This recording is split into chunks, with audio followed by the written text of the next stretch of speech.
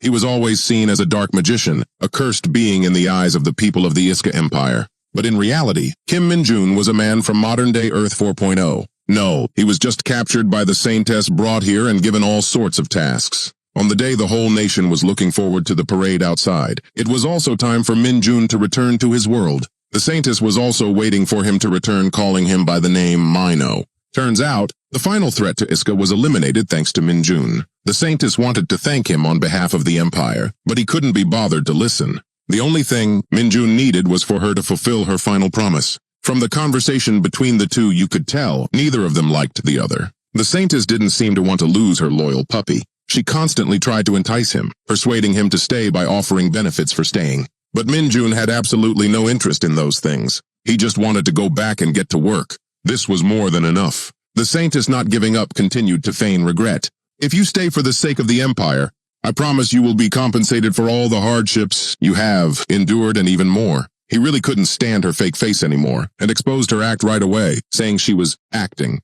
Of course, the Saintess had no reason to admit it. However, the question, "What will you give me?" from Min-jun left her speechless. This relationship was in no way voluntary. The Saintess was the one who forced Min-jun here and used him like a slave. She wanted him to always be in the shadows and operate as her henchman to clean up her messes. In short, Min-jun just wanted to know if she would let him go home. But this Saintess must have been made of wood. She kept insisting that if he stayed, she would give him anything he wanted. A variety of modern foods, from Korean fried chicken to boiled pork knuckle, were listed by Min-jun. He really missed that wonderful food from home. Here he could only eat dry crackers, no different from animal feed. The Saintess, criticized, looked dejected, and claimed she would improve it. But that wasn't the biggest concern for Min-jun either. He desperately needed a computer, a high-spec one with superior technical specs that could connect to the fastest internet speed. The League of Legends game he grinded. Day and night at home, he hadn't even had a chance to claim his rewards yet. So he needed to get back as soon as possible. Finally, the Saintess had to give in, agreeing to begin the ritual of return. Min-jun actually had quite a few memories here. Even so, he would never agree to see the Saintess again. The Saintess, with an unwilling expression, told Min-jun to stand at the middle of the stone pedestal with the summoning seal. As soon as he stood inside a magic circle, of purple light began to glow. The Saintess would first release the protection of the Holy Spirit. Taking off his glove and looking at the mark on his hand, Min-jun knew well that it was called protection. But in reality, it was just a magic seal, preventing him from fighting her. Even so, he would now be freed from this magic circle. While removing the seal from Min-jun, the Saintess still tried to sway his decision, but sadly it was unsuccessful. As if reading her thoughts, Min-jun cleverly asked, "Aren't you worried at all? Once this magic seal disappears, you could die at my hands." Perhaps her heart was in turmoil with fear, but on the outside she remained calm as she revealed that she had accepted that since she started everything. After a moment, the Saintess's protection was truly removed. Min-jun couldn't believe this Saintess would so easily do it. In his silence, the Saintess prepared to perform the next ritual, stripping away all the power he had gained in Iska. But why would he be stupid enough to lose such an overpowered ability? While the Saintess was still rambling about how it would be dangerous, Min-jun had already used his power to restrain her. At this point, the Saintess still didn't understand why. He might look like a game-addicted fool, but his brain was still plenty sharp. After all the hardship to gain this power, how could he just give it up? The Saintess never expected to be knocked on her ass like this. She knew what he was plotting. However, according to common sense, with dark magic, it would be impossible to activate the space-time portal. Well then, Min-jun would like to be the first to go against that common sense. He easily opened the space-time portal with dark magic. Although the chance of persuading him was zero, the Saintess still screamed for him to stop saying you can't time travel so hastily. Min-jun knew that all too well. And that was also the reason he had practiced it 1,000 times. After all, he had reached the pinnacle of power in dark magic, and to him all magic was the same. Why should it be divided into light and dark? Before leaving, Min-jun also had a special friendly gift for the Saintess. The friendly middle finger, of course, along with a very affectionate farewell. "It was truly a pleasure getting to know you, you damn Saintess. Let's never meet again. If I ever see you again, you're dead." Until the last second, the Saintess was still screaming, "Stop!" Truly pointless. In the end, she could only watch in a blink as Min-jun returned to his world, simultaneously revealing her true face. She was so pissed. Over at Min-jun's apartment building in the modern world, a large surge of energy descended upon the room. It's unclear how much time had passed, but he had returned to his beloved room. Only this journey seemed so exhausting. As Min-jun stood up, he caught a glimpse of his baby, his phone. All the fatigue from a second ago instantly vanished, replaced by joy. It's true he really couldn't live without his phone for too long. Minjun couldn't hide his excitement at finally having returned from that hell. The cannot connect to network notification from his phone killed his mood instantly. However, it seemed the world he lived in had undergone some changes. A special forces team was moving with extreme caution. They spoke of it something not human. After exchanging a few words, a sound put them all on high alert. They acted immediately, running towards the source of the sound. Enho was the first to arrive. His gun aimed steadily forward, but the sight before him was something he never could have expected. It was Minjun holding his phone, complaining about the internet in the neighborhood being down. He waved his arms and legs.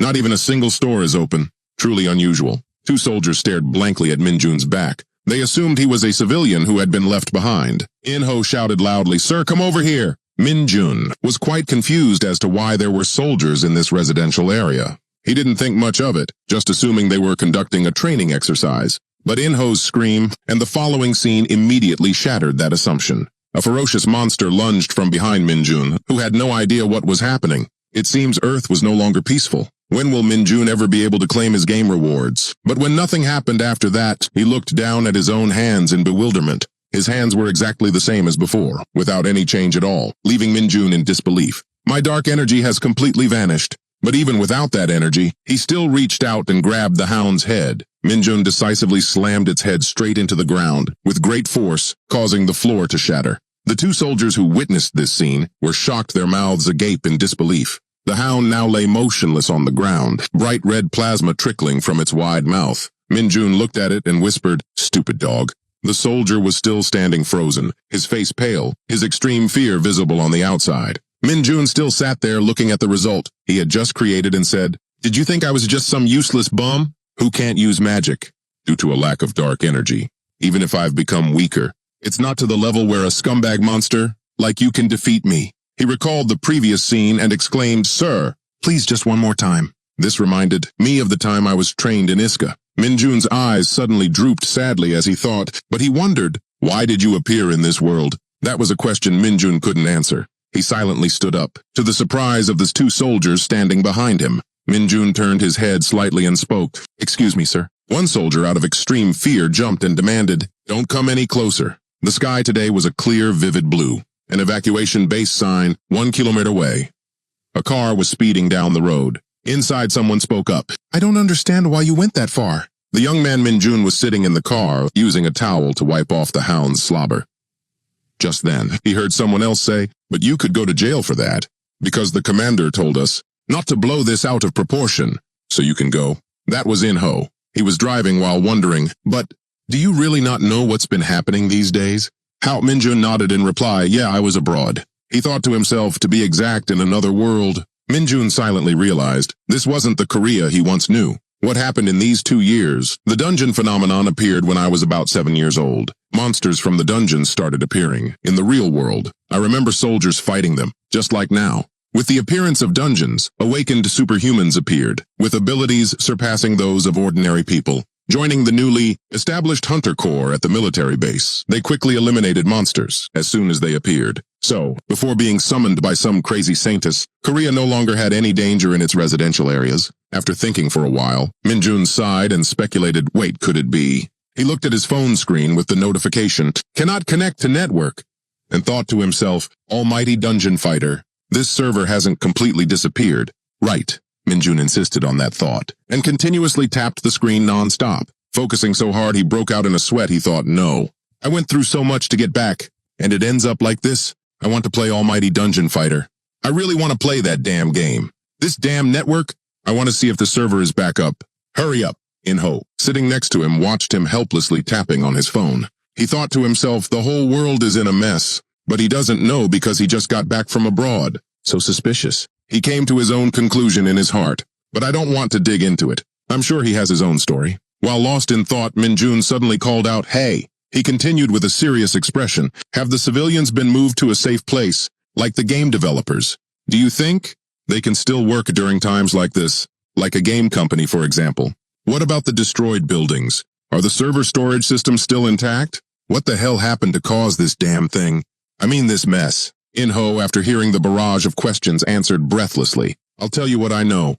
Anyway, I got an A+ in Monster Theory and Dungeon Theory when I was in college." Minjun wondered, They teach stuff like that in college now. He confirmed, it's harder to find schools that don't teach those subjects. Enro recounted, the reason the situation got worse is because of a strange phenomenon that started appearing at the dungeons. 2 years ago one day, dungeons started appearing more frequently, and they became larger.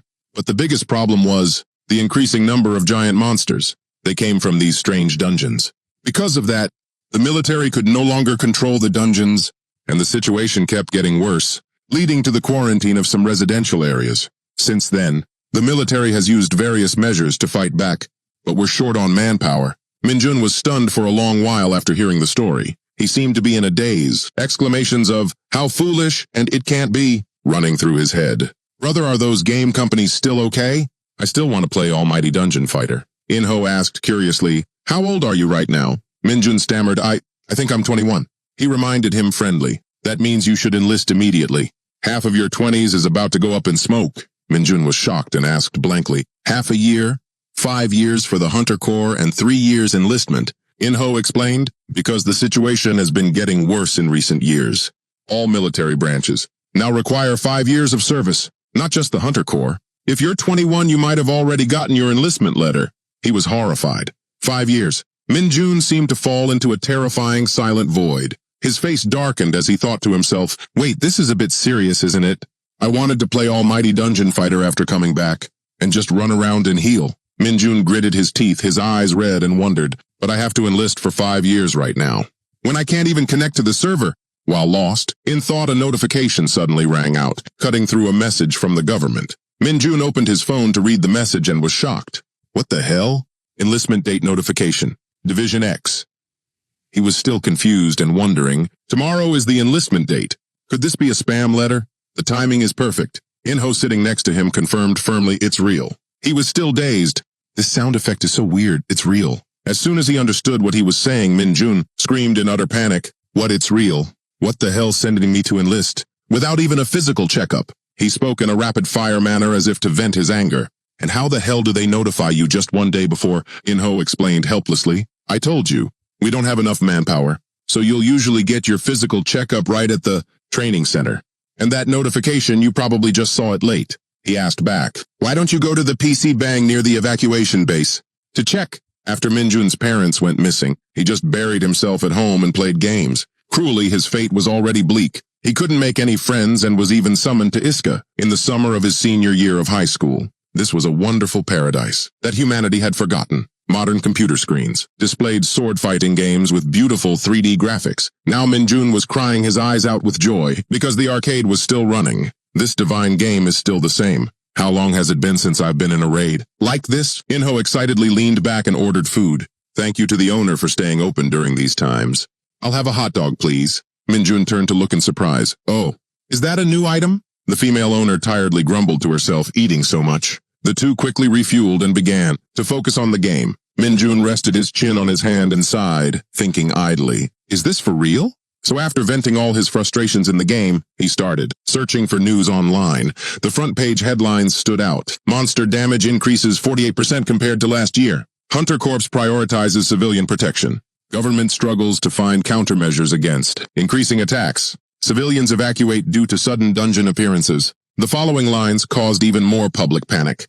Are we all going to die like this? Seeing this news, Minjun's suspicions grew even stronger. Everything that soldiers said was true. The enlistment date confirmed on the Military Manpower Administration website was indeed tomorrow. If he had brought back all his power from Iska intact, Minjun could have handled these dungeons all by himself. But for some reason, Minjun's body was now empty of mana. The main source of his dark magic power was gone. However, he wouldn't be easily defeated. Minjun could still clear the dungeons by himself. Then he confidently looked up at the sky and laughed like a madman. "That's right, these mediocre dungeons. I can handle them all myself, all right? I can do this." "Perfect," Minjun smirked confidently. "Just you wait. I'll take care of everything." The next day, he was at the National Defense University. Minjun casually brought a grilled meat skewer to his mouth and enjoyed it. As he chewed greedily, he glanced around. Wow, so many people. In contrast to Minjun's attitude, everyone else was tearfully saying goodbye to their families, looking sorrowful and reluctant. Minjun walked through the crowd impassively. Everyone was so gloomy. Suddenly, a loud shout ordered them to assemble. "All soldiers, please report to the auditorium. Immediately, please pay attention." Minjun walked along thinking idly. The military isn't like it used to be, huh? I wonder if it's as harsh as Iska. After everyone had gathered, a loud booming voice shouted, "Stand up straight! Did you guys come here to play?" Despite the large crowd, 2 soldiers were still running their mouths cursing. "You want to crawl like insects? Heads up straight. Don't look to the side, stick close to the person in front. Push harder like you're pushing them to their death, do it." The bewildered soldiers walked on, while Minjun was extremely amused, gaping at the harsh atmosphere here. Such weak voices. He smiled faintly with pride. "These drill assistants are pretty soft." Sang-soo, after waiting for everyone to quiet down for a moment, began to speak. "Everyone attention before we begin the schedule. I am Kim Sang-soo of the Republic of Korea Army. Anyone with hunter abilities, but hasn't registered with the Hunter Corps, raise your hand. As everyone knows, hunters are treated completely differently from regular soldiers. The base salary for a private second class is 3 million won, but in response he was met with a frightening silence. "Oh, no one," Sang-soo's eyebrows drooped sadly. "The question was just a formality." "Never mind, next." A soldier behind him hurriedly interrupted battalion commander. "There's someone over there." Sang-soo, surprised, scanned the crowd, searching. "What? Who?" The soldier behind him shouted into the microphone. The one with his hand up stepped forward immediately. Minjun excitedly stepped forward and shouted in response, "Sir." He stomped down so hard the ground cracked. Minjun then leaped high into the air, leaving the surrounding soldiers bewildered. The commanding officers also looked up at him. "Huh, this crazy bastard." Then with just one leap, Minjun landed safely on the stage. Sang-soo froze, not understanding what this strange creature was. Minjun looked up, smiled brightly, and introduced himself. "Recruit Kim Minjun. I want to apply for the Hunter Corps." Fog shrouded the land of Iska. The northern region, the Forgotten Canyon. On a large, sprawling mountain, a small cave appeared. The deeper you went inside, the more you could see a pillar of light flashing. Along with it, a voice said, "So what I'm saying is," Minjun sat on a spider, slowly recounting, "This dark magician job has no end to its chaos. There's no worse character you know." He recalled a few memories and said, "Even though we have insane skills, if we run out of dark energy, then it's all for nothing. It doesn't recover naturally like the mana of regular mages. Mana is always around you, you just have to gather it. Just gather it. I mean, I have to constantly harvest it by defeating monsters with dark energy. Obviously, replenishing dark energy by using it is never efficient. You get it, and because my job's image is the worst, I can't find any party members. So if I accidentally run out of dark energy, while in a dungeon, I'm just dead meat." At this point, Minjun smirked. "And now a question for you. What is the best method for a dark magician to replenish and retain their dark energy?" The surroundings were dead silent. Only the crackling of the fire could be heard. Minjun crossed his arms and sighed. At this moment, he was sitting on a dead spider. All over the cave were the corpses of giant spiders. Minjun clicked his tongue. "No one's answering me. Is it because they're all dead?" Suddenly, a sharp object stabbed down into the rocky ground. He glanced over, mumbling, "At times like these." Where Minjun stood was the Forgotten Canyon, dungeon boss of the spider's nest. Seeing the broodmother spider approaching him, he laughed helplessly and said softly, "Why isn't the dungeon boss answering?" Looking at the hideous spider, Minjun asked it, "Why are you coming out now? I thought I was going to die of boredom." The broodmother looked around the cave. Spider corpses killed by poison were scattered everywhere, their shapes deformed. It let out an angry roar that echoed throughout the cave. Minjun still maintained a calm expression. "Is that your answer? Your breath stinks." Immediately, the broodmother lunged to attack him, but with just one hand, Minjun was able to stop it. He shook his head wearily. "Wrong." Then Minjun's hand pierced through its head, while his voice continued evenly. "The answer is," he clenched his fist confidently, "defeat monsters with maximum power. Iska's pinnacle of dark magic Mino. Kim Minjun, 6:45 days before returning to Earth. Returning to the present time, a hand in a military uniform placed a cup of hot tea on the table. His booming voice asked, "You said your name is Kim Minjun?" He replied, "Yes." Sung-hyun nodded and said, "Wait here. A team from the Hunter Corps will be here." Minjun picked up the cup of hot tea and smiled faintly. "How formal. Did the commander make this himself?" "Thank you." Sung-hyun took a sip of tea and asked cautiously, "I see you're very enthusiastic. Do you have any special reason for enlisting in the Hunter Corps?" After a pause, he continued, "Because things are pretty bad these days. A lot of people are going back to the regular army, despite having special abilities." Minjun replied enthusiastically, "Yes, I have some business in the dungeons." His words caused the surrounding space to suddenly fall unusually silent. After a moment, Seong-hyun couldn't hold it in any longer and burst out laughing. "You're hilarious." Minjun also laughed lightly and asked, "Right, The more he laughed, the less he could control it. Sung-hyun even teased, "What a funny guy. I won't charge you for the auditorium floor that you smashed." Min-jun raised his teacup for a sip, silently cursing in his head. "Stop laughing, old man.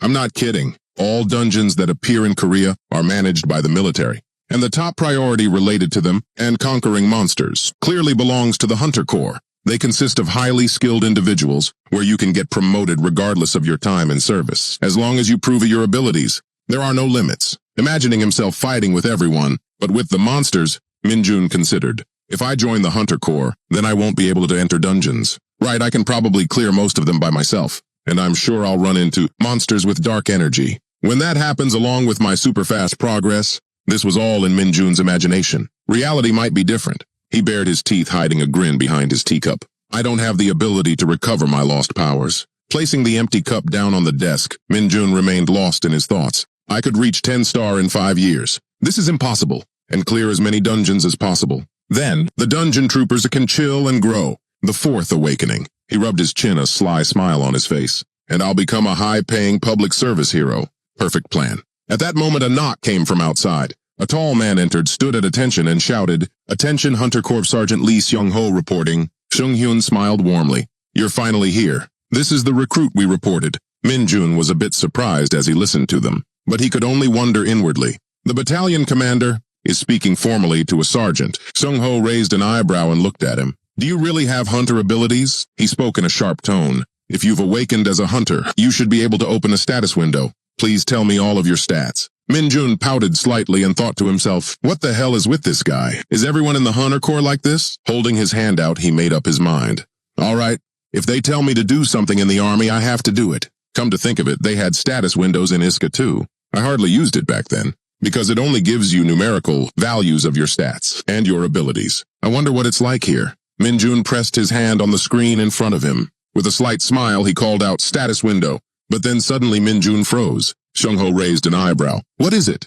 Tell me what you see." On the blue screen, a line of red text appeared. He stammered, unable to form a sentence. Min-jun said quietly, "It says there's an error." Sung-ho gritted his teeth. "You—" His face had lost all patience. His voice turned noticeably colder. "Are you messing with me right now?" Meanwhile, somewhere in Gyeonggi-do, at the Hunter Corps Training Center, from inside the battalion commander's office, a familiar booming voice echoed, "It's been a while." Sung-hyun stood with his hands behind his back, a faint smile on his lips. "I last saw you in Woncheon, so that was about 15 years ago, right? I didn't think I'd see you here." He looked at the woman standing formally before him, and said, "First, why don't you have a seat?"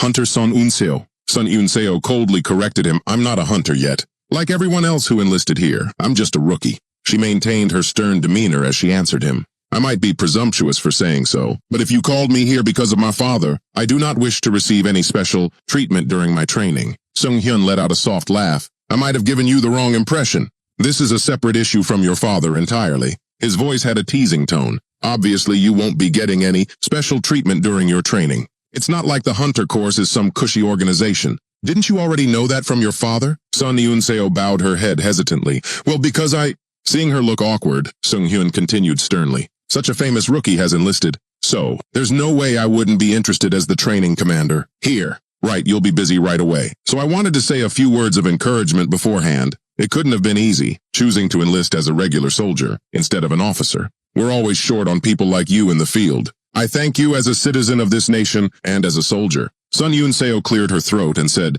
"Thank you for the encouragement, Commander." She appeared tough on the outside, but inside she was screaming, "This is so embarrassing." He turned his head to look at a small car approaching the building. After a moment of silence, Seong-hyun spoke up. "Come to think of it, I received a funny report today." He said mysteriously, "You might be getting a really interesting comrade. Would you like to come meet him with me?" Sun Yunseo's eyes widened, unsure how to respond. A moment later, still at the main building, Min-jun looked up. He couldn't hide the surprise on his face. As he walked, he exclaimed in his head, "Oh my God. How much taxpayer money did they pour into this? This facility is no joke. I wonder if they have a PC room here." Seeing his country bumpkin like awe, Sung-ho reminded him in a low voice, "Don't get too excited, recruit. Your entry into the Hunter Corps hasn't been decided yet." He frowned, walking ahead, and said sternly, "Because you're a special case, I will be testing you personally. If it weren't for the decision from headquarters, I wouldn't have dragged you all the way here and would have sent you to Yongsan immediately." Min-jun, walking behind, gritted his teeth in anger, but couldn't do anything. "Yes," Sung-ho warned him. When all the tests are done, and you're confirmed to be a liar, be prepared to enlist immediately with the military police. Min-jun thought irritably, he's so cheap about everything. Then he asked, yes, what is the test? Sung-ho tapped his hand on a bloodstone. This, he said, pointing at the stone. If you manage to move this even 1 inch, you pass. Sung-ho's eyes glinted sharply. I'll give you 10 minutes. He thought to himself, fine, if you have any talent as a hunter, prove it. This mineral is bloodstone, a byproduct created from dungeons. Not only is it extremely dense and heavy for its size, it's also exceptionally hard. At this size, it won't even be budged by a recruit. After receiving the task, Min-jun smirked and asked, is that all? He walked past Seong-ho with extreme confidence. I'm glad the test is simple. Min-jun's arrogance made him frown in annoyance. He watched his back as he approached the bloodstone. Seong-ho thought with contempt, there's no way to check someone else's status window. There are always scumbags who try to take advantage of the hunter core with mediocre abilities. He crossed his arms, his face scowling. He jumped 5 meters high right on the spot. Status window error. Complete nonsense. Meanwhile, Seung-hyun was standing on a high railing looking down. He said, that's him. Seung-hyun watched with a slight smile. Apparently, he showed incredible physical ability in front of the battalion commander at the rookie training center, but his status window showed an error. I've never heard of such a case. As the training commander of the Hunter Corps, I have high hopes. Let's see just how unique this recruit is. Min-jun reached out and touched the bloodstone. He analyzed it internally. This stuff was scattered all over the dungeons of Iska. That ridiculously heavy mineral. Seeing his reflection in it, he smirked confidently. At this size, I can easily push it over. With that thought, Min-jun clenched his fist and swung his arm back. Sung-ho, standing nearby, frowned in confusion. Up above Sun, Unseo was also watching his every move intently. Min-jun arrogantly thought, who knows, there might even be some dark energy inside it. He punched the bloodstone with all his might. Instantly, large cracks appeared on the bloodstone's surface, and then it crumbled into pieces from Min-jun's punch. He smirked arrogantly. It'd suck if there was nothing. Everyone stared their jaws on the floor. Sung-ho's mouth hung open, utterly speechless. Looking at the destroyed, smoking bloodstone, he could only scream its name in his head, the bloodstone. Seung-hyun gritted his teeth. Sweat dripped from his head. That's insane! He looked over at Min-jun, who was staring blankly at his own pristine hand after the punch. Nothing inside. He chuckled. What a freak. In-hyuk was panting. His mouth was open and his eyes were wide with what looked like terror. It wasn't just him. Everyone in the division was struggling for breaths as they ran. Something's not right here. Before enlisting in the Hunter Corps, In-hyuk already knew. I knew the training wouldn't be simple, because you'll be in real battles as soon as training is over. So you train like hell for 4 weeks, like carrying sandbags from day 1 and climbing 6,000 steps uphill. And as if that's not enough, the drill instructor constantly pushes you while checking your completion time. It's something everyone expects. Everyone usually calls him Lee Seung-ho, aka the demon instructor. Running alongside his comrades, he was still trying to motivate himself. With such a brutal physical training method, you can only increase your stats by a tiny bit. I thought everyone would have to endure all this hardship as rookies in the Corps, but that's what I thought. Suddenly, Min-jun, who had been behind him, suddenly shot forward, taking the lead, leaving In-hyuk bewildered. But what the hell is up with that bastard? We're the problem. He flew up the stairs as if he were gliding over them. My body feels so light. If I still had all my mana, I'd probably be flying. His legs kept a steady pace while his mind kept racing. The Hunter Corps' hellish training seems pretty great, and compared to the rags I wore in Iska, the military uniform is exactly my style. Remembering the clean cafeteria with all its dishes, Min-jun could have cheered right there. The food here is seriously mind-blowing. Not just the food, but there's also a well-planned schedule. And best of all, after the schedule ends, instead of taking turns on night watch, you get free time. The more he thought about the free time, the more his legs seemed to gain rocket boosters, running even faster. They said there's a PC room inside the facility, with specs on par with those outside. And as long as you don't sneak out, they won't bother you after the schedule is done. I was thinking I'd use whatever mana I had left to escape this place, if I didn't like it. A satisfied smile spread across his lips as the finish line grew closer. They give you training and good food, pay you well and give you time to play games. He held his head high, looking forward. A second later, he roared, "The Hunter Corps is the best!" In-hyuk was fed up. He's running even faster. How is that possible? That's just unbelievable, a teammate said, exhausted. I don't know. Don't talk to me. Up ahead, Seung-ho was waiting. The loud sound of running footsteps reached his ears. Seeing Min-jun's determined face and his demonic speed, he was stunned. What the hell? As his right foot landed on the final step, he let out a sigh of relief. Well, that's done. Seung-ho was more shocked than ever. Kim Min-jun grinned at him like a goofball. admiring the scenery. The view from up here is amazing. Sung-ho checked the time.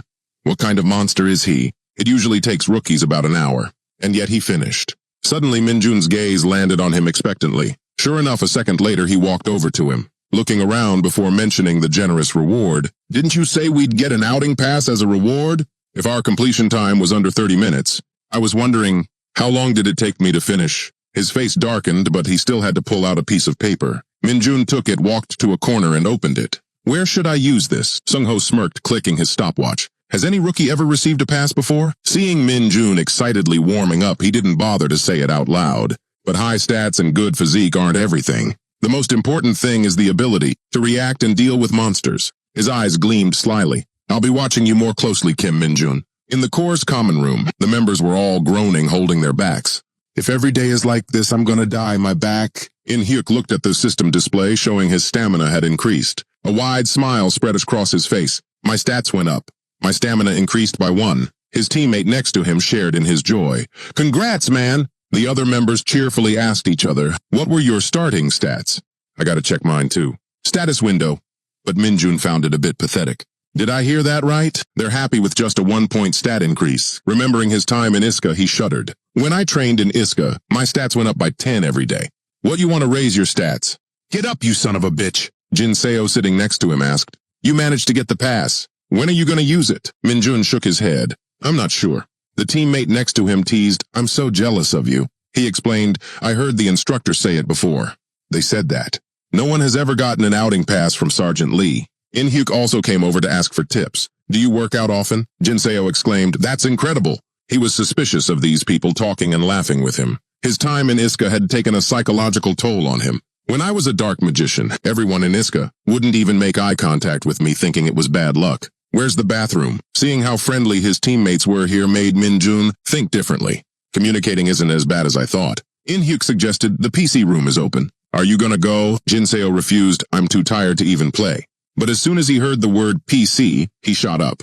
The PC room is open. Why didn't you tell me sooner? A minute later, immersed in the PC room, it was like he had returned to his own world. He calculated, since it's 9 o'clock now, I should have at least 2 hours of sleep. Back in Iska, he never got enough sleep. In Iska, even 1 hour of sleep was considered a luxury. 2 hours was considered a huge reward. Minjun's hands moved skillfully as he played. I'll wash away the day's fatigue with these games. His teammate across from him had to be wary. Is he playing League of Legends? People still play that game. Under the hot sun, Seong-ho was still yelling, Commander! Don't increase the distance. Maintain your pace if there are any recruits who can't complete 40 kilos in 2 hours. They won't get breakfast. Understood?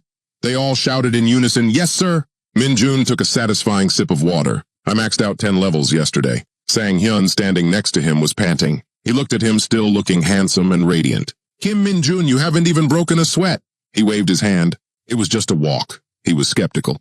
But you really gamed all night and slept for 2 hours for these 4 weeks. Are you a monster or something? He looked annoyed at being called a monster. He pretended to be about to pour his water out. Monster. And here I was about to bring water to share with my beloved comrades. I guess you don't need any. He frantically held out his hands to catch it. I just meant you have monstrous stamina, sir. My beloved comrade. They all turned into begging chicks asking him for water. Please bless us with your holy water. Minjun chuckled. You guys are like little chicks. The fun was short-lived as the sound of authoritative footsteps approached. Myung-cheon's deep voice declared, attention. All eyes turned towards him to listen. The lieutenant is very disappointed in all of you. Even though this is the final training course, you are the worst squad of them all. So the lieutenant is very disappointed. Minjun looked baffled. Why is he talking about himself in the third person? He continued his announcement. If you were deployed to combat, after finishing training, I guess half of you would be dead in a month and a half. You think I'm lying? His fierce face was terrifying. With that kind of mentality, do you think you can complete the final stage of training? Custom dungeon training. Wait a minute. What's custom dungeon training? Usually a dungeon disappears after you defeat all the monsters and kill the boss. But sometimes there are dungeons that remain. In that case, it becomes a converted dungeon and changes its internal structure daily and becomes a great training facility by becoming all sorts of different environments within the dungeon. Realistic training in the converted dungeon is custom dungeon training. Sang-hyun was worried. The infamous custom dungeon training. The other teammates were also in an uproar. We have to do it now. We're screwed. Seeing their panic, he was pleased. They're agitated. Good. They need to maintain this level of tension. It's good to handle new soldiers as if you're racing horses. When they need discipline, you have to tighten the reins. He acted comforting while internally gloating. And when they're tense, I'll comfort them with carrots. Don't be discouraged. If you're smart, you'll be fine. Myung-cheon made an attractive offer, and the person with the highest score will receive a 3-day, 2-night vacation pass. He thought to himself, now's the time to get excited. But they all remained glum. He slammed the table to encourage them. Did you hear me? A 3-day, 2-night vacation pass. Don't you want to go out? Doesn't this get your blood boiling? Seeing the silence below, he wondered, what the hell is wrong with these guys? Do they want to stay here forever? Below, only Minjun's eyes were shining brightly. Why is only one person excited? He muttered. Awesome. The next day, they were all taken to the dungeon. The moment they saw it, everyone complained, what? Why is it so big? Is that the dungeon? The day the custom dungeon training began, Sang-hyun's face was haggard. What do they want us to do in there? The person next to him pointed.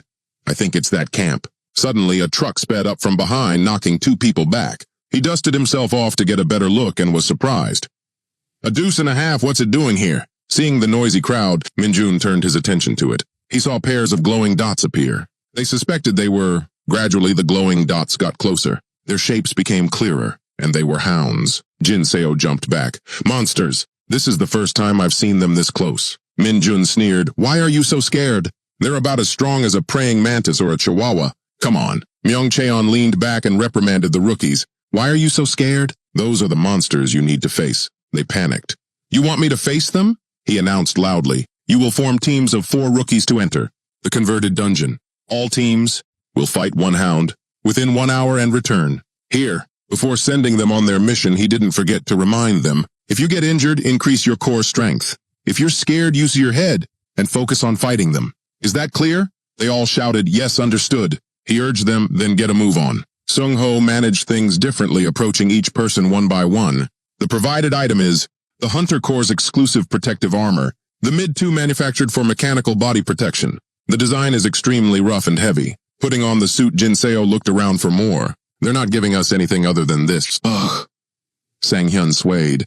I think my legs are about to break. He hadn't put it on yet and had to look it over first. This thing isn't comfortable, and it has no other function besides protecting your body. This thing costs 50 million won, Minjun imagined. They must have really used it thoroughly since it's so expensive. I can smell their sweat and passion. What an item with a great aura. I don't like it. He went up to the lieutenant and asked, I have a question. If we can defeat the wolves quickly, can we take these suits off? He snapped, why are you so arrogant? Rookie, as he turned around, he realized Myung-cheon's expression had changed 180 degrees. It's you, the number 1 ranked rookie Kim Min-jun. If you want, he snapped his fingers. But remember, this is a team training exercise. You can't just excel on your own. Let's see if our number 1 rookie, Kim Min-jun, stands by his comrades. He heard him loud and clear and noted one thing, a team training exercise. Over here, Jin Seo and Sang-hyun were still struggling with how to deal with the hounds. How are we supposed to face a hound with just this? We need to have a plan. Minjun stroked his chin, thinking, it's simple. I just need to tell them how to beat the hound. Wright once thought it must be done. He immediately explained to the 2 of them, hey, listen to me. I'll lay out my plan. They were curious. Your plan? He explained enthusiastically. The hound will jump at you to kill you. When it does that, don't be scared. And grab its legs and break its back in half. Not only that, he also demonstrated with his hands and feet. With a gap that wide, it'll die. But if it's still alive, grab it from the opposite direction and tear it apart. Like how you tear kimchi. His eyes were full of hope. But it seemed the 2 of them thought it was completely absurd. Time's up. Myung-cheon ordered, release them. Sung-ho went to open the cages. The hungry hounds were just waiting for this. The moment the gates opened, they rushed out like crazy. They all jumped into the dungeon. What? Jin Seo was a bit surprised. They went into the dungeon instead of attacking us. He explained, they've been locked up all day, and their home just appeared. Why wouldn't they go home? The 2 of them heard this and happily agreed. That makes sense. Your thinking is very logical. They asked Minjun, how do you know the psychology of those monsters so well? Remembering what someone had once told him, you're a monster, a real monster. Please let me go. Because I used to do the same thing. Of course he didn't say it out loud, afraid everyone would faint. Myung-cheon pointed and scolded. Are you joking around and laughing on this sacred training ground? Do you want to die? He flinched and denied it. No, sir. He ordered irritably, all right. The lieutenant has decided the first team to enter will be you. They all shot up. We're the first team. First squad leader Seung-ho lead the way. His team followed in unison. All 4 of them strode towards the dungeon. Minjun offered some encouragement. It'll be fine. If I could just get out of this heavy, grimy gear, the sooner the better. I'd welcome those things with open arms. Jinseo teased, you sure about that? Mihyun Cheon spoke into the radio. Instructor team, the training session has begun. Be ready to control the situation. If things get out of hand, and the rookies are in danger. The instructor team quickly responded, Roger that, Lieutenant. Just as they finished, they saw Minjun's team step inside. Ho-jun reported on the situation, Corporal Kim Minjun. The rookies have arrived. It's a 4-man team, no one else. Han-jun probed anything else. Ho-jun continued, look at that guy with them. Kim Minjun. He paid special attention to Minjun. So you're here. Kim Minjun, a special person of interest. The rookie who showed the most outstanding power in the first round. Lost in thought he overlooked. The eyes still glowing in the dark. His scores over the past 4 weeks have been excellent. But can he really stand out in the dungeon this time? The hounds hidden behind the ice dashed out one after another. Minjun looked around thinking, are they ready to come out yet? They must be raring to go. Their shadows appeared, but he didn't show a hint of fear. I can end this just by snapping their necks when they pounce. But the others have 0 combat experience. Right. He reminded himself, seriously, here they come. Sang-hyun asked blankly, what's coming? He gave a mysterious little smirk. What do you think? It's a pack of starving hounds coming at us, mouths wide open showing sharp fangs. But Jinseo backed away in fear. They're here. He reassured them, don't be scared. Our protective gear is solid. Minjun took the lead. I think I'll go first, guys. Which one of you wants to go first? Of course they didn't understand. They just saw him as an eyesore. They leaped at him with all their might. One lunged towards Sang-hyun, growling. It made him lose his footing. A hound charged at Minjun, trying to bite his leg. His agile body dodged it. Is that you? He decisively punched the hound straight in the mouth, knocking it back, whimpering. After a brief struggle, it was out of the fight. Jinseo wasn't so lucky. He got bit on the arm and cried out, help me! Its ferocious eyes dared anyone to come closer. But who was Minjun? He kicked it away effortlessly. Its body slammed into an ice block right through its fur. It was also out of the fight. Yeah, he instructed. If they bite you, you have to fight back. It'll think you're easy prey if you're scared. He took the advice to heart. Yes, I understand. Minjun teased, why so formal? We're teammates, aren't we? The young man, realizing his mistake, got flustered. Sorry. Minjun reprimanded, if that situation just now, you two would have been toast. We outnumber them. So use that to your advantage and apply pressure on them, In-hyuk agreed. That's right. If you pressure them, they'll get freaked out. Keep cornering them and wait for them to let their guard down. Ho-jun was amazed by his impressive display. Taking on 2 by himself. Is he really just a rookie? Han-jun pointed, you talking about Kim Minjun? He explained. Normally the rookies fear us would paralyze them. But with Kim Minjun's leadership, they got over their fear. He looked over at Minjun, who seemed completely unfazed. Could that guy be the Hunter Corps sergeant? Who regressed to the day before his enlistment? He was stunned. That kind of stuff only happens in novels. Han-jun praised anyway. He's not just trying to solve it with his own strength. He also has the ability to lead by encouraging his teammates and working with them. So Kim Minjun deserves the highest score. The rest get an average score. Seeing the situation looked good, the 2 of them revealed themselves. Good job, guys, this way out, Jinseo said naively. The instructors were here. The whole group followed. Minjun immediately started probing. You're secretly grading us, right? Can I get my vacation pass yet? He shot back, shut it. You think we'd tell you? He smirked. You care about the rookies. You're like a giant tsundere. Ho-jun flinched when he heard that. The tsundere stopped his steady pace in front of the dungeon. The dungeon gate began to shake violently, making the group halt in their tracks. Han-jun froze as he saw the gate start to shrink. Corporal Kim Ho-jun. He urgently reminded him, get on the radio, broadcast to the outside, hurry. But Jinseo still hadn't figured it out. Did something unexpected happen? Was that an earthquake? Minjun understood, so he was calm. It's not an earthquake. He explained, it's a transforming dungeon. It's just changing right now. He covered his head. So what's going to happen? Suddenly his eyes widened and he stammered. Wait, the fading gate. It's trying to close the exit.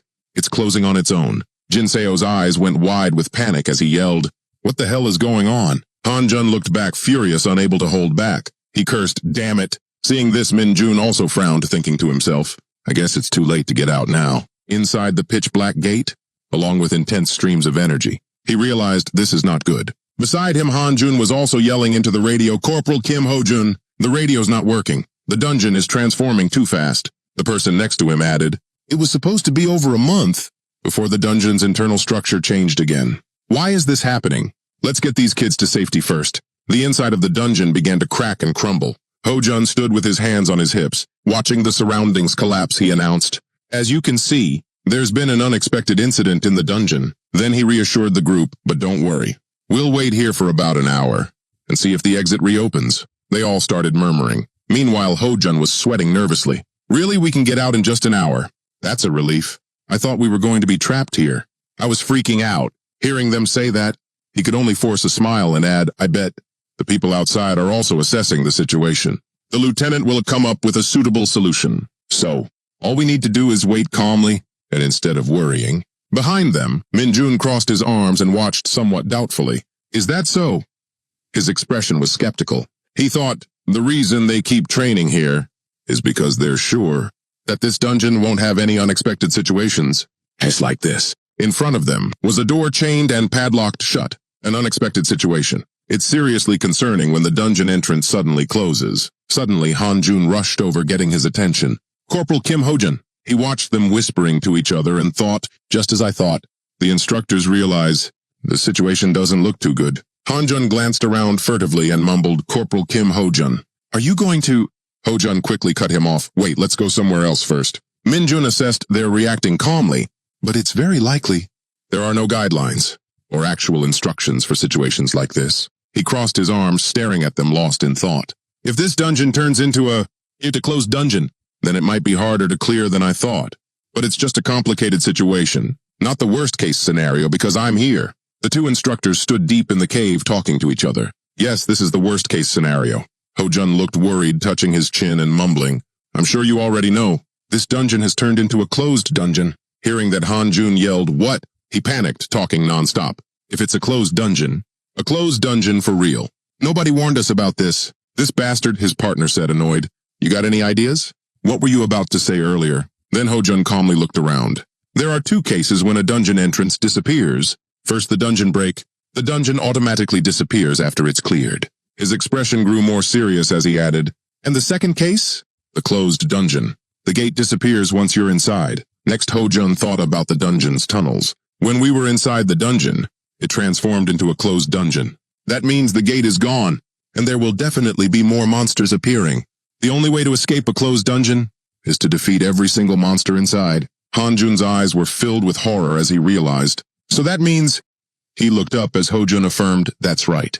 There's no way to get support from the outside." After they returned, Ho-jun thought about their current team composition. 4 rookies with no combat experience and 2 instructors. He turned and looked back. The anxious team was following behind them. "The 6 of us have to conquer this dungeon, just as I thought."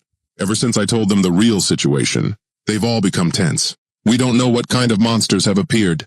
If we're unlucky, this could be the end for all of us." He looked at his hands, his brow furrowed with determination. "But we can't just sit around. We have to keep moving. While we still have the energy, it would be better if the instructors were fully equipped." He thought about what was ahead. An orc emerged from a cave as he sank into thought. "In this situation, even just goblins could be enough to wipe us out, since it would take me more than 10 minutes to take down one." With that, Ho-jun turned his head to look at Jinseo. The most feasible and realistic plan of action is they were wearing specially made armor to take advantage of the protective suits that the rookies are equipped with. He gritted his teeth, annoyed. Those heavy and stupid suits. Then he imagined using him as bait to lure the orcs. If we use their defensive capabilities and put the rookies in front, then the instructors can defeat the monsters while they're being held back by them. At this point, Ho-jun hesitated and turned his head, but the rookie he was looking at also looked a little awkward. He lowered his head. Then he remembered their arduous training process. But until now, these bastards have trusted us and endured the training, the exhausting training. As a senior using my juniors as human shields, right after that he decided to take the lead. My pride won't allow it. Below, Min-jun was still calmly observing his surroundings. The rookie in front of him gritted his teeth anxiously. "We're in the last week of training, and we run into a dungeon incident." Suddenly, as if he sensed something, his eyes flew open. He stopped and looked around. This confused Han-jun. His puzzled look made Han-jun call out to him. "Is there a problem?" "Rookie Kim Min-jun." Right after that, a growl echoed, sending the whole group into a panic. Up ahead, Ho-jun grabbed his own neck. Clutching it tightly, his body arched back as he cried out in pain. "Instructor!" He fell to the ground, foaming at the mouth, veins popping on his neck. Seeing that, he quickly ran over in a panic. "Corporal Kim Ho-jun." Behind them, Minjun reached out a hand to stop them. Huh, don't run. His eyes were sharp as he muttered, "Even if you run now." Both Hojun and Hanjun collapsed to the ground, in agony vomiting white foam. He determined there's no way to save him anyway. Panicked shouts rang out, "Instructor, are you okay?" Meanwhile, Minjun looked at them and calmly warned, "Everyone back off. If you get any closer, you'll face the same thing." Next, Minjun knelt down, looking at them foaming at the mouth, lying unconscious on the ground. He determined it's not serious. They just passed out. I'm not surprised. Then he looked up in a certain direction. "I think I smell something familiar." Catch right after. He turned and threw the two instructors towards the three rookies behind him. Minjun's expression was resolute as he yelled a warning to them. "Don't follow me. Just stay near the exit." "What?" Jinseo caught one of the instructors looking at him anxiously. "What? Where are you going? Stop, it's dangerous." Even the instructors passed out, but Minjun had already ignored him. He quickly dashed towards the dark tunnel. Behind him, the rookies also yelled out in worry. "You could die. Are you crazy? Come back, Kim Minjun." Meanwhile, he had run quite a distance. A satisfied smile unknowingly appeared on his face. "I'm so damn excited. It really exists on Earth." He thought of the one with the skull head. That had dispersed the energy. That made the other two pass out. Dark energy. That's the reason the two instructors fainted. Minjun's face was full of excitement as he rushed forward. It's no wonder that even the awakened instructors passed out. Then he thought of the sorcerer who summoned the Legion. Even the people of Iska are covered with a special protective layer to protect them from dark energy. Before facing the monsters, the more he thought of, the more excited he got. His eyes held a satisfied smile. It's even more dangerous for ordinary people. However, Minjun thought of a phone and a socket, concluding, "For dark mages, dark energy is the equivalent of a charger for a phone that's run out of battery." In front of him, a huge stream of energy was swirling. He yelled out in excitement. There it is, the swirling source of dark energy. Beneath it was a glowing rock. He carefully stepped into the pitch-black interior. Minjun stood silently observing his surroundings. It's too quiet. I can't find any trace of monsters around here. He hesitated a bit. However, Minjun looked up. An unconscious, satisfied smile crossed his lips. Above, a beast was growling, clinging to a stone pillar. It drooled looking at him. Minjun exclaimed, "You think that reeking of dark energy like that? You can hide yourself in front of a dark mage." His face showed some joy. He raised a hand to his chin. "I didn't think I'd meet you here." "Dark hound." Seeing that it growled and drooled in anger. An explanation of this dark purple creature, dark hound. Of course they can't be equated with dogs, just because they have that name. They are a completely overwhelming species, compared to ordinary hounds. He remembered the time he was chased by one, barely escaping with his life. "I think the first time I met this bastard was about a year after I was summoned to Iska. I almost died, because I'd never seen a monster like that on Earth, and I tried to attack it. Now, just like then, it pounced towards Minjun, but he remained calm. Anyway, I'm glad to see a familiar face." Right after he bared his teeth, planted his feet, and smiled. "Now then." He threw a punch that sent the hound flying into a wall. "Thanks for the meal." The hound was hit so hard it coughed up blood. "Your broken teeth and this dark energy." Dark energy poured out all around. He looked judgmentally at the blood on his hand. The smell of blood is still as disgusting as ever. The energy stream poured out into the void. Minjun reached out his hand, his face calm. The huge amount of dark energy released after it dies. It is why dark hounds are so hard to defeat, because its blood is poisonous. When an ordinary person comes into contact with it, their skin will rot. Next, he absorbed the huge stream of energy into his body. His hand reached out, absorbing all that dark energy. He smiled, his face full of excitement. His body also felt a clear change. Of course, it has no effect on a dark mage. Inside, the phone was also gradually showing its battery level. "It feels so exciting, and to absorb dark energy for the first time, after such a long time. I think I've charged about 5%. His expression was determined. His hand continued to absorb energy as he thought. "But how can dark hounds, which are usually only found in Iska, be in a place like this? I had thought that the monsters on Earth had absorbed dark energy." Then, Minjun remembered Hojun and Hanjun fainting earlier. But based on how the instructors reacted, this might be the first time this has happened, and there was no mention of dark energy. Or this bastard, during the monster training at the center, the possibility of dark hounds being able to travel between dimensions, that is non-existent. He thought back to himself opening a dark gate with his hand. That can only be the result of people like me, those who have reached the pinnacle of dark magic. At this point, he thought of the saintess. She was praying with her hands clasped. Or because of saints, people who can use the power of a god. It's not a skill that just anyone can use. Then he pulled his hand back, his eyes somewhat probing. He thought, am I overthinking this? Is this the first time Darkhounds have appeared in Korea? Has this really never happened before? Then he stood on a rock ledge. He put a hand to his forehead, looking down at the Darkhound's corpse below. So where's its corpse? I need it for a report. He looked down excitedly at the body. Found it. Elsewhere, Hojun's brow was tightly furrowed as he lay on the ground. His face was dotted with sweat. A voice called out, making him slowly open his eyes. Instructor, sir?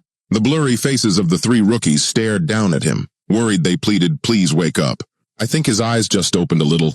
Really, where? Wake up, sir. Are you okay, instructor? Suddenly, as if remembering something, he shot up yelling, startling the group. What? Hojun looked around in a panic. Is everyone okay? The person next to him helping Hanjun up was also bewildered. I thought they were zombies. Just then Hanjun also woke up. Damn it, what the hell happened? He was frantic. Is anyone hurt? A rookie replied, startled. We're all fine. However, Jinseo's face was full of worry as he reported. Kim Min-jun went deeper into the dungeon by himself. He shouted anxiously. What? He was still bewildered. So what happened was, he quickly explained to Hojun. Hearing the story, he grabbed Jinseo's shoulders worriedly, shaking him nonstop. So that bastard acted like that. He replied awkwardly, yes, that's right. Hearing that, he also gritted his teeth, growling with anger and worry. How dare he act like that? In such a dangerous situation. His attitude alone is enough to get him kicked out. Immediately. But, do I even have the authority to say that, instead of protecting the rookies, I passed out? At this point, Hojun calmed down. No, I shouldn't waste time on useless thoughts like this. Right now, I need to go rescue Kim Min-jun immediately. Suddenly, a rookie pointed forward. Instructor, look. Min-jun was carrying the dark hound on his back. He calmly walked towards the group.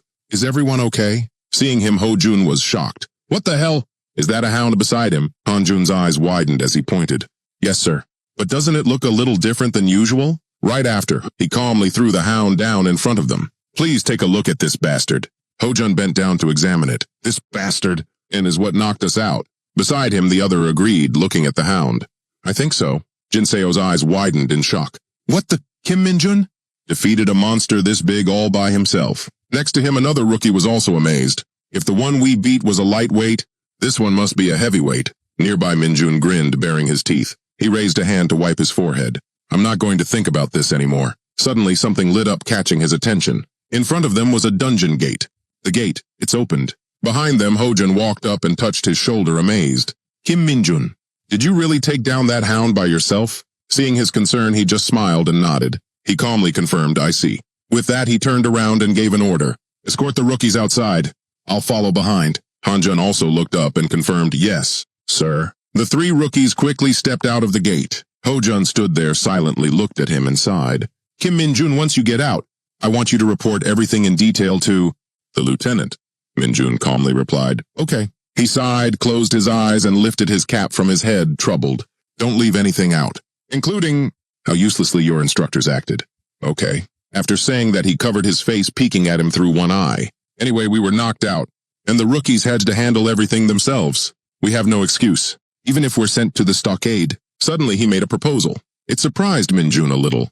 Well, thanks to you, everyone is safe. I appreciate that. Right after that, he also scratched his head and smiled to Hojun's surprise. You're making me blush. Then Hojun pulled his cap down and urged him on.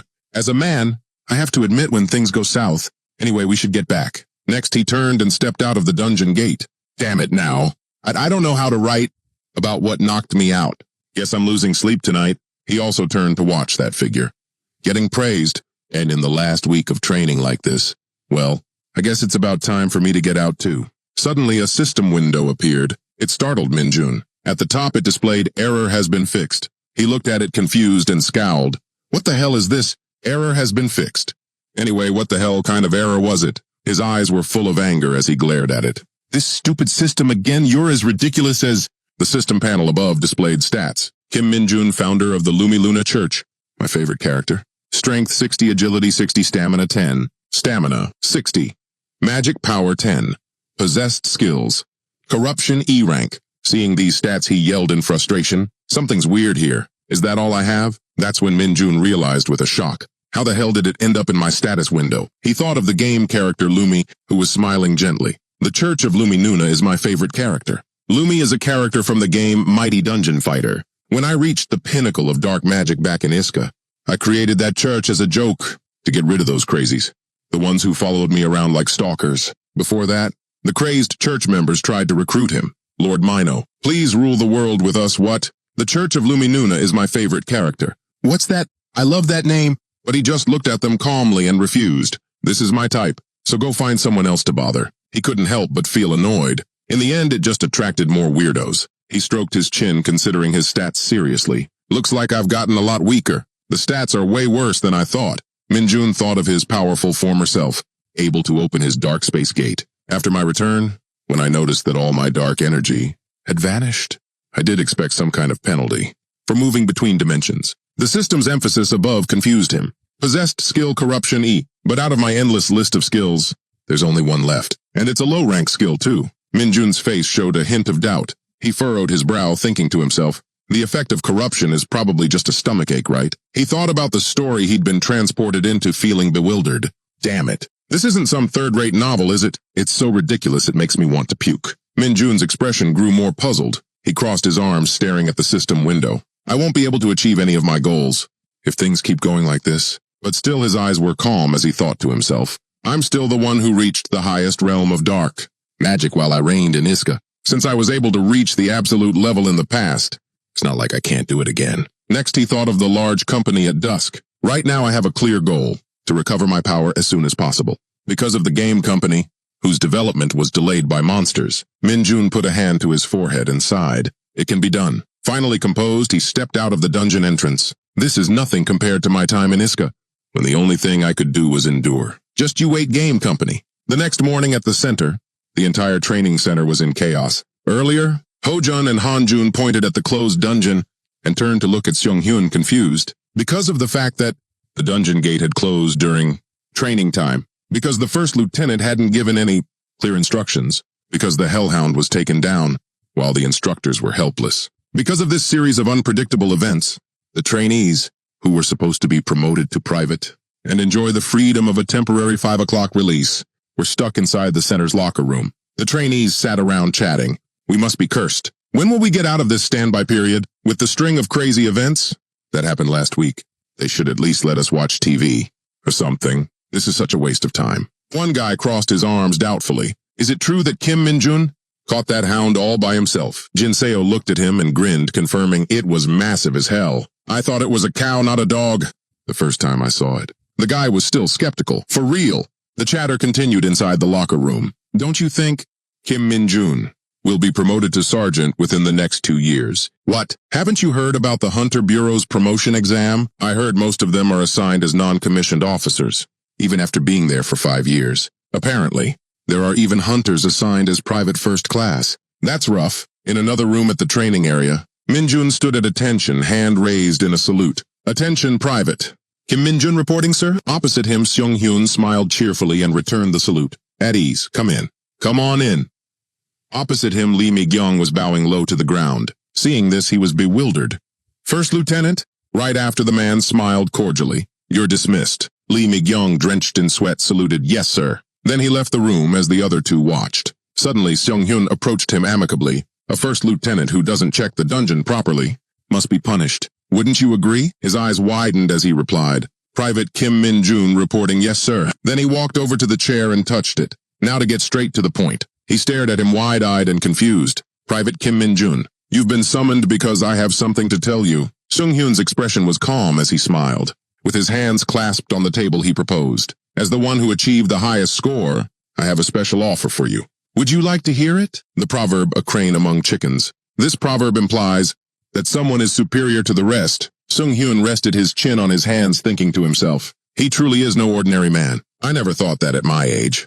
I'd be fortunate enough to witness such a sight. But who would have known there'd be a crane, who only performs above average to look like the chickens? Seunghyun looked at him with great anticipation. It's a national loss to place a genius like this at a regular military rank, especially when they need to fill positions. Let's see.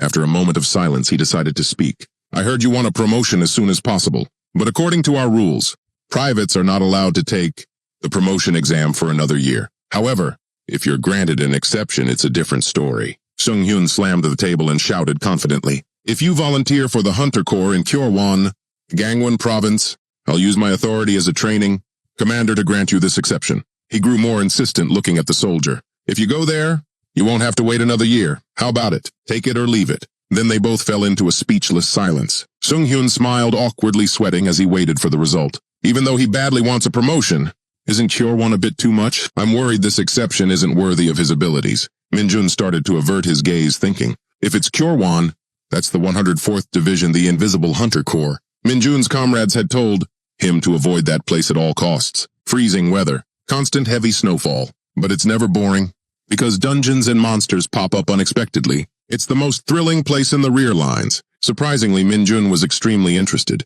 Isn't that perfect? As long as I get promoted, it doesn't matter where I'm stationed. It's even an exceptional case. That's not simple. And on top of that, they have lots of dungeons. Aren't those the most suitable conditions for me? Especially regarding my career plans. I want to get promoted at all costs. The higher my rank, the greater my operational range. And clearly there's no better way to get an exception than completing dungeon missions. Minjun held his head high and stated clearly, I'll go. Sung-hyun let out a long sigh of relief at his agreement. All right then tell me your conditions. He was startled, thinking, wait, what? Minjun shouted firmly at the commander. I'll go to Kyorwan. On a beautiful sunny morning, the vehicles were waiting. The soldiers were parked in the schoolyard. Jinseo ran sadly to the bus door, crying out, Kim Minjun, you have to call me when you get to the base. Got it.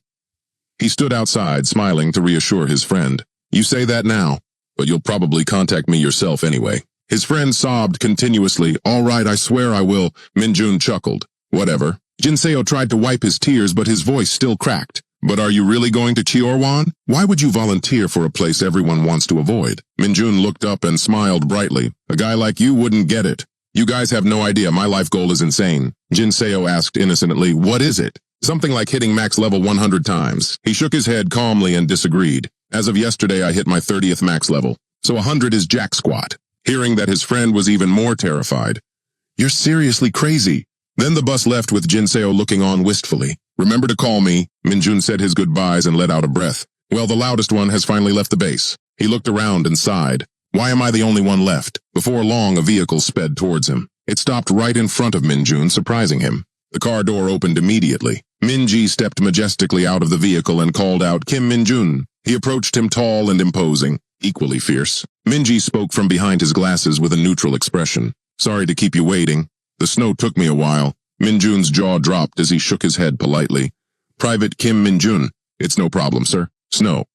What month is it for there to be snow? Then Minji turned and headed back to the car. He strode forward and gave an order. Well, then we'll depart for the core. Get in. Minjun looked at this strange display, confused. He's being too dramatic. After that, he sat alone in the vehicle with his duffel bag. Minjun had a fleeting thought. I'm really about to start my life as a soldier.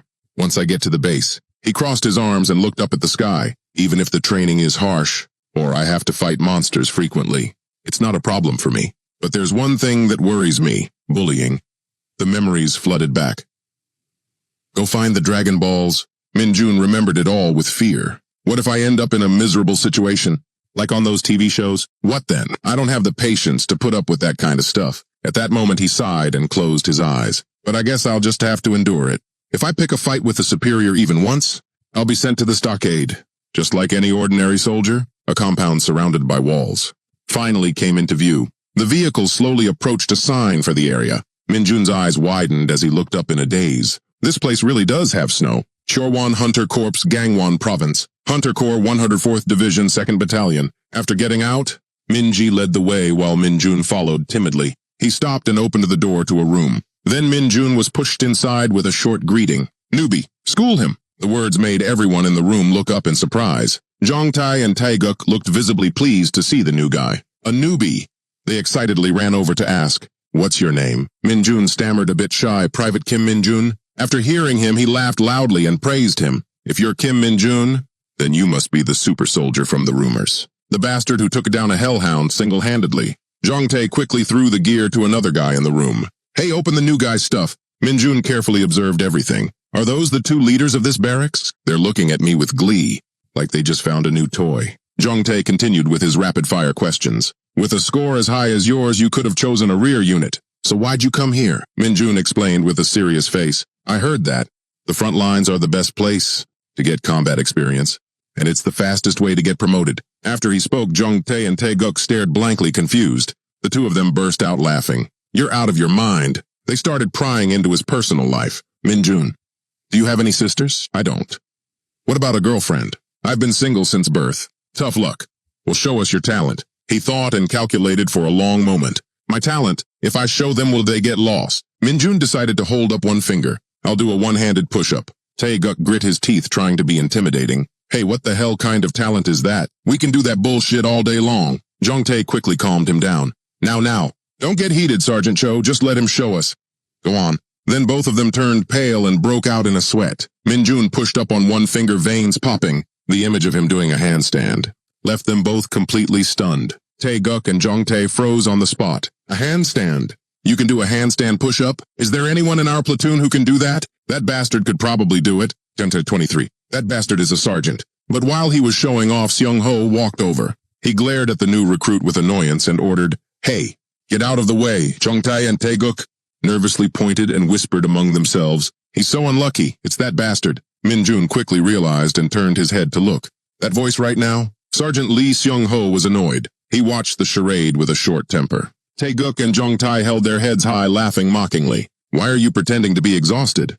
When you were only dispatched as an instructor, you even got to go on leave with the kids, you lucky bastard. How many days off was it again? What an asshole. He's not even responding to us. Seung-ho looked annoyed, trying to suppress his anger. 4 days, all right. Stop bothering me and leave me alone. The two of them left, but not without a parting shot. You're a party pooper. We're leaving soon anyway. 4 days is way too many. Eat this, you bastard. He watched them go, resentfully cursing.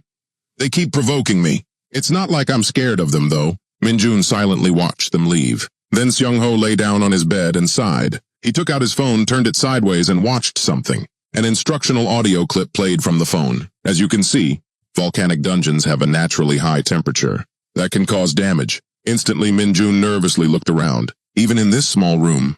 The difference in rank is huge, huh? This isn't the 80s. Suddenly, Seung-ho looked up and ordered Dongjin. He stepped forward, shouting his response. Private First Class Lee Dongjin present. He quickly explained and assigned a task. Since he's the new guy under your command, guide him thoroughly. Dongjin nodded in agreement. Yes, sir. Minjun squinted, confused. This is my superior. He cheerfully walked over to introduce himself. Hello, my name's Lee Dongjin. Let's talk after we eat. I just got special permission to go to the PX. He was surprised and thought to himself, "What, you can't just go to the PX." The two of them quickly walked outside. Dongjin pointed to the front of a store. Pick whatever you want to eat. Minjun looked up and deliberately teased him. Are you sure? I eat a lot. He chuckled and nodded again. Of course. Don't worry. Just pick whatever you want and eat your fill. Minjun commented to himself. He's so nice. After he finished picking his items, the cashier told him the price. 300,000 won. Are you catching a cold? Why are you shivering, sir? But Minjun was extremely excited and happy. The sky gradually darkened and cooled. Dongjin kindly invited the new recruit. Help yourself, Minjun asked while chewing. Normally, we're not allowed to come here. You mentioned getting special permission earlier. He took a sip of water with an awkward look. Privates first class and below can only come here on weekends. Also, you still have to be a PFC or higher to use the gym, and at least a corporal to use the PC room. Minjun almost choked on his food when he heard that. What, only corporals and above can use the PC room? That's insane. Dongjin unconsciously drank his soda with a sad tone. I'm sure you find it unreasonable too, but it's not something a PFC like me can solve. You'll have to get used to it. Minjun immediately stopped eating and asked loudly, is there no way to change it? Dongjin nervously avoided his gaze and tried to recall. You'd have to get promoted to at least corporal, no probably sergeant to have a chance, although that's not easy either. Minjun was incredibly annoyed, so much so that he crossed his arms tightly and stopped eating. Like, I'm just gonna sit still. This sucks. Restricting PC room use is more than I can bear. There's no other way but to rank up, Dongjin continued, scratching his ear as he explained everything. On top of that, it's not easy to become a sergeant in the Hunter Corps. I failed the promotion exam many times, so I've been a PFC for 3 years now. That's rough, huh? Minjun quickly encouraged him. His own determination surged inside him. It's okay. I think you can do it next time. I need to get promoted, so I can pull him up with me. He smiled awkwardly and scratched his head. Thanks for the encouragement. Guangxik quickly rushed over and threw an arm around Dongjin. Well. A newbie and a PFC. Why are you eating without me? Suddenly, he awkwardly turned to invite Sergeant Kim. Guangxik, please eat with us, sir. He chuckled and agreed. I won't refuse an invitation. After that, Guangxik ate freely without a second thought. Minjun curiously assessed the situation. Something felt off as soon as he spoke. He talked loudly while chewing with his mouth full. I won't say anything about you two chatting here, but if you don't perform during tomorrow's weapons training, you're both dead to me. I won't go easy on you just because you're new. You know how to aim, right? Dongjin looked excited and scratched his head. Yes, I was just explaining weapons training to him. After all, it's only a little different compared to other types. Guangxik sighed in annoyance. Is that so? Are we doing this again? Are you saying I only care if you do well? Private First Class Lee Dongjin. He sadly shook his head. No, sir, I'm sorry, sir. He immediately resorted to bullying tactics. If you're doing so well, why are you still a PFC? Does that make the candidates taking the promotion exam a bunch of idiots? Annoyed Minjun unleashed his secret technique under the table. Why is this pig so annoying? I'm not going to take this. Why don't you puke up everything you just swallowed? Immediately, Guangxik felt a wave of nausea rise in his body. He stood up and looked at the food. Dongjin was confused and anxious. What's wrong, sir? Guangxik picked up the things he'd just chewed and examined them. Damn it. That's weird. Minjun smirked to himself. Is he checking the expiration date? Then he left annoyed and sweating bullets. It's nothing. You two should head back soon. Dongjin felt bad and called out after him Sergeant Kim. Guangxik turned his head to watch him go. I guess. Even an E-rank corruption skill is useful sometimes. Meanwhile, Guangxik clutched his stomach and ran for his life. Damn it, what's wrong with my stomach? If it's not the food, then why? Minjun quickly changed the subject. Private First Class, Lee Dongjin. What was that weapons training you mentioned earlier? He was surprised, remembering. The training? You used a KX-2 rifle with ICM rounds before, right? Well, we use warheads with more power than those. If the ICM rounds at the training center were a regular horse, then what we have now is a wild stallion. The recoil is completely different, and it sounds like you're firing a cannon, Dongjin advised while reassuring the new recruit. Because monsters appear far from here, the bullet's damage is more important. It's pretty strange when you first start. So just be prepared to get yelled at and don't worry too much. Minjun stared blankly, thinking, a regular horse and a wild stallion. That's a fitting comparison. If you think about it, the long-range weapon I used back in Iska must be equivalent to an elephant. I wouldn't even call that a weapon. If it's just a wild stallion, I'll be more than happy. Minjun's lips curled into a mischievous grin. I'm really looking forward to tomorrow. Dongjin continued to worry. But I wonder what's wrong with Sergeant Kim Guangxik. He didn't look so good. The next morning, the soldiers quickly grabbed their packs and left. The sound of continuous gunfire echoed through the area. Everyone trained intensely and at a high pace. The targets were shot so much that smoke filled the air. Minjun let out a breath and scolded himself. I missed one shot. Too bad. The range guard raised the red flag in astonishment. Target shooting complete, 19 hits. One miss. Taeguk and Jongtae were so stunned they broke out in a sweat. The other teammates quickly started gossiping. Did you hear a private hit 19 shots? Is he a machine? Wasn't it just a fluke? Can you shoot that gun with just luck? Jongtae and Taeguk talked worriedly in hushed tones. My record is 14 shots. Higher than the team average, but that's just nuts. Above in the watchtower, two people were observing. Mincheon and Hyo. The Sok were also extremely surprised by this unusual sight. My God, 19 shots at first I heard he was excellent.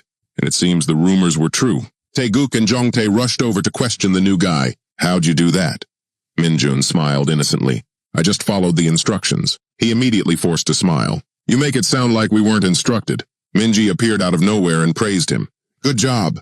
Hitting 19 rounds on your first try. Keep up the good work, he added with emphasis. I'm looking forward to seeing you at the special weapons training this afternoon. Minjun suddenly became confused and thoughtful. Special weapons training. Taeguk chimed in teasingly. The new guy is going to try special weapons training. Jongtae cheerfully turned to needle him. Sir Sergeant First Class Kim Minji. Do you have a problem, sir? Minji shouted angrily. Put on your helmets, you slackers! The other teammates quickly ran over to the new guy. Minjun, you're a really good shot. You might get a reward. You would have gotten leave if you'd hit all 20. Too bad. Minjun nodded politely. Thanks, everyone. He looked up innocently with sleep-deprived eyes. But Private First Class Lee Dongjin. What's different about the special weapons training? I haven't heard about it at all. Dongjin laughed sheepishly, looking flustered. Sorry, I didn't think you'd be such a good shot. Newbies are usually exempt from participating in the special weapons training because it takes them a long time to get used to our ICM rounds.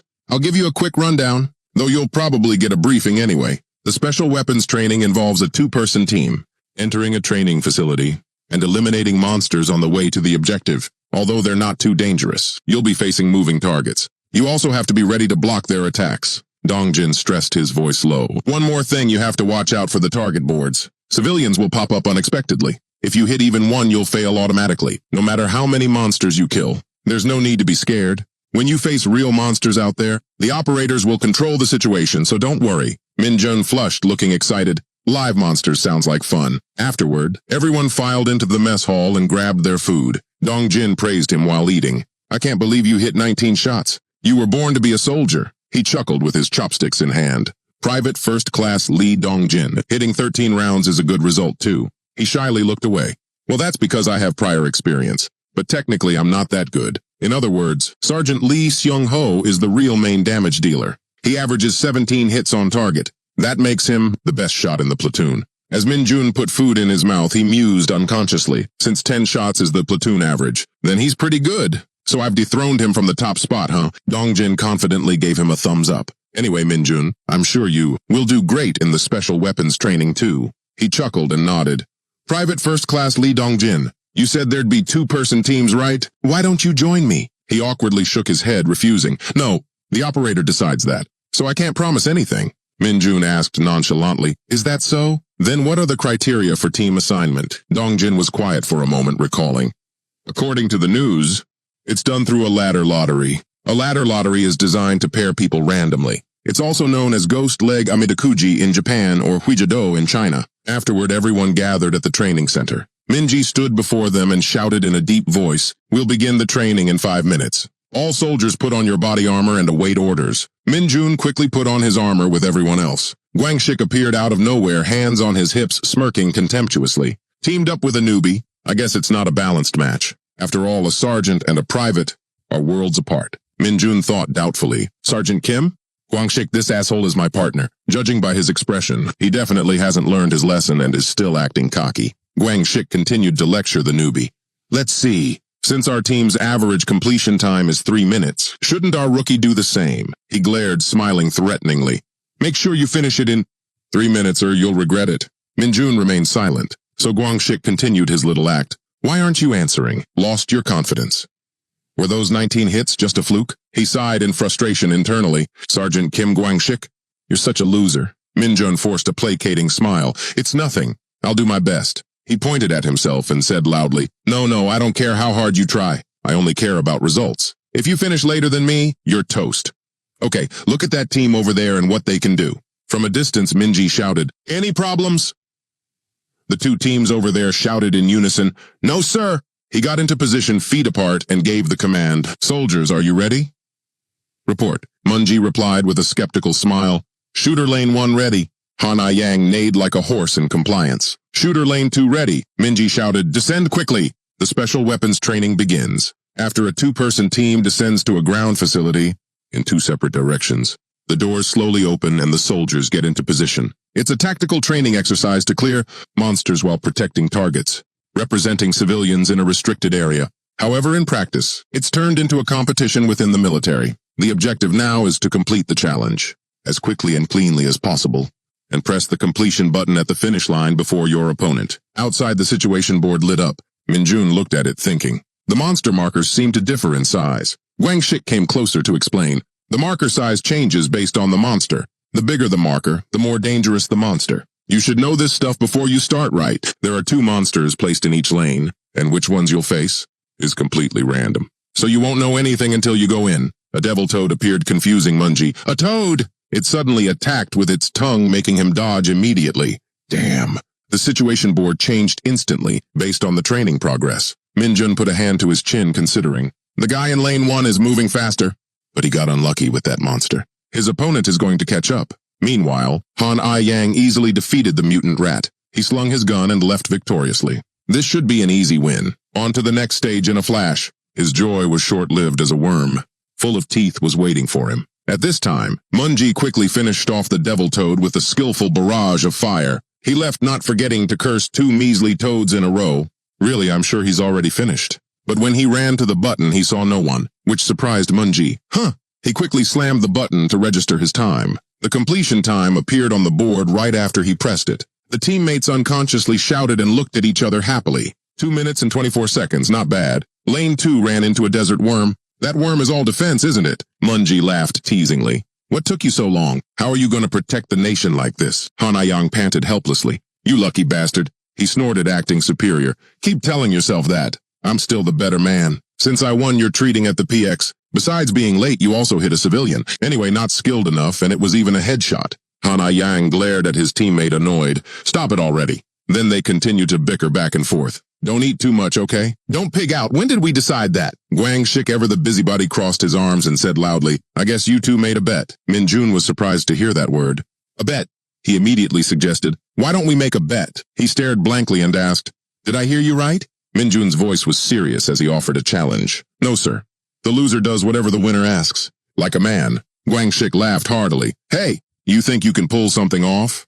Because your senior soldiers like you. All right, let's bet. If my subordinate wants it, I can't refuse, can I? But that's too bad. I don't have any wish that a private could possibly fulfill. So you'll have to give me 3 months' salary if you lose, okay? Min Jun thought to himself, he just wants money. So this is the kind of guy he is. His face grew serious. All right. If I lose 3 months of my salary are yours, sir. He laughed in approval. Look at this kid, he's got guts. Dong Jin saw the two of them glaring at each other from a distance. He called out loudly, Min Jun. Minji shouted the command, next team assemble. Anything to report before commencing training. Both Min Jun and Guang Shik replied in unison, no sir. He continued to shout, all right, descend. Then the platform descended quickly again. Min Jun stood solemnly looking at his opponent with contempt. I can feel that kind of cheap provocation. I know it's not good to stand out too much. I know, but I'm not mature enough to sit still. He clenched his fists. It's more annoying when someone provokes me. The situation board lit up again, making everyone extremely excited. It's starting. Did you hear a sergeant and a private made a bet? How can a private beat a sergeant? Forget winning. Can he even kill the monster? I wonder if Sergeant First Class Kim Minji will end up having to rescue him. Suddenly the ground shook violently, startling Dong Jin. Everyone staggered and fell to the ground, right where they stood. He and his comrades looked around anxiously. What was that? An earthquake? No, the monster on. The board is moving, which terrified everyone. What the hell? As soon as Min Jun landed, he felt it too. What is this shaking? I think it's near me. His eyes widened in surprise. A cyclops was happily munching on the mutant rat from before. Min Jun froze, but not in fear, and muttered to himself, What the hell? What is it eating? A monster, a cyclops. It chomped on the mutant rat, its eyes staring at him. To it, Min Jun was incredibly small. Then the cyclops finished off the mutant rat's head, opened its mouth wide, and lunged at Min Jun. He quickly jumped back to dodge the attack. Min Jun subconsciously assessed and observed the monster in front of him. His mind, however, was on something else entirely. Tonight's menu is fried chicken, isn't it? I want to finish this as soon as possible so I can eat. That must be a civilian target I'd get disqualified for hitting. It would be bad luck to hit one by shooting randomly. The Cyclops advanced again, forcing Min Jun to back up. But why is this bastard so rowdy? Now, it raised its hand to the sky, about to bring a blow down on Min Jun. Its hand was hit by his attack, emitting a powerful pink light. With its mouth constantly roaring, the Cyclops screamed in pain, veins popping in its neck as its hand dripped goo continuously. Min Jun watched it excitedly, clenching his fists. Finally, calm down a bit, huh? Now I just have to shoot you down. His joy was short-lived as he noticed something strange. The Cyclops' arm was healing itself. A strange blue light emanated from its hand. In front of Min Jun, the situation board lit up with in combat status. The other teammates chattered excitedly. What's happening? The newbie is in a combat state. Was there an accident or something? Minji unconsciously looked in that direction. He broke out in a cold sweat. The second monster in lane 2, that's a Cyclops, also known as the gluttonous demon. Once it uses its energy, its regeneration and attack power increase dramatically until its digestion process is complete. Minji stared blankly from behind his glasses, thinking, but something's strange. It won't attack unless its life is in danger. Besides, it broke out of its confinement and went berserk after eating another monster. What could have provoked it? Min Jun was now constantly jumping to dodge attacks. He leaped high in front of the Cyclops and taunted it loudly. Well, what an energetic idiot. Though it'll be easier to defeat you now, Min Jun said as he readied his weapon. But this is supposed to be weapons training. Min Jun continuously shot at its eye, enraging the Cyclops. It clutched its eye, quickly lowering its guard. Min Jun looked closely and rushed forward. Looks like its eye regenerates slower. I should end this now. Its eye throbbed with pain as it struggled to recover. Min Jun ran at full speed, intending to finish it quickly. But the Cyclops' arm came right at him. Min Jun quickly glanced over with a tense expression. Look at that bastard. It's aiming precisely where I'm standing. Can it see? Or is it sensing me by sound or something else? He skillfully leaned back to dodge the attack. The Cyclops slammed its fist into the ground, attacking wildly. It was startled when something was still struggling underneath. Min Jun quickly pushed its hand up. Strange. He grinned, realizing the trick. No way they'd use a monster this violent for training, and I already blinded it. But somehow, It detected my position. Twice in a row. Are you reacting to my dark energy? Meanwhile, Minji's door opened. He ran as fast as he could, weapon in hand, worried. This is a disaster. Why did this have to happen to the new guy? Minji blamed himself. This is all my fault. A cyclops that can use its energy is not something a private can defeat with just a gun. Kim Min-jun, don't die. Just hold on a little longer. Meanwhile, Guangxik ran to the finish line with a wide grin. He looked at his watch with a smug expression. All right, I'll clock in at around 2 minutes and 30 seconds. That rookie brat won't be able to match my speed. He failed just as I expected. What should I do with that bastard's salary? Using it on my vacation sounds good. Just as he finished his thought, Guangxik froze when he saw his opponent. He shouted at Min-jun, "Why are you still here?" Min-jun turned his head to look at Guangxik. Min-jun's hand slammed the button with a triumphant laugh. Guangxik stood there, frozen, sweating bullets. Minji watched the whole thing in silence. He looked down at the battlefield and stammered, "Just how did you take it down like this?" Afterward, the battle ended, leaving everyone thrilled and excited. People were shouting and cheering. Has anyone ever completed the special weapons training first?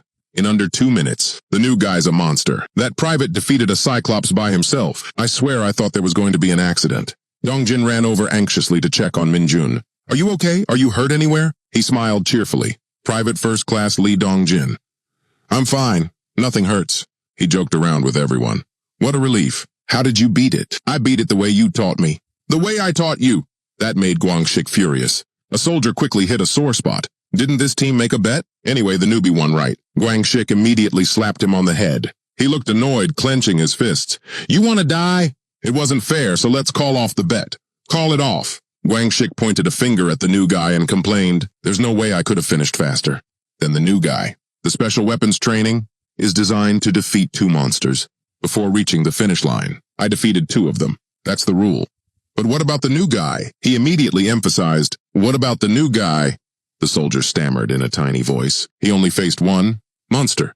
Guangxik pointed annoyedly at Dongjin. See, it's not fair. If I had only faced 1, I probably would have finished faster. Lee Dongjin, why aren't you saying anything? Is it fair? He was flustered, not knowing what to say. Then he glared, veins popping and stressed. Hurry up and say something. Or do you want to die? Min-jun felt annoyed and disgusted. He's really the worst. Although this was quite unexpected. I didn't feel good about defeating the monster with my fists, so I was planning to let the bet slide. And now this is how he acts. Guangxik continued to threaten him. Answer me, Lee Dongjin. He kept pleading, Corporal Kim Guangxik. Please let me go. Min-jun was puzzled by the strange scene. Why is he picking on Private First Class Lee Dongjin instead of me? Suddenly, Seung-ho slowly walked over. He spoke in a calm voice. Aren't you ashamed of yourself? The newbie took a higher risk. He wasn't scared and yelled back, Who's the bastard talking? Seung-ho continued to remind him in a low voice. Normally, a cyclops is very docile, but once they fight back, the danger increases significantly. Did you think no one knew? That he had to face a much greater difficulty than you. Instantly, everyone froze speechless. Sergeant Lee Seung-ho. He immediately clammed up, flustered. Oh, well? Are you trying to pull rank on your juniors? Seung-ho held his head high, scowling. You were the one doing that first. He awkwardly made an excuse. All right, don't embarrass me in front of the kids anymore. I was just kidding. Don't be so serious. He raised his eyebrows, joking. Then Seung-ho walked away, intentionally bumping Guangxik's shoulder. Everything you don't like is just a joke, huh? You never change. Anyway, he quickly became sarcastic. Having a higher rank is Great Corporal Guangxik, because stubborn mules who used to be your seniors surprisingly become obedient in front of you. Surprisingly become obedient in front of you. Min-jun understood immediately and smirked. So that's how it is.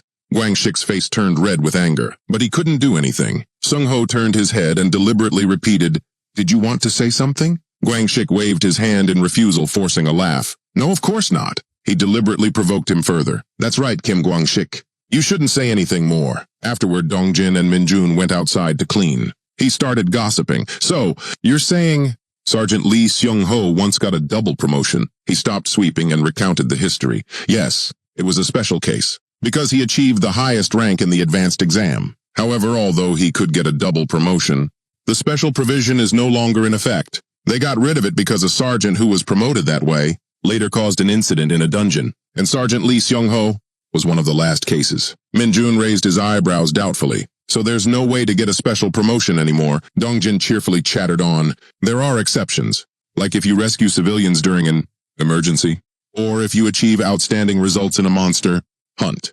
But all those cases are quite subjective. It's best to just think that rule doesn't exist. No other hunter has gotten an early promotion since. Minjun continued sweeping. I understand. But in his mind, he thought differently. Subjective, huh? So the commander has the final say. Even if I don't get promoted, I wouldn't wish for civilians to be in danger. However, it seems really peaceful here. Even though they said, monsters appear daily, ever since the North Korean army was wiped out. Minjun sighed, tired and annoyed. I think 2 days of this private's life is more than enough. I want to get promoted right now. Dongjin smiled innocently and encouraged him. Since you're doing so well now, I'm sure you'll get promoted soon. Are you even listening? He continued to sigh. Oh man, I wish a gate would open right now. Suddenly a loudspeaker announcement caught their attention. The announcement was loud and urgent. Broadcast from the control center. Emergency alert. Emergency alert. A significant number of intermediate drakes have appeared at the oil depot. All hunters are instructed to quickly assemble at the oil depot and set up a defensive shield. Immediately, Dongjin frantically told the new guy, it's happening again. That's an emergency alert, Minjun, let's go. He was overjoyed, his face beaming. Really? Intermediate drakes. A species of drake monster about the size of a child. They live in caves. Individually, they're not a major threat, but they are exceptionally agile. Furthermore, they can spit fireballs from their mouths, so their appearance at the oil depot is an emergency, as the entire military camp could be blown away. 2 gate guards watched the swarm of intermediate drakes flustered. How many of them are there? The soldier with the side-swept hair aimed his weapon, but couldn't help but complain. Why did they have to show up here? The soldier next to him immediately reminded him. Are you crazy? You can't open fire near the oil depot. What if they attack us here? He awkwardly lowered his weapon and questioned. So you're saying I can't only watch them? His comrade became even more flustered. They haven't reached the oil tanks yet. Let's just monitor the situation for now since it's been reported. I'm sure someone will be sent to set up a defensive shield. The soldier with the side-swept hair worriedly considered the possibilities. What if the monsters set the oil depot on fire before the defensive shield is up? The soldier next to him took a step forward. If that happens, they both imagined it and looked terrified. Just thinking about it is scary. The soldier with side-swept hair started to panic. What should we do? He scratched his head and replied, I don't know. Why did those bastards have to come here? Minjun quietly stepped out and offered, I'll draw their attention. The 2 soldiers immediately recognized him. Aren't you that rookie from the 2nd Battalion? Seeing Minjun walk out without any gear panicked them even more. Hey, what the hell do you think you're doing? You're not even wearing any gear. Get back here right now. He could only snort in amusement after hearing them. Gear, who has time for that? When these esteemed guests who can get me promoted are waiting for me, along with the title of the private who single-handedly has stopped an emergency that could have blown up the entire military camp. I'll also hog all the experience points. Is this even possible? Minjun summoned power to his hand with an incredibly confident smile. He recalled the images of his majestic fight with the Cyclops. The intermediate drakes were flying towards him, attacking frantically and fiercely. He stood beneath them and smiled smugly. As expected, these bastards are reacting to my dark energy. Minjun looked up and thought to them, then you're all mine. Another group of soldiers was rushing to the battle. Sung-ho yelled from behind. Hurry up, don't damage the equipment. Suddenly they stopped, blocking the soldiers behind them. The commanding soldier loudly demanded, why did you stop over there? Hey, what's going on? His jaw also dropped, not believing his eyes. Huh? What are you guys doing? Don't just stand there watching. Set up the shield now. Min Cheon turned to report immediately. Sergeant Lee Seung-ho, sir. The thing is right now, Private Kim Min-jun is... Sung-ho yelled, what the hell? He quickly seized the opportunity and gave an order. You bastards! A private is drawing their attention, and you're just gonna stand there and watch. Everyone shouted in unison, yes, sir! Our apologies. Meanwhile, Min-jun was casually tearing apart intermediate-level bats with his bare hands. He sighed and kept wiping away sweat. This is taking too long, because I have to tear each one apart by hand. Isn't there anything useful? Suddenly, Sung-ho ran over from a distance yelling, Kim Min-jun, you bastards, swallow your pride and fall back. What do you think you're doing? You're not even wearing body armor. Min-jun quickly acted with all his might. Swallow my pride? Hell no. They're all mine. Don't even think about it. Wait.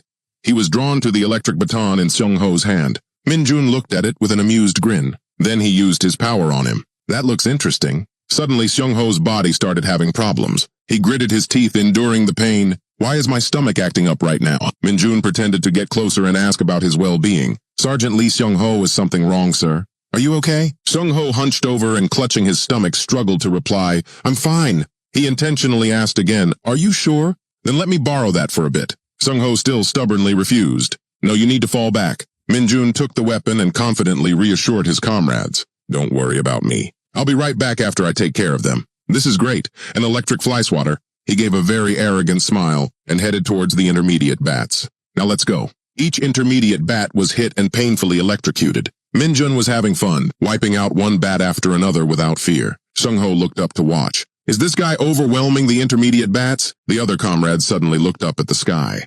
And up there, a flaming intermediate bat was making everyone look at it in terror. The intermediate bat's mouth spewed terrifying flames. Sung-ho quickly ordered the soldiers behind him. Shoot, I'll take full responsibility, so just shoot. Startled, they fumbled with their weapons. Yes, sir. A soldier raised his gun, preparing to aim. He then noticed something strange. It was Minjun jumping onto the back of that fire bat. Hey, bat, haven't you heard if you play with fire? He slammed down on its body with a threat. You're gonna get burned. The intermediate bat quickly dodged to the side, but it was too late. It took the full force of Minjun's special move to everyone's amazement.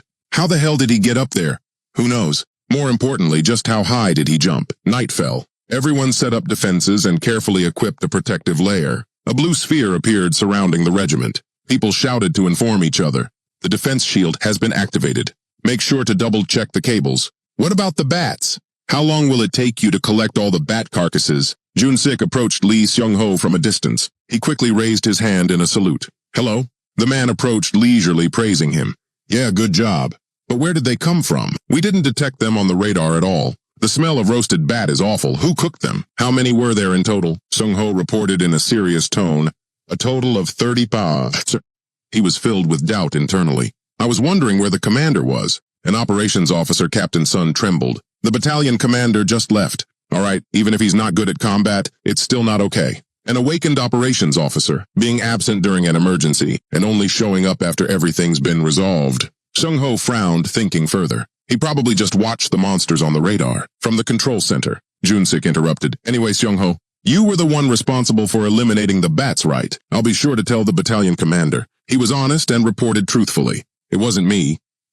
The man froze, then laughed awkwardly. What?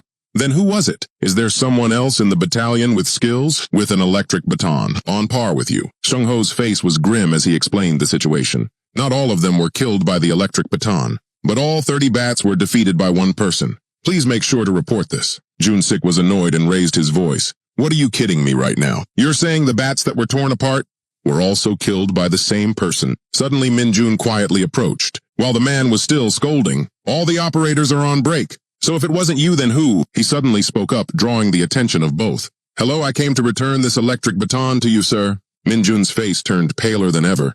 The thing is this thing very expensive? The next day in his office, Seung-ho met with Minjun. He questioned him in a stern voice. Kim Minjun, tell me the truth. Are you a reincarnator? He answered confidently without hesitation. No.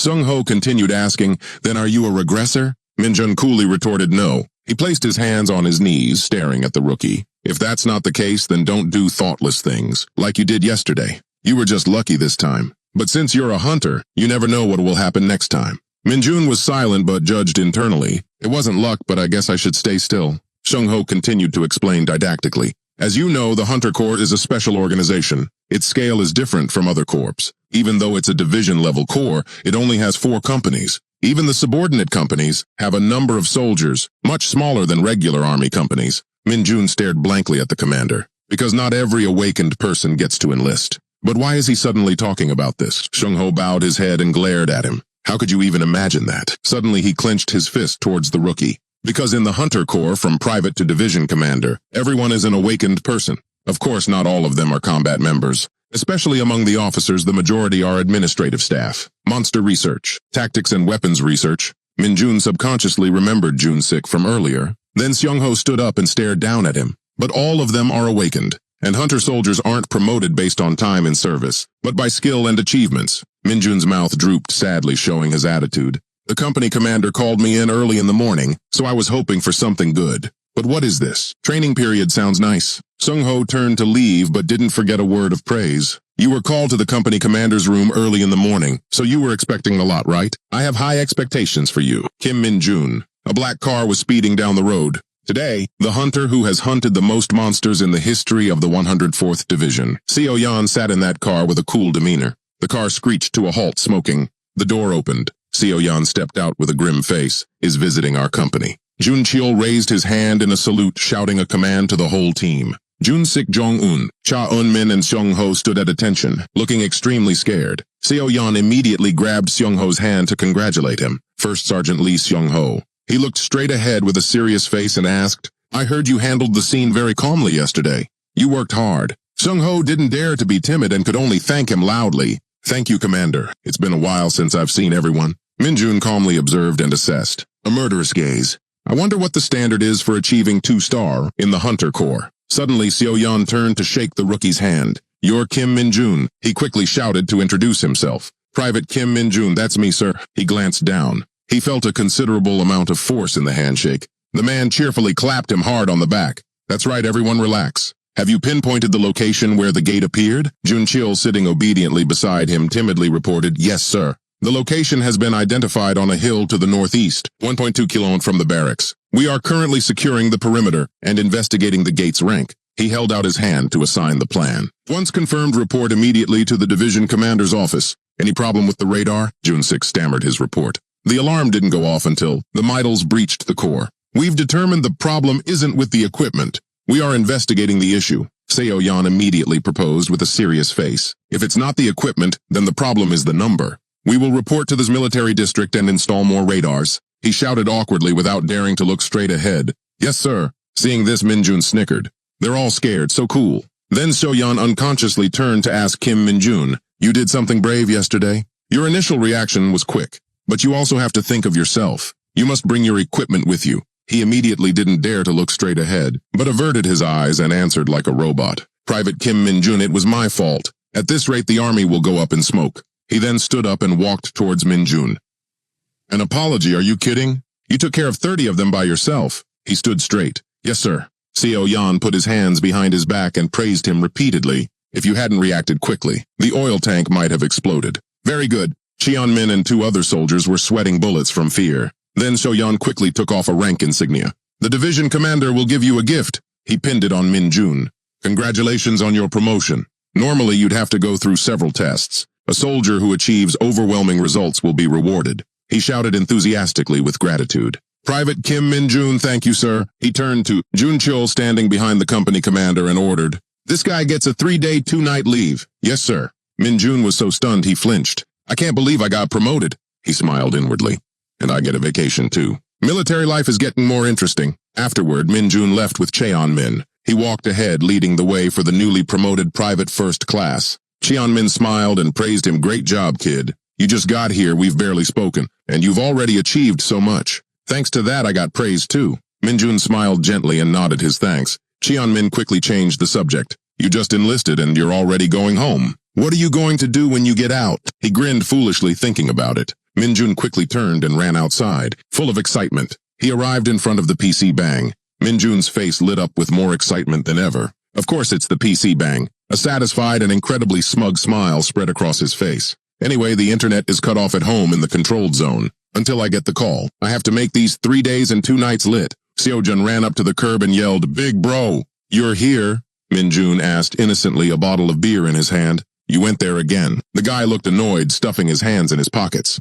"Big bro, don't even mention it. Those damn soldiers, I didn't even go into that cave. I was just going to pick some mushrooms nearby. They blocked me. I already paid the mountain owner and got permission, so have a drink." Min-jun immediately refused. No, I'm driving. Yang-san went in there before it was forbidden. I heard there's poisonous gas on the mountain." Jang-san's mind hasn't been right since. "If you go in there, you'll be in trouble too." Seo-jun loudly refused but was still uneasy. "You just have to wear a gas mask, that's all." Min-jun unconsciously asked, "Where is that?" Just then the 2 of them realized Min-jun was there. Having heard everything, they both froze and stared at each other. After that, Seo-jun drove Min-jun in his car to a deserted mountainous area. He asked shyly, "Can I find it from here?" "Ah yes, thank you for bringing me here, sirs." He smiled politely and brightly. "Thank you for the ride." The man placed his hand on the car window and chatted for a moment. "Even if you go further, the military will just block the road. You can't get through. But are you really going up the mountain to deal with that thing?" Min-jun held his head high, his face serious. "Yes, I should be able to go up the mountain around tomorrow." The 2 of them looked at the private first-class stripe on his uniform and said nothing. Then the car drove off and he didn't forget to wave goodbye. "Anyway, be careful. If anyone asks, don't say we brought you." Min-jun laughed loudly and replied, "Yes, don't worry, sirs." As the car drove away, he looked up. A pink gas covered the mountain. "I skipped the PC Bang to come find this. This familiar smell, it's definitely it. Minjun laughed loudly, looking up at the sky. Mana.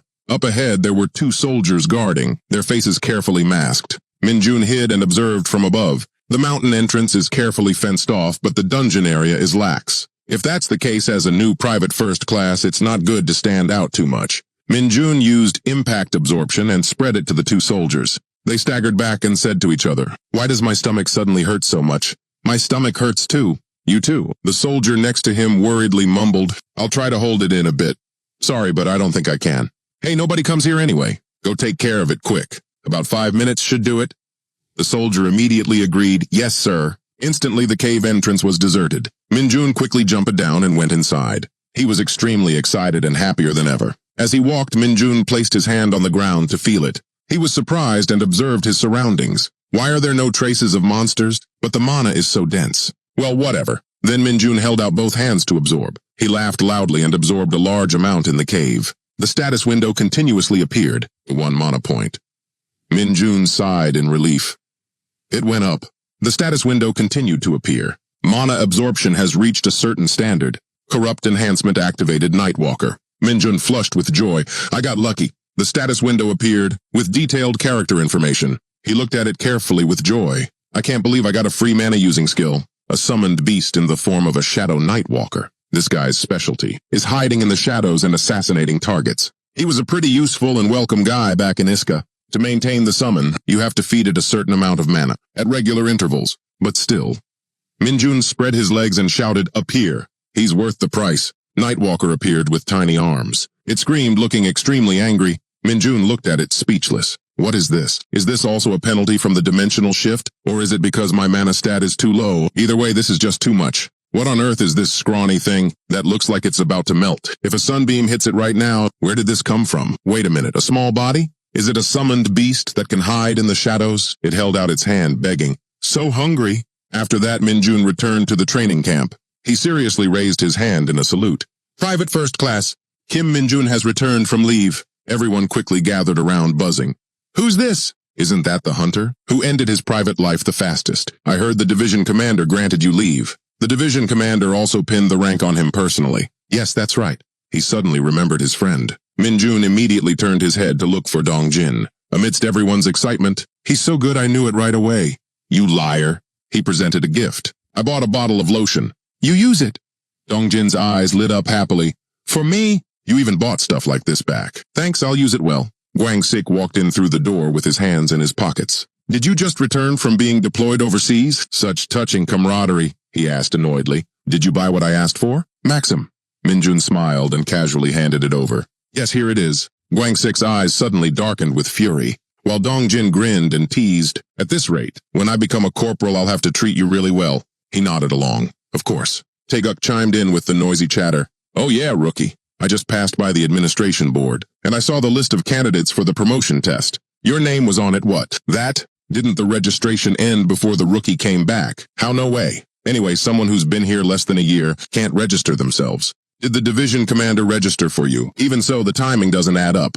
Sungwoo turned surprised and delighted. "The rookie is taking the promotion test." Sejun smiled gently. "Maybe," acting like a proud older brother. "But he's a private first class now, not a rookie anymore." Minjun then spoke up to confirm. "Actually, the battalion commander of the training center made a proposal to me." He recalled the memory of that day. Commander Sung-hyun shouted his orders with certainty. Minjun calmly recounted everything. The soldiers listened in silence. Taeguk was stunned and sweating. "How is that possible? You came here to take the promotion test a year early. This guy is really a madman.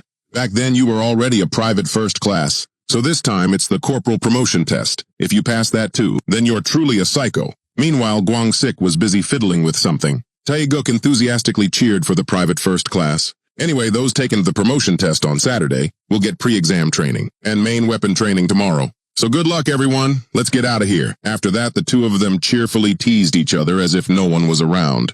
"Corporal Kim, aren't you taking the promotion test, Corporal Du? Are you planning to be a lifer?" Minjun was surprised to hear their banter. "Is main weapon training different from rifle training?" The next morning, Tae-ho stood at the front lecturing endlessly. "All right, attention, I'll give a brief lecture on tomorrow's promotion test. Those of you with experience, even if you already know the content, don't mess around. Let the first-time test takers concentrate. First, the Hunter promotion test is divided into two main parts. Minjun's face was more excited than ever. The hunter promotion test is conducted in order, a written test and a practical test. The written test can be easily passed with basic knowledge. It's easier than the written driver's license test. But of course, the practical test is what's important. In the practical test, they test your proficiency with your main weapon and check your status. Monster responsibility, huh? Minjun walked boldly while contemplating. Although passing is a sure thing, I wonder if there's any special treatment for getting a perfect score. Maybe I'll try to take it seriously. The next day, everyone gathered at the test site. The weapons were fully prepared and ready. Taeho stood with his legs apart shouting an announcement. From now on, the main weapon training practical test will begin. Privates and private first classes. Don't choose other weapons.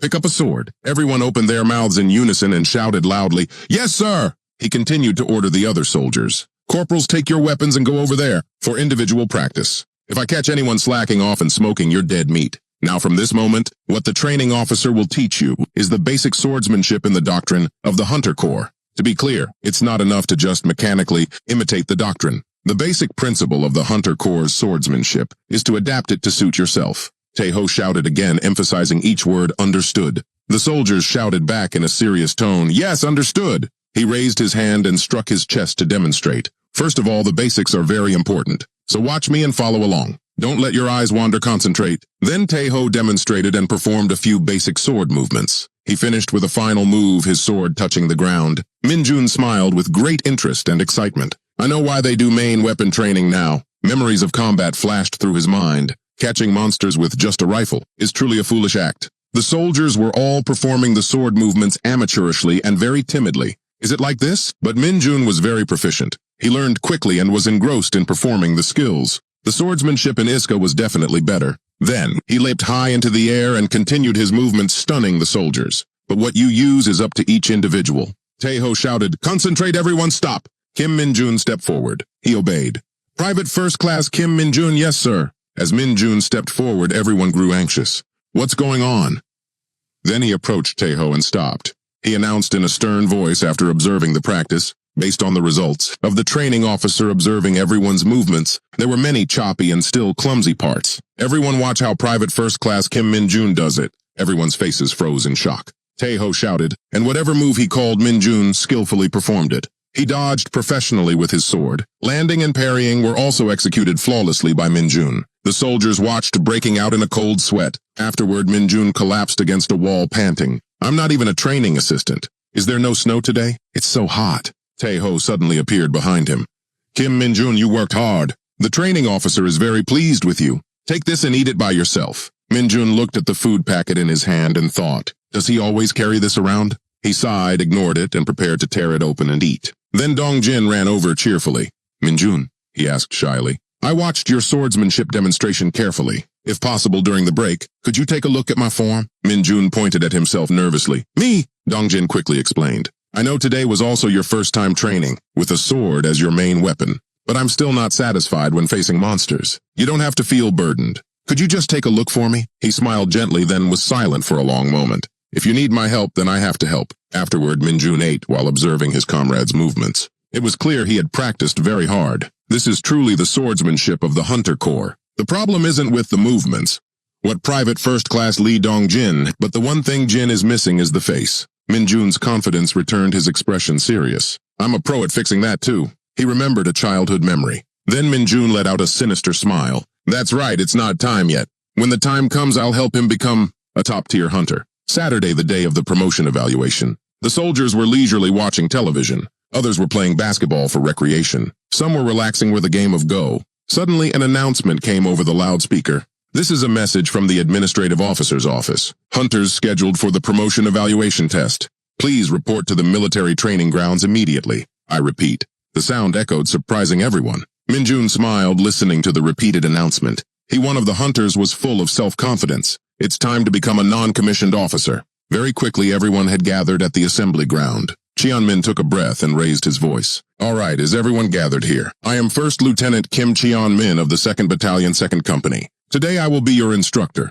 I expect you all to listen to me carefully. First, report the number of personnel by rank from each of your teams. The vehicles moved quickly to the assembly point. Cheonmin gave careful, detailed instructions. Move quickly and in an orderly fashion. He continued the announcement once the soldiers were all on the vehicle. As you all know, the promotion evaluation will be held at the 105th Division. We will now head to Gapyeong where the evaluation will take place. You can review the practice questions. During the ride, everyone on the vehicle had a tense expression. June suddenly overheard two soldiers in front of him talking. Hey, have you heard? Squad 4 is also coming to the promotion evaluation today. What, so we'll have girls to look at today? The one who started the conversation was Dong-guk. His excitement was obvious. I can show them my masterful weapon skills. I've been practicing for a whole year, just to show off to the girls. The soldier next to him agreed. They might even ask for your number. That would put me in a tough spot. Hearing this, Min-jun smiled and cheered them on. That's right.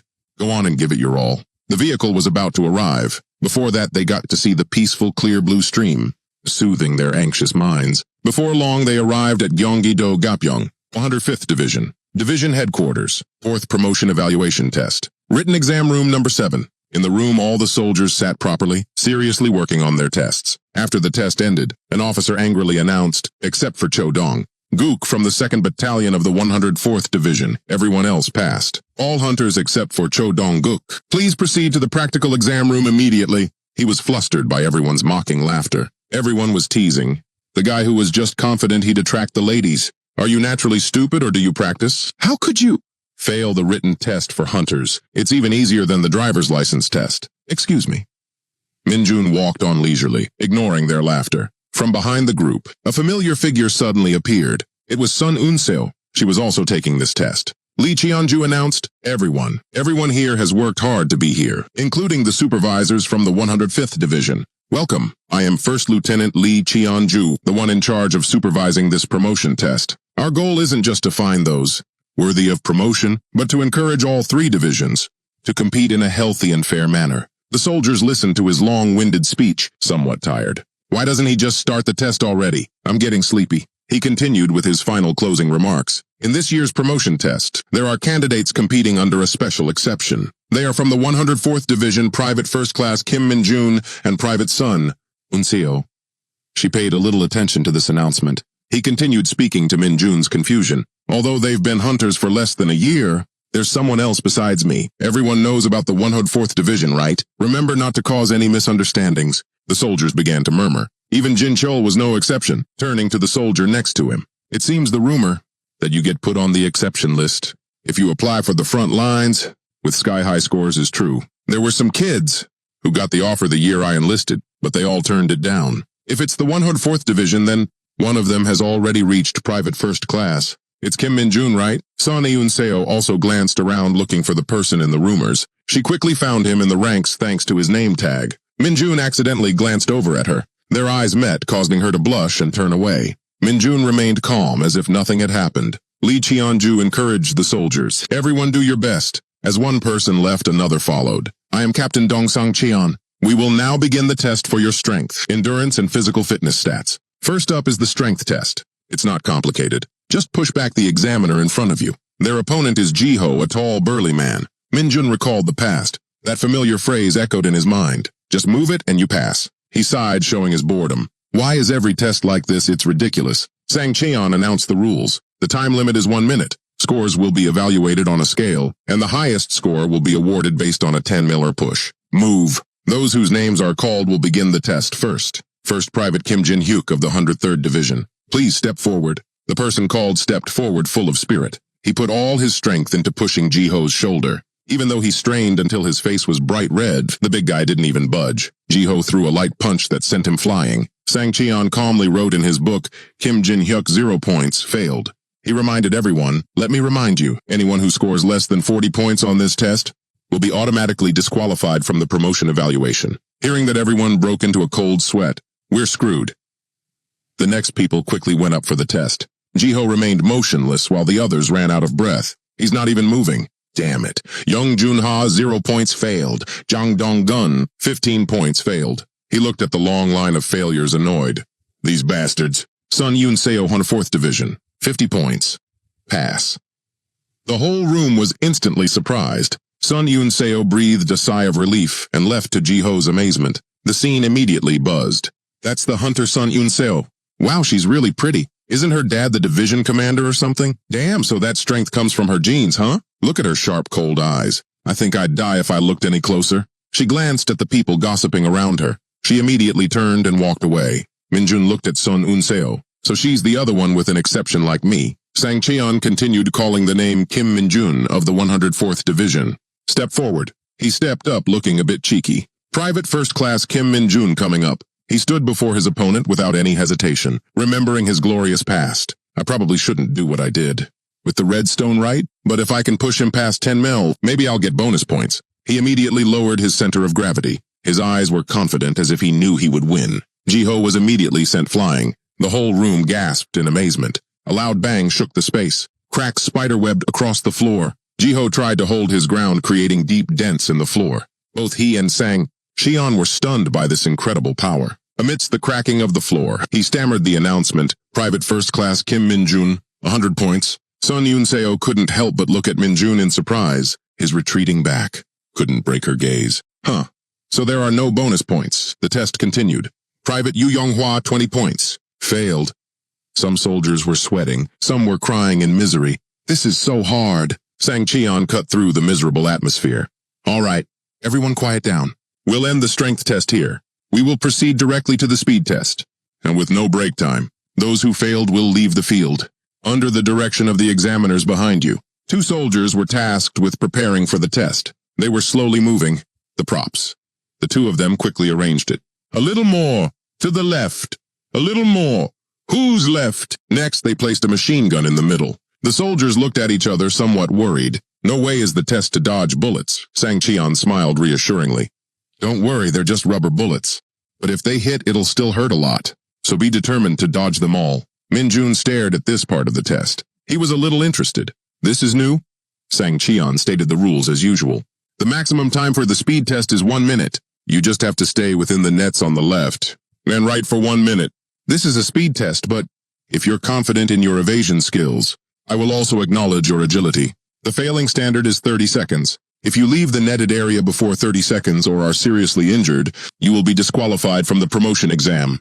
All right, let's begin. A figure approached Minjun from behind. That person called his name Min Jun. Realizing Dongjin was also here surprised him a bit. Huh. Seeing his bewildered expression, the other guy smiled. Why the surprised look? Dongjin's enthusiastic chatter made him give a wry smile. I thought you'd fail the stats test. Not really. Except for you, the other privates first class are all people who've passed the promotion. A test once before, so it's rare for them to fail the stats test. And the standard for failure is the same as it was back then. The only problem is, the score needed for promotion here is higher than it was then, so promoting is going to be a bit tougher. He shared some valuable experience he had accumulated. Besides that, Minjun, these rubber bullets fly at almost standard velocity, so don't try to dodge them by sight. The important thing is to predict the trajectory, shaded by watching the subtle movements of the gun. Minjun nodded slightly. I see. Just then a soldier was hit by a bullet, crying out in pain. The bullet hit his head, causing him to collapse, clutching his head to stop the blood. Even though the situation was so dangerous, Sang Cheon still announced coldly, Private Unjitai failed. Examiner, quickly take the injured to the infirmary. Next. Minjun watched this scene thinking, failed on the very first step of the test. Is the pass rate really this low? Remembering his past, he calmed his anxious feelings. But this level of difficulty still isn't enough. After that, another soldier failed. Private Ji Young failed, Sang Cheon shouted irritably. Why are the abilities of the hunters this time so low? The soldier promotion exam, it being held in the room next door, is on an unimaginably higher difficulty level. This is nothing. How do you expect to get promoted like this? The failed soldier left in a daze. Sang Cheon turned back to the test. Next, Private Sun Unseo. She stretched to warm up her body. The first bullet whizzed by. The men were worried for the small girl. The clock started ticking. She skillfully dodged the bullet with a clean move. The next bullets came one after another. She dodged them gracefully. The soldiers could only gape in amazement. Sang Cheon showed a satisfied expression. That's it, do it just like that. Sun Unseo was getting a bit tired as she dodged the successive bullets. Luckily, time ran out just in the nick of time. Sang Cheon's announcement rang out. Sun Unseo perfect score. She moved back to her spot. Her eyes narrowed as she looked at Minjun. He stared back blankly, confused. The soldiers saw this and started gossiping. What's that about? Are they dating or something? Minjun still didn't understand her purpose in staring at him like that. What's this? What's with her? Just then, Sang Cheon continued calling the name Private Kim. Minjun stepped forward. He quickly walked to the front. Son Eun-seo still looked back at his retreating figure. Min-jun frowned, looking back at her. He didn't understand her actions, still staring. Is she in a bad mood or something? Or does she want me to praise her for getting a perfect score? We can deal with that later. The gun barrel was aimed at Min-jun. The first bullet was fired. He skillfully tilted his head, dodging the bullet. Sun Yun-seo watched him without blinking. Min-jun put his hands in his pockets, smug. This body!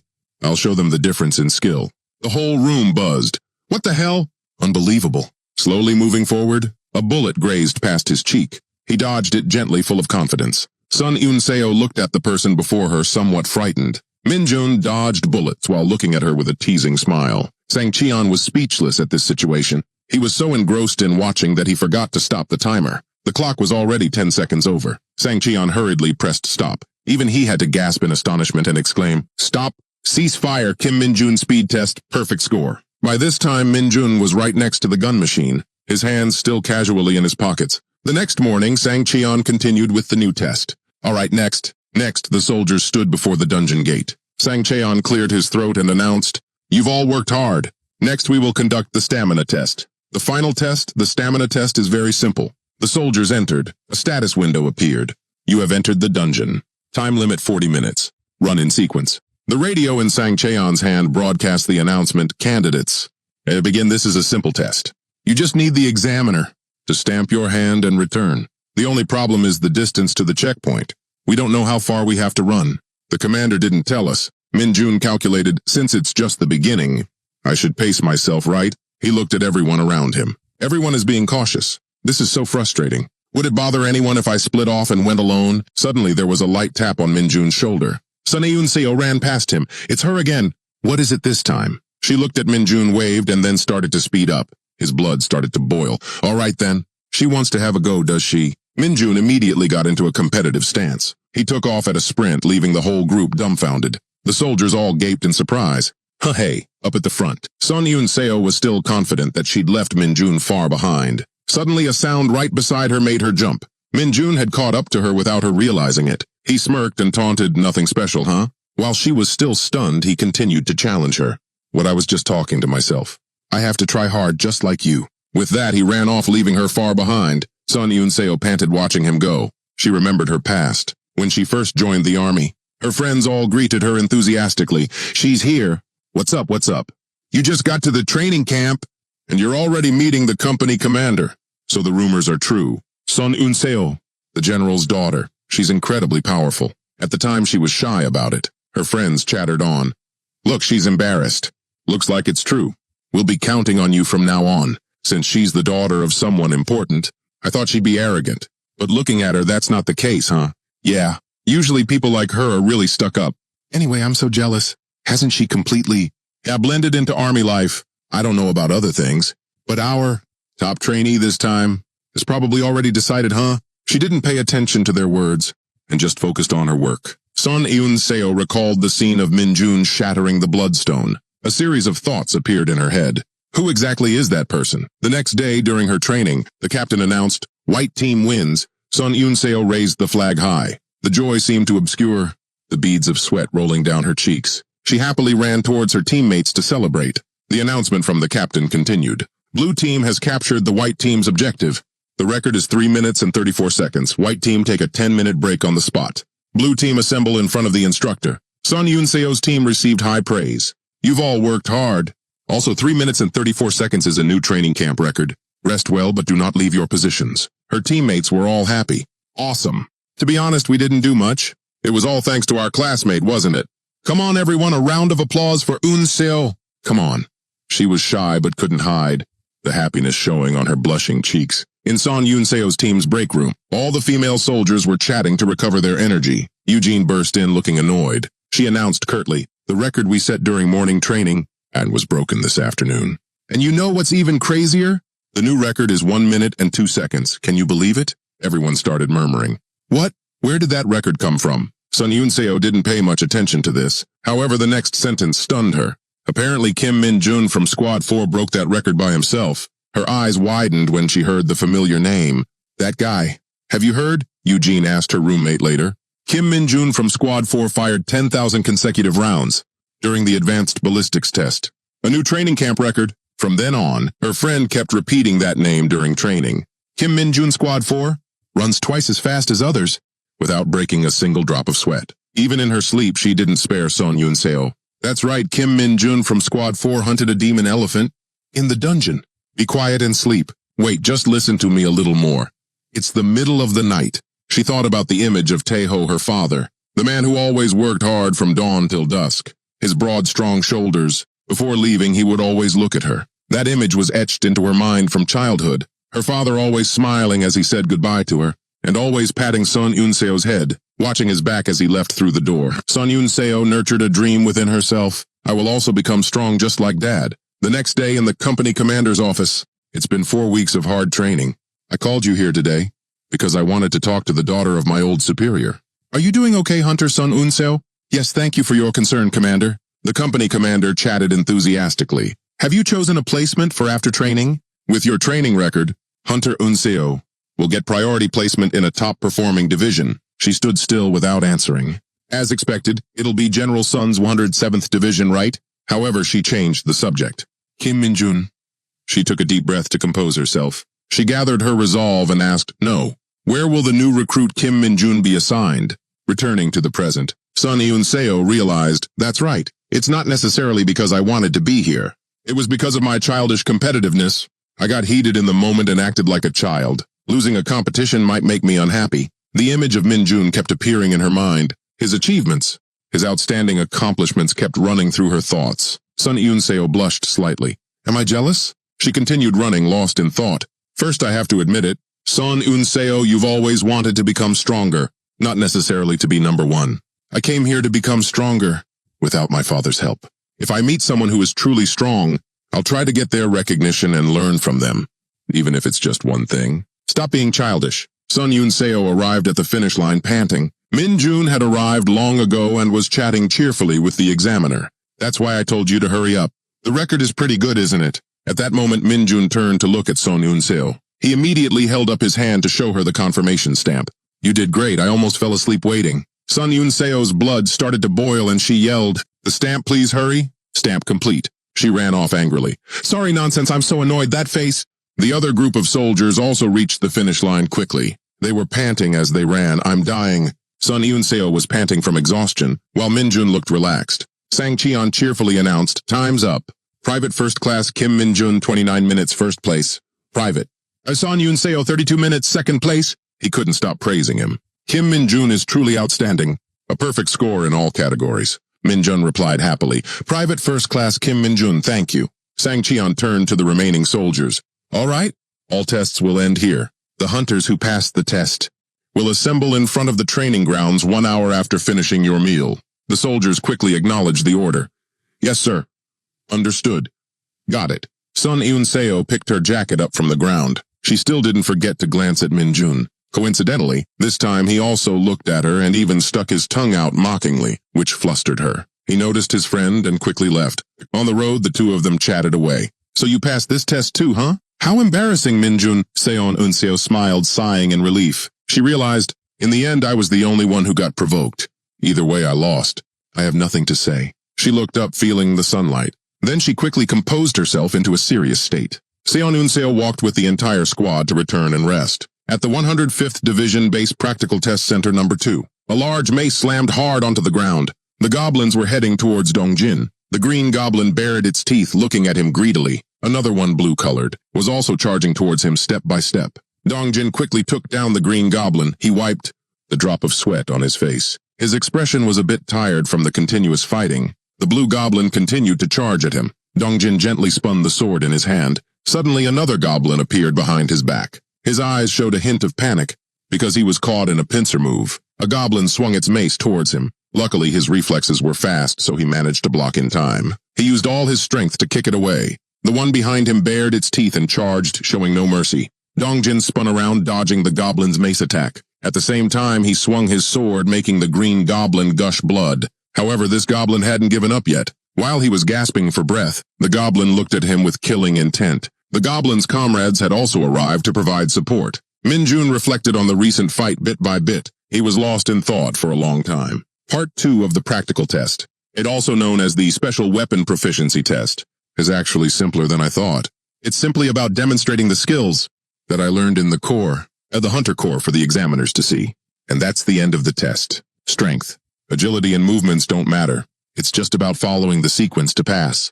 Obviously, I got a perfect score. Most candidates chose swordsmanship for the test, and among them, Private First Class Lee Dongjin received a very high score. Minjun recalled Sang Chil's words of praise for Dongjin, but his face showed apprehension. He looked at Dongjin evaluating him. However, as expected, he has problems in actual combat. In the final part of the test, also known as monster handling capability, privates have to defeat 4 hellhounds, while privates first class have to defeat 3 goblins, using a special weapon. They chose a real fight. Dongjin sent the goblin in front of him flying. Blood splattered everywhere. The goblin was now on the brink of death. Dongjin raised his sword, standing before it, a decisive move stabbing straight down. The goblin now lay motionless, having lost its ability to resist. Sang Chil sighed in disappointment. Private First Class Lee Dongjin, you took 7 minutes and 52 seconds to complete the monster handling test. Return to your position. Dongjin, panting in helplessness, trudged away, still holding the goblin-slaying sword in his hand. Minjun watched him, lost in thought. He had many opportunities to slash the goblins, but every single time, he hesitated. Minjun remembered how Dongjin would stare at the goblins, or let them slip away when they were within reach. Minjun came to a speculation. Does he not believe in his own strength? Minjun watched his back as he slowly returned to his position. His face looked sorrowful for not doing well on the test. Sang Chil called his name. Next, Private First Class Kim Minjun. Get down to the field and get ready. He walked up confidently. Watch and learn. Today I'll become a sergeant, and I'll show you how that habit of yours is going to screw you over. The soldiers looked at him, baffled and confused. Even Seon Yunseo and Sang Chul were surprised. Minjun chose a baseball bat with nails wrapped around it. His face was extremely confident about his test. Sang Chul was a little worried. I know he got a perfect score on all the previous tests, but to choose a blunt weapon like that, he's definitely going to have a hard time. Minjun smirked. What's required for a test like this? The gate opened. 3 goblins stood imposingly before him. Minjun looked at them with excitement. It's just a beatdown. The 3 goblins charged at once. His hand tightened around his weapon. He casually swung his weapon once. In the blink of an eye, the goblins were wiped out. They had just charged and hadn't even done anything. Minjun tore them apart, all 3 of them. Sang Chil stopped the timer in shock. 4 seconds. The scene erupted in a buzz. There's someone that good in the 104th Division. No wonder he got a perfect score on all the practical tests. And he's just a private first class. All the soldiers cheered in admiration. Sang Chil and Seon Unseo next to him still hadn't recovered from that last strike. Minjun glanced up to where Shon Unseo was standing. She was startled when their eyes met. Minjun flashed a winner's smile. Then he struck a cool pose as if to show off. Look at me. Shon Unseo was stunned and full of doubt. Who the hell is this guy? Sunset marked the end of the exam. Jeonmin praised the soldiers. Everyone did a great job, especially Kim Minjun. He confidently stepped forward and saluted. Sergeant Kim Minjun. He slapped his shoulder and laughed loudly. Right, this lucky punk. Got promoted so fast he forgot his own rank. Just go with it. I was worried since you're the only one in our battalion who got promoted this time, but the battalion commander was really happy after hearing the report. He said that no private first class has ever passed the practical test with a perfect score like that. The other soldiers also rushed in to congratulate him. Great job! If you hadn't passed, the whole squad would have been toast. Does that even matter anymore? When you become a staff sergeant, don't bully us, okay? That promotion speed is insane. Minjun happily agreed. Yes, sir, we'll see about that. The squad left. He turned back to look at a dazed Dongjin. Minjun placed a hand on his shoulder. He shyly greeted Private First Class Lee Dongjin. He turned away sinisterly. As soon as we get back, and we're going to train you with a special method. Once on the truck, the soldiers seemed to realize something and started snickering. Outside, Seon Unso was standing behind Minjun. For some time now, she had been staring at him without saying a word. A new insignia had also appeared on her chest. Seeing that, Minjun thought to himself, she did really well on the monster handling test, so she must have passed the promotion exam. Minjun settled into his seat on the truck. Suddenly, he turned towards the window, still confused. Outside, the sky was about to turn dark. And yet Seon Unseo was still standing there watching the truck prepare to leave. She was thinking about her decision. Should I take this opportunity to apologize about the stats test? Just as she was about to speak, her eyes widened. Minjun scrunched his face and pressed it against the window, looking at her. He mouthed his words. If you provoke me again, you're dead meat. Seon Yoon-seo was startled by what he said. When she looked again, the truck had started moving. Watching the truck drive away and disappear into a cloud of dust, she was left with a confused feeling. Is he insane? The truck drove steadily the whole way. Inside the truck, it was bustling with laughter and jokes. The soldiers were teasing him non-stop. What were you doing just now? Minjun, it looks like you and Seon Yoon-seo have something going on, huh? Yeah. During the stats test, she couldn't take her eyes off you. So there's something there, right? Just tell us. Minjun thought for a moment, then answered casually. Well, she provoked me a little, so I just crushed her will to fight a bit. Hearing that the soldiers were speechless, they started getting all worked up. That look from before was provoking. They started getting closer, pointing. And then what? What did you do to Seon Yoon-seo, the hottest person in the 104th Division? How dare you do that to Seon Yoon-seo? My ideal type. Someone like you isn't Han Ayang your ideal type. That's right, from today on it's Seon Yoon-seo. So annoying. Minjun denied it. She's not my ideal type. This arrogant bastard. Then who is your ideal type? Without hesitation, Minjun answered immediately. Lumi. Everyone was baffled hearing that name. Who's Lumi? A girl group member? Minjun casually introduced her. The #1 beauty of League of Legends. You guys don't know who Lumi is? Hearing that, everyone looked disappointed. They didn't want to continue this conversation. Minjun thought nonchalantly, she's the one I like. Night fell as they arrived back at their familiar barracks. The soldiers ate their fill without a care in the world. Everyone was ecstatic. Give me that empty box. Hey, hurry up and clean. As expected, a fried chicken. The squad leader cheerfully encouraged them. Hey, everyone eat up. The pair Taeguk and Jongtae were both pleased with this. This is the first time I've seen the squad leader like this. Looks like he's in a great mood. Yeah. Jongtae gave a thumbs up in approval. Eat a lot, Minjun. We have this meal thanks to you. Thanks. Taeguk looked at him and praised. You already have 3 stripes. At this rate, you'll be a corporal soon. Minjun continued to eat calmly. The door to the room suddenly opened. Sung-ho entered and announced, Squad 2 assemble in the lounge right now. Sir. Dongjin and Han Yong quickly responded, Yes, sir. Huh. What's going on? Sung-ho immediately replied, Yeah. I was on my way back. After reporting the squad's party to the administration office, under the reason of celebrating a perfect score on the promotion test by a squad member, Taeguk and Jongtae noticed what was in his hands. Hey, Lee Sung-ho, what are you doing? Is that beer? You're not saying you guys can just drink it, are you? Sung-ho's face turned serious. This is a promotion reward from the platoon leader for Kim. Hey, Minjun. Anyone not involved, get out. The soldiers all found an excuse to leave. I choked. Anyway, that disrespectful punk. Taeguk angrily clenched his fists. That guy knew from the beginning. So as soon as Kim Minjun transferred in, he was sure he would join the Centipede squad. Night fell as the moon lit up the sky. Outside, it was desolate and cold. Minjun stepped outside, looking left and right. After confirming no one was around, he cleared his throat. He summoned dark energy. Appear. This energy of his immediately took form. The Nightwalker gradually took its full form. Minjun smiled and asked, Doing okay? He looked at it. Not long ago when I first summoned this little guy, I was very confused because it was so different from my expectations. But on the contrary, thanks to it, I came up with a good idea. What I need now is no longer an assassin like in the other world, so I have to give it a suitable role.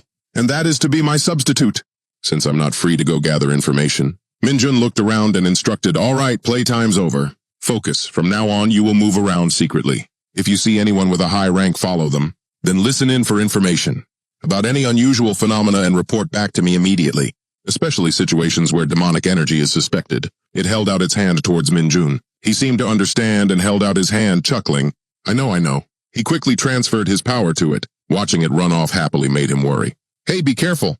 Absolutely do not let anyone find you, understand? Seeing it run off so excitedly makes me really uneasy. If someone sees that little guy now, and it gets caught by the army, the situation will probably be chaotic. Sung-ho suddenly appeared from behind. What are you doing out here? Minjun froze for a second, right after he turned and gave a weak smile. It's been a while since I had beer, so I came out for some fresh air, Sung-ho asked with concern. Are you a lightweight? Not really, he thought to himself, because a dark magician basically can't get drunk. Whether it's poison or alcohol when consumed, the body can detoxify it at will. Sung-ho got back to the main point. Congratulations on your promotion. Thank you, but don't get too relaxed. Keep up this momentum. Minjun smiled and replied, Yes, I understand. Sung-ho turned to leave, not forgetting to add, If you're not a lightweight, don't come in too late, before everyone else passes out. Minjun sighed in relief. Good thing he didn't see. I have to be more careful from now on. Anyway, The more I look at him, the more he seems like a genuinely serious soldier. Minjun chuckled and headed back. Still, I don't hate that about him. The night had officially fallen upon everyone. Before long, it was the next day. In the room, Seo Eun-hyun was showering Minjun with praise. That guy is a real genius. A genius? This evaluation seems serious. We've been monitoring these kids closely, but one of them got a perfect score, Jong-un replied politely. Yes, Corporal Kim Min-jun. In the monster combat capability test this time, he set a record of 4 seconds. He recalled the endless praise. This kid, Choi Seung-byum from the training center, praised you a lot. What did you do? He still hadn't gotten over his joy. Hey, it's really beyond my expectations. The incident at the fuel depot last time, where he handled the intermediate level Wraith. Yes, Sergeant Kim Min-jun was confirmed to be the first to resolve it. Jun Byum also became suspicious. It hasn't even been the month and he's already a sergeant. Moreover, that promotion process isn't normal. He even broke the record at the training center. Perhaps this guy isn't as simple as we think. Now the rumors reaching the main army is only a matter of time. If this continues, that side will also start paying attention to Kim Min-jun. Jong-un was startled, realizing, if it's that side, are you talking about the Hunter Special Forces Brigade? Does the battalion commander think Sergeant Kim Min-jun has reached that level? Jong-un confirmed. Yes, that's what I mean. Until now, I've seen countless hunters, and among them there were monsters, those who are now called legends of the Hunter Corps. Now, perhaps in the Hunter Corps, a new monster will appear. Scene changed to some desert. Min-jun was all alone here. Numerous monsters were here. The lizard men looked at him greedily. The stone golems on the opposite side were no exception. Then came the goblins and orcs advancing. All of them looked at him fiercely. Every single one bared its teeth aggressively. Min-jun looked at them and grinned. He raised his weapon tauntingly. Is that everyone? Scene changed back to the familiar room. Han Yong was drinking an energy drink. The other soldiers were all exhausted. Min-jun at this moment had just leisurely finished his shower. Dong Jin next to him was putting away his bedding while groaning, "My head." A haggard Han Yong called out to Min-jun, "Hey, are you okay?" He smiled politely. "Yes, I'm wide awake." Han Yong was terrified by that wide-awake face. "After drinking so much, you're really a monster." Min-jun noticed something outside. It was Seung-ho walking in. Min-jun asked, "Is your hangover okay?" Seung-ho, covered in sweat, slowly replied, "Yeah. Sweating like this has helped, so I'm fine now." Min-jun sized him up, evaluating. As expected, this guy is the model soldier. That physique is really something. Seung-ho and Min-jun chatted casually. "By the way, have you been to the gym yet?" "I haven't tried it yet." "Don't worry about it. Use it as you please. You're a sergeant now." "Yes, I know." He paused as if he just remembered something. Seung-ho turned back to remind him. "Our unit's combat simulator is pretty good. You should try it out sometime." Min-jun's eyes widened. "Simulator?" His smile gradually turned gleeful. "Is it that Hunter Squad VR room I've only heard about?" Very quickly, Min-jun was standing in front of the room's door. He hesitated, not yet stepping inside. His face grew more and more excited. He quickly opened the door and stepped in. The scene before him left him stunned. Min-jun looked at the door in front of him with some curiosity. He pressed the Observe button. "Let's see, is this how you use this?" The status window appeared, asking to select a monster type. The options were Hellhound, Monster Rat Goblin, and Orc. He quickly pressed the last button. The status window announced, "You have selected Orc." Next, it asked Min-jun to enter the number of monsters. He immediately became excited. His hands pressed repeatedly without stopping. For more, a notification bar displayed maximum quantity exceeded. The maximum number that can be designated is 30. Min-jun pressed the Continue button with regret. "It's been a while, so I was planning to go big." The status window moved to the next step. "Please set up your weapon." He was thrilled by this. "It has weapons too. This is awesome." After finishing up, he walked away. Everything selected. Now Min-jun put on the VR headset. The status window appeared. Begin battle. He began to be teleported. The scene before his eyes was a nameless desert. Min-jun looked east and west like an excited child. The status window counted down. 3, 2, 1. The orcs gradually appeared. They fiercely charged towards him. Min-jun couldn't take his eyes off them. "This is freaking awesome." He delivered a blow that sent an orc flying. He was very satisfied with this. The feel of the hit is pretty good. He made short work of them one by one. In a few basic moves, the orcs continued to charge, drooling. Min-jun laughed maniacally. "This feels so real. All of you charge me in just a moment." The last monster was defeated. It gradually vanished according to the system. All the remaining ones also gradually disappeared. The status window appeared again. Battle over? Min-jun still wasn't quite satisfied with this level. Only 30 of them, what a shame, it ended too quickly. He came up with a great idea. What if I do this? He pressed the buttons one after another, making the status window appear repeatedly. You have selected 30 goblins. You have selected 30 orcs. You have selected 30 stone golems. You have selected 30 lizardmen. The monsters appeared one by one. First the goblins, next the ferocious group of orcs. Stone golems also gradually appeared. Finally, a squad of lizardmen let out a roar. Minjun put on his helmet, looking satisfied. This is more like it. This is a real monster hunt. He glanced around for a quick assessment. He laughed tauntingly. Is everyone here? The status window counted down again. 3, 2, 1. A horde of lizardmen charged with their weapons. The orcs ran menacingly. All of them converged on his position. Welcome, my lovely little ones. Minjun leaped and began a relentless slaughter. Wherever the bat swung, a monster was immobilized. One by one, they were dealt with by him in an instant. Soon, the monster horde started to thin out. He tortured each goblin. The orcs and stone golems didn't fare much better. The sound of weapons clashing rang out non-stop. Soon enough, the last one was neatly taken care of by him. He delivered a knockout blow, finishing it all. Minjun looked around. He made sure not a single one could move anymore. The status window appeared. Battle complete. Simulation complete. He slowly took off the VR headset. Very quickly, he was back in the real world. Minjun was extremely satisfied.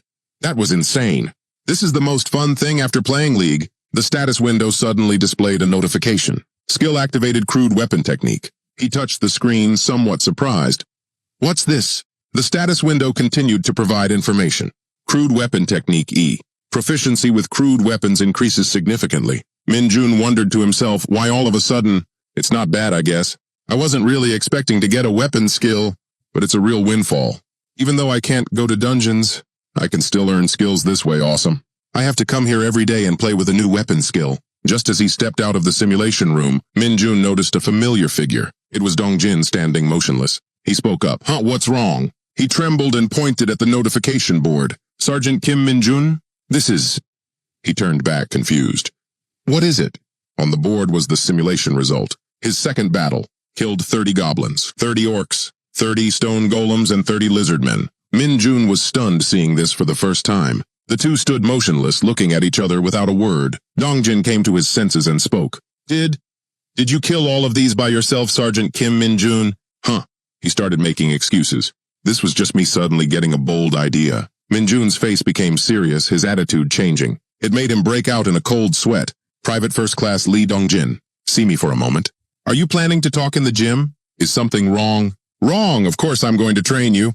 Dongjin was pushed along in a daze. Sergeant Kim Minjun, wait, what did you say before? It was a misunderstanding. I'm still drunk, it's fine, it's fine. Sweating it out is even better. The room door was slowly closed. Guangshik approached the simulation room from outside. He looked up at the notification board. The simulation result. Minjun's second battle appeared before his eyes. He was stunned on the spot. At the hunter base, Guangshik was casually walking to the squad's lounge. As soon as he opened the door, he saw 4 soldiers laughing and talking animatedly. Qian Ho, sitting near the door, quickly stood up and bowed. He turned to him. Hey, where did everyone go? Where's Kim Minjun? Private Jin Qian Ho. Reporting, sir, everyone has gone to the warehouse to prepare the snow removal equipment. Sergeant Kim Minjun. He said he would stay in the physical training room until work starts. Before he could finish, his face turned pale. I'm screwed. I accidentally used honorifics when talking about Sergeant Kim Minjun again. Guangshik looked at him without saying a word, which made him even more scared.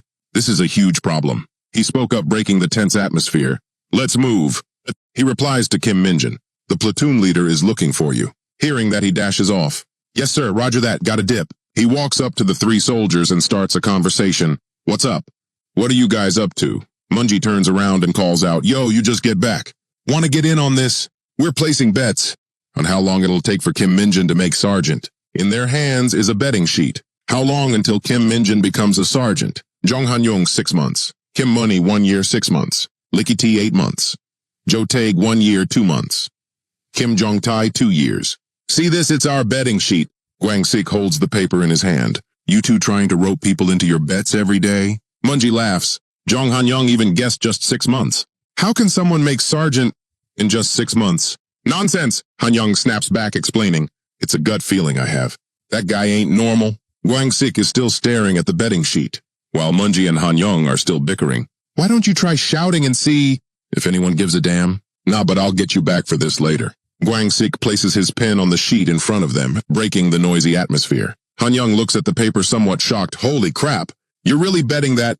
Once you're in, there's no backing out. 1 month, this dude's nuts. Guang-sik just gives a farewell wave, without any further explanation. Han Yong smiles watching him go. He's even crazier than I am. To recap the betting sheet, how long until Kim Minjin becomes a sergeant? Jong Han Yong, 6 months. Kim Munji, 1 year, 6 months. Like Et, 8 months. Du Tae-guk, 1 year, 2 months. Kim Jong-tae, 2 years. Kim Gwang-sik, 1 month. At the gym. The equipment is neatly arranged. On the bulletin board, there's a warning. Do not use bloodstone equipment without an instructor. Inside, Minjin is doing reps with weights. His muscles ripple visible through his black shirt. He's also training his arms with the bloodstone equipment. After an exhausting session, he drops the 2 pieces of equipment. He seems a bit dissatisfied with himself. I've been lifting for days, so why am I not seeing any gains? Even that beggar-like Asgardian could do it. But the power of a hero from another world? Passive combat power increased by 150%. If the strength stat goes up, combat effectiveness also increases. Doesn't this mean the hero's power is coming back? Looks like just getting stronger isn't going to satisfy me. A familiar blue light appears before his eyes, startling him. A status window pops up. Skill acquired strength rank E. Combat power increased to 5. He's overjoyed. It went up. It looks like a basic skill. But what the hell is this? It can be ranked up too. Just then Jong-ho enters and reports. Sergeant Kim Minjin, the platoon leader, is here to see you. His eyes light up as he turns. Oh, for real, thanks. The kid finds his expression a bit strange. Watching Minjin walk away humming, he wonders, what's gotten into everyone today? Quickly, Minjin arrives at the administration office. He salutes formally. Sergeant Kim Minjin reporting. I was ordered to the administration section. Mincheon waves with a smile. It's nothing serious. Let's go to the counseling room and talk for a bit. He asks Minjin, Sergeant, how are things? It's been a week already. Yes, sir, it's been fun. He beams with a happy smile. Congrats on the promotion ever since that incident. I knew you were extremely talented. Thank you, sir, it was nothing. Mincheon hands him a folder. This is why I called you here. For your achievements in the last mission, and for acing the promotion test, the company commander wanted to give you this. Thank you, sir. During your military service, our Hunter Corps doesn't usually go for big formal ceremonies, but don't worry. All your achievements have been officially recorded. Inside the folder is a commendation for Sergeant Kim Minjin. The named soldier is awarded this commendation for his service. He has become an excellent role model for other soldiers to follow. Hunter Corps Colonel Lee Jun-baek, Commander 2nd Battalion 104th Division. Seeing this, Minjin asks with sparkling eyes, if my achievements are recognized, and I get a lot of commendations like this, can I get a special promotion? Faced with such eagerness, Mincheon gives a strained smile. You want that, huh? But it's not that easy. There's probably no soldier who's received a commendation as early as you have. But are you sure you can get more commendations? During your service, Minjin's spirit burns bright, 10 of them. If I can collect 10 commendations, can I get promoted? Mincheon is exasperated by his words. These are commendations, not coupons for a fried chicken joint. Geez, he acts like there's a buy one get one free event. For commendations. Scene change. A few days later, Cheon-min assembles the soldiers. Attention everyone, arm yourselves and await orders. He continues his announcement. Today, our platoon will be conducting a dungeon raid mission. Just follow what you've been trained to do, and there will be 0 casualties. I have complete faith, and no doubt, that we can complete this mission safely. As previously briefed, the dungeon we will be attacking today. Someone next to him brings a box. Seeing its contents, the soldiers all grimace. Cheon-min continues the introduction, the den of monster rats, known as the sewer. The soldiers have to step through a slimy green puddle to enter. The participants include members of Squad 2, Sergeant Kim Minjin, Sergeant Jong Han-young, Private First Class Lee Dong-jin, led by First Lieutenant Kim Cheon-min. Sergeant Lee Seung-ho is also disgusted by the place. Ugh, this smell. The dungeon the Hunter Corps calls the sewer is the habitat of monster rats. Although it's not classified as a high-danger dungeon, an average of over 200 monster rats appear. Seung-ho raises his hand to signal the platoon leader. The tight space in this cave limits our ability to use firearms. They understand each other and get ready. This dungeon is gonna be a pain. Other than the platoon's direction of movement, this space has only one entrance. We should lure them here. That means entrance 1 is for the platoon, and entrance 2 is for the rats. Cheon-min nods. Okay, I get it. Prepare the bait. All the soldiers start preparing the traps, and most importantly, due to the foul stench in the dungeon, the soldiers must use gas masks, specially designed for the Hunter Corps. Private First Class Jo Seong-ji brings the box. Han-young stands close to Minjin, because he's uncomfortable with this place. My God, this smell is awful. The conditions make it difficult for the Hunter soldiers to perform at 100% of their ability. Cheon-min reaches into the box and rummages around. In his hand, he holds specialized rat bait. Both Minjin and Han Yong have disgusted looks on their faces. If they only ate this stuff, the smell wouldn't be this bad. Elsewhere, people are quickly placing bait in their designated spots. Put it there. Shangji suddenly spots something. He slowly approaches the source of the sound. The sight before him freezes him in place. Scattered all over the area are the bones of some kind of animal. Seeing the strange bones right in front of him, he hurries over to check. Before he can get there, Munji reports, "They're coming. Multiple rat monsters are approaching." Through the forward entrance, Cheon-min immediately gives the order. All units prepare for combat. Advance towards the forward entrance. Everyone gets into a ready stance. Cheon-min continues to assign positions. Privates take up rear guard positions. With the deputy squad leader, Munji orders from the back. Get in position, get in position. Han Yong makes a bet with Munji. Whoever catches more, the other buys beef pho. Deal? Deal. Cheon-min reassures them both. Don't get tense. Han Yong chuckles. Squad leader, are you in too? Cheon-min just smiles to himself without answering. Hordes of rats charge from the other side. Cheon-min shouts the order. Hold your positions. Don't charge forward recklessly. Hold the line and engage. Minjin looks at the monsters before him with great interest. This is getting exciting. Munji swiftly cuts down a rat, his expression unchanging. Han Yong takes down 3 at once. Sung-ho takes out 2 with his fists. Minjin just watches everyone and smiles. On the other side, the pair Jongtae and Tae-guk work in perfect sync to kill the monsters. Gwang-sik from Squad 3 is not far behind either. 3 rats charge at Minjin, but he doesn't seem to care. He's assessing the combat abilities of the soldiers. Everyone's pretty good. With that, he raises his weapon and slashes the first rat. All 3 are taken down in succession. He continues to observe, especially those 2 in the back. They're taking down all the rats that break through the line. Moonji in the rear draws his sword. He swings his blade twice and finishes off the mob of monsters. Cheon-min next to him also provides support. Minjin smiles as he fights and watches them. Just the 2 of them are defending such a large area. Guess you don't get that rank for nothing. He turns his attention elsewhere. Dongjin has also neatly dispatched the monsters. His eyes are steady, completely different from before. Minjin is extremely satisfied. This side is starting to show results too. The training really has helped them improve. Dongjin keeps fighting. The squads are starting to work together harmoniously. This side needs support, I'll go. Gwang-sik suddenly goes quiet as if sensing something. He finishes off a rat and stands up. The other soldiers also seem to sense something. They immediately shout, "Rat monster in the rear." A rat monster has appeared. Cheon-min repeats, "Monster in the rear." Everyone get ready. Squads 1 and 4, you're responsible for the rear entrance. The privates use their shields to block as they slowly fall back. Do not try to force an attack, hold the line. Everyone is fighting with all their might. One by one, they are taken down just in the nick of time. Taeguk looks around relieved. Looks like it's over. The rats are thinning out, focus a little longer. However, Minjin seems to sense something. A purple aura appears, surprising him. What is this? Minjin scans his surroundings. Because of the gas mask, I noticed it late. But something is clearly bursting up from the ground. Minjin yells, "They're coming from underground." Gwang-sik is caught off guard, unable to react in time. The fissure creates a massive pressure wave, staggering the soldiers. Get back. Cheon-min is stunned by the scene before him. A 2-meter-tall rat stands menacingly before them. An irregular monster. The irregular's purple eyes glow brightly. Its mouth is wide open, drooling. Zhongji remembers the scene from before. Could it be that pile of bones was its handiwork? It's been here, preying on the other rat monsters with that size. What is it?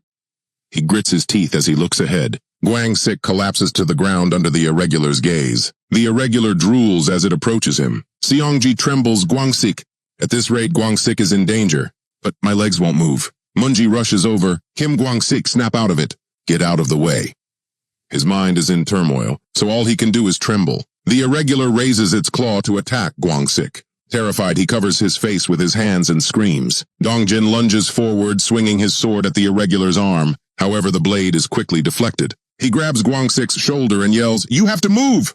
Get up, Lee Dongjin. The irregular quickly gets back up, because Dongjin's attack was like a mere scratch. Dongjin screams, "No!" Just then, our man Minjin charges forward with his shield. He leaps into the air. Minjin carefully observes the irregular's face. Thoughts flash through his mind.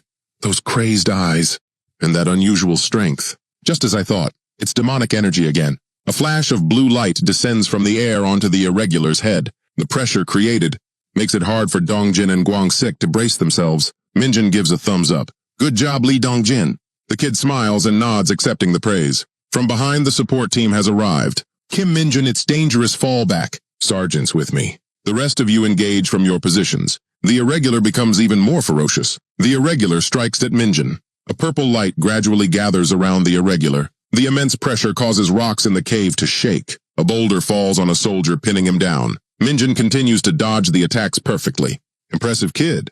The irregular swipes its claws at him. Purple streaks of light appear in Minjin's eyes. Perfect timing. I was worried someone might see this. A blue light appears on his leg. He delivers a painful blow to the irregular. He doesn't stop there, charging forward with his shield. A blue light is generated, aimed straight at the irregular. He flies towards where the irregular fell. The blue light activates again. He's about to punch the irregular again, but stops short. The irregular is already defeated. There are no signs of life after that last hit. Minjin smiles and raises his hand. Streams of purple demonic energy surround him. It turns out he's absorbing the irregular's demonic energy. The irregular's demonic energy is drained bit by bit until it's completely dry. Not a single wisp of demonic energy remains. A status window appears. A certain amount of demonic energy has been absorbed. Minjin is extremely satisfied. You had some value after all. Not bad.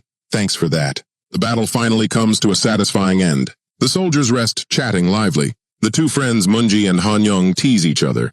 You give up yet? Yeah. Yes.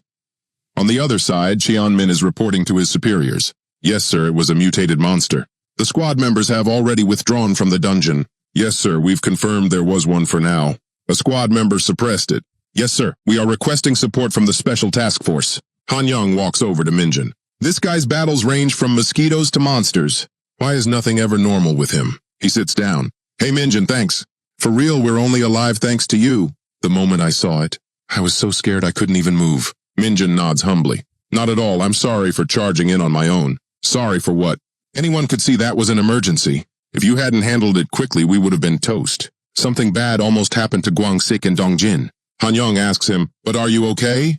You're not hurt anywhere. Minjin just smiles and nods without answering. Just then, Cheon-min also walks over to check on him. Are you really not hurt? His face is serious, as if trying to see if he's telling the truth. Minjin nods politely. Yes, sir, I'm fine. Han-young, sitting beside them, mutters, is he even human? Cheon-min holds his cap and sighs. When you get back to the unit, come see me. Minjin pauses for a moment, then says, yes, sir. Watching his retreating back, Han-young realizes the squad leader doesn't seem to be in a good mood. Minjin remains silent. On the other side, Munji is also contacting his comrades. Yes, I understand. He turns to report to Cheon-min. While escorting the squad members back, no one was seriously injured. Dongjin just finished his checkup and is returning to the unit. Guang-sik has a minor head injury, but he can return to the unit tomorrow. Hearing that Cheon-min breathes a sigh of relief, he places a hand on his shoulder reassuringly. Finished, Munji turns to the soldiers. He takes a deep breath and shouts, Squad 2, listen up. Due to the unexpected situation, this dungeon raid will end here. Everyone, after checking your gear, prepare to return, understood. Scene change, the administration office. Cheon-min gives Minjin a notebook. It's nothing else. I called you for the report.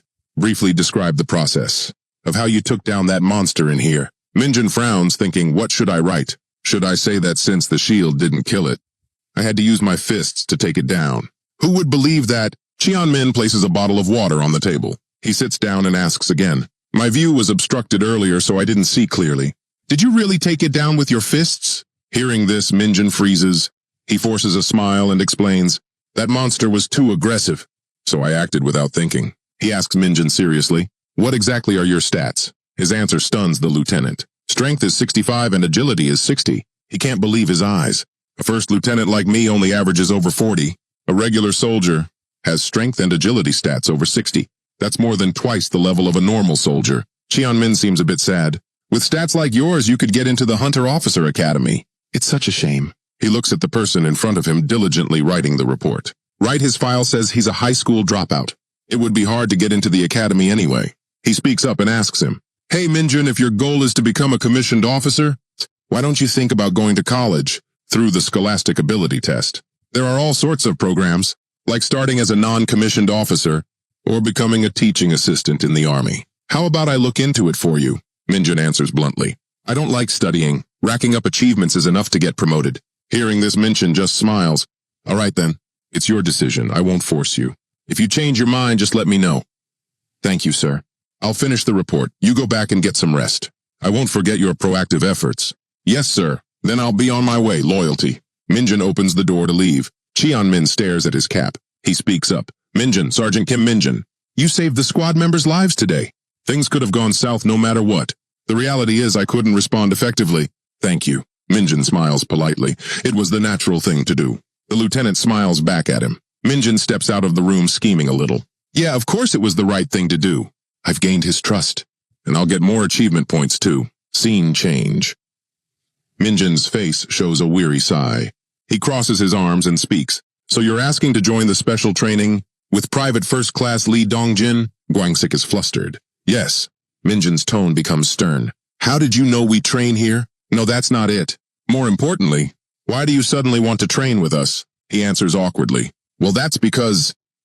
He recalls Dongjin's life-saving move. Because wasn't it you, Lee Dongjin? Your skills have improved a lot, and now you seem much more capable. Isn't it because of this training? So I also thought that I need to train this time. Hearing this, Minjin can barely hold back a laugh. His face is serious, but inside he's already plotting. You think I'm going to agree? Besides, there's an order to things. Isn't that right, Sergeant Kim Guangsik? At first he's a bit awkward, but then he becomes more composed. He bows respectfully. Thank you for saving me. And I'm sorry, Dongjin. The kid is flustered. No, why are you doing this? Sergeant Kim Guangsik, I apologize for everything I've done up until now. I don't know if you'll accept it, but I sincerely want to join your training. I have my reasons. My goal is to become a warrant officer. He turns to look at Minjin. I get it. Can we train together? Seeing Minjin not answering, he asks cautiously, Sergeant Kim Minjin. He answers nonchalantly. Of course not, Private First Class Lee Dongjin. Guangsik looks disappointed. All right. Considering what I've done, it's natural that you guys would feel uncomfortable. Anyway, thanks. I'm only alive because of you two. He starts to leave dejectedly. Well, I'm off. Dongjin awkwardly calls out Sergeant Kim Guangsik. Minjin continues, there is one condition. Those words immediately make him turn his head back. Pigeon! He's a bit confused by his words. Minjin's face is full of mischief. From now on, for the next 24 hours, if you walk around while acting like a pigeon, I'll consider it. Guangsik's face turns red with anger. What did you say? Minjin threatens, you don't want to. He suppresses his anger. He tries to imitate the sound of a pigeon with a contorted face. In contrast to Minjin's satisfied smile, Dongjin looks a bit worried. Sergeant Kim Guangsik? Minjin gives a sly grin. One more person. Late at night under a full moon. A cart is being wheeled into the castle. A gladiator is pushing something into the room. He stops at the Saintess's room, but she doesn't turn to look at him, simply speaking. You've worked hard. The gladiator stands still, hesitating slightly. Only then does she turn to look at him. Do you have something to say? Just how long do you intend to keep this up? The Saintess slowly approaches, gliding past him. Let's see. Her face looks down at what the gladiator just pushed in. She bends down, lifts the cover, and observes. A pair of sharp, cold purple eyes are revealed. However, her expression remains unchanged. The gladiator speaks up. Saintess. She doesn't answer but raises her hand. Magic illuminates the entire room, creating a massive magic circle. She gives a cunning smile. This is a gift for him. The one who left this place on his own accord. But no matter what I do, it's still not enough. Scene change. Soldiers are sticking their shovels in the ground, complaining. The one complaining the loudest is Taeguk. We just got back from the dungeon, and not long after we're forced to dig. It's the end of the year. Why is life so hard? Munji, sweating, speaks up. I was just thinking. This battlefield is obviously for fighting monsters. I wonder if this will even help. Who knows? I don't know. Both of them noticed the vehicle that had just arrived. Munji despaired, whining, we're really just grunts. It's already here. The soldiers took turns transporting the iron stones. Everyone was diligently carrying out their duties. Guangsik lifted a stone and sighed. Grunt is just what we call each other in our group. This is called ironstone because we don't even know if it's stone or iron. It may not look like much, but it's incredibly heavy. And super dense, you know. That's why they use this to build fortifications. It's partly because it's made from a special mineral, found in dungeons. Its original name is probably... Minjun spoke up, asking again. What did you say to me? Guangsik saw an iron stone on each of his shoulders. He didn't know what else to say. No, I wasn't saying anything to you. It's just that some people were curious. Munji's team was still hard at work moving the goods. Dongjin's side was having a bit of a hard time, but Minjun seemed to be taking it easy. Munji ordered the soldiers, all right, everyone, take a 10-minute break. He walked over to Cheon Min and reported squad leader. Just now when I went to the division headquarters to pick up supplies, I heard something. In an area related to our 104th Division, a dungeon has appeared suspected to be an empty dungeon. The other soldiers who overheard this turned pale. They all asked Han Yang, for real? You're not kidding, are you? Vice Squad Leader Sergeant Munji, no way. They clung to Munji, crying. If we have to go in again this time, then... Corporal Du and I have already been in 3 times. It's not really happening, right? It's still under investigation, so calm down, you guys. Minjun was puzzled by the situation before him. Guangsik sat opposite him looking at him. He smiled and explained to him. An empty dungeon. The inside of the dungeon is larger than standard, and although the number and types of monsters inside the dungeon exceed the standard, there is a case where the dungeon doesn't have a monster boss or any high-danger monsters. In the hunter world, they call it an empty dungeon. An empty dungeon, because it's a dungeon with a favorable environment. And for hunters to gain combat experience, the military, before sending soldiers into actual dungeon raids, conducts division-level training there. That's the infamous hunter mobility training. Minjun had a confused expression. Who have you been talking to this whole time? Guangsik felt a little embarrassed. He averted his gaze. It was just because someone seemed curious? Minjun just smiled, thinking hunter mobility training, huh? But that's not the training I need right now. He looked over at Munji, who was surrounded. Oh my god. We just got back from a dungeon, Sergeant Munji. No, we hate training, it's such a pain. Xianmin comforted them. Even so, it's division-level training, guys. This is a chance to earn a lot of merit points. Hearing that Minjun suddenly remembered, that's right. His eyes lit up. Merit points. As expected, the front lines have a lot of point-earning missions. Coming here was a brilliant move, freaking awesome. He looked down at his shadow where Nightwalker appeared. Its helpless face seemed to ask, why are you here? Seeing Nightwalker in front of him was a bit risky. He covered it with his foot. At the same time, he watched Munji's side, which was still noisy. We don't need merit points. It's the end of the year, why is this so messed up? He breathed a sigh of relief. Luckily, no one saw. Minjun placed his hand on Nightwalker and asked, what is it, huh? He was stunned as he received a stream of information. A certain train of thought flashed through his mind. It was a conversation between 2 strangers requesting backup. Yes, it's an irregular monster. It's a request for backup from the investigation department. The gate appeared in Yanggu. A dungeon appeared in a military zone. Yes, it's not a civilian residential area.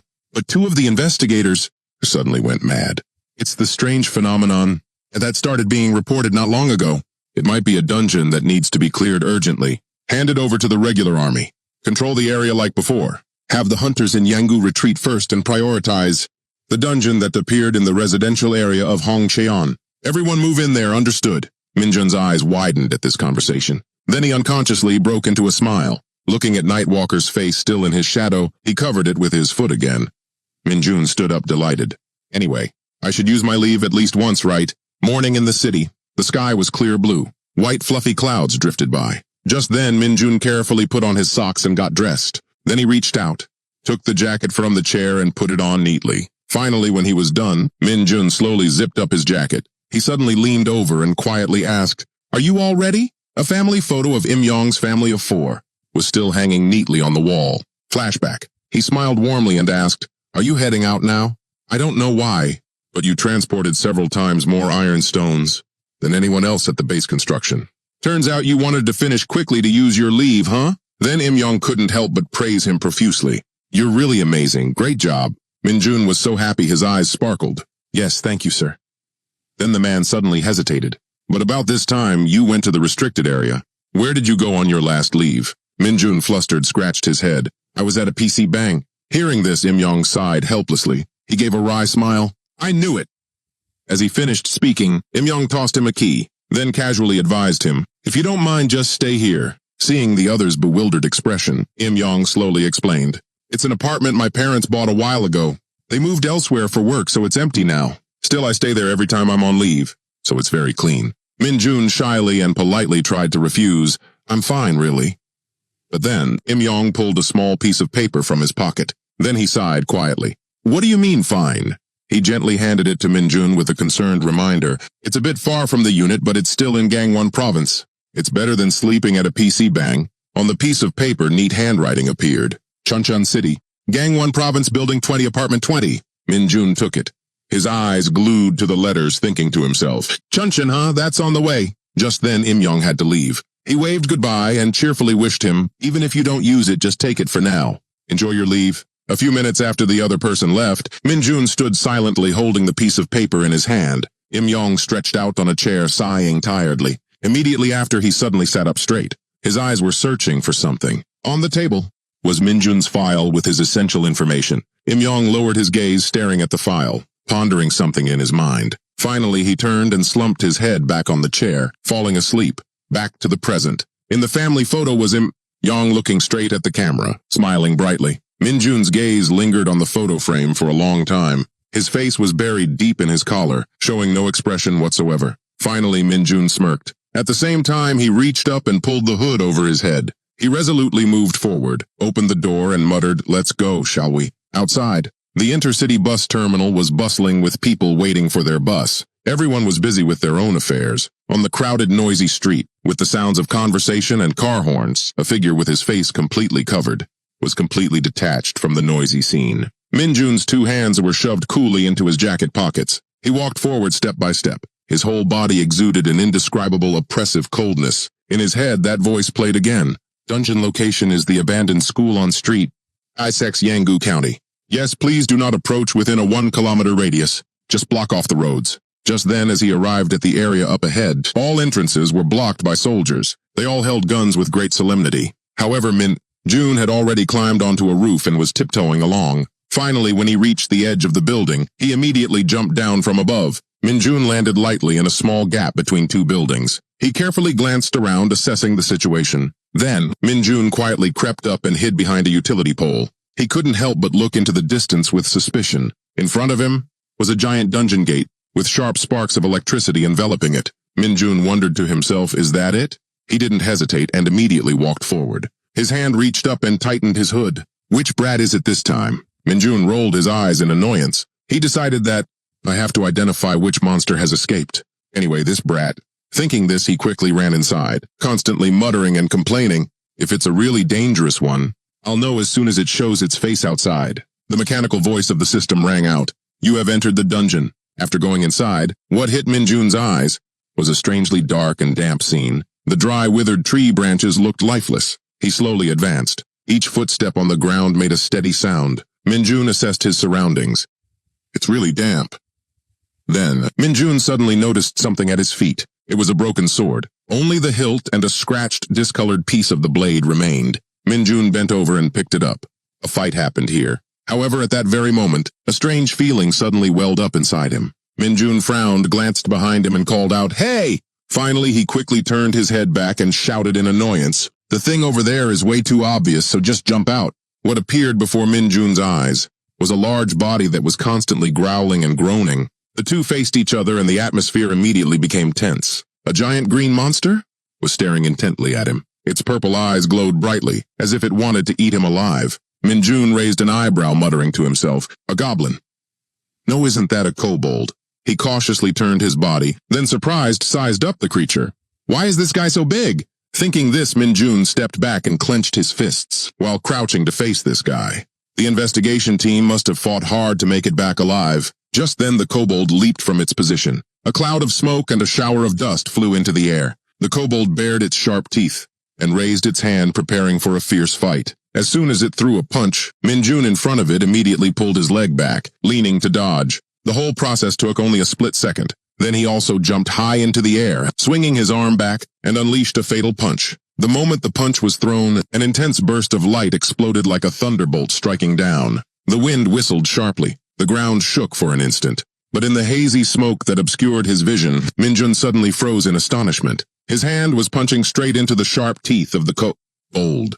Its lips twitched in anger, but it was completely unharmed. Immediately, Minjun quickly pulled his hand back and it instantly opened its mouth menacingly. However, not giving it a chance to attack, Minjun quickly raised his leg and kicked it straight in the jaw, yelling, "You bastard!" Finally, he landed lightly on the ground, exclaiming under his breath, "He's a really tough one." Minjun placed a hand on the ground, continuously watching its every move. It withstood my punch. The kobold was enraged by his provocation. It charged again, swinging its arm in a sweep, but Minjun managed to jump away in time to dodge. He smirked mockingly, "Watch your step there." As he spoke, the ground beneath the kobold's feet immediately sank unnaturally. System notification. Skill Earth Decay. Its large, strong feet tried to pull free, but they couldn't move at all. At this moment, Minjun seized the opportunity and quickly dashed towards it. He unleashed a barrage of punches straight into the kobold's face, making it take the full force of the blows. As he punched, Minjun couldn't help but smirk. "Tough, huh? Is that all you got?" Just as he was reaching out, preparing to strike the area under the kobold's arm, it suddenly closed its arm, causing Jun's punch to stop against its hard elbow. Minjun was extremely surprised to see this, his eyes widening. He looked down, puzzled by the pinkish-purple smoke emanating from its body. In the moment Minjun was still stunned, the kobold quickly swung its arm and struck him squarely, sending him falling back in pain, flying backwards. It ground its teeth and growled, watching Minjun regain his composure and land lightly. He looked down at his tattered and unsightly sleeve. However, just then, the broken sword lying on the ground suddenly came into Minjun's view. He tiptoed closer and picked it up. Then Minjun quietly adjusted his collar. The guys I've met since I came back were all at an ant's level.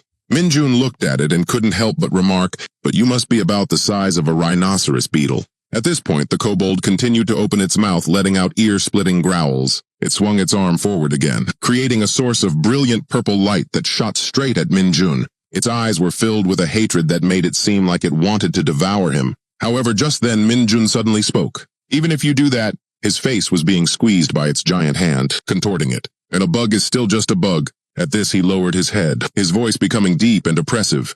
"What's your plan now, you brat?" As he spoke, Minjun violently took the sword and stabbed it directly into the kobold, while regretfully crying crocodile tears and shouting, "My new jacket!" The kobold was pained by this blow, letting out a terrified shriek. Drops of red blood sprayed high into the air. Minjun raised his leg and kicked it straight in the jaw, robbing it of any chance to dodge. He gritted his teeth, half of his face obscured by his hair, but still showing a strong expression of hatred. After the kobold had collapsed, Minjun brutally placed his foot on its head. Underneath was a complete pool of foul-smelling red blood gradually spreading. His hand gripped the kobold's eyeball, which was constantly emitting a strange glowing purple gas. System notification. You have absorbed a certain amount of demonic energy. Demonic energy stat increased by 1. Minjun hissed in excitement. Nice. It continued. You have absorbed a certain amount of demonic energy unlocked. Skill Dark Arrow. Enhanced skill Shadow Movement. Acquired skill Basic Swordsmanship. Minjun couldn't help but laugh. Status window. Information display Kim Minjun, Dark Arrow E. Basic Swordsmanship E. He exclaimed with great interest. I've got a long-range attack skill now. Awesome. But why did I get Basic Swordsmanship? Immediately after Minjun recalled the previous moment. Was it because I landed a fatal blow? What a lucky break. At that moment, he suddenly hesitated. On second thought, Minjun walked over and pulled out the sword. It was already injured before it met me. Then he licked his lips and glanced away, while his hands busily dissected what was underneath. What was that thing that was flashing just now? Black liquid dripped from Minjun's cut, splashing continuously. It was very jarring to the eyes. He suddenly widened his eyes in amazement. Minjun's eyes were glued to the thing in his hand. Puzzled, this is, in Minjun's palm, was a strange silver-pointed tip. He picked it up and observed the arrowhead intently. It's not a broken piece of a knife, is it? Was it stabbed by a hunter from the investigation team? Then Minjun suddenly felt a sense of familiarity. But I think I've seen this somewhere before. At that very moment, from behind him, ear-splitting growls suddenly rang out. Minjun quickly stood up to prepare, not forgetting to carefully put the piece of metal in his pocket. Just in time, I wanted to try out my new skill. Minjun's eyes were full of interest and provocation. Come on then, the pack of goblins. Seeing his attitude ground their teeth even more, grinding them in annoyance. Minjun boldly raised both hands, gathering a glowing purple orb of energy and muttering, "Have a little taste." His face darkened, his eyes unable to hide his excitement of the power of an E-rank skill. As he spoke, a fierce pillar of energy shot straight from his hands, as if tearing through the air. They were like sharp arrows, accurately piercing through the bodies of the goblins, making them writhe without being able to fight back. This scene immediately excited Minjun. He tensed his fingers and muttered, "The main job is done. But since I'm already here, I should help clean up a bit before I go." These words probably reached one of them. The goblin's eyes went wide with shock. An indescribable hesitation appeared on its face. Minjun, acting as if he didn't see, continued to confront it. "Where are your friends, huh?" Outside the city. The gate of the dungeon still stood imposingly in the cordoned-off area. Minjun slowly walked out from inside. By now he had put his hood on, covering his face again. Minjun's feet stomped hard on the ground, as if showing his satisfaction. He glanced around excitedly, nodding in satisfaction. Dungeon cleared. Finally, Minjun happily rewarded himself. Time to go back and play League of Legends. Back to the mountainous forest area. With soldiers marching in an extremely neat line, the pace of their group grew increasingly hurried. Behind them were soldiers exhausted to the point of turning pale. Minjun gripped the gun in his hands tightly. His face was serious with no superfluous expression. He recalled the days before, when he ended his fulfilling leave, and all the times he went to the PC Bang, playing games and eating hot cup noodles amidst the clicking of keyboards. After returning to the unit, with a relaxed mood, the atmosphere of the squad was like a funeral home. Han Yang miserably whimpered, Minjun, it really was an empty dungeon. We're being forced into hunter mobility training next week. Just then, Cheon-min was seriously studying something. Starting from a random point by squad, move to the rally point in the center of the dungeon. The whole team climbed the hill together, moving from one place to another. It was extremely arduous. Then at that very moment, Cheon-min suddenly looked up in surprise. They have to deal with the monsters that charge out midway and breakthrough situations. He shouted a warning. Entire squad prepare for battle, the hill ahead. Everyone simultaneously drew their sharp swords, which had been prepared in advance. Prepare for monster appearance. A practical training session on a division scale. Black ball-like monsters quickly charged straight towards them. They opened their mouths, revealing rows of sharp teeth, extremely disgusting and threatening. Cheon-min immediately shouted, It's Dark Bones. Entire squad, load your weapons and prepare to fire. Everyone took their guns and shouted to each other, Ready, aim. At that moment, Minjun also crouched down and looked through his scope. He thought to himself, just as I predicted. Behind the mask was a gleefully smiling Minjun. This is a really interesting training session. Then the commander quickly gave the order, fire. Immediately, everyone pulled their triggers in unison, the resounding gunfire tearing through the tense atmosphere. The bullets flew at the speed of light, hitting the Dark Bones repeatedly before they could react, shattering them into pieces. They were constantly pushed back, unable to fight back. The soldiers continued to pull their triggers, firing tensely. The surrounding air was quickly filled with the sound of explosions from the gunfire. Munji turned his head and gave a command. Dark Bones have thick skin and high elasticity, so they're hard to suppress with close-range weapons. We have to deal with them before they get close. Everyone was so focused that no one answered. They all silently and precisely did their jobs, without missing a beat. Then Cheon-min suddenly paused. His eyes were extremely tense. Cheon-min raised his hand, signaling to cease fire. Entire squad prepare for close combat. 3 Dark Bones that survived are still charging. He continued, there are 3 monsters left. If they latch on and start sucking blood, it'll be hard to eliminate them on the spot. So be careful not to get bitten. At this, Minjun felt skeptical.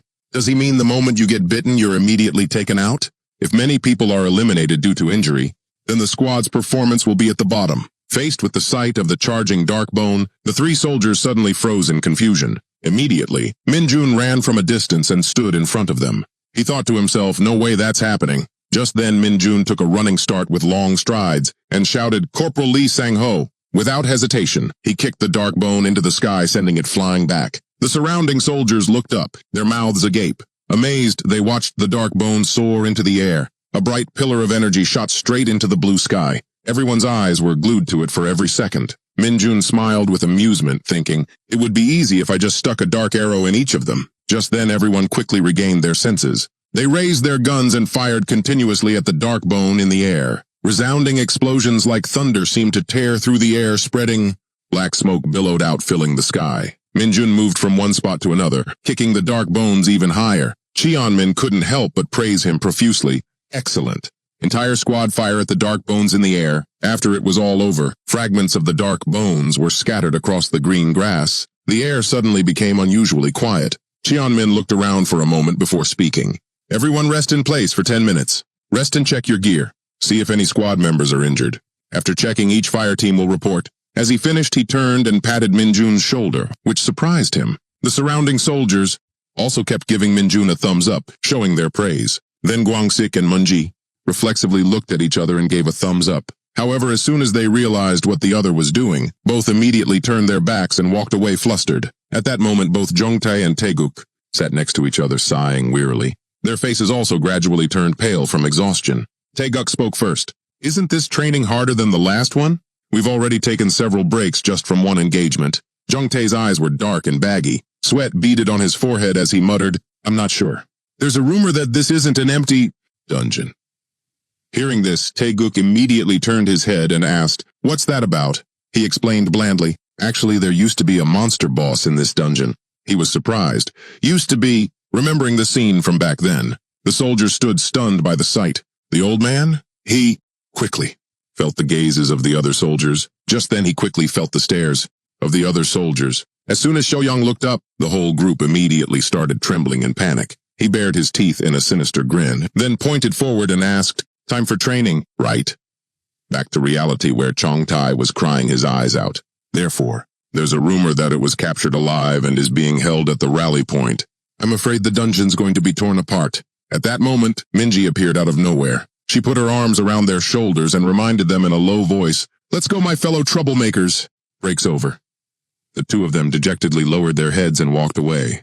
Yes, by now Minjun had also caught wind of their conversation. He thought to himself, the Hunter Corps' taskmaster is really something else, huh? A few minutes later, the group of soldiers continued to move forward. Only Chong Tai and Taeguk kept staggering around as if crying for help.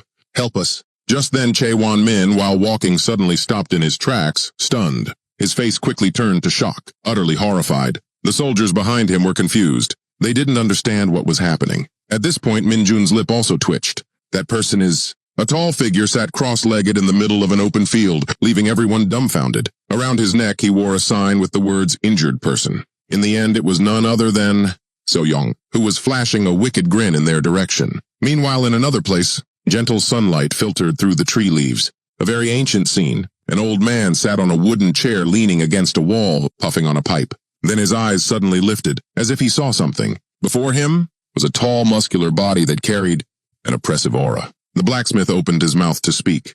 "You weren't gone for long and you're already back." He continued with another question that flustered the young man. "Did you break it already?" Right after he reached out and took a sword from him.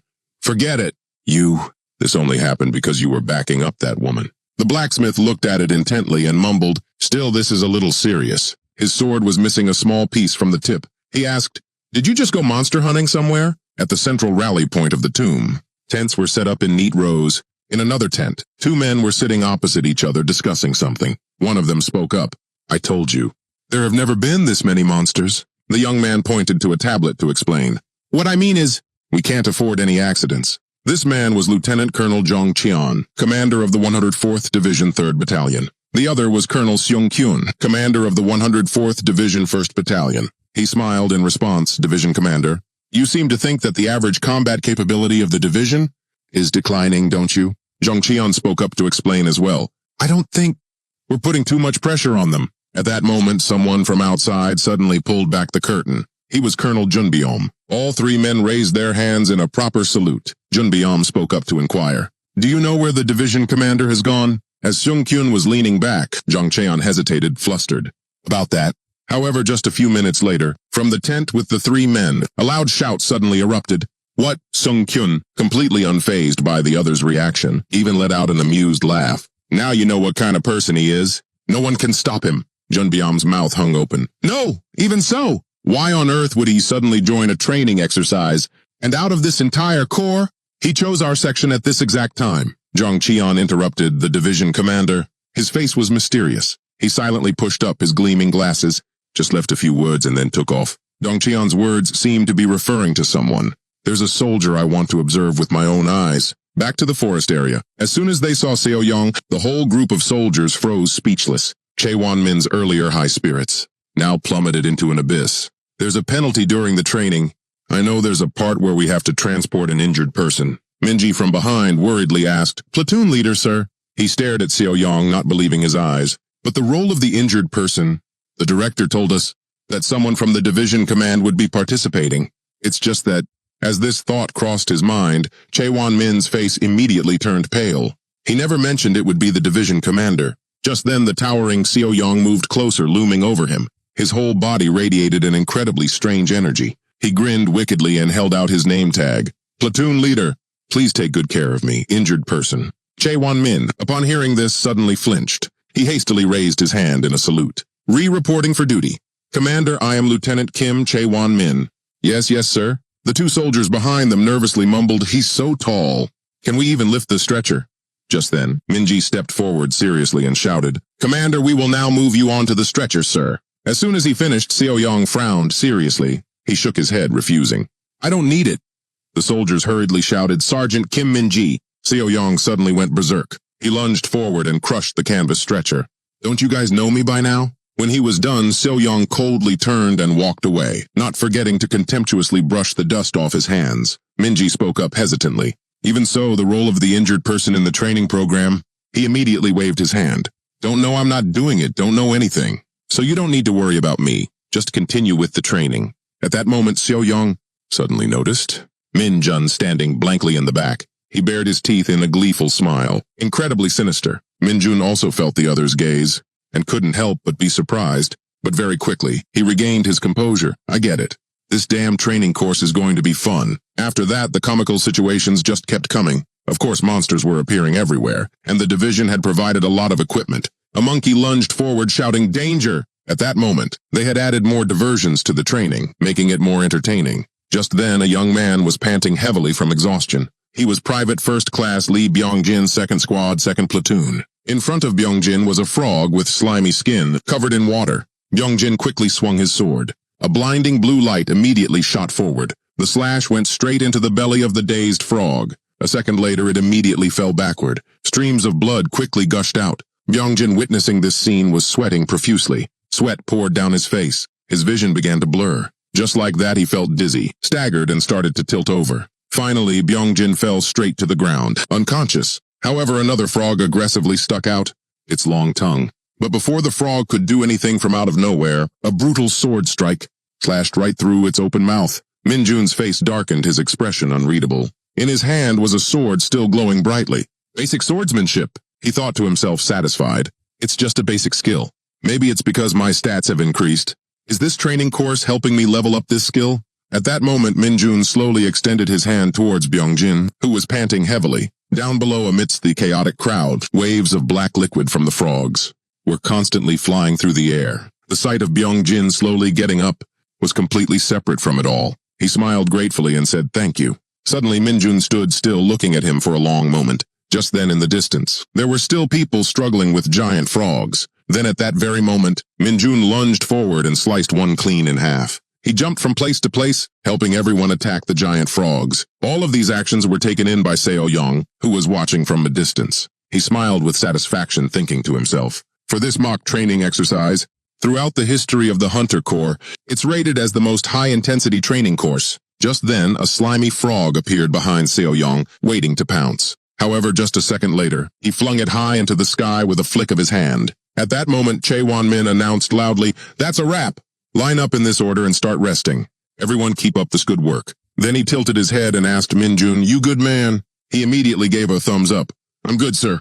But inside, Seo-young felt incredibly excited. However, he aimed a toothy grin straight at Min-jun. "I find you very impressive, Kim Min-jun." At the same time, in the northern part of the city, the soldiers over here were still struggling with dark bones. The girls fought on relentlessly. Wipe them out. Even so, they were gradually becoming so exhausted that they struggled to breathe.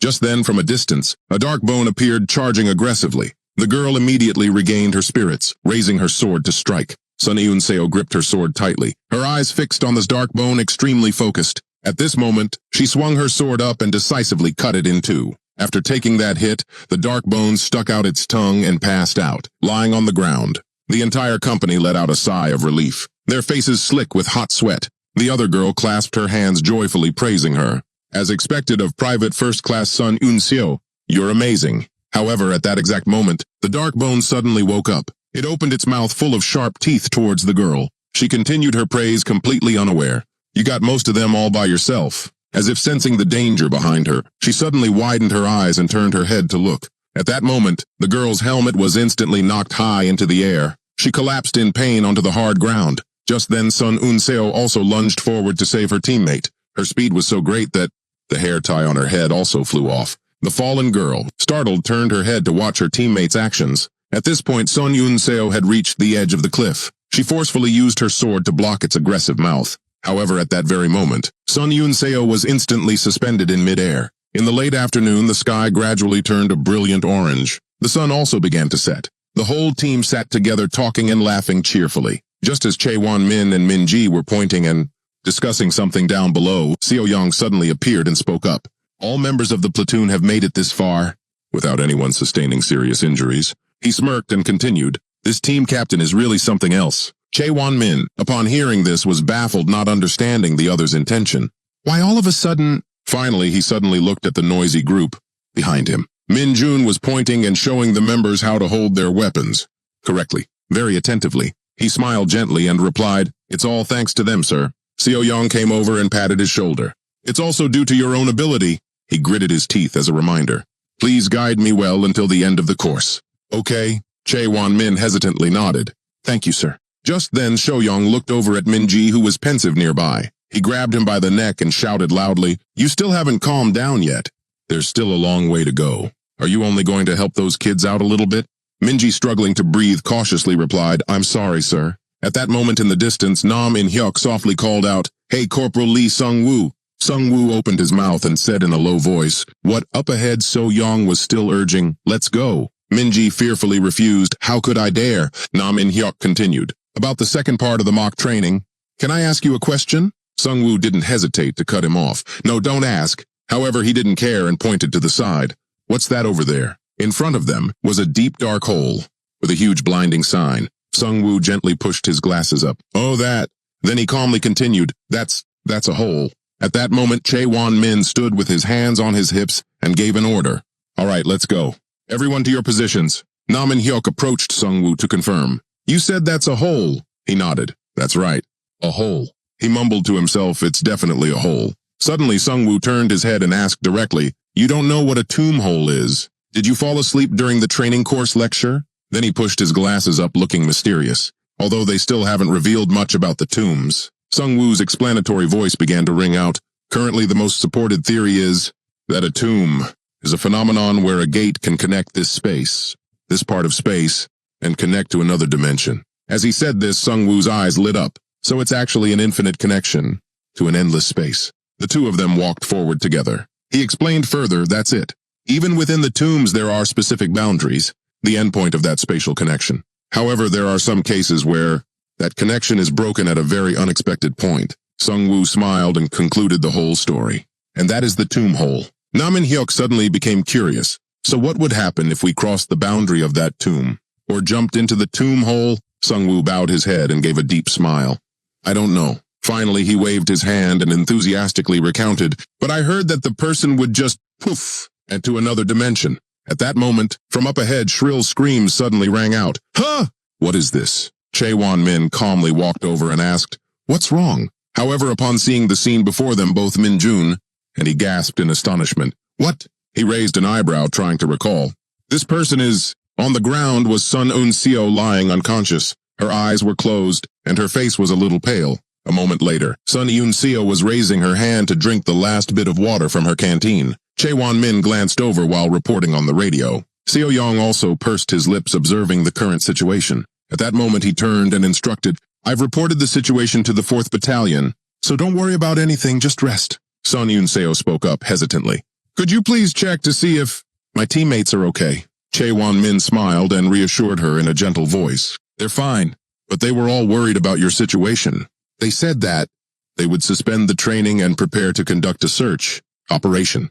But since we've already reported your situation to them, they'll probably continue with the training." Hearing this, Sun Un-seo sighed in relief. "Thank you. Then I can rest easy." However, just as she was about to stand up, she suddenly froze for a second. Sun Un-seo's foot was carefully bandaged. She frowned, not knowing what to do. Minji kindly reminded her, "You can't train on that leg. For a hunter, knowing how to take care of yourself is as important as strengthening your combat abilities." Chae Wan Min beside her also nodded in agreement. "That's right. We've contacted the 4th Battalion, so the rescue team will be here soon. I know you're disappointed, but the training..." Sun Un-seo immediately tensed up upon hearing this, but then she realized her condition and slumped down sadly. Seo Yong from behind suddenly spoke up, startling her. "How is she?" Sun Un-seo pursed her lips in fear. Questions kept popping up in her head. "Division Commander Yu Shou-kyung. Why is he here? Where am I? I thought this was just a platoon training exercise." Chae Wan Min turned and reported, "No serious injuries, but we suspect there's a fracture in her left ankle. I believe it will be very difficult for her to continue training." But Seo Yong, after hearing this, just nodded and clicked his tongue. "Is that so? The training program is almost over. What a shame. Hey girl, what was the situation like back then?" Hearing him call her Sun Un-seo was immediately startled. "Private First Class Sun Un-seo, sir. While fighting the monsters, I fell off a cliff and lost consciousness. Then when I opened my eyes, I was already here, sir." "What?" Seo Yong frowned and growled, "You fell off the boundary of the tomb. Or maybe it was a tomb hole. Anyway, I'm glad they found you quickly. but at that moment he suddenly froze. Seo Young seriously questioned, "Wait a minute. Your name is Sun Unseo," she quickly replied. "Private First Class Sun Unseo, sir?" At this moment, Seo Young also had a suspicion about her identity. Sun Unseo of the 4th Battalion 4th Company, daughter of Sun Tae-ho. She was taken aback by his attitude and hesitated, unable to speak. "Yes, sir."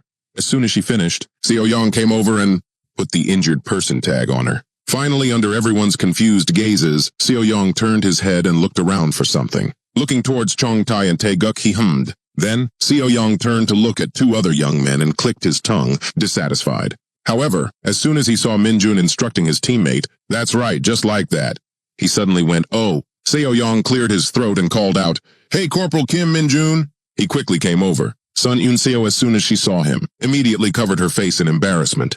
"Corporal Kim Minjun present?" Her cheeks turned bright red. "Is that person Kim Minjun? Is that him?" Just then, Seo Young gave him an order that made her face turn pale. "Corporal Kim Minjun, you will carry her from now on." Minjun's eyes widened, not understanding what was happening. "I think I might have misheard you." His bewildered attitude made Seo Young raise his voice. "I am ordering you to carry this injured person, is that clear?" Hearing this, Minjun glanced over at the girl sitting on the ground. Sun Unseo continued to cover her face. He hesitated internally. Meanwhile, Minji from behind couldn't help but want to intervene. "Sun Unseo, that's Sun Unseo? Sir, please calm down. Didn't you see his performance score? Don't punish him right now." Minjun thought to himself, so that's it, I get it. Then he nodded and smiled. "Yes, Commander." As soon as he finished, a tall figure appeared, blocking her view. Just then he bent down and sat in front of Sun Unseo, reminding her, "Get on." She was so embarrassed she got angry. "I refuse," Minjun replied with a serious face. "Your other choice is to drop out of the training. In return, you'll immediately lose all your training points." Sun Unseo hesitated a bit upon hearing that. He continued, "So what's it going to be?" Finally, she lowered her head and swallowed softly. Her eyes were squeezed shut as if she was enduring it. Sun Unseo's cheeks turned as red as a ripe tomato. Her lips moved, but no words came out. She slowly crawled over. "Sorry to bother you." Han Yang, witnessing this, couldn't help but be amazed. Kim Minjun actually managed to convince her. Is he strong enough to carry her? Minji next to him also quipped, "That guy's not human." A moment later, Sun Unseo was settled on his back. Chae Wan Min spoke up to instruct, "Just follow behind us with the deputy.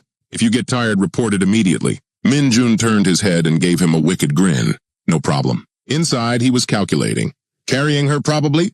Will get me extra points." Chae Wan Min shook his head. "I think you misunderstood me." Hearing this, Minjun glanced back over his shoulder. Just then, Sun Unseo was sitting up straight, keeping her distance. Feeling his gaze, she immediately pursed her lips and tilted her head away. Minjun continued to get excited internally. "Performance points, I have to get all the points." Seo Young stood from a distance silently observing the two. They started to leave. Minji beside him reported, "Getting special treatment, because she's the daughter of another unit's division commander." "I bet that's what they're starting to say." He opened his mouth and said in a low voice, "There's no rule against helping an injured person. Besides, this is part of the training program." He nodded awkwardly. "I understand."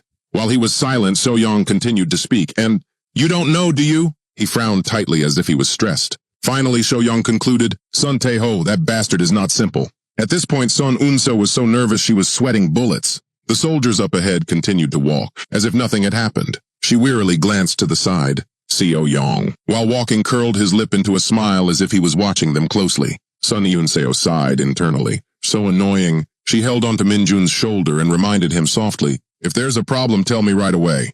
I'll walk by myself." Minjun calmly replied, "It's fine. You're lighter than a rock anyway." His words immediately confused her. "What rock?" Minjun mumbled under his breath. A rock. One that size. You probably weigh around 50 kilos. Hearing this, Sun Unseo immediately cut him off. "Wait." She blushed, beet red with embarrassment, and pleaded, "I'll shut up. So please don't say anything." After that, the atmosphere quickly became awkwardly quiet. Sun Unseo spoke up again. "Because you helped me, I'll repay you later." Minjun was completely satisfied with her words. He grinned wickedly. "All right, I'm looking forward to it." He thought to himself, "You'd better repay me with a lot of points." Just then, Minjun felt like teasing her again.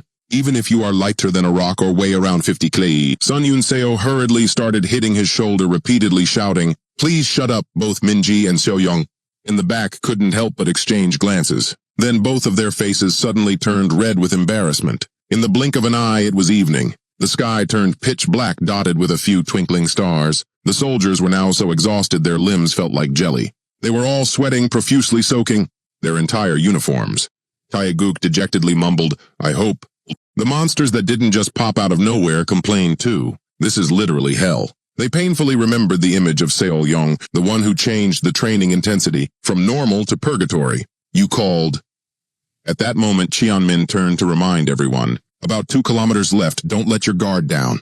Stay sharp until the very end." He urged the two at the front. "Pass the word down the line." Li Shijun let out a tired grunt. But Li Kitae exclaimed happily, "We're almost there." And then in that instant, the two of them suddenly froze, startled. Kitae hurriedly shouted a report. "Platoon leader monsters in the sky." Cheonmin quickly gave an order to his comrades, "Monsters ahead. All units prepare your weapons." They're flyers. The swarm of flying monsters frantically dove downwards. Their eyes glowed with a sinister light. Cheonmin gritted his teeth tense, thinking to himself, "I can't believe blackbirds would just show up out of nowhere like this." The flock of blackbirds just swarmed chaotically in the air. Then Seol-yong, watching from afar, muttered to himself, "We made it all this way with a real casualty, but we ended up getting lucky." Blackbirds are small, parrot-sized monsters. However, their teeth and claws are sharp enough to tear through flesh. Demon hunters don't die from small fry like this, but they're still a pain to deal with. For now, they're persistent as hell even if you try to ignore them. The old man squinted, finding it hard to see. He grumbled under his breath. "Plus I can't see a damn thing, it's too dark." The blackbirds kept swooping down, and then flying back up, taunting the soldiers, making it impossible for anyone to get a clean hit. Minji, watching from the back, couldn't help but sigh. This is a huge problem. Seol-yong also spoke up, from the perspective of an injured party, and as a supervisor. "This weak response? This is definitely a fail for our side. It being dark and all the soldiers being exhausted are no excuse. Despite their best efforts, they couldn't manage to even wound the blackbirds." Minji watched them struggle and whispered to himself, "Since we're demon hunters, even if we were all at full strength." He bit his lip anxiously. "I'm not sure it would make a difference. More likely the fact that our formation is split is a major factor, making us weaker." The blackbirds continuously dodged the soldiers' attacks. Minji made a decision. Right now the only thing to do is to trust the platoon leader and wait for his orders. Just then, on Jeonmin's left cheek, a cut appeared. "Destruction factor. Destruction factor." Meanwhile, the corner of Minjun's lip twitched uncontrollably in irritation. He was so mad he was practically steaming. With that, Minjun immediately took off sprinting forward, sending Sun Unseo into a panic. "Wait, Hunter Kim Minjun, where are you going?" Minjun knelt before Cheonmin and made his proposal. "Platoon leader, sir, give me a shot." He was so shocked he yelled, What do you mean? What are you saying?" to someone with a casualty on their back. His eyes were filled with a destructive element. His voice was firm. "Everyone's at their limit." He spoke with resolve. "They can't last much longer.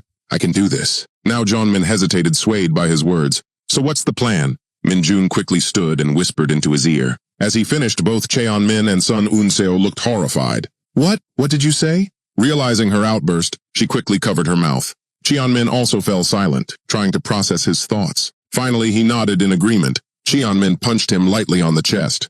"Fine, let's do it. If this doesn't work, you're dead meat, just this once." Minjun smiled and replied, "Roger that."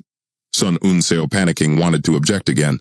"Dude, do you even understand what's happening right now?" These two. Now the flock of blackbirds grew even more frantic. Wisps of smoke trailed from their flight paths, creating a confusing mess. The soldiers looked up, unsure where to even begin. Cheonmin turned and ordered, "Get the wounded over here now."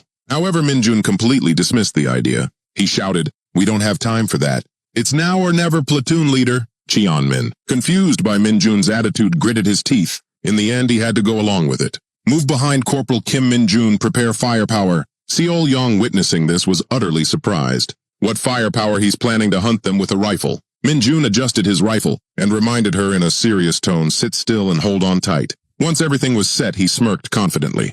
"I can't leave a wounded person behind right now." Sun Unseo suddenly squeezed her eyes shut as if bracing herself. Then she leaned down and wrapped her arms tightly around Minjun's body, repeatedly asking herself, "Seriously, this bastard, what is he about to do?" Minjun's eyes began to glow, radiating a burning energy. For a dark magician, hunting in the darkness. The blackbirds were still crazily diving downwards. Minjun tilted his head, focusing his aim. "It's as easy as a rookie's first hunting drill. These monsters are dead meat." As soon as his sights were perfectly aligned with the blackbird in front, Minjun pulled the trigger. A faint energy spread from his finger. With the skilled dark arrow, the bullet was instantly fired into the air. The blast from the gun seemed to rip the sky apart. He thought to himself, "I can conceal this skill within a gun." Fire it from a long range. The bullet, carrying a powerful column of energy, shot straight forward. It aimed directly for the circling blackbird in the sky. Finally, it just pierced right through, slicing its body in half with ease. Sun Yun-seo, sitting behind him, stared wide-eyed at the scene. A direct hit. She was so stunned her jaw dropped. How is that possible? Minjun's eyes were filled with absolute confidence. It's hard to dodge bullets infused with my dark energy. No one can see them in the middle of this darkness. Using dark arrow is the best move here. With that thought, Minjun continued to fire, unleashing a barrage of bullets. The blackbirds, recklessly charging forward, were all taken down in an instant. Explosions echoed one after another across the dark sky. The other soldiers also gaped, unable to believe their eyes. What the? Seeing the swarm of blackbirds raining down on the ground, they couldn't help but marvel internally. He's unreal. Just then Minjun turned his head again with a smirk. They just kept coming. He confidently raised his rifle as if to say, "I got 'em all, guys." The soldiers thought helplessly, "You're showing off a little too much." After a long battle, everyone was finally gathered in front of the barracks gate. They all stood in a neat line, their faces still etched with exhaustion. Cheonmin's face, along with the other soldiers, was slick with sweat from exhaustion. They dragged their weary feet back to the barracks. The entire team moved in a disciplined line, approaching the barracks gate. The soldiers on guard duty inspected them meticulously. After the inspection, they entered one by one. When the check was complete, the soldiers filed in one by one. Everyone let out a tired sigh. Finally, it's over. The guards at the gate continued their strict inspection. After a moment, the guard announced decisively, "2nd Battalion, 2nd Company, 2nd, platoon, all clear." Hearing this, everyone let out a sigh of relief. A small wave of joy and excitement rose within them. A spark of elation flashed in Minjun's bright eyes. All clear. The guard simultaneously called for medical support. "The medical team will check on the wounded, who are brought in first." Cheonmin, his face emotional, spoke movingly. "Everyone worked hard. Thank you for enduring to the end, without leaving a single person behind." Hearing this, the entire company cheered in unison. "You worked hard!" Then Minji walked over with a stern and resolute presence. "Good. You didn't show any sign of fatigue until the very end. All of you move to the temporary barracks and get some rest. Let's go." Upon hearing the order, everyone immediately headed to the barracks to rest. Only Cheonmin remained, a look of surprise on his face. In front of him was Minjun, carrying Sun Yun-seo toward the medics. Seeing this, he couldn't help but feel a sense of admiration. This achievement is pretty impressive. Junmin walked over to him and called out excitedly, "Kim Minjun!" Cheonmin looked at Minjun with an admiring expression. "You worked the hardest, always leading from the front, never fearing danger." He smiled slightly and replied politely, "Corporal Kim Minjun." "Thank you, sir. I really mean it. Nothing to be shy about." Just then, Sun Yun-seo's voice was heard. "You can put me down now." She spoke sadly, her voice full of guilt. "I'm sorry for being a burden to the squad." "Thank you." Cheonmin smiled politely and comforted her. "The fact that we all completed the training safely together is something to be happy about." "Don't worry about it." Seo-young suddenly appeared out of nowhere and shouted enthusiastically, "Great work." He grinned, his face full of pride. In the end, the entire squad completed the training safely. The moment he finished speaking, Seo-young rushed to give Minjun a passionate hug. He instinctively backed away, blatantly dodging the embrace. But the old man changed direction and continued to charge at Minjun with open arms. Cheonmin could only let out a helpless chuckle at the sight. "Yes," Seo-young said, ruffling Minjun's hair as he praised him. "This is all thanks to you." He struggled to get away as much as possible. "Yes." Just then a voice called out, "Salute!" Seo-young turned, his expression suddenly turning serious. Minjun was surprised. "Huh?" At that moment, Colonel Lee Yuji approached majestically. She strode past Seo-young like a gust of wind. Sensing the tense atmosphere, Minjun wondered quietly, "What's going on?" Ji-hye walked straight up to Sun Yun-seo and asked solicitously, "Private First Class, how were you injured?" Faced with her question and demeanor, Sun Yun-seo looked a little frightened, but tried to remain calm. "Private First Class Sun Yun-seo. Nothing unusual besides my left ankle, ma'am." Ji-hye's face took on a stern, hardened expression. "Falling into a dungeon pit. Seems you were still lucky. Take her away immediately." Hearing this, the soldier from the medical unit nodded without hesitation. "Yes, ma'am." She maintained her imposing presence, her serious eyes observing everything around her. Ji-hye looked directly at Seo-young and asked bluntly, "How did you find observing the training?" Suddenly her stern expression vanished, replaced by a gentle open smile. "May I ask you a few questions, sir?" Seo-young played coy, glancing away. "Now!" Ji-hye gave a strained smile and nodded. "Yes," the old man persisted stubbornly. "Does it have to be right now?" A slight forced smile appeared on Ji-hye's face. "Yes, now." The next day the sky was bright blue, the sun brilliant gold. Minjun sat alone in the mess hall, enjoying a delicious heaping meal. Just then, the cook carried a tray of food, walking step by step toward Minjun. He flashed a bright smile and spoke up. "Hunter Kim Minjun, you want some fried chicken?" When he saw the plate of fried chicken, his eyes lit up. "Ah." Minjun looked hungry but remained polite. "Can I really have this all to myself?" The cook nodded without hesitation. "That's right. Everyone else is asleep, so they probably won't eat." Minjun accepted the tray of chicken with an excited, eager expression. "If you went to the trouble of cooking it, I'll eat it all." "Thanks." He ate ravenously, enjoying every bite. The cook stood by and started making small talk. "Hunter Kim Minjun, 2nd Company, 2nd Platoon. I heard the 2nd Platoon is the top-ranked division." Minjun wasn't really paying attention and just brushed it off. "Is that so?" The cook nodded affirmatively. "That's right. I overheard the officers talking while they were eating earlier. The company commander was praising him a lot for your proactive performance. I heard you single-handedly dealt with that swarm of flyers that appeared last night. Is that true?" Minjun nodded in confirmation as he ate. "It is." The cook was impressed and full of admiration. "You took that down at night too?" "You're amazing. I heard this mobile hunter training is terrifying. They say 70% of the division washes out." He stood there, his face full of admiration and excitement. Meanwhile, Minjun was trembling as he thought, "Oh my God." He ate completely lost in the amazing flavor. Meanwhile, in the barracks corridor, Junbyom was on patrol with 2 other soldiers. Junbyom glanced curiously through a nearby glass door. He saw the empty training ground. The quiet atmosphere made him quite pensive. He sighed and wondered aloud, "It's too quiet in the company." Jong-un saw this and explained in a serious tone, "Yes, sir. As per yesterday's orders, this morning is free time.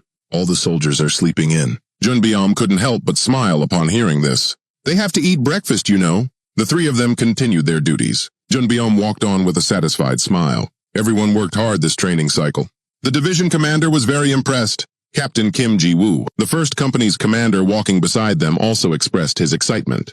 "I heard the division commander came to personally observe the 2nd Company's 2nd Platoon's training.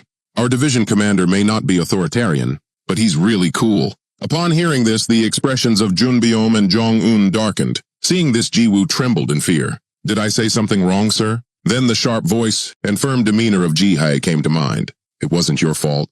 Anyway, because of that incident yesterday, the 4th Battalion commander already raised hell." Ji-woo still looked terrified. "What kind of person is the 4th Battalion commander?" "She said that directly to the division commander yesterday." Junbyom frowned and replied seriously, "She wasn't wrong."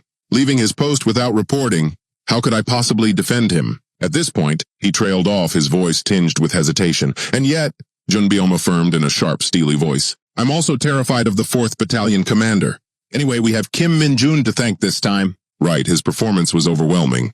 "That's right, he was even praised. In front of the division commander." The corners of his lips curled up slightly into a faint smile.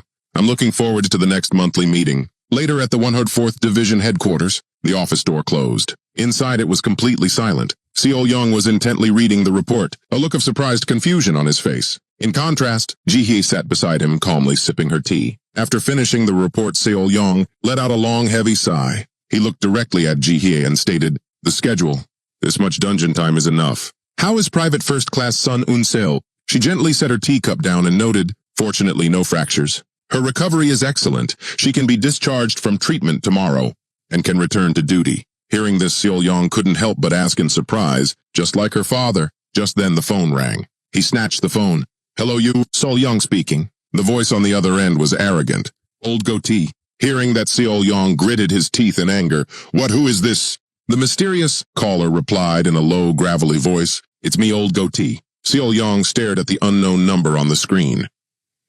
The caller continued seriously, "You've forgotten my voice already?" He unconsciously yelled, "You." Ji-hee, curious, listened intently. The mysterious voice on the phone continued low and steady.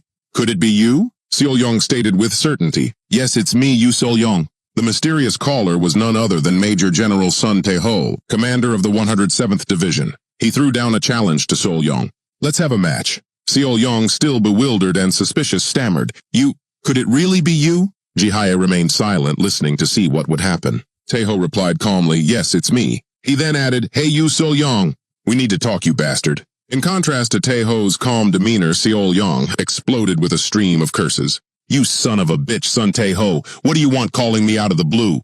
And what did you call me?"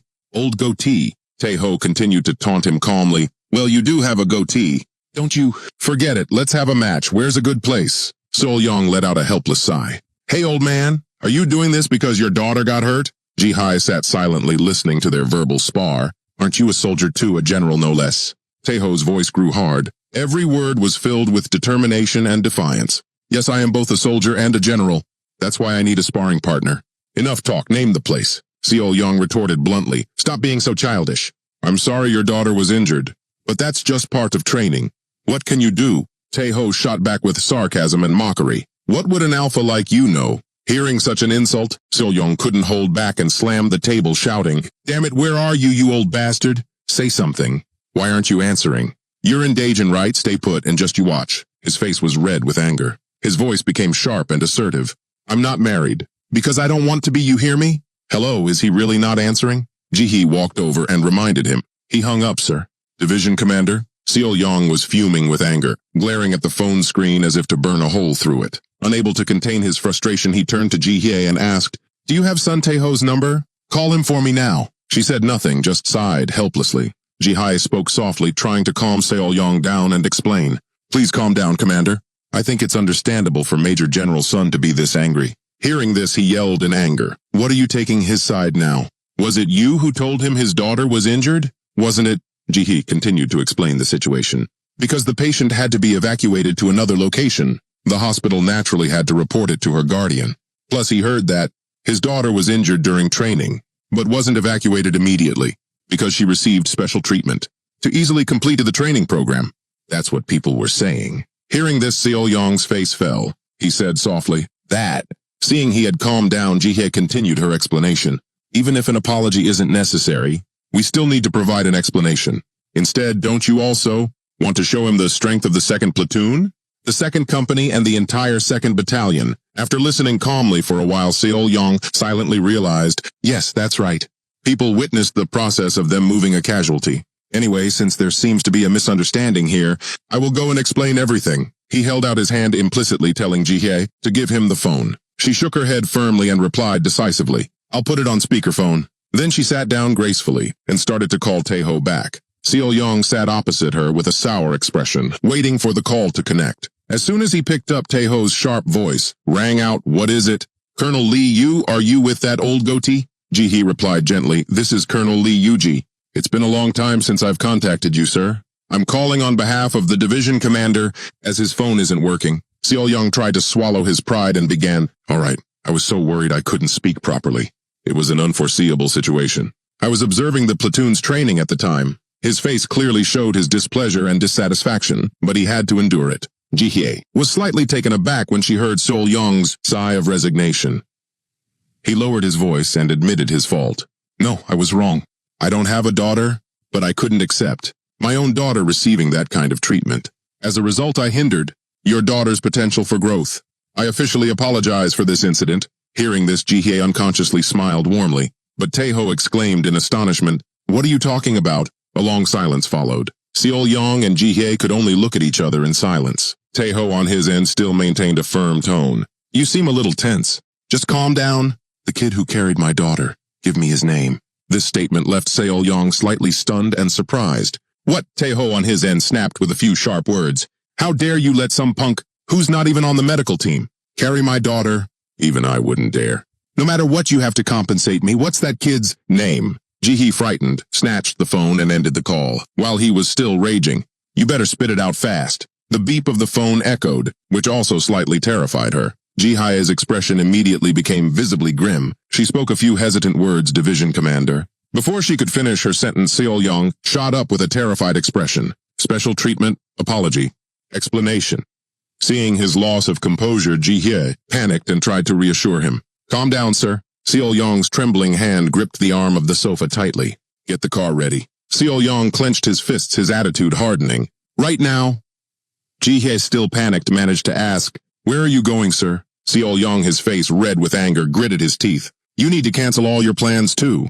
We have to go to Daejeon immediately. She swallowed hard, her lips pressed tightly together and sighed. Honestly, these idiots. Meanwhile, after finishing his satisfying meal, Minjun headed back to his room in high spirits. He hummed a few cheerful, optimistic tunes as he walked. Minjun continued to walk and sing, feeling joyful. At that moment, next to the nearby water cooler, the figure of a night walker appeared. Min-jun seemed to sense something lurking right behind him and suddenly stopped. He decisively turned his head back and observed intently. The night. Walker, seeing Min-jun again, danced with joy. In contrast, he wore a disgusted expression, annoyed by its appearance. Just then someone ran out of a room. Without hesitation, Min-jun pushed the night, Walker's head into the wall, mercilessly. Next, he snuck out to the backyard alone. When he saw that it was safe, Min-jun signaled for Night Walker to appear. He got straight to the point with it. "What's up? I told you to be careful and not get noticed." Getting scolded made Nightwalker freeze for 5 seconds. Right after that, it pointed in all directions as if trying to warn Min-jun.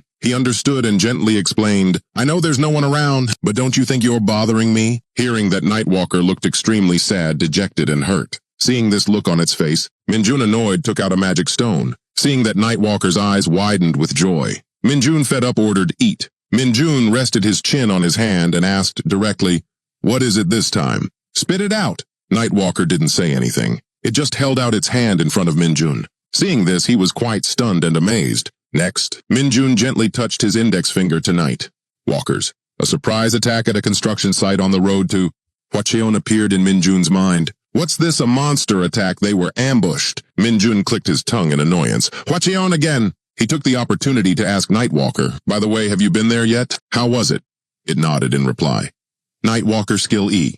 Hearing that, Min-jun excitedly gave it another magic stone. "All right?" Then he stood up, stroking his chin with a smug look. Confidently, "What excuse can I use to sneak out this time?" Cut to the barracks. Min-jun walked lost in thought. Suddenly asking for leave is a bit much. It would be a waste to use my fixed leave days, just for a suspicious situation. He opened the door to his room feeling dejected. It would be great if the center awarded me a day off. When everyone saw Min-jun return, they shouted excitedly, "He's here!" Seeing the scene before him, Min-jun was stunned. "What the hell?" Cheon-min walked over with a beaming face. "Congratulations, Kim Min-jun. You've been chosen as the best soldier of the division in this combat training program." "Thanks, sir." They also said there's a reward this time. You collect rewards like they're coupons. Anyway, thanks to you, the entire platoon received a reward. A vacation. Hearing this, Min-jun's eyes lit up with excitement. Then he bluntly requested, "Can I use the reward tomorrow?" Cheon-min was quite surprised by Min-jun's request. "That's a bit sudden. Is something wrong?" Min-jun laughed and quickly explained, "It's nothing, sir. I just want to use it tomorrow." Faced with this determination, Cheon-min chuckled softly, not knowing what else to say. Later, he reluctantly agreed. "All right, I'll see what I can do." Seeing this, Min-jun jumped for joy. "Thank you, platoon leader." And time flew by to the next morning. Min-jun dragged his tired body to Hwacheon, but in front of him was the scene of people actively cleaning up the area. When they saw Min-jun arrive, everyone was stunned in disbelief. Min-jun just stood there dumbfounded and wondered, "What is this?" "It's already over. Why are there so many hunters here?" Seeing the sudden appearance of Min-jun, everyone started whispering amongst themselves. He was embarrassed, gritting his teeth and blaming Nightwalker. "Spit my magic stones back out. Damn it." Just then, Sun Unseo walked over astonished. Hunter Kim Min-jun. In the outskirts of Hwacheon, a residential area, people were still continuing the cleanup and restoration. "Hey," Mage, looking fed up, whined. "When is this going to be over?" Hee-jun stood beside her and gently reminded her, "Our company's performance dropped in this hunter mobility training, so the company commander is probably furious. The platoon leader's expression is no joke. So stop grumbling. Get a move on." Meiji put her hands on her back and sighed. "I'm dead tired." "Why the hell? Did monsters pour out of a gate right after training ended?" "What's with that?" Kind-hearted Hyejun reminded her while cleaning. "Just be glad we're not on the assault team. Even though we avoided civilian homes, this is still the scene, so watch your mouth." While Mage was grumbling, Hyejun glanced behind them. She saw Sun Unseo working hard to keep up. Hee-jun walked over and asked kindly, "Unseo, are you feeling better? You're not overdoing it, are you?" She shook her head and answered firmly, "Private First Class Sun Unseo, I'm fine." Hearing that, Hyejun nodded in admiration. "Your recovery ability is really amazing. Still take it easy just in case." Sun Unseo was a little surprised by Hyejun's concern, but she still replied politely, "Thank you for your concern." Just then they both overheard some whispering. "Who's that hunter?" "It's a guy." Hee-jun frowned and wondered what's going on. When they saw Min-jun walk in, everyone was shocked and amazed. "Is he from our division?" "Which company?" Sun Unseo was also quite surprised. "Hunter Kim Min-jun." When Min-jun saw her here, he was shocked and exclaimed, "What is she doing here?" Then Min-jun walked step by step towards Sun Unseo. She froze watching him, while everyone behind them kept whispering, "What's going on?" "Who's that?" Sun Unseo looked at him with a serious expression. "Hunter Kim Min-jun." What are you doing here? I thought the support detail was only from our company. Min-jun, without hesitation, replied, I'm on leave. Seeing this flippant attitude, Sun Eun-seo's face flushed with anger. Look at that attitude. Seeing that his words didn't match the situation, she snapped. You're not lying, are you? Who wears a uniform and comes to a scene while on leave? Are you AWOL? To prove it, he handed Sun Eun-seo a piece of paper. After reading it, she was surprised. Really on leave, seriously? Why do you never trust people? Sun Eun-seo handed back the paper and continued to question him. So why did you come here while on leave? Don't you know this is a restricted area? Min-jun shook his head and replied awkwardly, No, I didn't. What's with her? Seriously, I can't just say I came here to absorb demonic energy. I had some business in Hwacheon, so I came by. I heard it was an emergency, so I thought I could help. Just then, Min-jun noticed a sudden surge of power. It opened a powerful space gate. When he saw the space gate, Min-jun couldn't help but get excited. A gate. Sun Eun-seo flinched and turned around when she heard everyone's screams. It's a gate! Mage the coward cried as she ran. What the hell? We just finished dealing with one gate, and now another one pops up, so we have to clean up the mess again. Seeing this, Hee-jun shouted as she ran, Get back first, then report to the squad leader. Everyone fall back to the squad leader's position. Sun Eun-seo was a bit stunned by the situation, not knowing what to do. Then she panicked and started to run, but she didn't forget to warn Min-jun. Hunter, Kim Min-jun, you have to get back. But he didn't listen and instead walked closer to the gate to get a look. Min-jun's face flashed with overconfidence. So how should I play this? Then Min-jun instructed Sun Eun-seo, monsters might rush out, so I'll stay here to buy some time. Hearing that, she was stunned, unable to believe it. She kept urging Min-jun, What? That's impossible. Do you know what's going to come out? Get back. But he ignored Sun Eun-seo's warnings. It seems the assault team has already left the scene. Min-jun insisted, telling Sun Eun-seo to leave quickly. If monsters rush out, everyone will be in danger. If I feel it's too dangerous and I can't handle it, I'll run immediately. So don't worry, just lend me some gear. Seeing that Min-jun wasn't leaving Sun, Eun-seo felt a surge of anxiety. But before she could finish her sentence, he gently reminded her, Your leg still isn't fully healed. Min-jun continued to walk towards the space gate. So get back, I'll hold them off. Sun Eun-seo pressed her lips together, conflicted. She took a knife from her pocket. Sun Eun-seo gave it to Min-jun and reminded him, If you're in danger, you have to run immediately. I'll be back with the squad members as fast as I can. The space gate continued to grow larger in front of Min-jun. He walked closer to the gate. Among monsters, there are some that don't want to leave their own habitat. If a dungeon gate has these kinds, then no monsters will jump out. A wave of dark energy spread throughout the street. But some monsters aren't like that, especially if they're monsters with herding instincts. From within the gate, a large, aggressive red boar stepped out. Seeing it, Min-jun sneered. Like these guys. Right after, a herd of red boars rushed out of the gate, the space gate. The leader charged at Min-jun, growling threateningly. He pinched his nose and called out in a contemptuous tone, Red boars. Min-jun, seeing the herd of red boars charging aggressively, waved his hand tauntingly. My. You've eaten so much demonic energy you're bursting with vigor. Right after, he grabbed his weapon and charged straight at the fierce and savage herd of red boars. Min-jun moved swiftly with his dark arrow skill. This skill momentarily stunned the red boars. Their charging speed slowed. Seeing that his skill wasn't very effective, Min-jun sneered. Dark arrow still isn't enough to pierce their hides. Next, he used his advantage and leaped high into the air. Min's jump was so fast that the red boars couldn't react in time and just kept charging forward. Seeing how slow and clumsy the red boars were, Min-jun didn't hesitate to mock them. Besides your thick skin, what else do you have? And so he unleashed a new technique to destroy this herd of red boars. Slashes appeared on their flesh, but it still did nothing. The red boars' hides were covered in deep cuts, but it still had no effect on them. Seeing this, Min-jun nodded in admiration. I admit your skin is thick, but what about the inside? Next, he used the corruption skill. Then a strong foul stench spread. The red boars couldn't stand it and started squealing. Abundant demonic energy poured from their mouths. Seeing the red boars' reaction, Min-jun just smirked. Oh dear, looks like the demonic energy I gave you didn't agree with you. The lead red boar started to tremble, staggering with each step. It gathered all its strength and let out a threatening growl at Min-jun. He easily dodged the opponent's attack. Red boar Min-jun arrogantly absorbed all the demonic energy from the herd, charging into your own kind. Thanks.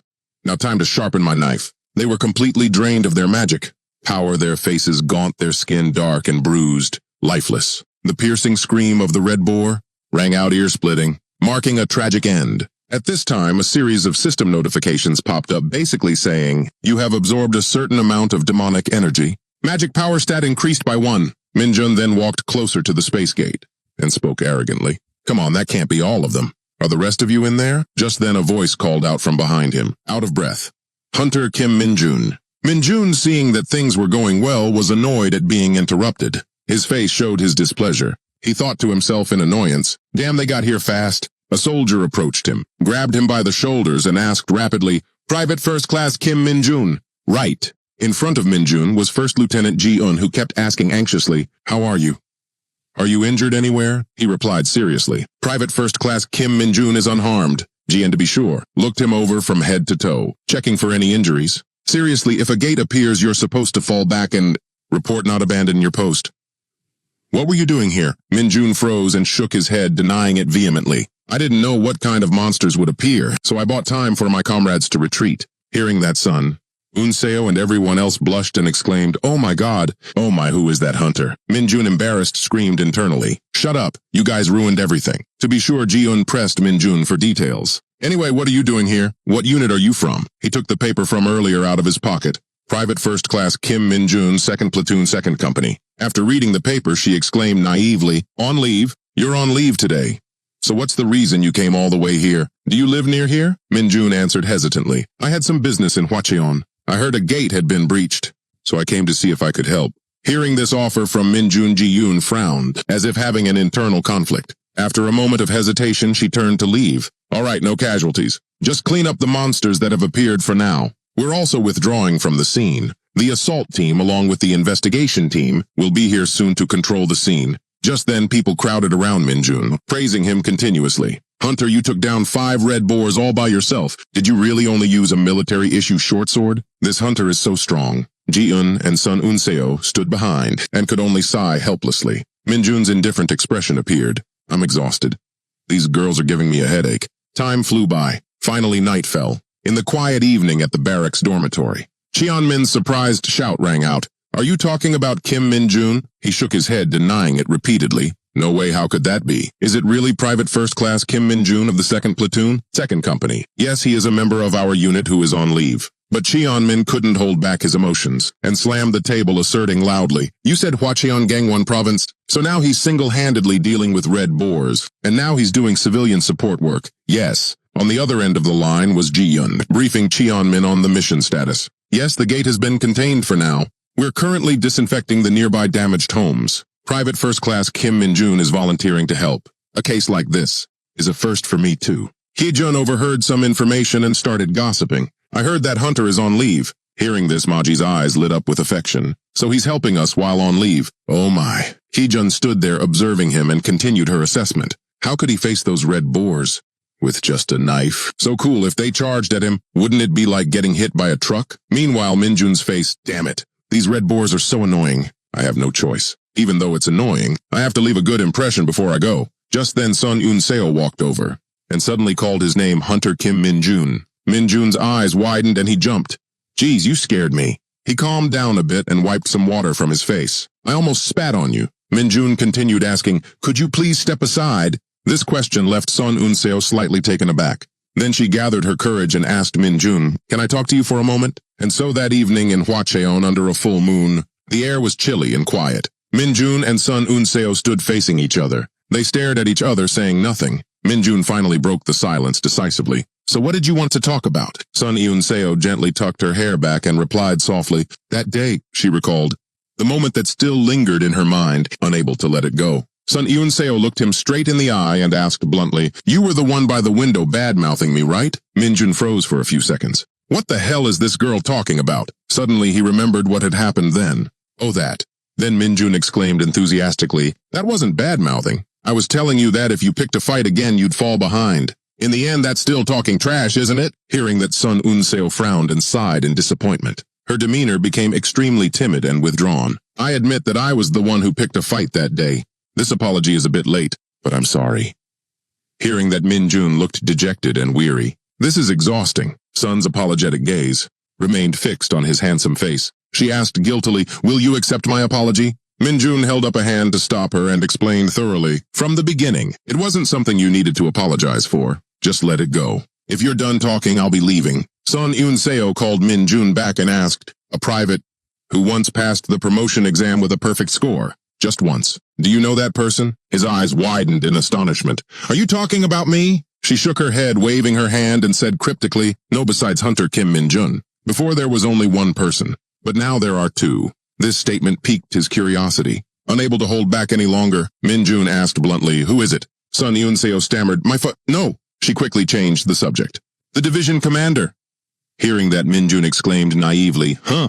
Is that so? Then Sun Yun-seo began to recount with a proud expression, my father is the only one who was promoted from the enlisted ranks to star officer. I also want to be like my father, so I enlisted. Hearing this, Min-jun's eyes lit up. He couldn't stop exclaiming in admiration. Her father is the senior who achieved my goal first. How interesting. And so he looked up at the sky, lost in thought, pondering a few things. After understanding the situation better, Min-jun was startled. Wait, the gates appeared and the Hunter Corps was formed when I was 7. So the division commander re-enlisted as a private after becoming an awakened. Could it be?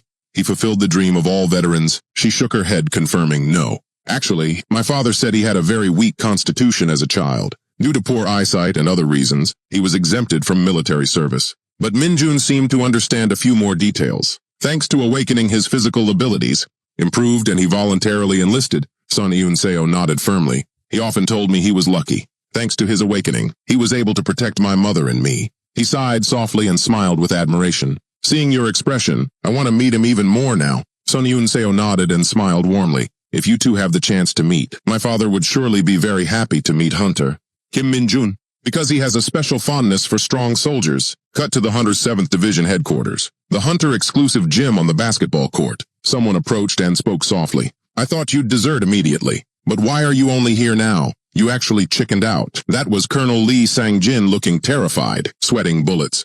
My division isn't as idle as yours. Chickened out. What's that? Is it something to eat? Ji-hee was also there looking completely bummed out. The sounds of a fierce basketball game echoed. A busy man like you came all this way. Were you trying to keep his name from me, Kim Min-jun? Seo-young, his face bruised, still snapped. Scowling, what? How did you know that name? Tae-ho let out a challenging growl. You think I wouldn't find out if you didn't tell me. Hearing that, Seo-young felt extremely dissatisfied. He kept charging in to fight. This guy is so childish. So what are you going to do? Tae-ho immediately retorted, why are you so worried? You should have done a better job then. Tae-ho, with a swollen face, clenched his fist and attacked. Seo-young opposite him was no pushover and scowled as he charged in to counter. Sang. Jin, watching the tense situation from the sidelines, was tearing his hair out. This is no joke. If this keeps up, no one will be able to stop those two. Just then Ji-hee rushed in and somehow managed to break up, the two of them stopping the fight. She struggled to hold them back. 5 minutes are up, sirs. That's enough fighting. The match ended. Seo-young and Tae-ho's faces were covered in bruises. The two glared at each other like enemies. Sworn enemies. Tae-ho walked over, sneered, and taunted. Not dead yet, old jawbone. Seo-young stared back sternly and replied, feeling better now, you crazy midget? Tae-ho laughed helplessly. We haven't even started, and I've already let off this much steam. Seo-young stood there annoyed and complained. You bastard, you're so petty, that's why. The moonlight shone in the quiet night sky. A gust of wind blew. Seo-young sat on a wooden bench, looking up at the sky as if lost in thought. Tae-ho, sitting next to him, also looked up at the sky. Ji-hee approached and reported on the current situation in Hwacheon. Company Commander 3 reports that they have finished handling the Red Boar Gate, sir. Hearing this, Seo-young nodded in approval. Company Commander 3 has worked hard. You've worked hard, too. After finishing her report, Ji-hee stood at attention, saluted, and promptly left. Now only Seo-young and Tae-ho were left sitting there in the breeze, their minds full of thoughts. After a moment of silence, Tae-ho spoke up softly. All right, what's the real reason you're here?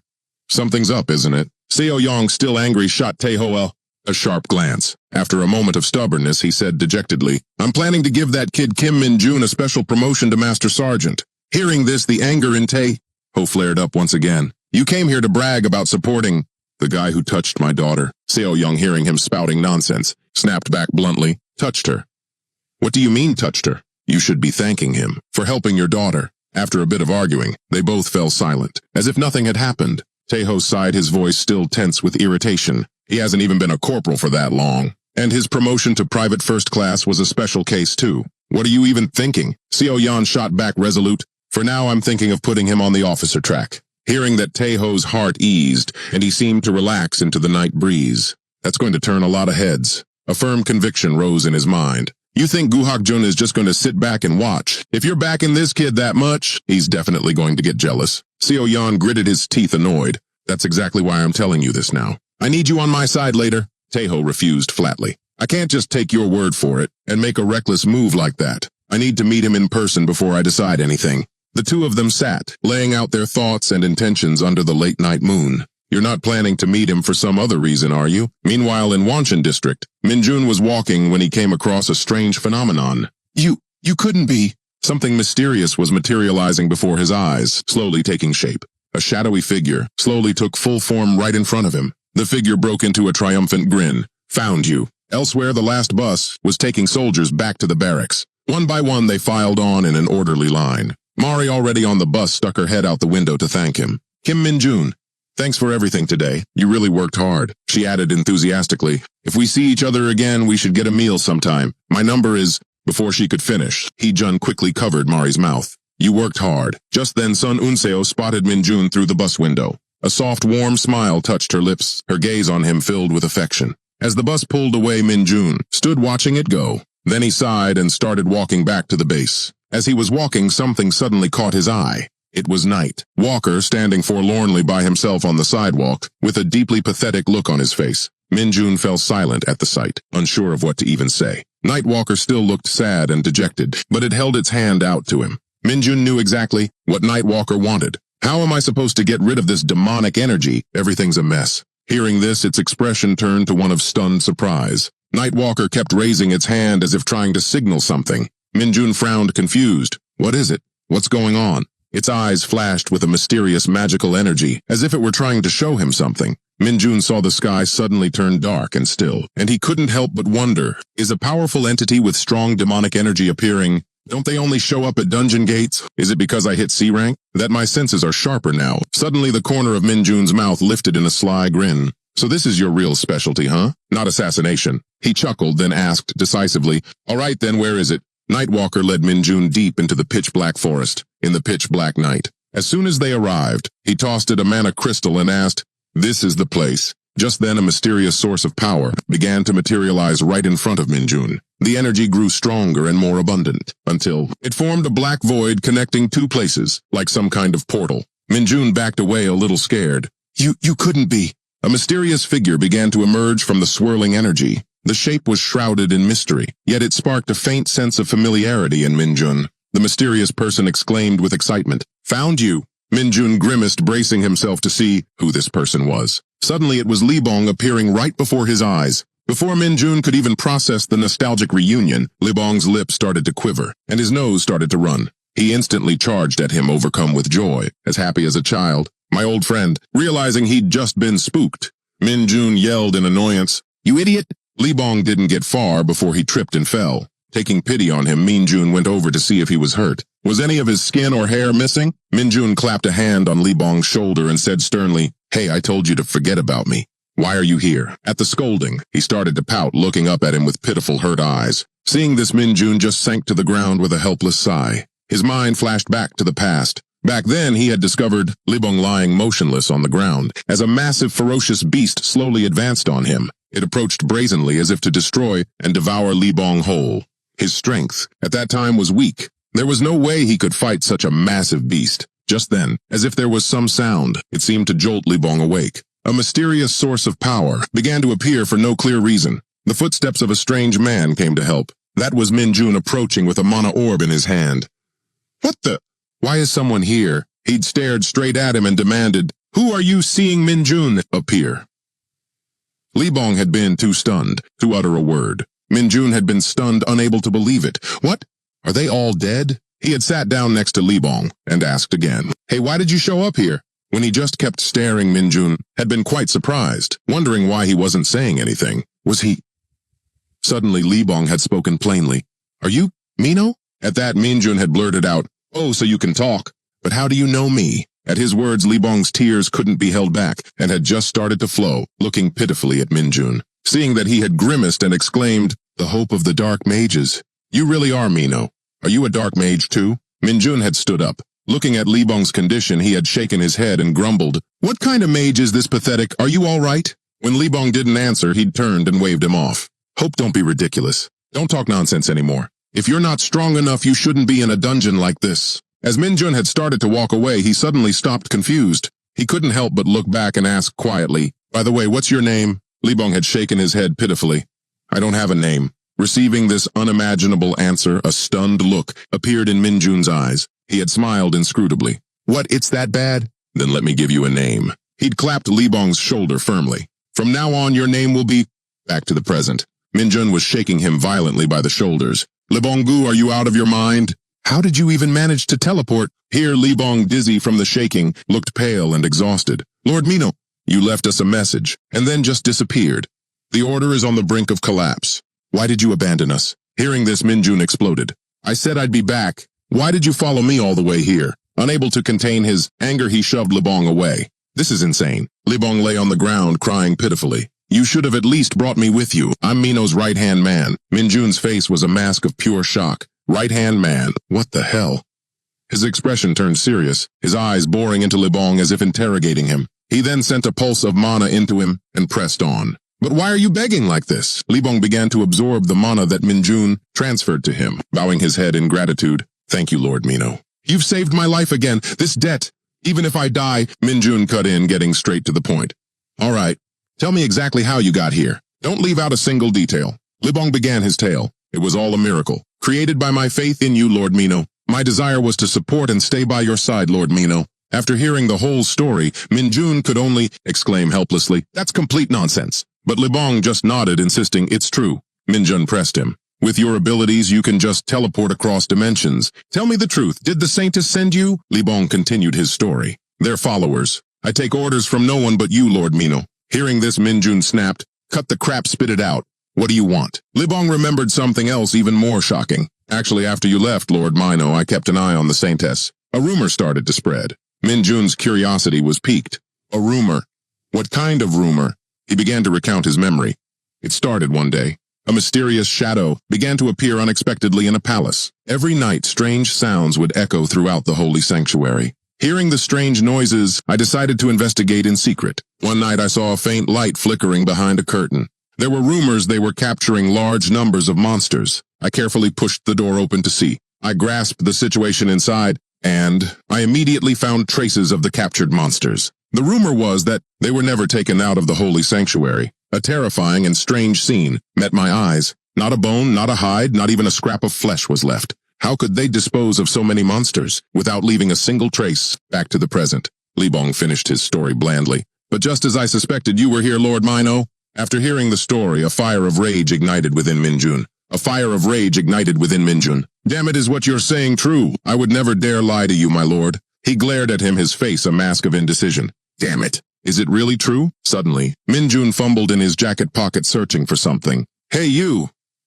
He held something out to Libong and asked, "Do you know what this is?" He looked it over and calmly replied, "Judging by the pattern, it seems to be a fragment of a sword from the holy sanctuary's guard. Do you remember the sword the captain of the guard used?" Hearing that, the fire of regret surged up again within Minjun. That's right, those bastards. But he still seemed a little wary. "But what happened to the portal that brought you here? Or did you just stumble in here by accident, while wandering through the void? Did you get lost?" Libong just let out a forced laugh. "I'm not sure." Hearing this answer killed Minjun's mood completely. This guy's not all there. He stared intently at the object in his hand. Minjun was a bit hesitant, curious. But what exactly is their goal? 24 days before Kim Minjun returned to Earth, based on time in Iska. On the cliff ahead, the Saintess stood majestically in a white robe, exuding a noble beauty and power in the twilight. Just as she was lost in a stream of thought, a voice came from behind her. "What is it?"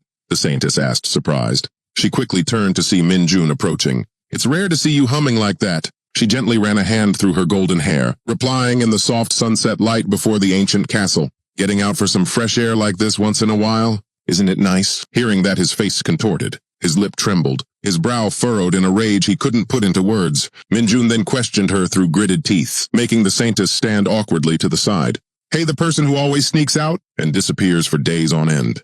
Once in a while, my ass." She looked at him with sorrowful eyes, her voice as fragile as a whisper in the wind. "I'm sorry. It seems I was being thoughtless, because I can't leave the holy sanctuary." Not letting the Saintess finish her act, he rolled his eyes in exasperation and cut her off. "Anyway, why did you call me?" She put on an innocent face to explain.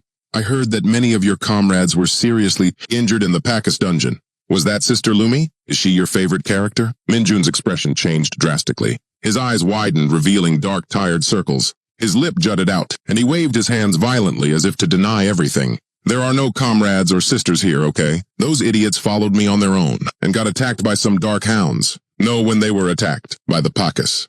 They've all been treated so they're not dead. Seeing his expression like he'd just swallowed a fly, the Saintess couldn't help but laugh. I see. So that's why they're called dark hounds, eh? Is that what they're called in your homeland, Mino? Hearing this, he slowly took a step towards her. His silhouette blended with the twilight, bathing the space in gold. Minjun stood silently at the edge of the cliff, his deep voice recounting the story as the Saintess listened quietly. There's nothing like that on Earth. They're just called hounds. So I called the Pakas dark hounds. That's all there is to it. With that, he glanced over at her, his voice dark. By the way, no matter how much I rack my brain, I still don't get it. So I want to ask you. Minjun spoke with suspicion, his voice low, filled with the indecision and doubt he'd hidden for so long. The monsters appearing on both Earth and Iska. Are they really not related at all? Hearing this, the Saintess paused. Her eyes widened in surprise before she slowly answered. That's right.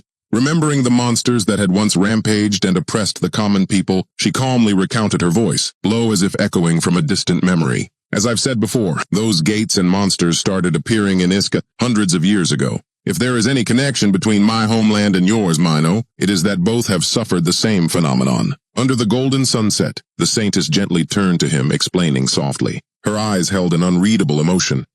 It's natural to be suspicious, but the monsters you saw in your homeland are here. And more importantly, Mino, you came here through a dimensional gate. Faced with Minjun's stormy gaze, she only smiled faintly, continuing to explain in a calm voice, as if nothing could stir her. However, traveling between dimensions isn't that easy. It took a lot of time and preparation just to summon you, Mino. Now, if you want to return to Earth, it will also require careful preparation and the right time. After hearing everything, he glanced at the Saintess, his eyes filled with a mixture of caution and secret scrutiny. In the end, Minjun just quietly said, all right, until this is all over and you send me home. He turned and walked away, leaving her, silent gaze following him. His voice was steady, firm. I won't ask any more questions. The Saintess bowed her head slightly, half her face hidden in the evening shadow, a confident smile on her lips. Meanwhile, in the present at Mant Inchi in Washington District, night had fallen over the vast hill. Minjun, dressed in his military uniform, stroked his chin in deep thought. I never believed the Saintess from the start, so I investigated quietly.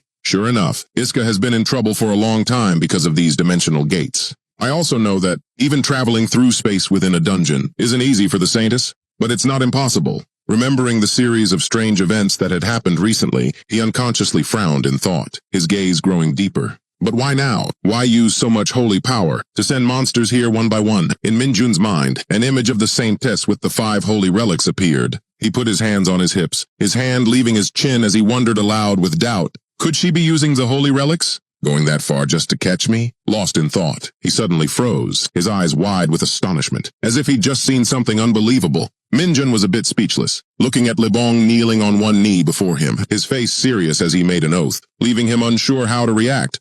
I, Libong, swear to follow and serve you, Lord Mino, until I die. Please accept me. Minjun put a hand to his head and sighed softly, his voice a mixture of helplessness and fatigue. This fanatic. I really can't send him back right now. All right, fine. First change how you address me. My name is Kim Minjun, not Mino. Hearing this, he looked up joyfully and stammered, thank you so much, Lord Kim Minjun.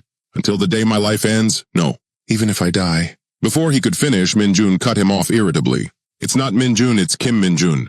Forget it. Can you use a disguise skill? Libong enthusiastically guaranteed it. Of course, sir. Thanks to the miraculous magic of Lord Kim Minjun, I am now full of power. Hearing this flattery, Minjun frowned slightly, his eyes showing clear annoyance as he immediately retorted, don't exaggerate. I didn't give you that much. I barely have anything myself. He paid no attention to Minjun's annoyance and just beamed with a radiant smile, his eyes lighting up with excitement as he cheerfully went along. Yes, I apologize. Right now, I can only transform into a small animal, Minjun chuckled back.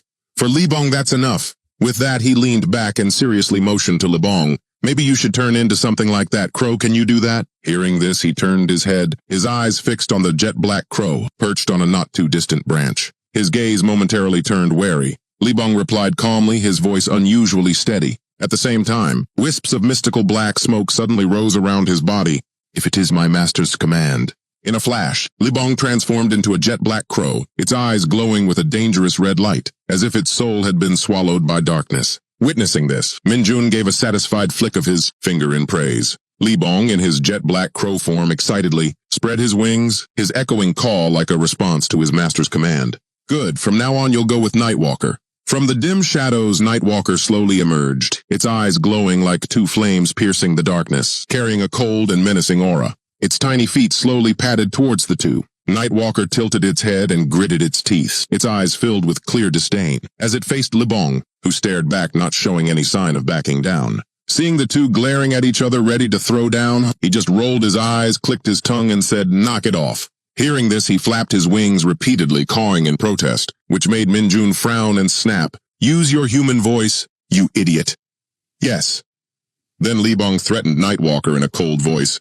"As the right hand of Lord Kim Minjun, let me clarify our positions." Not letting him finish, Minjun gave a sinister smile and cut him off in a growl. "No, there's none of that. Just shut up and work together." Libong and Nightwalker stared at each other, tense as a drawn bowstring, as if they were about to solo for some unknown reason. After a moment, finally, the two sides reluctantly shook hands to signify their cooperation, though their faces were masks of pure disgust. Seeing this, Minjun smiled and said, "You ask Nightwalker what you need to do. Nightwalker, if Libong tries to do anything dangerous or attract attention, you have to stop him immediately." He leaned back and seriously reminded them both. He drooped his head sadly, while Nightwalker raised its hand in a salute, looking both solemn and awkward. Safety first got it. Looking at the comical pair, Minjun just sighed and said softly, "Now go." Hearing the command, Libong immediately spread his wings, preparing to take off and soar into the sky, while Nightwalker silently sank into the ground, disappearing as if melting into the shadows. Only in his eyes did a cold glint flash, like a slender blade tearing through the silent night.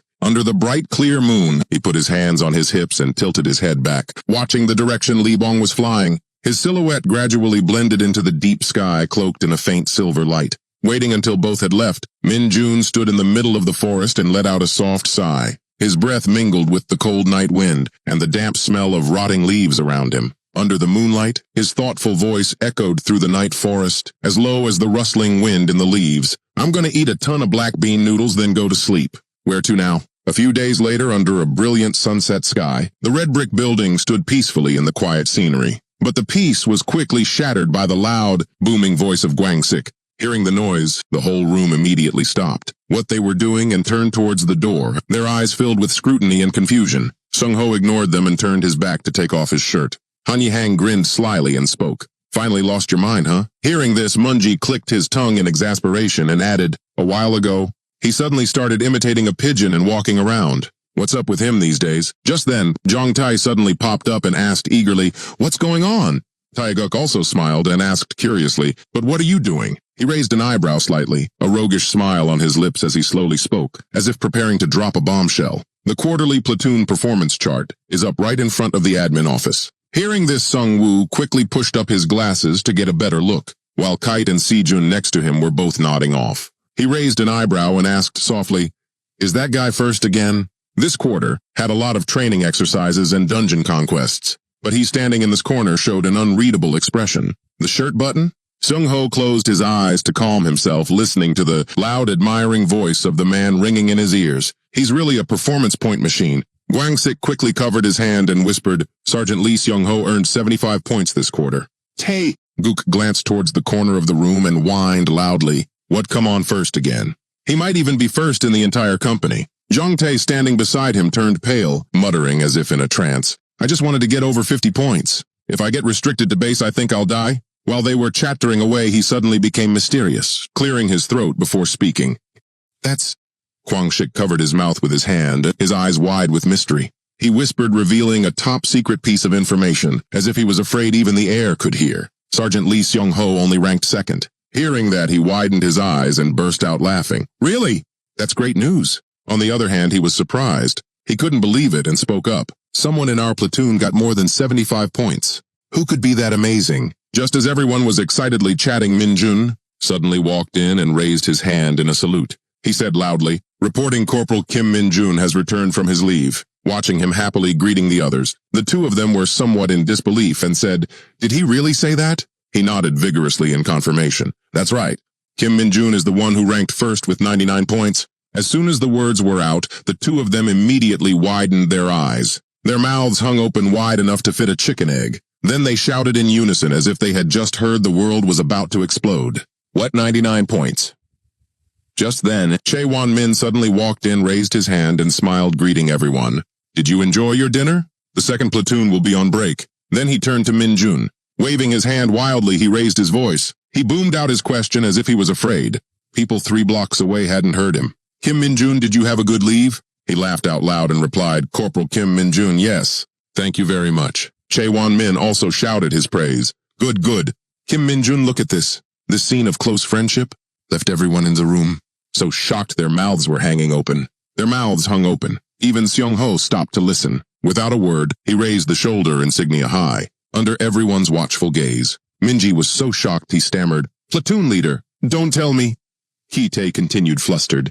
"Kim Min-jun got another special promotion?" Finally, Tae-guk couldn't help but gasp and shout, twice in such a short time. Seeing everyone's incredulous expressions, Chae Won-min smiled gently and explained, "I received a special letter from the division headquarters, saying that he was selected as the best hunter in the division during the last training course, and they also recognized his contributions in supporting the Wacheon district dungeon.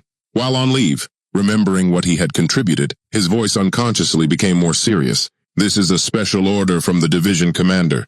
Congratulations." Meanwhile, Min-jun was grinning from ear to ear silently, calling out his brother Seo-kyung's name. Then Chae Won-min quickly removed the insignia from his chest and put the new one on. Everyone in the room stood up and applauded to congratulate Min-jun. What did he do in Wacheon? While everyone was celebrating in a corner, Han-young's eyes were wide, his mouth slightly agape. His face was so stunned he was speechless, as if his brain had temporarily frozen for a few seconds. After a moment of standing there, dazed as if in a trance, he finally slowly pulled a piece of paper from his pocket, looking at the list of names that had bet a month's salary on when Kim Min-jun would become a sergeant. Han-yang couldn't help but burst out laughing. "Oh my God!" At that moment, Kwang-shik also came over and put an arm around his shoulder, smiling cheerfully. "Thanks, I'll put it to good use." Han-yang pointed to the paper, his lips curving into a triumphant smile. His eyes sparkled. "You guessed right.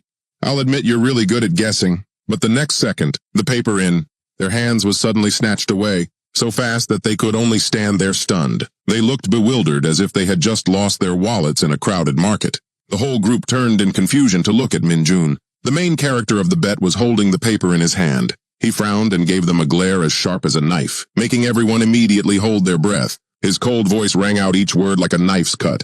"Kwang-shik, you know I'm a sergeant now, right?" He stammered. Sweat poured down like rain. "Jun, Corporal Kim Min-jun?" Min-jun shouted, cutting him off. His voice boomed like thunder, making the whole room jump and freeze. "Yes, that's right."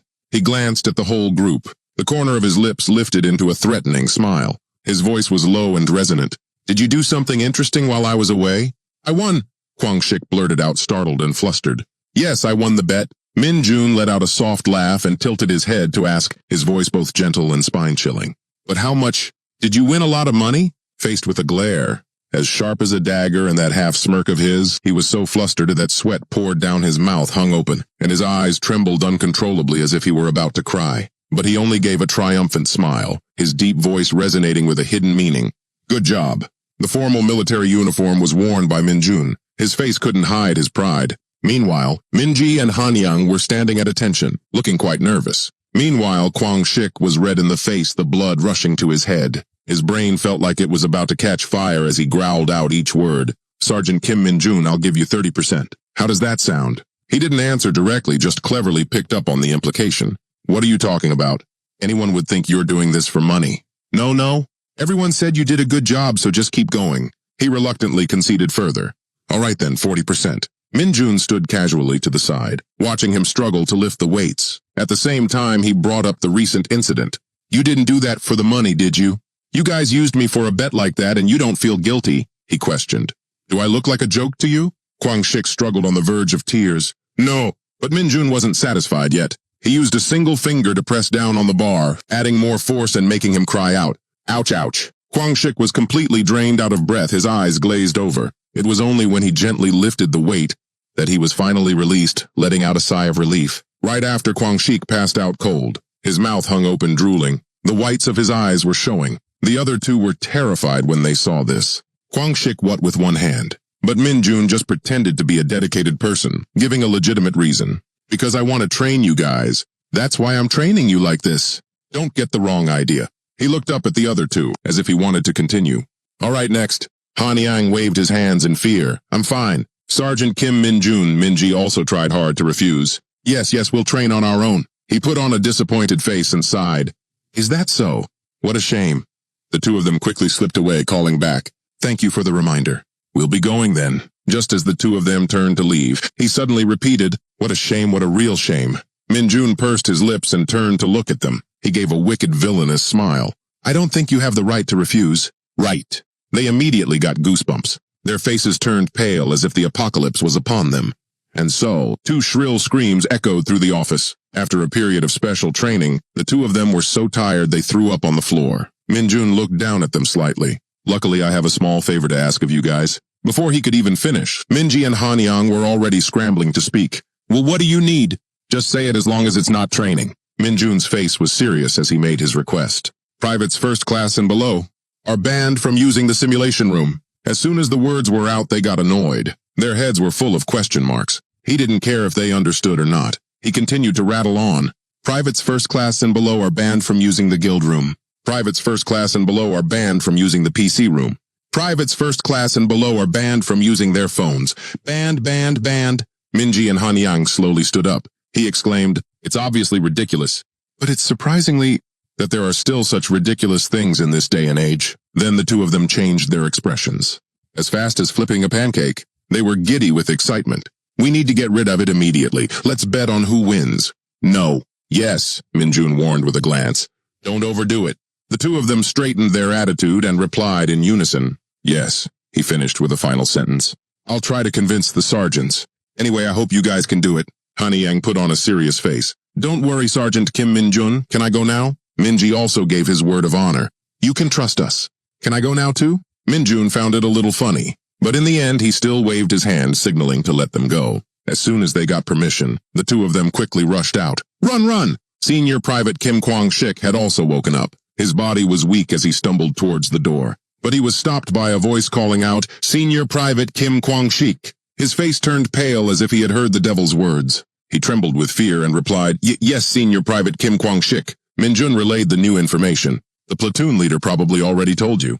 Because of the squad change, you've been moved to the second squad. He gave a particularly friendly reminder. Let's train together from now on. Scene change to snake mines. It's a monster that looks like a snake. It mainly operates underground. Unlike snakes on the surface, they have no venom but have the characteristic of exploding when they die. Therefore, before killing them, you must remove the tail, which can be considered their fuse. The snake mines opened their mouths in pain and stuck out their long tongues. A hair-raising hissing sound was heard. The reason this has to be done is because, if not, an explosion could occur. A series of soldiers in protective gear dealt with them one by one. They entered the dense bushes, not noticing another snake tail behind them. For that reason, the snake mine dungeon is the standard for attacking and testing with inexperienced personnel. They will learn a lot there. A soldier was careless for a moment and was almost attacked by a snake mine. At the most dangerous moment, the pupils in his eyes froze. The snake mine was firmly grasped by its tail by a strong hand. He was surprised. What? The canvas bag on Min Jun's back was full of snake carcasses. I caught a lot of them in Iska, but just this one is enough for the mission. Escaping the tense situation, everyone breathed a sigh of relief and smiled at each other. Che Wan Min ordered the entire squad to dismiss. Let's practice. Everyone take a 10-minute break. The soldiers moved to the base of the trees. Some wandered around the area, while Che Wan Min and Min Jun took the opportunity to coordinate on the area, combat tactics and training exercises. Meanwhile, Min Jun stood to the side, opening the system to check. He silently assessed. Good. The screen displayed the content. Agility enhancement skill has been initiated. Agility enhancement E-agility stat increased by 5. Min Jun happily accepted this time's rewards. It would be great if I had a professional skill, but this is fine too. As expected, every dungeon is a treasure trove. Suddenly, Li Bong unexpectedly called out urgently, Minno! No Kim Min Jun? Mr. Kim Min Jun? What is it? What's wrong? He reported that demonic energy had been detected. I can feel a considerable amount of demonic energy. As a reflex, Min Jun quickly turned his head and looked around. Then he excitedly leaned closer to the screen and asked in detail, "Good. Where are you?" On the other end, the sky and scenery were strange. "I'm in." Lee Bong, perched on a power line, replied, "Incheon." As soon as he knew the location, Minjun couldn't help but exclaim, "So." A few days later on the weekend in Incheon, Minjun had changed into casual clothes. Wearing a black hooded jacket, he was hiding, watching the house in front of him. He asked Lee Bong, who was flying towards him, "What's the situation?" He reported concisely, "As per Mr. Kim Minjun's instructions.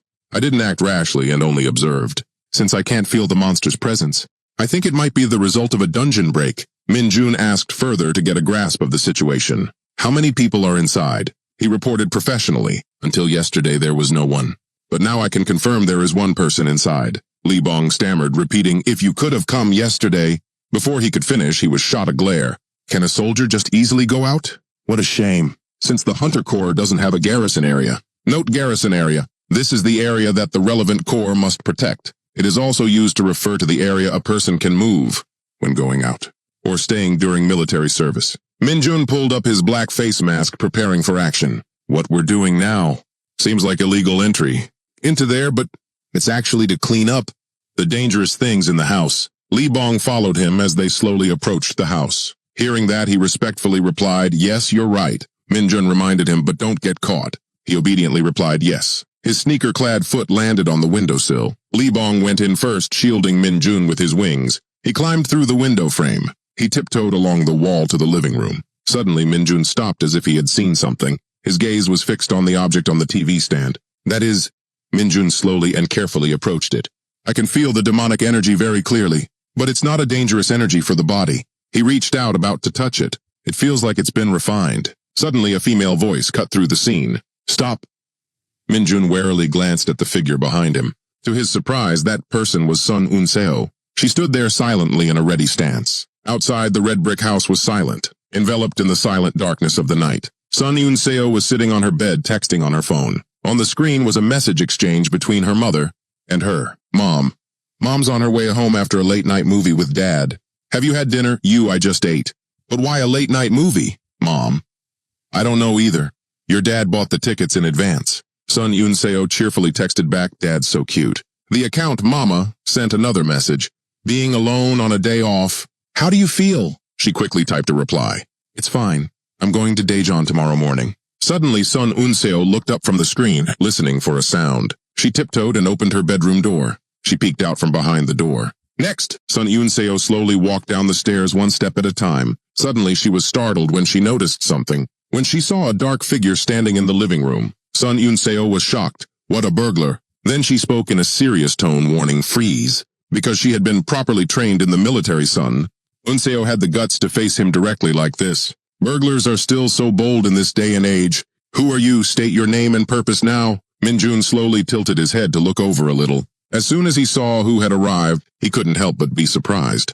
"Oh my God, this girl." Minjun was also a little disbelieving of this coincidence. "What is this?" The room with two people in it became frighteningly silent. No one spoke first to avoid giving themselves away. Lee Bong was hiding in a corner, just as surprised to see her. "The house we entered to search for items containing demonic energy, which are only found in dungeons, turned out to be Sun Unseo's house. How is that possible?" As soon as he finished his sentence, he was shot a warning glance. Knowing he was at fault, Lee Bong awkwardly tried to find an excuse. "I don't know why it's this place either. At first I thought it was Inomsky's house." Minjun calmly pieced it together. "I see. The house of the Hunter Corps Division Commander. So those items taken from the dungeons are scattered around. It is normal. But why is she in this house today?" He was a little agitated. He put his hands up, just like in Hwayang. What the hell is going on? Seeing the other person's strange actions, Sun Unseo threatened loudly, "Freeze. Raise your hands, I've warned you." But Minjun didn't care. His hand went back into his jacket pocket. "Anyway, since I'm already here, I can't just leave like this." Seeing that she got angry, "I told you to freeze." Sun Unseo launched a kick at his head, but he easily dodged it just by ducking. "Didn't you hear me?" She followed up with two powerful punches from behind, but they all missed. For Sun Unseo, this was like a slap in the face. The veins on her forehead bulged, signaling her anger. She swung her leg high, aiming to bring it down hard on him. This time, Minjun was a little surprised, a flicker in his eyes. He seriously assessed her martial arts stances. "She's a pretty good fighter. At this rate, she'll be promoted to sergeant soon." Minjun's gaze flickered to the hand that was about to grab his neck, but he just needed to raise his hand to easily... Block that blow. Minjun looked straight at her, completely confident in his heart. Compared to me, she's nothing. This scene completely stunned Son Unseo. She was surprised to see her hand being grabbed and pulled down. He directly used both hands to envelop her hand. Son Unseo struggled angrily and questioned, "What is this? Are you trying to play with me?" Despite her brave words, she already knew inside that this confrontation was not simple. This guy is not an ordinary person, Son Unseo silently assessed. These skillful martial arts stances, clearly he's an awakened. Once again, Minjun gently dodged her leg sweep. He retreated, keeping a certain distance. Minjun glanced at the gentle stream of light. Beside the glass box, the black stone lay silently on the cabinet. Suddenly, he decided to lunge towards her. Son Unseo raised both hands in a defensive stance. It was too late to dodge, but the attack she imagined never came. Instead, Minjun just quickly grabbed the glass box and disappeared. Son Unseo stared in surprise at his retreating back on the wall, as if in disbelief. She quickly ran out and shouted after him, "Wait, that's—" But he and Libong had already jumped over the fence and disappeared. She clenched her fists and mumbled, "He didn't even fight back," feeling a tickle in her palm. Son Unseo opened her hand and found a piece of paper folded in four. She curiously opened it to see. Immediately, a short message appeared. "I'm just borrowing the jar." Son Unseo was so angry her blood boiled, her face flushing red. "That bastard!" She furiously cursed the two figures running down the street at night. "You bastard!" A moment later at a nearby park, Minjun held the glass jar up and examined it carefully. After a while, he finally made a curious guess. "This thing contains a lot of demonic energy, more than an ordinary monster. But if a level 2 hunter can keep it in their house, then it probably doesn't affect humans much, right?" Nightwalker's furry belly shook as he continued to ramble. "That's just my thought. Is it a monster's crystallized crystal?" Minjun stood with his hands on his hips looking at the two being punished. "Do you have something to say?" But the two of them just trembled in fear and whispered sorry. He continued to be curious about the thing in his hand. "I know about something called a crystallized crystal. But why would a monster's crystallized crystal be filled with demonic energy?" Minjun was really curious. "I've never seen anything like this in Iska. A monster's crystallized crystal. A type of mineral, sometimes found in a monster's body. The size of the mineral varies, depending on the monster's age and danger level. They usually contain mana, and the amount of mana in it is proportional to the size of the crystal." Minjun used his magic to levitate and play with the glass box, while thinking, "Among the items that can be obtained from hunting monsters, it is a very valuable one." Suddenly, the pink glow on his face intensified. Minjun looked down at the black crystal, ignoring the broken glass jar. "But I've never heard of a monster's crystallized crystal. Of a monster containing demonic energy." He clenched his fist, crushing the crystal in his hand. When Minjun opened it, a dark pink aura like a volcanic eruption flowed through his fingers, rising like smoke. Standing amidst the thick surrounding aura, he wondered, why does this thing exist in this world? The system continuously sent out notifications. A certain amount of demonic energy has been absorbed. Demonic energy stat increased by 1. Looking at the crystal fragments remaining in his hand, he seemed to have made a decision. "If I don't want to be deceived by the Saintess's masterpiece, I don't have time to think about trivial things." The system sent another notification. The Sense Demonic Energy skill has been created. The Demonic Energy Singularity skill has been created. Minjun was immediately excited. 2 skills developed at the same time. The notification board popped up. Information about Kim Minjun, which was himself. Minjun continuously manipulated the screen with his hand. "Good, this is it.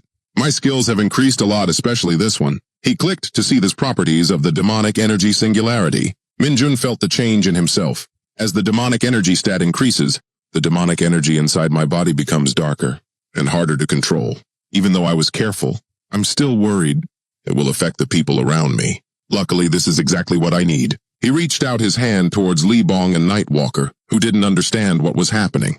And it even combines with Demonic Hand. Having received a new skill, Minjun immediately used it on Libong. Demonic Hand, Demonic Hand. In an instant, he was forcefully pulled into his hand. "Nice," Minjun mused. "But it can only catch things of this weight. But it probably has some benefits. Let's see how it goes." Then he let him go. "I have a mission for you two." Minjun gave the order seriously. "With the information about the dungeon suspected of containing demonic energy, go there and find the items containing demonic energy for me." The two of them heard this and respectfully obeyed. Minjun suddenly threw 2 black and pink spheres towards them. Behind him, the two of them fought over them, neither giving way. But as soon as Minjun turned to look, the two of them acted as if they were the best of friends. He let out a mischievous laugh as if he had thought of something fun.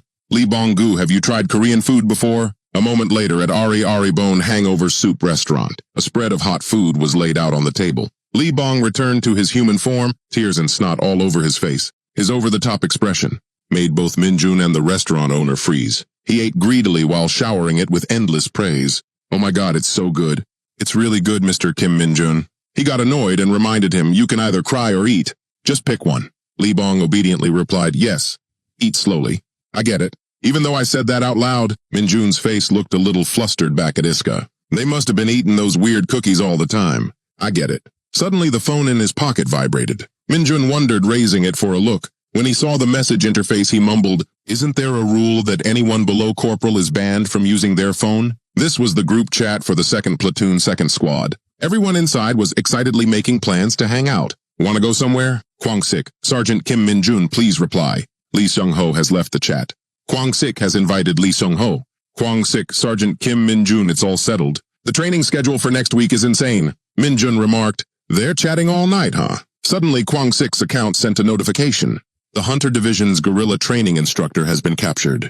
For the Hunter Corps, which was formed from awakened individuals who came to the Army's training area, the guerrilla training held great significance for them. The soldiers of the Corps continuously performed jumping exercises. Then they lay on the ground, propping their legs up under the watchful eye of the instructor. Everyone wore a pained expression on their face. Only Minjun was smiling brightly. The unit quickly moved to Area 3 for bridge training. This time, the amusement on Minjun's face was obvious. He even let go with both hands to walk across the bridge, which was just a single rope at the bottom. Moving on to the mountain climbing training, Minjun demonstrated for everyone with full energy. A pair of eyes hidden by goggles, the instructor with his head covered by a protective cloth said in confusion. That's why, let's just say, seeing the varied expressions of the 2nd Squad members, he ordered them to sing the 4th verse of the national anthem. "Just shout loudly, 'Serving the Army.' Then you guys just train your hardest." A voice commented from inside the room. "It's completely different from normal training. Even so, this guerrilla training for hunters, and is truly nothing short of a nightmare training for the new hunters. All the newly arrived soldiers couldn't adapt to the current conditions yet." Taeguk looked down, his eyes welling with tears. Young-tae wasn't any better, with 2 streams of tears flowing down his face. The reason was a full box of fried rice in their laps. Both of them stared at the box, hesitating to eat. Taeguk scooped up a spoonful of rice and exclaimed, "I can't believe we're eating this at the end of the year." Young-tae, on the other hand, was dejected and started overthinking. Does this mean the division commander has it out for us? Did we mess up somehow? Ignoring Minjun, who was wolfing down his food across from them, he comforted him. We've clearly never even met him. How could we have messed up?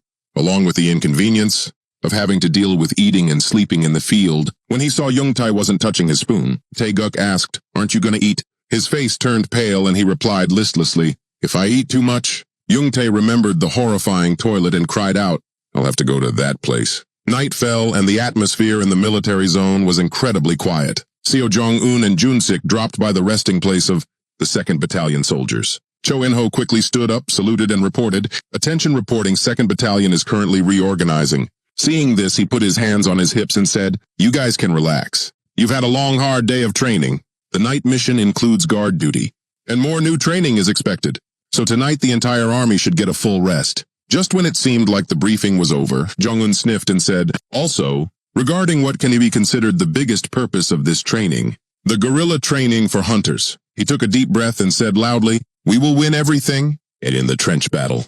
Tomorrow is the trench battle." The rules of the trench battle are very simple. On a clear sunny day, the soldiers of each team gather to cheer on their teammates. Chung-woo uses his strength to fight another smaller soldier. If you push everyone except your teammates, who are inside the trench, which is a 4-sided arena outside, or disable the opponent, you are considered the winner. At this moment, he flashes a contemptuous smile at his opponent. Then Chung-woo lifts the person up with both hands. He easily throws a soldier out of the ring. The others were also quickly shoved out by Chung-woo. They were thrown out and piled on top of each other. He stood looking down at those he had just defeated. The referee then shouted, "It's over!" The referee raised his hand and announced loudly, "Squad 1, Platoon 1, Regiment 1. Company 2 wins the 3rd match of the round of 16. This battle prohibits the use of weapons. It can be considered a simple contest of strength. Even fists are not allowed. But at the guerrilla training camp for hunters, where awakened hunters are gathered from the 4 companies of the 104th Division, the trench battle carries a special meaning.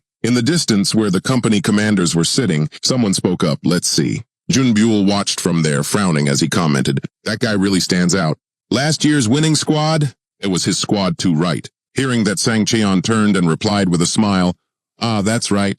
Back then Choi Chung-woo was a regular soldier, now he's a corporal." After hearing the answer, his expression grew even more grim as he grumbled, "This morning, in the qualifiers with only 10 squads, he single-handedly crushed 9 of them. Just what are that guy's stats?" Just then Jung Cheon pushed up his glasses and joined the conversation.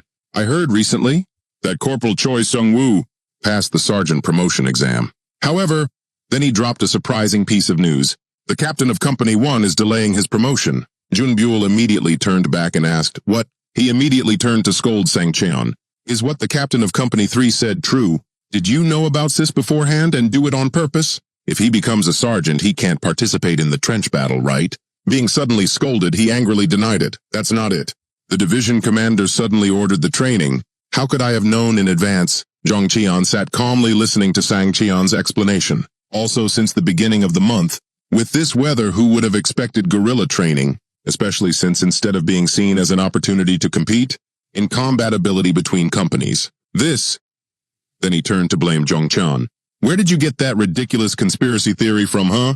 Jung Cheon replied, "I just heard something." Junbyul immediately cut in. "Why are you making a scene with the Company 3 captain? What's wrong with you?" Jihye remained silent, not participating in the childish conversation. Back to the arena. The referee shouted, "Next is Squad 4. Platoon 4, Regiment 4 of Company 4, and..." This was a battle of pride among the company commanders. She pouted, filled with anger, thinking to herself, "In Company 4, the squad that passed the qualifiers." Jihye looked towards the female team that had just entered the field and thought, "There's only one. The squad with declining performance will have to increase their training intensity." At this moment, Chung-woo's team was laughing and looking down on their opponents. Suddenly, his gaze met Min-jun's. Chung-woo smirked with amusement and asked, "You're Hunter Kim Min-jun from Company 2, right?" Hearing this, he replied politely, "Yes, that's me. What's up?" He maintained that roguish smile and asked, "Just that I get to see all the famous people here. I heard you're the hunter who got promoted to private first class in a very short time." The teammate next to Min-jun laughed, but he just said calmly, "Yes, thank you." Seeing that his opponent didn't get his taunt, Chung-woo scoffed. He looked at Min-jun contemptuously and said, "What's this?" "When I heard the rumors, I was really looking forward to it." "How can you look so dumb?" As soon as they heard that, both Han-young and Wang Shik frowned. They took turns questioning Chung-woo. "What? Hey, old man, what are you saying?" Suddenly, his shoulder was grabbed. His shoulder was also gripped tightly by a hand. Chung-woo's face turned serious as he pressed them both down with force. He growled with killing intent. "Stop those thoughts in your heads right now." The hands on their shoulders squeezed so hard that veins popped out. Kwang Shik and Han Yang both had the same thought. "What is this? This strength, I can't even move." After the intimidation, Chung-woo smirked and said, "Sorry about that. Let's talk later if there's anything else." Then he left with his teammates, laughing as they went. Han Yang from Min-jun's team shouted angrily, "What's with those guys?" Kwang Shik was also indignant. "Corporal Kim Min-jun, are you going to let that slide?" Min-jun raised a finger and replied, "It's fine. It's fine." Hearing that, he flew into a rage and roared, "What do you mean it's fine? I'm going over there right now to twist that guy's leg." But his anger immediately cooled down. Kwang Shik's face turned from red to pale green. Min-jun's face was red with anger. "I said it's fine," he said, trembling with restraint. "Anyway, we'll see them up there." Under the hot, windless weather, everyone still had to compete with all their might. Under the field tent, there were 2 girls, one with pink hair and one with black hair, with their arms crossed in front of their chests. Platoon 4, Company 4, Squad 4 waiting area. The pink-haired girl was Corporal Jang Marie. She sighed in frustration. "What is this? I'm already tired, and now I have to fight and touch all these people. I hate this." Corporal Yoon Hyun-jin next to her agreed. "Yeah, suddenly comparing performance between teams. If our performance is bad, we get scolded. Are they trying to choose the Gorilla King this way?" Marie turned sharply to look at her and said with determination, "Our squad has to pass the qualifiers." Looking at Jihye sitting in the stands with many others, she panicked internally. Otherwise, the company commander will get angry. "What?" Jang Cheon covered his mouth and whispered to the person next to him. "Where did you hear such a ridiculous thing?" "I just heard it from someone." Marie's jaw dropped and her eyes widened in astonishment. She became flustered. "What do I do?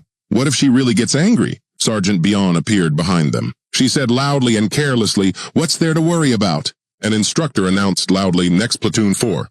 Company 4. Squad 4, Platoon 4, and..."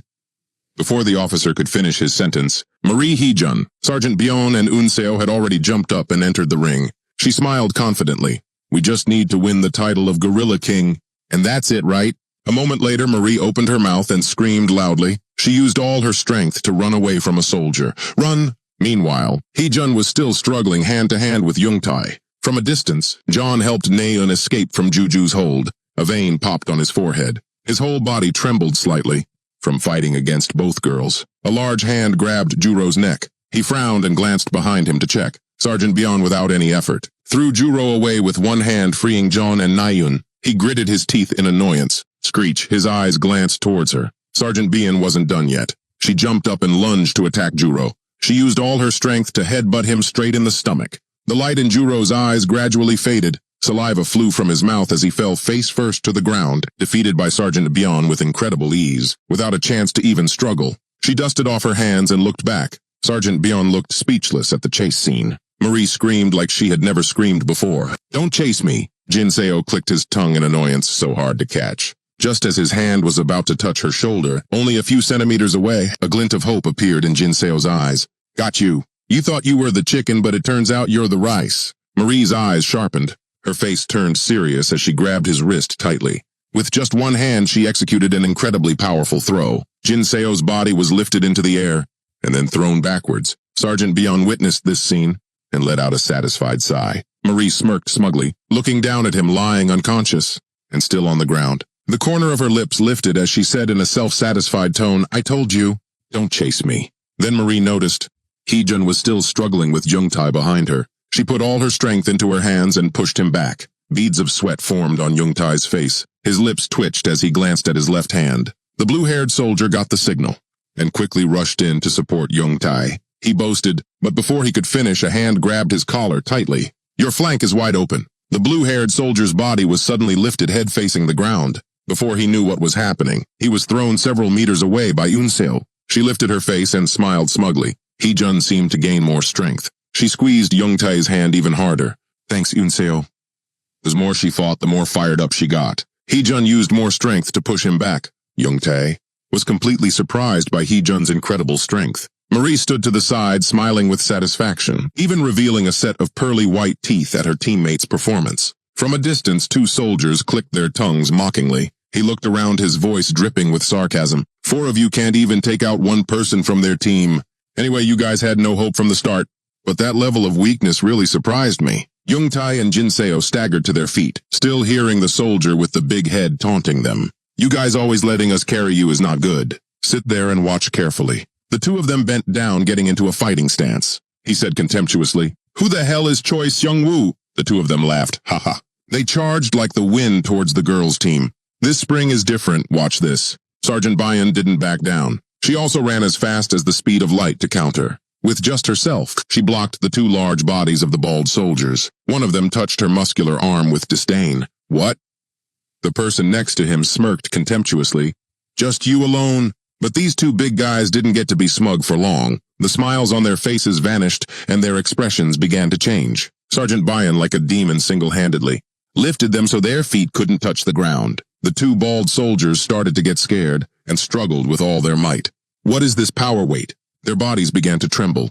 In a place no one could see, the corner of her mouth lifted into a meaningful smirk. Sergeant Byeon growled each word. Who said I was alone? Behind her, the other girls on the team ran up to help. Then, they each put a hand on her back and pushed from behind. The girls together threw the 2 bald soldiers. Their eyes rolled back in their heads. Their bodies went limp like noodles as they fell backwards. The girls stood watching the 2 bald soldiers get taken down, smiling with satisfaction. The officer saw them lying piled on top of each other unconscious. He immediately raised his hand and announced round of 16. Platoon 4, Company 4, Squad 4, Platoon 4 wins. Sergeant Byeon dusted off her hands casually. The girls on the team stood behind her smiling as if it were a festival. From inside the field tent, Min-jun had witnessed everything, and he saw the bright smiles of the young girls. He seriously commented to himself, they have great teamwork.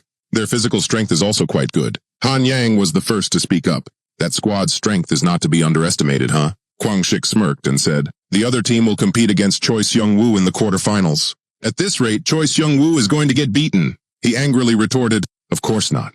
Choi Seung-woo has to make it to the finals, to meet us. Only then can we teach him a lesson. He frowned and replied, is that so? Kwang Shik's voice dropped as he asked, But are we sure we can make it to the finals? Han Young replied confidently. With Sergeant Lee Seung-ho and Sergeant Kim Min-jun here, we can't lose. While leaving the arena, Marie noticed the noise from Min-jun's field tent. And of course, the first thing that caught her eye was also the thing she was paying attention to. It's him. Marie was a little shy, smiling from ear to ear. She called out loudly, Hunter Kim Min-jun. The girls looked bewildered at Marie's action, and Kwang Shik and Han Yang were also confused. He scratched his head, his face blushing as he said, Is that cute girl greeting us? He smugly pointed at himself. She's clearly looking at me.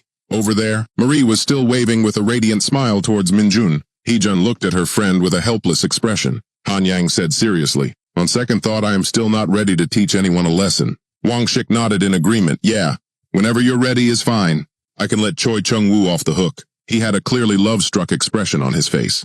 That's right. Let's leave the training for later. From now on, I'm supporting Company 4. He also became infatuated and agreed. Min-jun glanced at the two of them and sighed helplessly. Unbelievable. Up on the observation deck, the atmosphere was completely different. Jong-yeon frowned, clearly disappointed. He adjusted his glasses and said, I was very confident in that team, oh well. Sung-kyun next to him smiled until his eyes disappeared and commented, I thought the match was perfect, didn't you? He turned to Ji-hye and asked, Right, Company 4, Captain. Jong-yeon's face turned red with anger, his lips tightly sealed. An officer acting as referee announced loudly again, Round of 16, Match 5, Platoon 2, Company 2. Squad 2, Platoon 2. Company 1, Platoon 3, Squad 1, Squad 4, please enter the field. Only then did she open her eyes wide with interest, looking towards the arena. Company 5 entered the field. Ji-hye's gaze was directed only at Min-jun. She remembered every piece of memory with him in her head. Kim Min-jun. Han Young happily asked Min-jun standing next to him. Sergeant Kim Min-jun, did you hear that if we get first place this time, we get to go on leave? He pouted in dissatisfaction and replied, But I don't want to go out with you guys. Han Yang smiled slyly, So you don't want first place? Min-jun froze at that question. Then he turned his face away sharply. The corner of Min-jun's lips curled up confidently. Going out and then going our separate ways is fine. Right on the outdoor field, everyone stood in two neat rows. The opposing team stood on one side serious and silent. On the opposite side, Wang Shik at the head of his line also frowned at the opposing team. Immediately after, Seong-ho clenched his fist, raised it to the sky and shouted, Get ready. The match will begin after the whistle. As soon as he finished, the opposing team quickly charged like the wind. Min-jun's team, Seong-ho and Han Yang, reacted quickly and charged together to meet the opponents. He charged alone, grabbing two opponents by the waist with both hands, and easily pushing them back, leaving them stunned. Then Wang Shik and the others in the formation also rushed forward to block and attack the opposing team. He and Dongjin ran quickly, grabbing the opponents tightly, blocking their advance. Wang Shik raised an eyebrow slightly, baring his teeth in a contemptuous sneer as he spoke. What is this? He gently wrapped his arms around the guy's waist and lifted him high up, shouting with glee, You're so light, bro. In the distance, Dongjin performed the same move as Kwang Shik. He glanced over and suddenly saw something. Everyone, tired, reflexively looked into the distance. There a tall man suddenly appeared. He turned his head to look towards where Seong-ho was struggling with the other two. The blue-haired man pressed his lips together in annoyance, his eyebrows furrowed tightly, being stared at. He also lifted his head and met his gaze without backing down. Suddenly, Min-jun stepped out from the side to the middle. He smiled brightly, blocking the two of them. Min-jun lowered his gaze slightly, his face thoughtful. This is good. Should I try that? At that moment, the other man took the opportunity to charge straight at him. Seeing this, Min-jun smiled with amusement. He raised his hand and began to create a dark power, thinking to himself, I still haven't completely mastered it. But the skill, the source of power, quickly appeared around the other person's leg, making the man's legs tremble slightly. Noticing something unusual, he jumped in alarm and looked down at the ground. The man's leg was lifted high up, causing him to lose focus. Min-jun quickly used his other hand to grab the man's head tightly. He was immensely satisfied. With a forceful hand, he pressed the blue-haired man's head down. Doing this can make the opponent lose their balance. The person sat on the ground struggling to support himself. He looked up at Min-jun standing in front of him. The others couldn't see the dark power. Soon after, the man regained his composure. He gritted his teeth so hard that veins popped on his angry face. Without any fear, he raised both hands and charged forward to attack Min-jun. Once again, he secretly used the dark power, pulling the other man's arm and causing him to lose his balance. With a slight lack of defense, the blue-haired man fell forward on instinct, face planting hard onto the ground. Seeing the strange situation, he turned pale and lifted his head, looking up in bewilderment. Minjun smirked triumphantly. His finger twitched slightly as he thought, damn, if I get caught, it's going to be bad. The other man stood up again, regaining his composure and getting into a defensive stance. Seeing this, he looked straight ahead silently and thought, all right. Let's play around a bit. Suddenly, Minjun took the initiative and charged forward, surprising the other person. The man hurriedly reached out to grab him. He was as fast as lightning, dodging to the side. Then, Minjun got behind the man and wrapped his arms tightly around his waist, confusing the man. He looked back. He fell backwards, and with him, the hands holding the other man's waist threw him high up and backwards. Minjun's head was thrown back, holding that position for a moment. He laughed slyly. Outside, the blue sky was full of clouds. The training station stood tall in one place. Minjun's group, after fighting with the opposing team, was allowed to rest. As expected, we easily made it to the finals. Everyone looked down in silence. He glanced over hesitantly, but Wang Shik frowned, his face pale and uncomfortable. Just as Wang Shik and Han Yang had hoped, Han Yang could only grit his teeth in silence. His face contorted silent. Squad 4 of the 4th Battalion didn't make it to the finals. At this moment, Seong Ho suddenly spoke up, looking around and announcing, the final round is starting. All 3 teams entered the arena. Heavy footsteps on the stairs above is slowly stepping up. Sung Woo and his squad emerged with looks of contempt and triumph. At this point, Minjun's squad had also come out and saw the guy's group not far away. Han Ai-yang, curious, glanced over and asked, was that guy originally a fighter? Guang Shik, walking behind, also came closer. Following his gaze, he replied, I heard he was into fighting until high school, then stopped completely after he awakened. Han Ai-yang tilted his head, observing and analyzed. Judging by the way he moves, that guy must be a skilled fighter. He also said without looking away, I heard he even dominated national competitions. The two of them kept staring at the other group. He was a bit shocked to hear what Guang Shik said and let out, for real, if that's the case then Han Ai-yang became annoyed, gritting his teeth and grimacing. You mean even though he's really good, he still uses dirty tricks? As soon as he said that, both of them, fuming with anger, glared at the other group. Sung Ho sighed and placed his hands on their shoulders to calm them down. Minjun remained silent, showing no reaction, and followed everyone. The reason for the other two's outrage? He stared straight ahead without blinking, almost motionless. Was because of Choi Seung-woo's quarterfinal match. Remembering back, Seung-woo gently brought his hand to his mouth and blew a soft puff of air. He stood proudly in front of his teammates, with his hands on his hips showing off. It wasn't just because Choi Seung-woo's squad had won. At that moment in the distance, Shion was trembling on the ground trying to push herself up. But also because of what happened during the match. She was covered in dirt, trying to get up, trembling uncontrollably. Seeing Shion's action, Seung-woo immediately stopped what he was doing. She once again charged at him to attack. The result of that match was a score of 6-0. A total blowout. The score difference was huge. Seung-woo had simply thrown Shion to the ground. Among them, not a single person was eliminated by being pushed out of the arena. After a long while, she lay motionless on the fighting floor, not moving at all. As for him, he was casually massaging his arm as he walked towards his teammates. Remembering that scene, Minjun went silent and slightly bowed his head. This isn't a sporting event.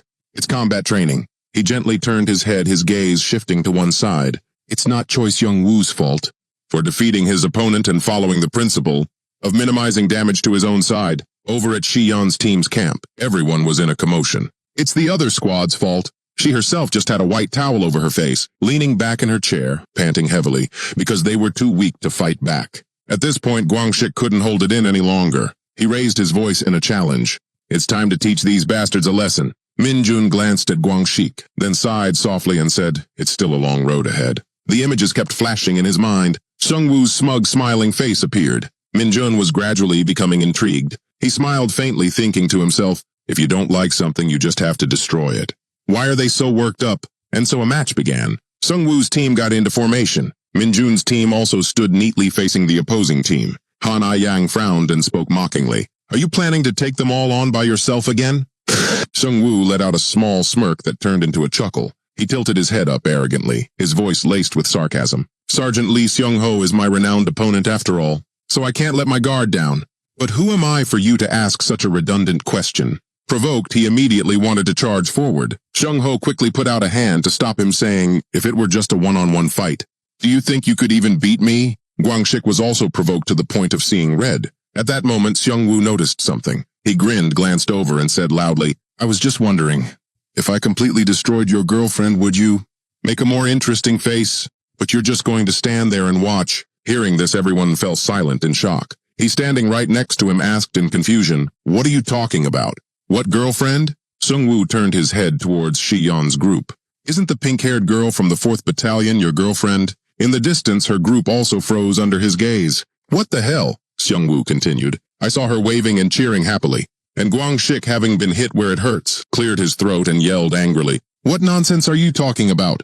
She wasn't waving at Sergeant Kim Min-jun. I mean, that's not it. I don't believe that's true." Han I-yang, who had been silent, now started to chime in loudly. "That's right, Sergeant Kim Min-jun already said he's not interested in anyone except for Lady Lux." After he said this, both sides went quiet, making the atmosphere unusually silent. In the awkward space, Sungwoo's laughter suddenly rang out. He couldn't help but throw an arm around one of his teammates and burst out laughing. "What Lady Lux, that NPC from the game? You're dating her." Sungwoo's mocking voice rang out. Han I-yang looked over in fear. Turns out this guy really is an idiot. Everyone on the team also started to get scared and looked over to check on Min-jun's condition. He still hadn't realized anything, gleefully clutching his stomach and laughing loudly. "I've only heard stories. This is the first time I've seen it with my own eyes. Dating an NPC from a game. That's truly unbelievable." At that moment, the referee controlling the match announced, "Both teams prepare, the match will begin after the whistle." Sungwoo tried to hold back his laughter. He wiped a tear from the corner of his eye and said, "I'll be gentle with you. I have to return you to Lady Lux in one piece, right?"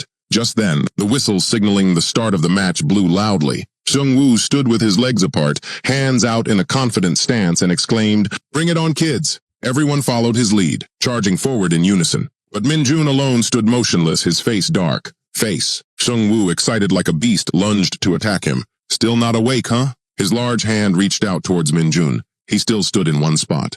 The guy gradually got closer. Suddenly, Min-jun used his head to slam straight into Sungwoo's face forcefully. Seeing Min-jun's action, everyone froze in bewilderment. Sungwoo, in pain, staggered back, clutching his face. He took a small step back and groaned. On his forehead, a serious red mark quickly appeared. Sungwoo gritted his teeth and mumbled an explanation. "I just missed a step, that's all. Please just ignore it." His face darkened. He shrugged slightly, looking towards Seung-ho with an innocent expression. He silently turned his head to look at the distant stands where the high-ranking officials were sitting. Worry quickly appeared on Seung-ho's face. He silently gave a slight nod. Right after Seung-ho turned to everyone, gestured with his hand and reminded them, "Everyone, be careful and avoid unnecessary contact. I repeat, striking the opponent is forbidden." After saying that, he held his helmet tight and walked off. Seung-woo's face was still frighteningly dark. His forehead was flushed red. Seung-woo gritted his teeth and softly cursed, "You. Damn bastard, that last move was cute. Now don't expect any mercy from me, you're toast." Although he said it softly, it seemed Min-jun heard him. His face quickly darkened as he spoke. "Cute, huh?" After a moment, Seung-ho raised his head and announced loudly, "Continue the match." Min-jun's mood had soured. His voice changed slightly as he said, "From now on, you'll get to see many more cute things." Seung-woo didn't quite hear what Min-jun said. He let out a confused, "What?" Seeing Min-jun's sudden burst of speed just now, he laughed scornfully. "What's this? You only dare to run?" But before Seung-woo could finish his sentence, his eyes widened in terror. With a swift force, his arm carrying a source of power appeared before Han I-yang. Facing the pressure brought by Min-jun, he could only grit his teeth and endure helplessly. Then he gently tossed Han I-yang and another person, sending them flying far away. He was sent flying high by Min-jun and immediately cried out in frustration, "Why me?" Seeing his strange back-and-forth actions, Seung-woo shouted in confusion and curiosity, Why are you eliminating your own teammates?" Ignoring his words, Min-jun continued his work, tossing everyone else on his team away. Guangxik couldn't escape either. He was tossed high, only able to purse his lips and cry silently. This time it was Seung-ho's turn. He clenched his fists, gathering power, and rushed towards him. Seung-ho didn't back down, raising his hands to block, gritting his teeth and cursing, "This bastard!" The two quickly clashed. Another guy standing nearby was sent flying far away. Seeing this scene, Seung-woo looked on confused and scared, thinking to himself, "What the hell is this? Does this guy have a screw loose?" He tried to resist Min-jun's strength. Overpowered, Seung-ho slightly opened one eye and cried out, but it didn't last long. He was also thrown up by him. He was so scared his face was covered in sweat, thinking, "This guy?" Min-jun, with a terrifying expression, whipped around. Seung-woo looked at his strange face and thought, "What the fuck is he doing?" Up above, Sung-kyun jumped to his feet and looked at Jun Byom, scolding, "What the hell is he doing? Stop the match right now." He looked over in confusion and replied loudly, "What are you talking about? He hasn't broken any rules. On what grounds do you want to stop the match?" He still wouldn't give in, frowning and constantly demanding a response. Even so, are you saying that eliminating your own teammates is completely normal? Hearing this, Junbyom became hesitant at a loss for words. Well, he turned and sat back down properly in his chair. One hand resting on the armrest, he looked down worriedly thinking, but what's going on? I can't defend this anymore. Sung-kyun still wasn't giving up. He pointed into the distance and shouted an inquiry. Will you take responsibility if someone gets hurt? Jong Cheon, sitting next to him, also stammered, about that. At this point, Ji-hee couldn't take it anymore. She glanced over and spoke sternly. The referee will handle it. She then brought up the previous incident.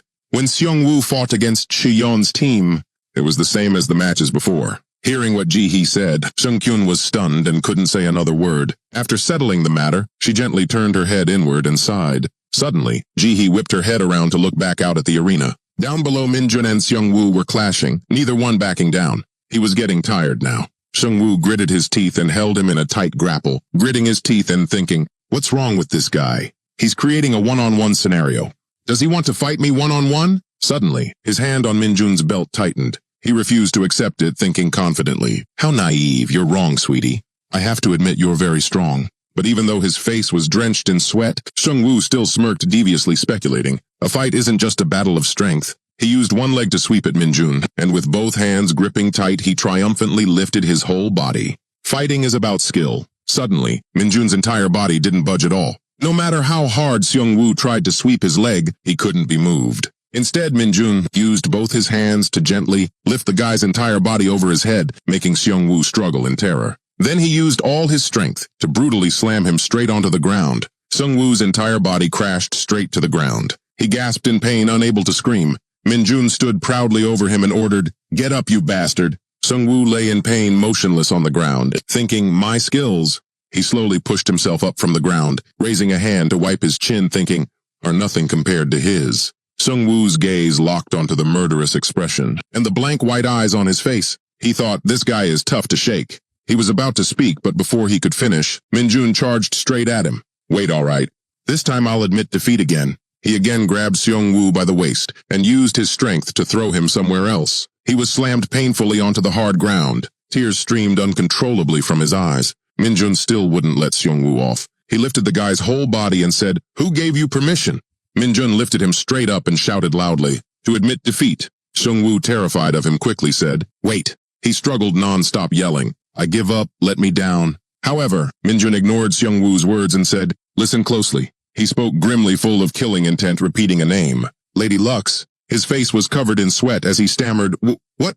Right after Min-jun, still holding Seong-woo, leaned back and declared loudly, she's not just a character in a game. On the sidelines, Dong Jin-han, Ah-young, and Gwang-shik all had their eyes wide and mouths agape, watching the match, speechless. Hee-jun was equally stunned. In contrast, Margie shyly covered her face, her eyes sparkling as she watched. Seon Yoon-seo was shocked into silence. She tilted her head, completely stunned. Seong-woo had been brutalized by Min-jun multiple times. He was already foaming at the mouth. He stood sternly above, looking down and affirming, she's also my favorite character. Seong-woo's eyes rolled back. He was no longer responsive. He passed out, utterly confused. What the hell? Min-jun stood proudly amidst everyone's cheers. Sung-ho blew the whistle and raised his hand to the sky, declaring, the match is over. 2nd Battalion, 2nd Company, 2nd Platoon. 2nd Squad is the winner. He also stepped out of the arena, his legs slowly moving. Min-jun was walking when he suddenly stopped. He looked up with a dazed expression. Everyone was squinting, staring straight at him. A silence formed around him. Min-jun awkwardly raised a hand to scratch his head, hesitating. Everyone, I'm sorry for my thoughtless actions. Before he could finish his sentence, all 4 of them approached with gleeful laughter. Gwang-shik praised him endlessly. Sergeant Kim Min-jun that was sick. He didn't even break a sweat. He clenched his fist, smiling brightly and talking non-stop. In the history of the tournament, there's never been such a massive beatdown. I can't believe you publicly humiliated that Choi Seong-woo. In a one-on-one fight like that, Han Ah-yang also gave the thumbs up, chiming in. It was so satisfying to see that Choi Seong-woo get left alone and completely destroyed. So that's why you eliminated all of us. If you had told us beforehand, we could have worked together. Amidst everyone's joyful laughter and chatter, Min-jun could only remain helplessly silent, thinking to himself, they look so happy. Well, a win's a win, so that's good. There's nothing bad about it. Suddenly, behind everyone, Sung-ho's stern figure appeared. He crossed his arms and spoke in a low voice. Whatever the reason, this style of fighting that affects your teammates is inexcusable. Sung-ho, annoyed, lowered his arms and looked straight at Min-jun, questioning him. Truly disappointing, Kim Min-jun. Right after he turned and walked away, he watched Seung-ho's retreating back, thinking this is intense. Over here, he walked away proudly without hesitating to look back. After a moment, Seung-ho suddenly felt tired. He let out a long sigh. He slightly bowed his head and smiled, remembering the image of Min-jun's competitive spirit while fighting. He thought, if I let my guard down, even I will be surpassed by my successor. Seung-ho raised an eyebrow, his face showing clear determination. Definitely. Next time I won't be fooled, Kim Min-jun. Under the clear blue sky, all the soldiers stood in neat formation, lined up behind the flag fluttering before them. Up above, Ji-hee was standing on the podium leaning forward to give a speech. Right after she took the gold medal and put it on Min-jun, Jong-un stood before everyone and saluted. Below, everyone followed suit in unison. At a large green tent in the army barracks, Munji came out, gently pushing the flap aside. Suddenly, a loud voice from inside asked, "We're about to leave. Where are you going?" Munji, annoyed, quickly stepped out and replied, "To the restroom." He bowed his head slightly, gritting his teeth and cursing as he walked. These days, hunters like us are doing guerrilla marches. When are we going to get to the core? Not far away, a small figure with a clear voice called out. "Excuse me, Mr. Hunter?" Munji was immediately drawn in. As soon as he turned his head, he became flustered and blushed. Seon Yunseo stood with her hands behind her back, looking gently and beautifully towards Munji, smiling softly. The following days passed by quickly. Snowflakes began to fall, competing with each other. After the short and intense tournament, the 104th Division's training program finally came to an end. Suddenly, Guangxik's slightly hesitant voice was heard. "So we have to handle this very carefully." Han Aiyang also spoke up. In the freezing cold, his words came out in white puffs of breath as he replied, "That's right. No matter how terrible the outcome, I think we'll definitely make a good impression with this." Dongjin, right next to them, though a bit worried, also spoke up hesitantly. "But what if the sergeant finds out?" Before he could finish his sentence, Guangxik cut him off reassuringly. "Come on, don't be scared. Once we've lured them to the meeting point, what can the sergeant even do? It's easier to ask for forgiveness than permission." Han Aiyang chuckled with amusement, turned to Cheon-ho and said, "Your role is the most important. Our youngest, you can do it." "Right." That person just stammered silently, not answering. The four of them just sat there in the snowy courtyard, huddled together, whispering non-stop. Even before the pains of training had faded, some people were already plotting something. He sat up straight and shouted seriously, "You know we don't have much time. Right, the closer the better." The guy next to him raised a finger in agreement. "Good point. The meeting point is the most important thing. Where should we go?" Dongjin shyly peeked over, his cheeks slightly flushed, and said, "Eastern Gyeonggi province is the limit. If we go past that, it'll take too much time." Hearing that, Guangxik burst out laughing, pointed at Dongjin and replied, "Nice one, Lee Dongjin. I'm starting to like you. Great idea." Suddenly, the phone he was holding vibrated. The four of them huddled closer in excitement, peering at the phone screen. Guangxik raised his hand, tapped the screen, and exclaimed, "Let's begin." On the screen were his text messages with Seon Unseo. The two of them had been chatting happily non-stop. "Hunter Seon Unseo." Suddenly her last message to Guangxik appeared. "By the way, could you give me the number for Hunter?" "Kim Min-jun, please." The two of them stared at the message and froze. Han Aiyang, a bit confused, said evasively in fear, "Hey, like this? We'll get busted for arranging a date without permission." He didn't know how to answer either, so he turned and asked the others, "Should I tell her I don't have his number?" He disagreed and replied, "Wouldn't that be a bit weird?" Dongjin, sitting close by, also chimed in curiously, "It's obvious we're all going together, but asking for his number privately like this is really strange." Hearing their words, Guangxik's face turned pale then purple. Suddenly, Han Aiyang shot up and looked down at him, saying, "I don't know, man. This is crazy. I'm scared." "You agreed to this on your own, okay? We don't know anything." Then he turned and walked far away from the group. His voice echoed back loudly, "Let's go, guys. We're not involved in this." Everyone followed Han Aiyang's lead, following him and leaving him there. Guangxik scrambled to his feet, stammering, "Hey!" He looked at the departing group and said in a serious tone, "The sergeant might want to join in on the fun too." They ignored Guangxik and just kept walking away. He stood alone in the snow, frustrated. "You guys?" Inside the hallway, it was dead silent with all the room doors closed. Min-jun, looking bored, opened a door and slowly stepped inside. The status window appeared right before his eyes. Min-jun walked closer, hands on his hips, thinking, "Now then, I should check the results of my training, shouldn't I?" The status window appeared with dense lines of text. "Kim Min-jun, Lady Lux is my favorite character." He smiled brightly, very satisfied. He recalled the image of fighting Seung-woo and thought, "Thanks, Choi Seung-woo." Min-jun's mood became more cheerful than ever. He hummed a tune as he loaded the weights, thinking, once a stat reaches 60, it's hard to increase. Next, Min-jun lay down on the gym bench. He lifted the barbell to work out, calculating. But my agility increased by 1. Thinking about it, his face flushed strangely. A confident, wicked smile appeared on his lips. And my strength went up by a whole 5 points because my skill leveled up. Min-jun quickly composed himself and started lifting weights. It really was.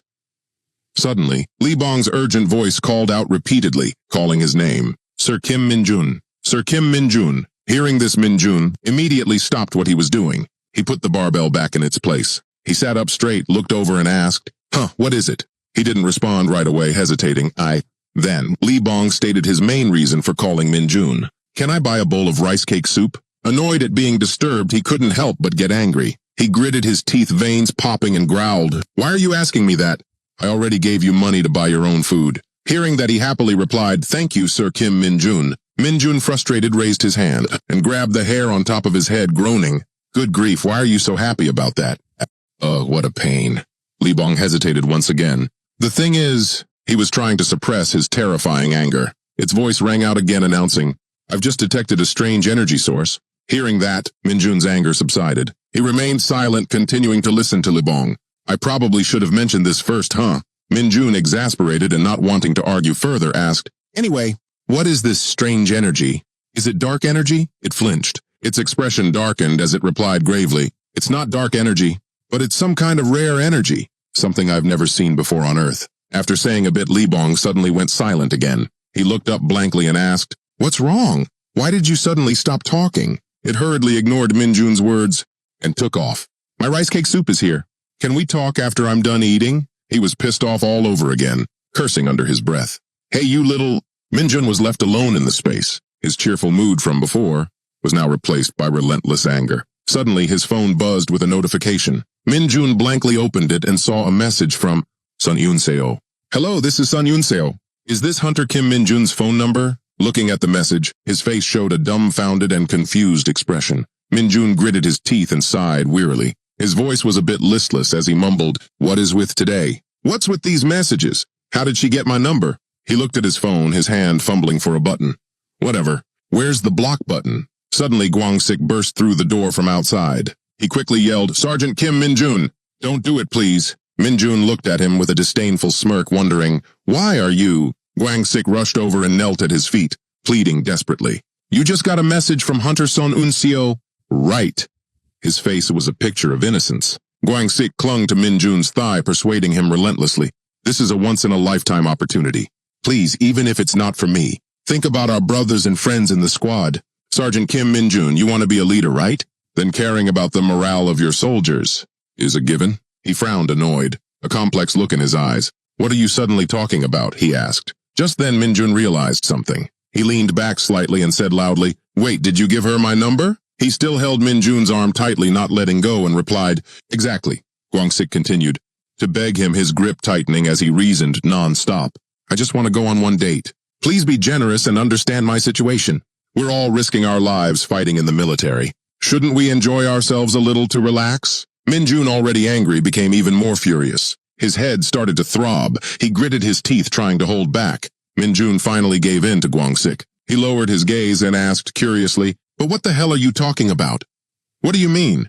He also looked up blankly and answered instinctively, What? You haven't heard what Miss Son Yun-seo said? Min-jun's face darkened with anger. He held up his phone, his voice laced with menace. What? Gwang-sik looked up in fear, stammering, unable to speak.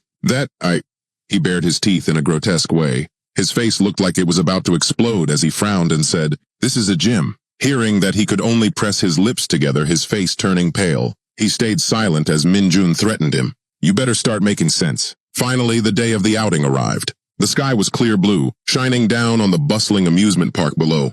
The following Sunday, on top of the colorful paving stones, disciplined feet marched in powerful unison. Everyone appeared here in their military uniforms. Min-jun seriously led the squad. Han Yong looked around excitedly and said, Thanks, Sergeant Kim Min-jun.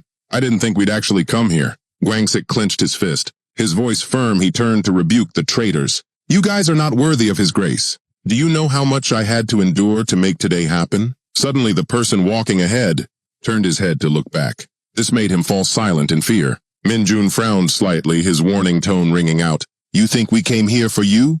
It's because Cheon-ho wanted to come. Dongjin walked over, put his arm around Cheon-ho's shoulder and said with a bright smile, so you should be thanking our youngest. Han Young, blushing, jumped on the bandwagon. He laughed slyly. That's right, by the way.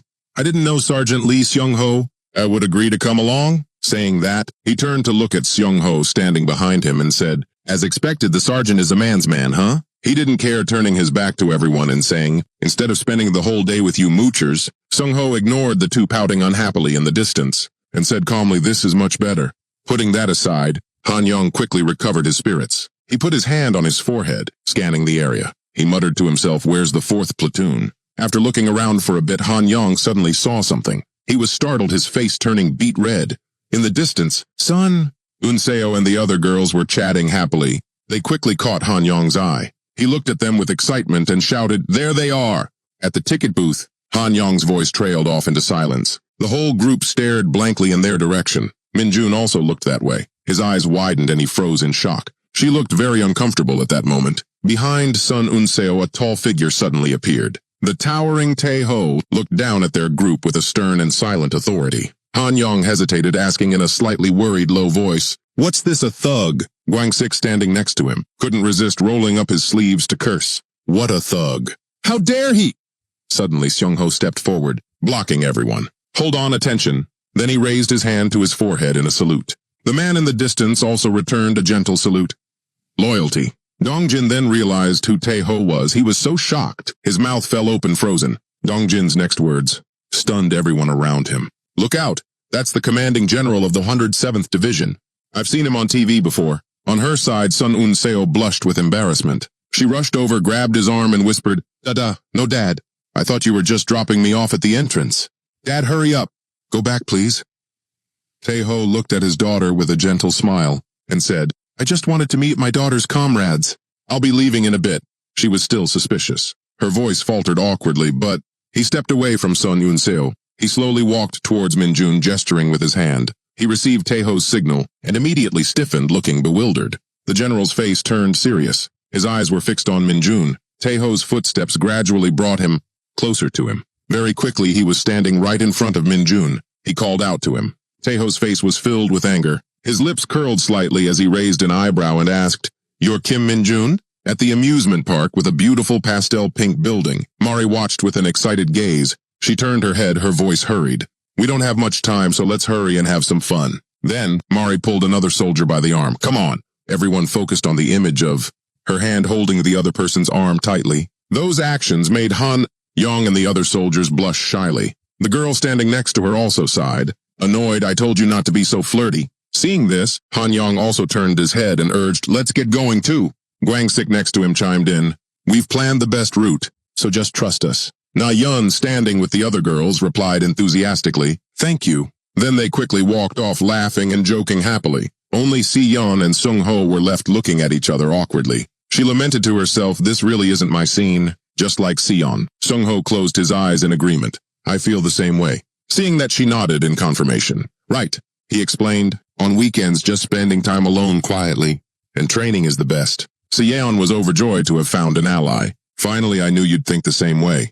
I wonder what's up with the others. Afterwards, they had fun together on the thrill rides. Everyone was excited, except for Sung-ho, who kept his icy expression. At another stall, when the girls tried on bunny ears, the soldiers all looked on with smitten, passionate gazes. Then, they continued with the thrilling roller coaster. Even more surprisingly, Si-yeon and Sung-ho chose to arm wrestle each other to see who was stronger. Next, at an arcade, the vendor announced 10,000 won for 10 shots. Inside, Gwang-sik was holding a rifle, aiming. He looked extremely professional. He closed one eye to aim. In the end, what Gwang-sik received was a small tomato-shaped plushie. Gwang-sik's face was full of sadness. Turns out it was the consolation prize. Seeing this, Han Young teased him. Hey, you're a soldier and that's all you've got. Watch me. Yejin watched Han Young show off, not realizing it herself. Her eyes shone with admiration. He must be a great shot.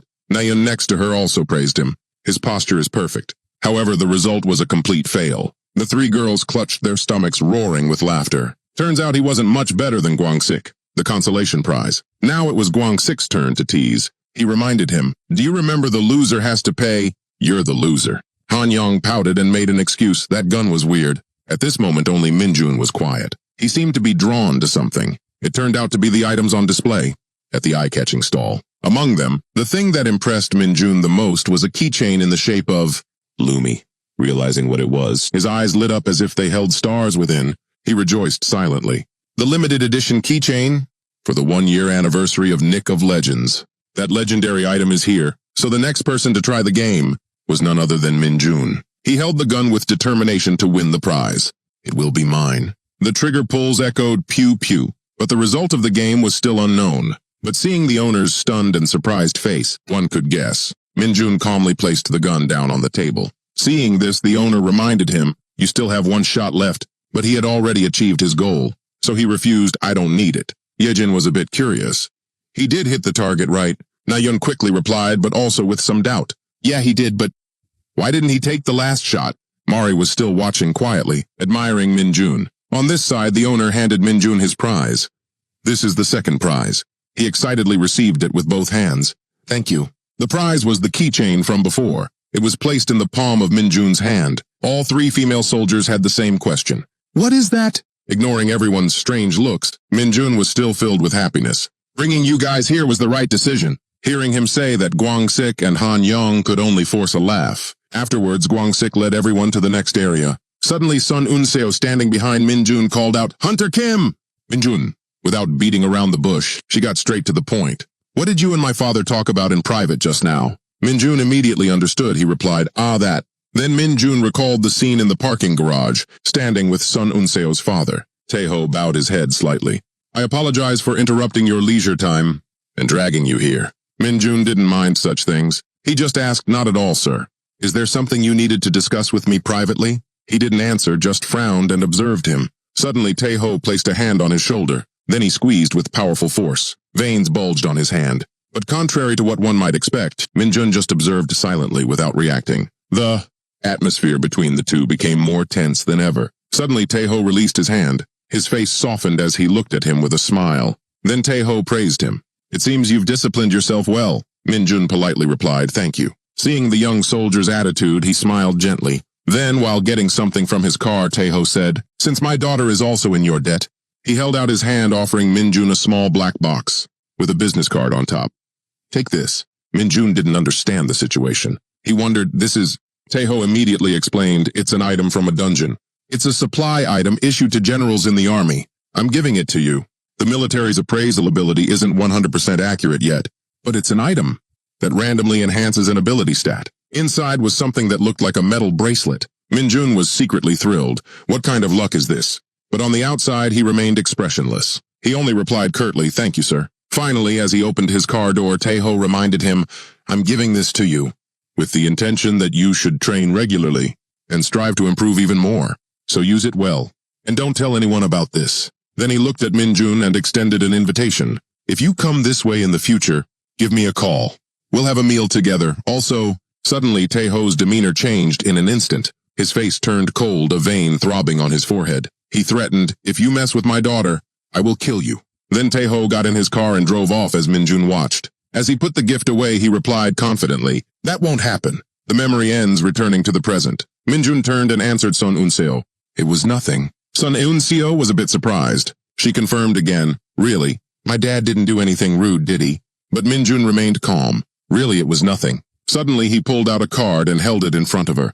"He just said that if I came here, he'd treat me to a meal." Seeing the business card, she wondered, "But why would my dad treat you?" Minjun guessed, "Maybe he's concerned about his daughter being in my debt." Hearing that, Sun Unseo remembered the time Minjun saved her and became embarrassed. Sun Unseo blushed, her voice a mumble. "Anyway, I'm sorry you had to meet my father out of the blue." Suddenly, Minjun held up the business card in front of her. To prevent Sun Unseo from feeling indebted, he held up the card and joked, "I'm going to freeload an expensive meal from afar." Everyone was laughing cheerfully together when suddenly, Guangsik approached, still curious. "Hey, Miss Hunter." He scratched his face shyly. His words faltered. "Why did you invite all of us out together? Would it be rude of me to ask this?" Seeing his attitude, Mari smiled gently. She gestured with her hands, while explaining the reason. "The last shelter battle. Our squad and was really beaten badly by Hunter Choi Seung-woo, wasn't it? But Hunter Kim Minjun got satisfying revenge for us, so we had to treat him to a meal." Hearing this, Si-yeon walked over, put her arm around Mari, and agreed. "That's right. We're buying lunch, so eat as much as you like." Then they walked ahead, leaving the 4 soldiers behind with gloomy, disappointed faces. Guangsik laid the truth bare. We didn't do anything back then. Han Yong spread his hands in frustration. Could it be that they invited all of us? Just so they could meet Sergeant Kim Min-jun. Are we just being used as an excuse? Guangsik pressed his lips together and added, besides, that was revenge for Rumi Nunuma. At the same time, a foot landed on the ground. It was Libong appearing with jet black fur. It observed 2 soldiers walking below. One was pointing at something on a tablet in front of him. Turns out it was the Hunter 7th Division 3rd Company. Company Commander Colonel Lee Sang-jin. He was shocked. 100-kilo mana stone? The female soldier next to him nodded in confirmation. Yes, sir. A single mana stone. It was discovered inside the wall of a cave-type dungeon. A cave type. 100 ki in total inside and out. After hearing this, Sang-jin turned and stared intently at the dungeon. Suddenly a strange smile appeared on his face.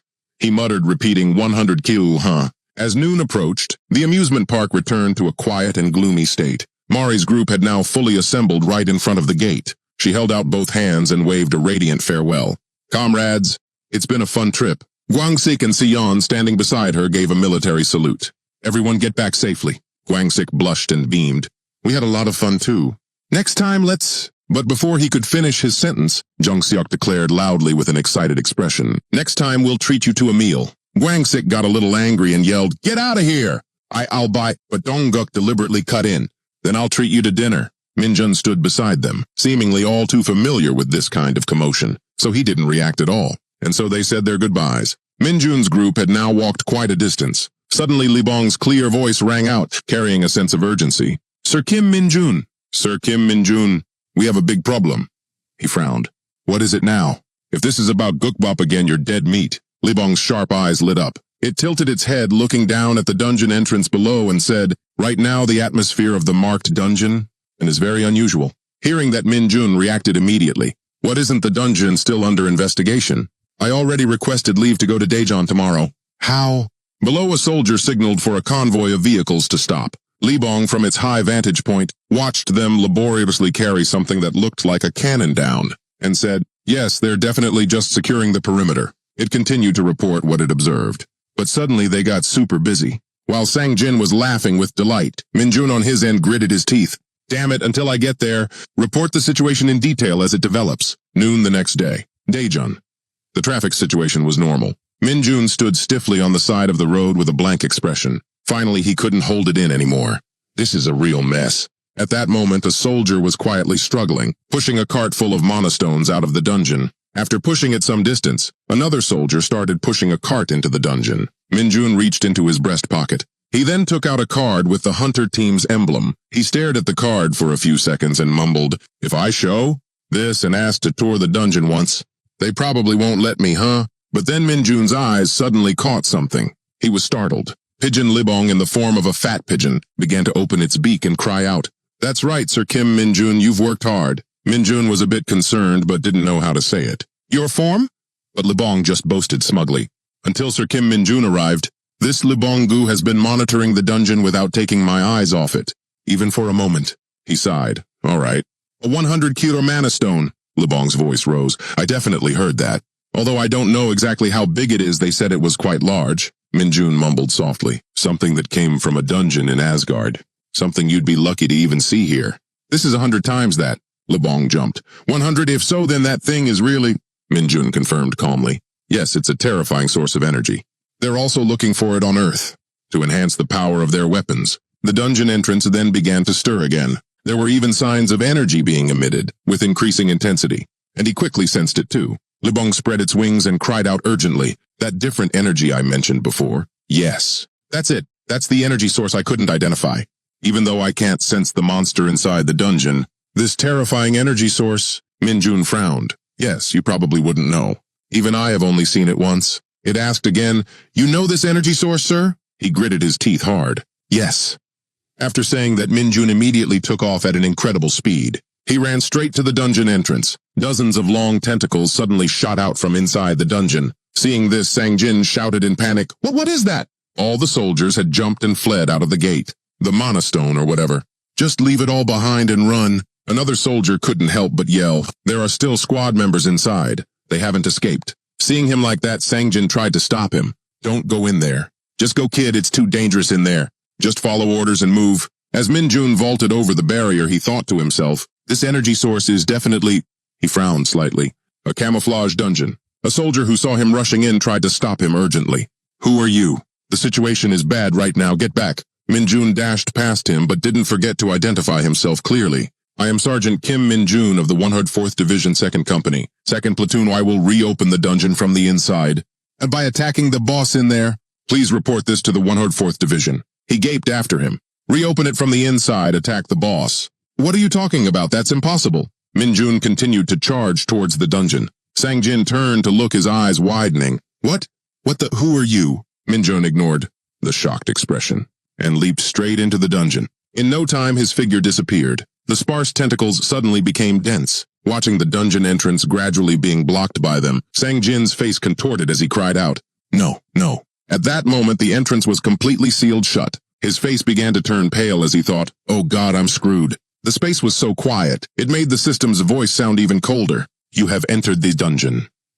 Minjun's eyes suddenly caught something. In front of him were a group of soldiers, with utterly shocked expressions, and next to them a pile of mana stones scattered everywhere. First 3 privates, then 2 privates first class. Minjun's expression briefly turned serious. Are all the squad members here? Jae-sung said, a bit flustered. Yes, but who are you? Minjun glanced around. I am Corporal Kim Minjun of the 104th Division. I just happened to pass by. The kid was startled. Minjun continued. The situation is bad. We can talk later. Is anyone injured? While they were still looking at each other with disbelieving eyes, Minjun spoke again. Everyone check your equipment and physical condition. After that, they took out whatever they had with them one by one and placed it on the ground. Minjun looked down for a moment and then asked with some disbelief, You only brought this much into a dungeon? Suwon quickly spoke up. We are the transport team, so we're only armed this lightly. The investigation and defense teams have already withdrawn. Hearing that, he looked thoughtful. Even so, is it really okay to let just the transport team enter the dungeon? He couldn't help but think to himself, something's fishy about this. After a while, Minjun finally spoke slowly. Everyone carry your own equipment. His voice lowered. Although I don't know if anyone knows yet. Minjun's cold gaze once again landed on the meager weapons on the ground. Right now, you are all entering a camouflaged dungeon. Taehyun was startled. What? Minjun tilted his head slightly. This isn't a situation that happens often. To put it simply, he slowly finished his sentence. You can think of it as this dungeon itself being one giant monster, as expected. After hearing that, the whole group shouted in unison in horror. What? Meanwhile, he calmly explained further as if it were nothing. This dungeon lures people in with valuable items and then swallows them whole. As Minjun said this, he looked down at the slightly chipped mana stones on the ground. The bait this time was that, while the others all wore anxious expressions, he himself was smiling. No need to worry too much. Minjun's smile grew wider as he said, I will take responsibility and get everyone out to this hellhole. When they heard that, they got excited. Really? Do you know how to get out? Minjun held out his hand. Everyone must follow my lead. He smiled as he eagerly outlined the route. From now on, we will catch the monsters and take them to the center of the dungeon. Jae-sung asked in surprise, the monsters. Don't we just need to catch one dungeon-type monster? Minjun said nothing. When he did speak, it was a startling sentence. Yes, it has begun. Looking at the pile of mud-like monsters stuffed in front of them, they couldn't help but cry out. What is that? Minjun's figure quietly blurred. In a flash, he appeared in front of them and swung his fist, punching the mud monsters. Minjun cheerfully turned around. For now, just stay behind me. Dong Daejun worriedly asked PFC and Jae-sung. If he's Corporal Kim Minjun from the 104th Division, does that mean? He muttered, yeah. Then Jae-sung continued hesitantly, the one who's been talked about a lot in the hunter community recently. It seems to be him. Over here, Minjun began to aggressively kick them away one by one. Jae-sung, still in awe, recounted, in the shortest time in history, the hunter who reached the rank of corporal. Finally, he concluded with a very credible statement. The monster of the invincible hunter corps. Sangjin jumped when he heard Taeho shout, Hey Lee Sangjin. He hurriedly said, Yes, sir. Taeho scowled and yelled, Yes, sir, my ass. With that, he aggressively grabbed Sangjin by the shirt. You bastard! Taeho roared in fury. What the hell are you doing? Sangjin stammered an explanation in confusion. I was just recovering the mana stone position for a moment found in the dungeon. Besides, Taeho's eyes went from angry to furious. He shouted again with a look that could chew Sangjin out. Who told you to do that? Go investigate the dungeon you were assigned to. How dare you deploy combat forces? Is without an experienced raid team leading the way. And in a dungeon? That hasn't been properly investigated. He frantically tried to explain. After 2 weeks of investigation, the dungeon was determined to be empty, so I just did it. To secure the mana stones inside for safety, sir. But the more he explained, the angrier the man got. After only 2 weeks of investigation, without an expert conclusion, you dared to send soldiers in there, and without my permission. Taeho used his other hand to hoist Sangjin's shirt and roared, "You want to keep talking nonsense to me? You think I don't know? You put them in a dangerous situation to get credit. Is that it?" He was crying without tears. He shoved Sangjin away while angrily warning him, "I don't care about the result. You'd better be prepared to take off that uniform." Taeho suddenly spun around. His eyes rested on the sealed dungeon gate. Furthermore, Taeho coldly pointed at Sangjin's face. "If anyone gets hurt, even just one person, I will hold you responsible and throw your ass in jail." He had no idea that inside Minjun was the one tormenting the mud monsters, so he added another threat. "So, you'd better pray for everyone's safe return." Although the mud monsters were dense, they were eventually wiped out. Minjun gritted his teeth for some reason and let out an annoyed cry. "Hey," he grumbled. "I already said I'd handle them. Why do you guys keep getting in the way?" Jae-sung replied blankly, "To help you, sir." His innocent expression made Minjun just sigh. He looked over at the mud puddle on the ground. "I said we would get past these monsters and go to the center of the dungeon." "Right." At this, Minjun turned to the new soldiers and asked, "Do you remember?" He began to speak in more detail. "The dungeon created by this monster allows it to absorb prey moving inside. That's us. But more importantly, as we get closer to the center of the dungeon, they will start appearing everywhere in greater numbers. So," Minjun suddenly raised his voice, "you have to conserve your stamina until then. If you get injured here, we'll be in trouble later." However, they, on the contrary, seemed full of energy. "We can do it," he chuckled to himself. "Damn right. But I'm saying this because I'm genuinely concerned about you guys. I don't even know who you are, but I know that if you're safe," he grinned slyly, "I'll be able to get a ton of experience points here." That smile grew more smug, "And all of those experience points will be mine. Therefore, you just need to protect yourselves." After smiling enough, Minjun put on a serious face again, pointing into the dungeon. "All right, let's keep moving." The rookies had no idea what his true intentions were, so their eyes also lit up. They eagerly raised their weapons. "Let's go." Minjun's feet stepped on the soft mud as he moved forward. Looking up, the whole group saw another horde of mud monsters before them. Their expressions seemed as if they didn't understand how Minjun's group had managed to get this far. But Jae-sung and the others saw the mud monsters were even more numerous than before, so they hesitated a little. Minjun glanced over. If someone has a low strength stat, their stamina will decrease just by being in the dungeon. If I had asked them to fight with me earlier, some of them wouldn't have been able to make it this far. He smirked. "Almost there. Just need to smash that rock and we're done. Hang in there." The mud monster's jaws dropped when they heard that. He spoke again. "Your part is to ensure your own safety." Minjun frowned, looking serious, and added a reminder. "No matter what, don't let yourselves get injured or killed." After speaking, his facial muscles relaxed again. As if it were nothing, he said gently. "For the sake of performance, no. I mean for everyone's safety. Fall back and focus on defense for me. I'll be done in a second." The rookies stuttered a bit, but still responded with spirit. "Yes, sir." Minjun quietly smirked on his side. Then he leaped forward. The mud monsters also began to charge, but Minjun just had to dash past one, and it was already destroyed. "If I use my skills here, someone will see.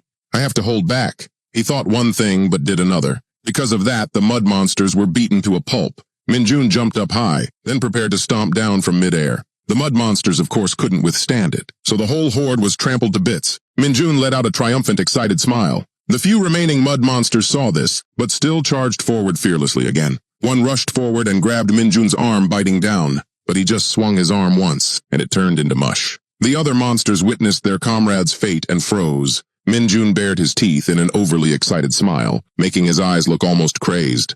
"Come on, come to me, my experience points." The ruby gem on the stone pedestal suddenly lit up, accompanied by plumes of somewhat gloomy gas. Minjun was secretly startled. "That thing." He was shocked to realize it was poisonous. Minjun immediately spun around. "Everyone fall back!" The rookies were momentarily stunned as the poison gas began to explode. But that wasn't enough to scare him. "I have poison immunity, so I'll be fine." "But the others..." Minjun gritted his teeth. "Whether they make it out of here alive or not depends on the strength of the poison. There's no more time. Clear the dungeon first, then worry about that later." Suddenly something flashed. That dazzling light came from something he had put in his breast pocket. "Item is reacting to dark energy." unlocking the item's hidden ability. Minjun's eyes showed a bit of surprise when he saw the bracelet in his pocket glowing. He suddenly remembered what Taeho had said. It's an item from a dungeon that should only be used by a general-level officer. But whatever I'm giving it to you, the military's assessment ability isn't 100% accurate, you know. But it's supposed to increase your stats by a percentage, at random. Minjun thought to himself, I wanted to wait until it was hard to raise my stats before using it. But I think he said something about a hidden ability. Right. Suddenly, the system screen popped up, copying bracelet. His expression brightened considerably. Getting an item like this at a time like this, I'm so lucky. At this moment, the bracelet began to emit a dark aura. Sweet. Countless streams of black energy descended from the air, then condensed into a demon sword. Minjun calmly held it with one hand. The rookie's eyes widened when they saw this scene. He flipped the demon sword onto his shoulder and gave an arrogant smile. Minjun had a lot of feelings about this sword. I remember this. A perfect skill for a situation like this. The one and only unique skill of the Night Knight. The monster I'll remember until I'm old, because it was so damn hard to beat before. As he finished speaking, he suddenly raised the demon sword high. Demon sword summoned banishment. Minjun smirked. Taste this, you bastards. After speaking, he brought it down directly. The slash from the demon sword carried an incredibly terrifying power. The mud monsters trembled with fear when they saw it. Their faces gradually contorted. As a result, the entire horde was sucked into a death spiral. The beautiful orb lying silently on the stone pedestal began to vibrate slightly, and then on its glossy surface, more cracks gradually appeared. The orb exploded just like that. Then, with a terrifying suction force, it coiled into a vortex. The demon sword in Minjun's hand slowly disappeared. What his two hands were holding was now just air. Minjun smirked. Just then, Yibyom's voice rang out. Sir Kim Minjun, we have a big problem. Right now, the soldiers out here are attaching something to the dungeon gate. Outside, a soldier loudly announced, Mana bomb installation complete. Only essential personnel remain.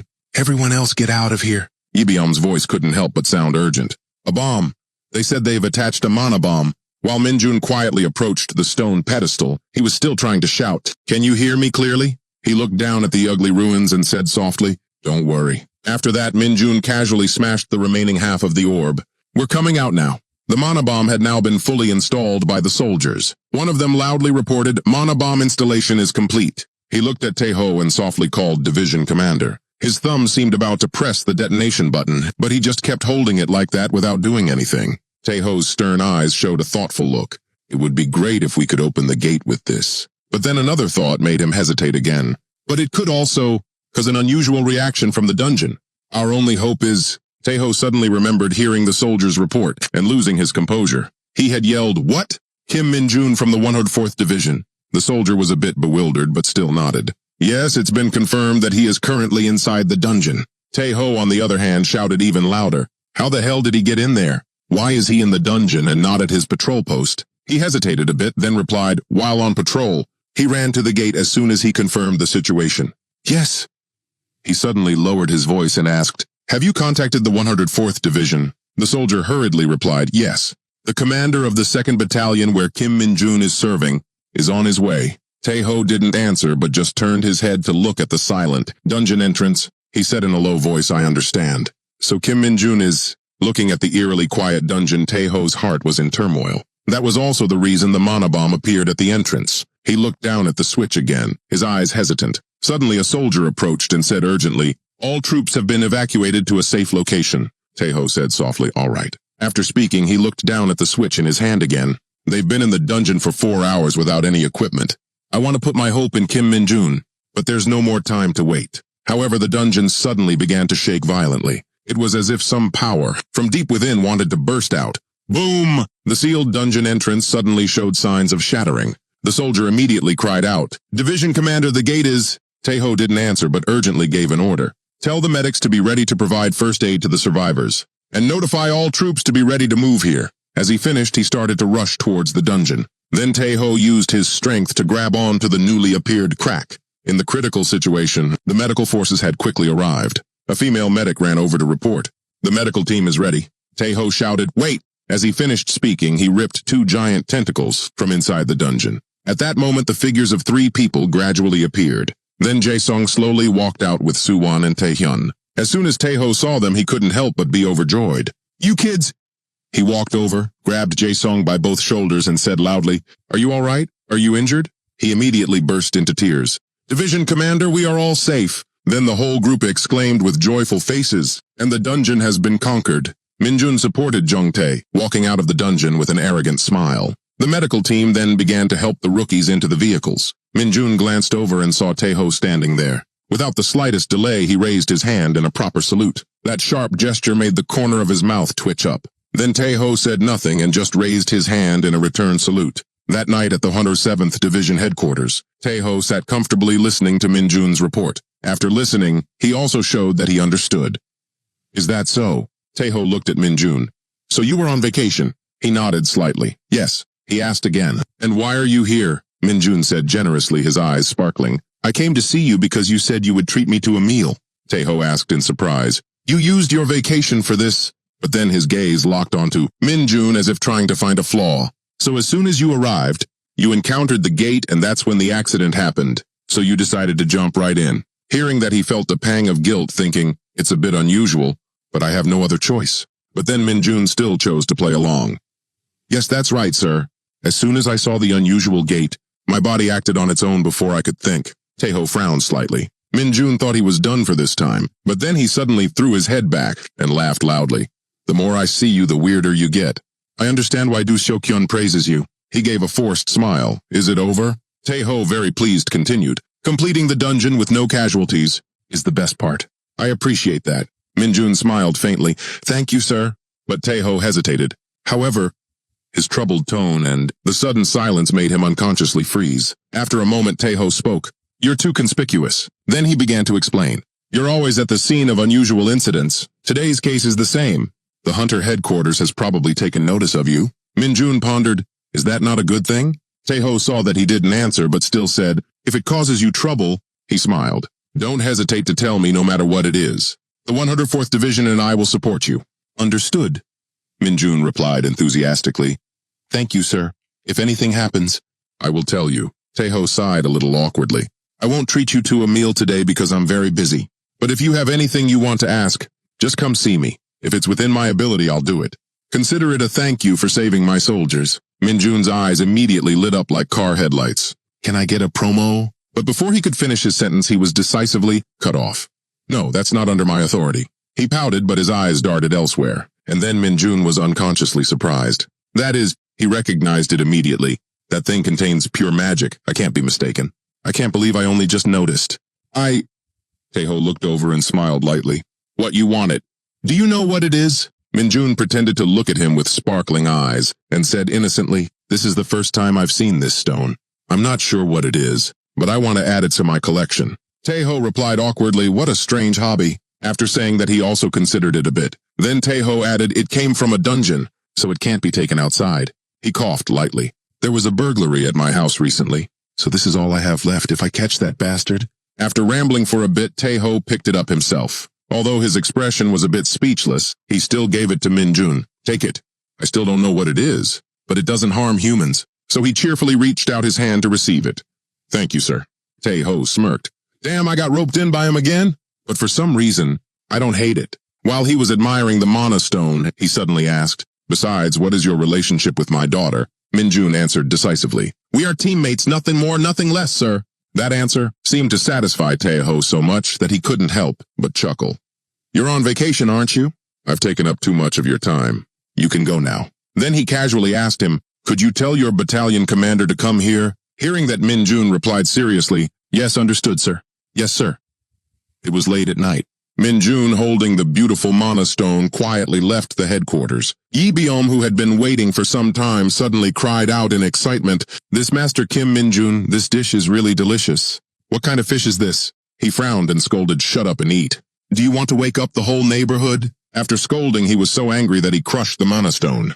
"This kid, you have absorbed enough mana." Mana increased by 1. He pondered, "I've reached the limit, huh? Maybe it's less effective than when my mana was lower. Because your mana is sufficient, you have unlocked the skill Magic Whip." Hearing that, Minjun grinned cheerfully. "Sweet, with this I'll play all..." Somewhere in Gyeonggi, the Hunter Corps headquarters, a shout echoed from the meeting room. "Hey son, Taeho." Changmo sat there roaring without any restraint. "What the hell are you doing letting accidents like this happen?" Taeho bowed his head and said, "I'm sorry, sir." But the old man only shouted louder. The 107th Division will be coming to settle the score with us soon. You'd better be prepared. This incident really drove Changmo mad. Your luck has run out after this. The old man even threatened loudly, I'm going to strip that uniform off you myself. Changmo's expression grew uglier by the second. And bring that brat Lee Sangjin to headquarters tomorrow, immediately. Understood. Taeho glanced at the old man. Yes, sir. Just then the meeting room door suddenly burst open. Changmo also immediately stood up and saluted. Sir, Hak Cheon, who had just entered, advised Lieutenant General Kim, don't be so harsh. His voice was calm. We can hear you yelling out there. Changmo didn't argue back at all. I will be more restrained, sir. Hak Cheon slowly sat down in a chair. Good. I've received the report. Changmo's already foul mood darkened even more as he thought, not again. Hak Cheon spoke up, this time, but on his face was a forced smile. It was Kim Min-jun again, wasn't it? The golden vehicle sped out of the base at breakneck speed. In no time it had arrived. The wheels screeched against the road, creating a piercing sound. Junbyom hurriedly got out of the car with a sullen face. It seemed that anger had completely taken over his mind, making him forget even a familiar task like closing the car door. Junbyom, fueled by his anger, marched straight to the commander's office. With his high rank, he didn't hold back, pushing the door open and striding in. Cheonmin, who was inside, was startled and shouted loudly, Greetings, sir. But at this moment, Junbyom was in no mood to notice. He looked around the room confused. What's going on? Where is everyone? That question made Cheonmin hesitate, not daring to answer. About that? Yes. His attitude only made Junbyom more certain of his thoughts. Is it what I'm thinking? Is he the target? At this point, Cheonmin had nothing left to hide. Yes, sir. Yes, everything is exactly as I predicted. At the same time, it made Junbyom wearily flop down into his chair. These idiots. He clutched his head and hissed each word through his teeth. Did they deliberately take advantage of my absence? Cheonmin could do nothing but stare blankly, listening to the other's ragged breathing. Unexpectedly, even an hour later, his blank expression hadn't changed by a single millimeter. It was just that the person witnessing that peculiar expression was someone else. The other person's face held a dark, unreadable expression. This was the Hunter Special Task Force, Master Sergeant Taewon and Master Sergeant Min Soo. Finally, Cheonmin conceded in their staring contest. He clasped his hands and leaned forward, then spoke. I understand what you all are trying to say. However, he paused for a moment as if gathering courage. Then he continued his unfinished sentence. You all came here early in the morning and demanded to see our soldier, who just returned from his leave yesterday. A very reasonable reason was about to pour from Cheonmin's lips. From our side, it's a bit, but was cut off by Taewon's outstretched hand. This gesture was just like some CEO in a coffee shop. Luckily, the man's attitude was better than that infamous person's. Do you know who ordered us to come here? Please, just this once. Just the pressure of the words weighing on Cheonmin's shoulders made him even more anxious. But the battalion commander and our company are both not present.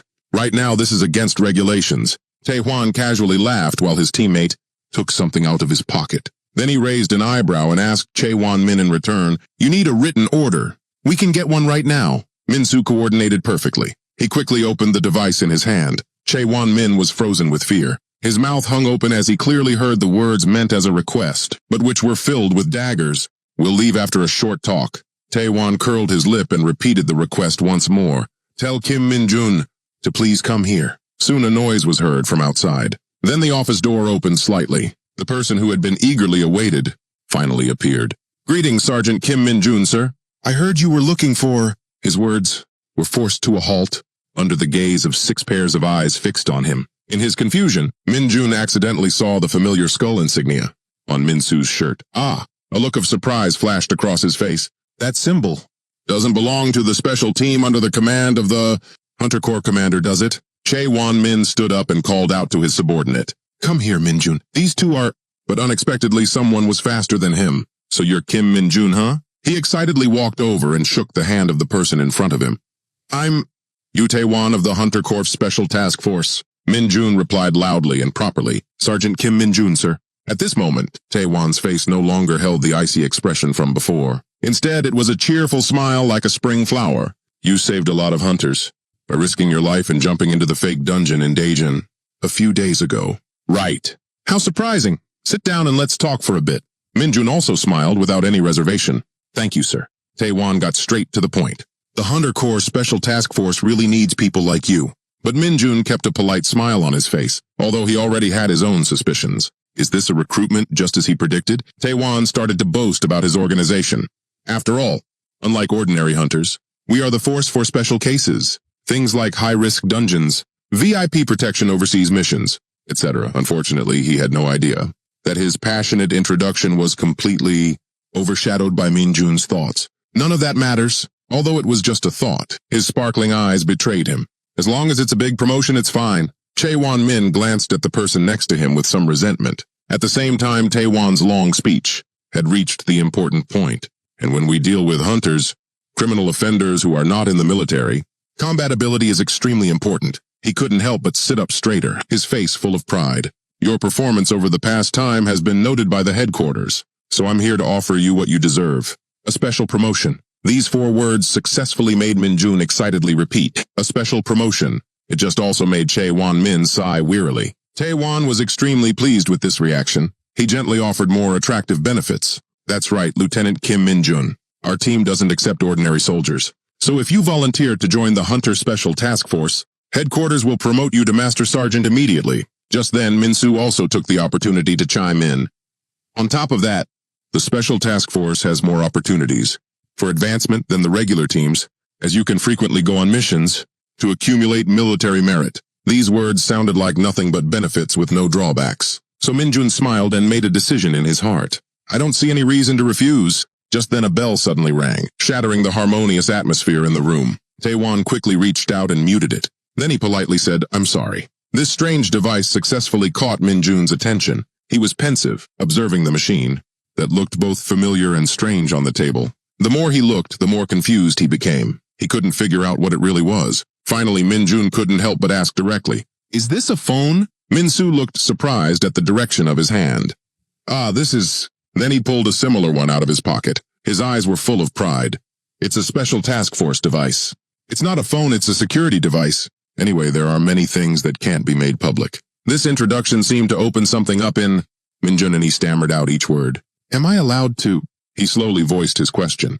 Use the internet and a computer if I want to. This seemed to be a new issue, so the 2 from the Hunter Special Task Force were a little taken aback. Taewon regained his composure and cleared his throat before replying. Security is very important in the team, so using the internet and personal devices are prohibited in the barracks. We also encourage you not to use it during your leave. Minsu also gently comforted his future teammate. It's just a small inconvenience compared to our mission.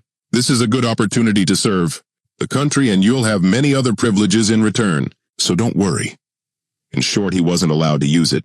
So, Minjun pouted with dissatisfaction. His expression made Chae-Won-min secretly rejoice.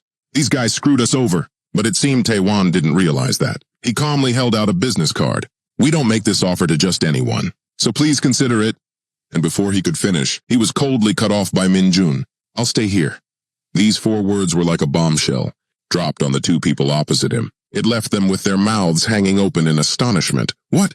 A second later, Taewon frowned and asked, The reason is, Minjun's steady voice echoed throughout the command office. If I join the special task force? A few seconds later, Minsu's shout broke the silence. What did you just say? His face flushed red as he shot up. What? Mighty dungeon fighter. You're throwing away such a great opportunity for a game. The lieutenant general had to hold a meeting because of you, and now you're refusing because of mighty dungeon fighter. Are you kidding me? Minsu replied in a low voice, but deep in his eyes, an indescribable seriousness shone. I'm not kidding. For me, this game is my lifeblood, no negotiation. Taewon stared at the other person, as if confirming the truth of these words. Then he stood up and said, I understand. This is the biggest problem for you, so we'll be leaving. As soon as he heard those 2 words, Chae-Won-min quickly ran out to see them off. Oh my, you're leaving. The door is always open, huh? Things had reached this point. The 2 from the Misu team could only leave in a huff, amidst his hearty chuckles. His delight. Of course, he couldn't stand the injustice in his heart. He turned his head back and threw out a derogatory remark. I bet your talent has been overblown, compared to your skills. You gave that crappy reason? Just because you're afraid others will find out when you join the team. Right. The more he scolded, the more he got into it. His tone when he uttered the last sentences soared to the treetops. Without this opportunity, someone like you would never pass the entrance exam. Got it. Minjun couldn't take it anymore. His eyebrows started to twitch and then he spoke in a cold voice. He spoke. How are you so sure? Chae-Won-min, about to see off the 2 gods, was suddenly stopped. He turned pale and cursed, Minjun, what now? Minsu became even more angry when he was questioned back. What, say that again? Minjun didn't back down and turned to confront him directly. I don't know what entrance exam you're talking about, but how are you so sure I'd fail it? Under his annoyed gaze, Minjun slowly stepped closer. Then he curled his lip into a triumphant smirk. Right after a powerful authority descended upon the office, accompanied by 4 words. Want to prove it? Chaewon-min, seeing things were taking a turn for the worse, quickly stepped in to intervene. Kim Minjun, stop. You too, Master Sergeant. What are you trying to do here? Before he could do anything, a hand was placed firmly on his shoulder, stopping him. He turned his head and met the unfriendly smile of Taewon. He bared his teeth and asked a threatening question. Can we borrow the training ground for a bit? Soon the group of 4 was at the sparring room. Each person had different emotions. Some crossed their arms waiting for the show. Others were worried about their friend's safety. Minsu gripped his weapon and said in a loud voice, the entrance exam is a free-for-all match. With a former member of the Special Task Force. If you don't think you can do it, you should say so now. Minjun stared at his opponent without a hint of fear. I have no intention of joining the Special Task Force. He paused for a moment, then made a proposal. So if I pass the test, you have to apologize for your words. For Minsu, this request was nothing short of an insult. He angrily glanced down at Minjun's hand and snorted. How dare you come out here with that ridiculous weapon? And talk to me like that. I'll fix that attitude of yours. At this moment, Taewon, holding a watch in his hand, loudly announced the rules of the match. We'll fight 3 rounds of 3 minutes. Ready? The 2 on the field gripped their weapons tightly. At the same time, they adopted their familiar fighting stances. As soon as the starting signal sounded, Minsu immediately rushed forward. His speed slightly surprised Minjun. Luckily, he managed to duck in time, successfully saving his head. But before Minjun could even complete the movement, Minsu had already pulled his weapon back. A whooshing sound followed his hand movements. Minjun, like a paper doll, was forcefully pushed back a whole 10 meters. He flew past Chaewon-min and slammed hard onto the sparring floor. This situation was exactly what Minsu had predicted. A satisfied smile appeared on his face.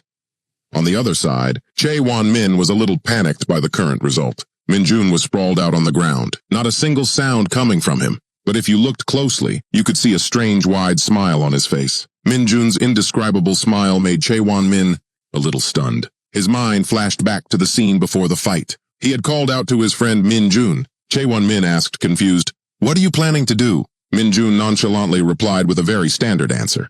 "Of course I plan to win." This obviousness left Chaewon-min stunned. He didn't know what else to say. He stared at the person in front of him, a million thoughts running through his head. That's right. If it's him, he might have a chance of winning. But that's what I'm more worried about. Minjun touched his chin deep in thought for a long time before speaking. If I win, at this point he finally paid attention to the surrounding consequences. Will it cause any problems? Chaewon-min didn't answer right away. He hesitated for a moment, glancing at the 2 from the Hunter Special Task Force. Well, this unit is quite arrogant, so his face darkened with each word. If their pride is hurt, I'm quite worried about how they'll react. The outcome didn't look too promising. Even Minjun had to be silent and make a plan. Then he suddenly spoke up. Then? A strange radiance shone on his handsome face. I'll take at least 1 hit. Back to the present. Taewon announced loudly, defeated. Minsu excitedly cracked his shoulder and turned to leave. Taewon finished his duty as the referee, against Chaewon-min's advice. We'll end the sparring session here. Take him to the infirmary immediately. But these words fell on his ears. Like a lame joke. Taewon on the other side was still arrogantly assessing. You got cocky when you dodged the first blow. But judged by the standards of the Special Task Force, Kim Minjun still. Before he could finish, a scene unfolded that made him widen his eyes. The person who was thought to have been knocked flat on the ground suddenly sat up to the other's surprise. Minjun smiled arrogantly. Not done yet. His voice made Minsu turn around sharply. He couldn't believe this result. Surprising, it definitely hit him head on. Minsu was so angry his teeth ground together, making a grating sound. How could he? Taewon was the first to regain his composure. He hesitated a bit and asked, do you want to continue the match? Although it's a training weapon. But if you abuse it and get hurt, it will be troublesome for us. Minjun smiled with interest. No problem. Please continue. Minsu stomped his foot and stepped closer. You're being foolishly stubborn. Now his face was flushed and veiny. That's not brave or anything. I'll make you regret it. Unfortunately, Minjun wasn't scared at all. He tightened his grip on his weapon and smiled in response. Is that so? Then he quickly deployed his strange magic skill, making his magic colorless, unperceivable, and with no effect on the surroundings. It can be turned on and off at any time, and also his E-rank magic whip. It concentrates magic into the shape of a whip. This attitude was like a slap in the face. Minsu roared in anger, arrogant bastard. Then, without a moment's hesitation, he launched himself forward. Min-soo's speed was so fast that only the afterimage of his arm could be seen. But in Min-jun's eyes, this speed was no different from a turtle's crawl. He casually swung his whip, blocking all the attacks. This result was completely unexpected for Min-soo. He pulled his hand back in fear as if he was planning something. Then he moved even faster, heading straight for where Min-jun was standing. But his magic whip was even faster than all of that. It immediately wrapped around the sharp blade opposite him. A deafening sound echoed throughout the training ground. At the same time, a look of shock flashed in Min-soo's eyes. It turned out that Min-jun had successfully disarmed him. The jet-black blade was flung into the air. The two Taewon gaped at the direction the weapon flew. But Min-jun had no time to enjoy that. He quickly redirected his magic whip. It was like it had a life of its own, relentlessly striking the other person. Min-soo gritted his teeth and let out a loud, "Huh!" But the arrogance still hadn't disappeared from his face. Blows like that won't even leave a scratch on my body. Then suddenly Min-soo's knuckles made a suspicious cracking sound. Even more surprisingly, even its owner didn't know what was happening. What? Then he let out a piercing, trembling roar. His teammate's attitude made Taewon stunned. What is this? The sight of Min-soo collapsing to the floor was like a bomb in his heart. Master Sergeant Kang fell with just one blow. Suddenly, the sound of a whip cut through the air, interrupting Taewon's thoughts. It turned out that Min-jun on the other side was relentlessly swinging his hand. The rope, whipped like a jet-black snake, flew through the air. Min-jun's face broke into a smile that was both amused and sinister. An ominous feeling immediately rose in the hearts of the other two. Min-soo couldn't contain his fear and shouted, "Wait a minute!" Unfortunately, the whip had no special eyes, especially when its owner had no intention of holding back. A shockwave shot right at him. Min-soo lost all composure and shouted, "Ow, ow!" He lost all his strength and collapsed to the ground, coughing. This development made Min-jun even more interested. That's right, it's an unstoppable attack. I can see that the Special Task Force has skillful skills, but it seems that weapon also fluctuates with its owner's emotions. Is this the first time you've felt a magic-wrapped whip?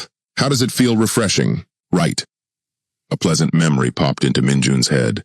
Even that orc, that sturdy warrior, also fell with one blow from this thing. The intensity of the black rope was getting faster and faster, so the sound of it rubbing against the floor was chilling. It was like the sound of death. It made Min-soo lying on the opposite side tremble with fear. At this moment, the smile on Min-jun's face was completely distorted. He looked like a demon rising from hell. Don't get cocky just because you hit us once. The one about to be executed could only gape and look up. Taewon rushed over to stop him. That's enough. That's enough. But unfortunately, those words didn't reach Min-jun's ears. A loud crack echoed, like the end of a tragic battle. The magic whip created a hole in the floor, right between Min-soo's legs. But the sheer terror was enough to make him foam at the mouth. His large body immediately collapsed to the ground. Taewon rushed over to Min-soo in a panic. He gently helped his teammate up. A million thoughts raced through the man's mind without him even blinking. When he had fainted from the pain of fighting a horde of orcs, then his eyes flickered to the other side. Can a training whip be this powerful? Finally, Taewon silently made a decision. That's right. We can't let this guy go. Then he grimaced and emphasized each word. A subordinate's mistake is the superior's responsibility. Can I apologize on his behalf? Min-jun scratched his face a little awkwardly. His conscience was also stirring. I think I put too much magic into that whip. I feel a little guilty now. On the other side, Min-soo was slumped in the corner. Then, Min-jun finally answered seriously. No, it's not like that. I also acted inappropriately for my position. I sincerely apologize. Taewon frowned and stared at him. Then he once again held out his business card. If you change your mind, contact me. Of course. Then he helped his teammate to the door, to the sound of Chae-won-min's happy voice. Oh, you're leaving. If you're in a hurry, you can stop by our medical unit. Taewon replied calmly without a hint of anger. No, it's fine. I apologize for the inconvenience today. Min-jun silently watched the two of them. Then he proudly held up the business card. That ended well, didn't it? Back in the office, the commander inside let out a burst of excited laughter. Junbyom commented cheerfully, that was refreshing. Then he looked up and asked, so where's our private Kim Min-jun? Chae-won-min calmly replied, he's returned to his duties and is currently in the process of personal training.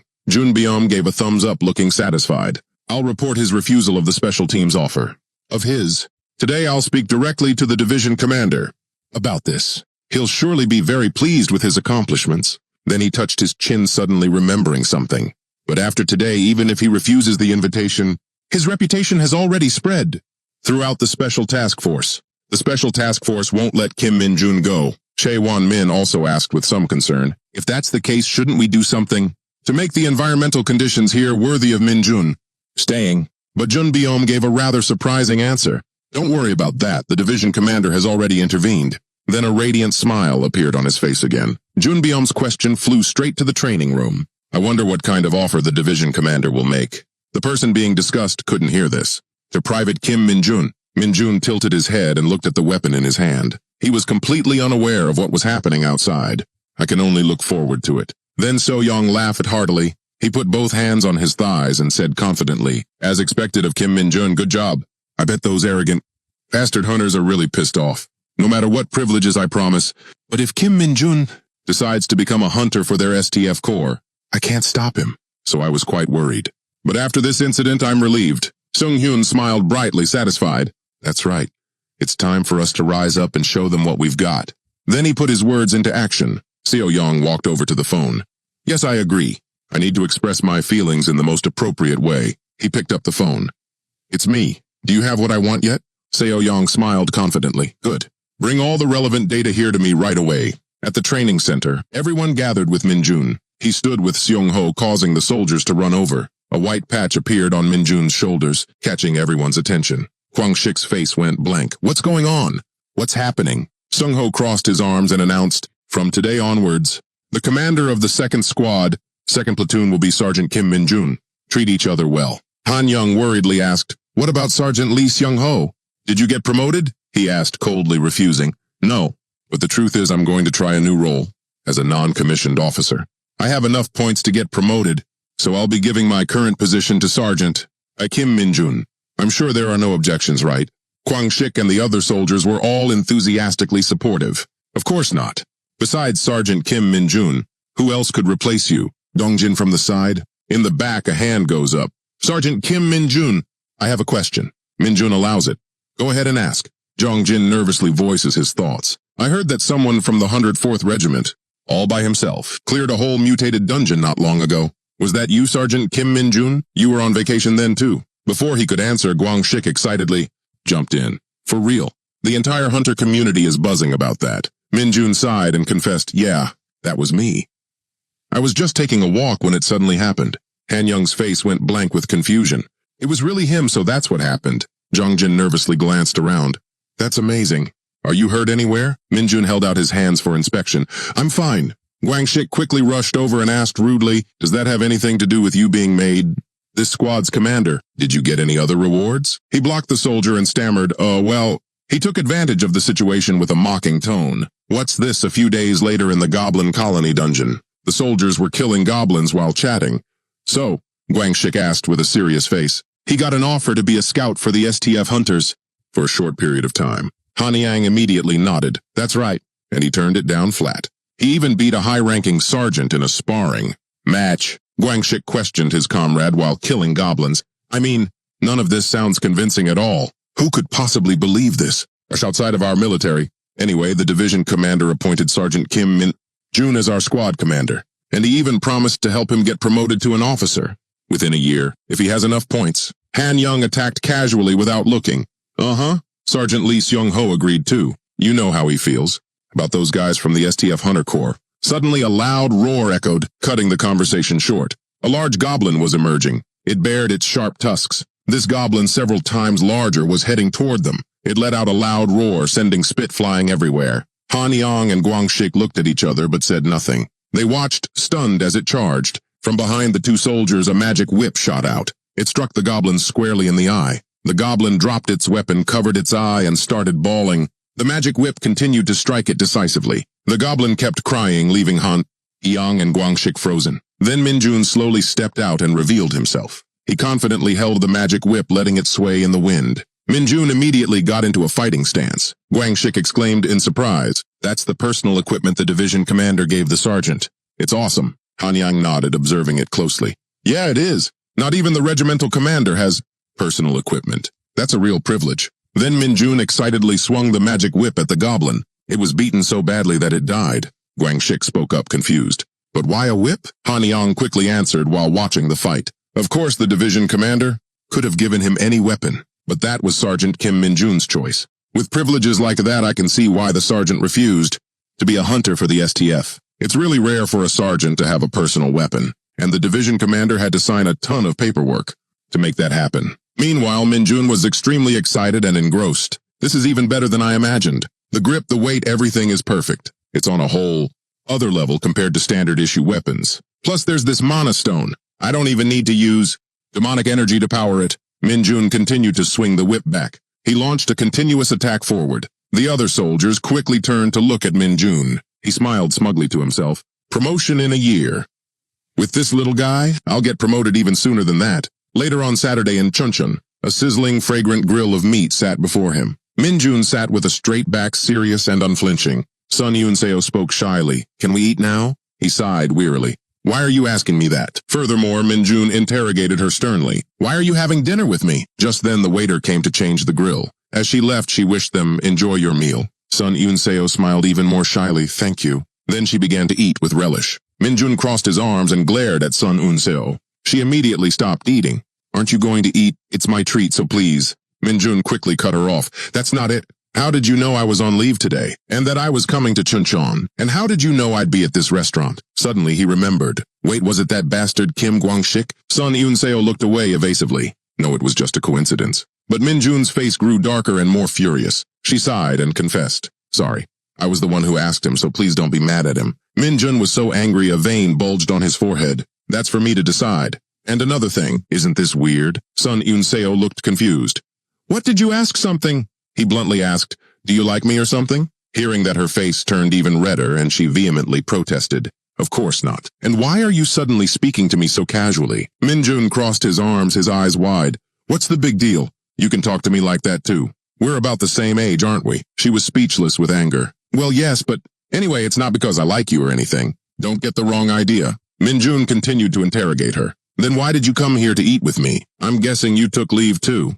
When that snitch told you I was going out today, Sun Yunseo stammered, looking for an excuse. That's right. But there's another reason. He quickly found a hole in her story. What reason? She turned her head and deliberately changed the subject. The closed dungeon at the training center. Minjun quickly forgot his suspicion. What? Sun Yunseo explained. The Red Boar Gate at the Community Welfare Support Center in Hwacheon, and the mutated pseudo-dungeon not long ago. He quickly grew suspicious. What are you talking about? She scratched her blushing face. It seems like wherever you go something happens. I'm just curious. So I was wondering if something would happen this time. Inside, Sun Yunseo was struggling fiercely. That sounds really weird, no matter how I think about it. It's so embarrassing that I finally said what I was wondering. The two fell silent, making the atmosphere more awkward. Sun Yunseo lowered her head to look at him. Suddenly, Minjun broke into a wide smile. His hand trembled as he held his glass, but his voice was extremely polite. Don't talk like I'm a walking disaster. No way. Minjun's face showed extreme bewilderment. Has she figured something out? Then the two continued to chat without eating or drinking anything. Minjun keenly noticed her rank insignia. So, you've been promoted to corporal. Sun Yunseo shyly admitted, I passed the promotion exam last week. Hearing that, he laughed proudly. That was fast. But that's to be expected from you. Our Unseo is famous. She pouted, annoyed. Are you teasing me? You're already a sergeant. Wait a minute. Why do you keep speaking to me so informally? Minjun asked unconsciously while chewing his food. Can't you drop the honorifics? She clenched her fists in anger. You think I can't? He shrugged. Great, then do it. But in his head, Minjun was thinking something else. The image of the gate appeared in his mind, annoying him immensely. Oh man, the gate appeared at the worst possible time. This feeling is always annoying. I had to go out, because I heard a gate would open here. Where is it? Damn it, there's no other way. Minjun spoke coldly. I'll be right back. I need to use the restroom. Sun Yunseo stammered, fearfully nodding. Okay. Afterward, Minjun walked around the park observing his surroundings. He shouted in frustration, It's supposed to be here! Then Nightwalker emerged from under a bench and looked at its master. Minjun praised it with a pat. Good job. I didn't think you could finish the job so quickly by yourself. I can feel the demonic energy here. Then he tossed it a reward and complained, But where's Li Jongjin? Where is he that he couldn't make it? Suddenly he looked up. It was a blue gate crackling with electricity. Minjun looked at it closely. Good thing there's no one around. Gradually, the sparks formed a large gate in front of him. Why would a gate appear in the middle of the city like this? There are so many people living nearby. Do you have any conscience, you monsters? Minjun excitedly rolled up his sleeves and approached. I need to destroy it quickly, for the safety of the civilians and for my own promotion. But before he could get close, the silhouette of a large monster appeared. It slowly moved closer to the gate. Minjun watched in surprise, getting a closer look. Something's coming out. He quickly took out his phone to check. An emergency disaster notification message. Minjun ignored it and got ready. Who knows what's coming, but if it's too strong, I have to draw its attention, so it doesn't harm any civilians. The military probably already knows a gate appeared here, so I just need to stall for time. Then, a monster's claw emerged from the gate. Slowly, the blind devil stepped completely through the gate. It let out a loud roar as if to welcome itself to the world. Minjun braced himself against the force and commented, "Well now." The blind devil raised its arm, preparing to strike him down. Minjun quickly dodged the attack. Just one monster, but it's emitting a lot of demonic energy. It must be pretty strong. That arm, it looks dangerous. Then Minjun leaped back in a flash. He unleashed his special move and praised his opponent. "You're sharp, but it's useless if you can't hit me." The status window appeared. Skill Dark Arrow E. With its other hand, the blind devil materialized a mace and charged. Minjun was surprised and couldn't believe his eyes. It quickly threw its weapon at him. The blind devil laughed excitedly and roared. It thought it had finished off its opponent. But it turned out Minjun had caught its weapon. As the dust settled, his figure was revealed. Expertly dodging the blind devil's attack, Minjun glared. Where did this guy learn this trick? The blind devil shut its mouth. Then it cleverly pulled its weapon back, startling Minjun. Then it threw its other hand at him. Minjun quickly dodged to the side. Now he was practically flying through the air, toying with the blind devil. Taking advantage of the opportunity, Minjun moved in close and punched it hard in the face. Then it stumbled to the ground while he landed lightly. Minjun turned his head to observe. So that wasn't enough to take it down. The blind devil staggered to its feet, its mouth twisted. He backed away, deciding one more hit then. Suddenly, Sun Yun-seo shouted, "Hey, Kim Minjun!" Minjun turned his head in confusion. "Why are you here?" The blind devil quickly threw its weapon hand at her. The weapon flew close to Sun Yun-seo. Minjun quickly grabbed the chain of the arm. "What do you think you're doing?" The blind devil shrieked. Sun Yun-seo shouted worriedly from a distance, "What are you doing there without a weapon? Did you run away from your meal to come here?" Minjun turned his head back, annoyed, and questioned her. "How did you know to come here?" Sun Yun-seo grabbed a signpost tightly. "I saw the gate disaster message, so I came." As soon as she finished speaking, she threw it at the blind devil. He watched the signpost fly high, a smile spreading across his face as if he had a plan. Then Minjun launched himself in the direction of the signpost. He jumped high. Minjun took the opportunity to grab the signpost like a weapon. He channeled his inner strength, raising the signpost high above his head. And so the status window showed Skill Magic Whip E. Let's see if you can take this. It was hit squarely on the head with a painful blow. It lay sprawled on the ground motionless. A cloud of dust billowed, forcing Sun Yun-seo to shield her face. Then Minjun quickly absorbed the blind devil's power. Sun Yun-seo coughed violently, catching his attention. "I never thought you were already a real hunter." She innocently walked over and asked, "Facing dangerous monsters like that just now, you handled it all by yourself?" Minjun tilted his head and smiled nonchalantly. I still needed a little help." But internally he was slightly annoyed. "If you hadn't shown up, I could have dealt with that monster more easily." Sun Yun-seo then ran over to the blind devil to observe it. "This gate is a bit unusual, isn't it? A monster that can throw blades and has chains too. It's a little strange for it to appear alone. Perhaps it's a bit irregular. We need to talk about this later." Suddenly another shadow slowly appeared from behind the gate. Sun Yun-seo was surprised and scared while Minjun's face went blank. A whole line of blind devils from the gate stepped out and roared loudly. She backed away in fear. "5 of them, Minjun. We need to retreat and regroup with the Hunter Corps when they arrive." He turned his head, smiled, and gave an order. "Good idea. You fall back and regroup with the Hunter Corps first." She quickly reminded him, What about you? Are you going to face them alone?"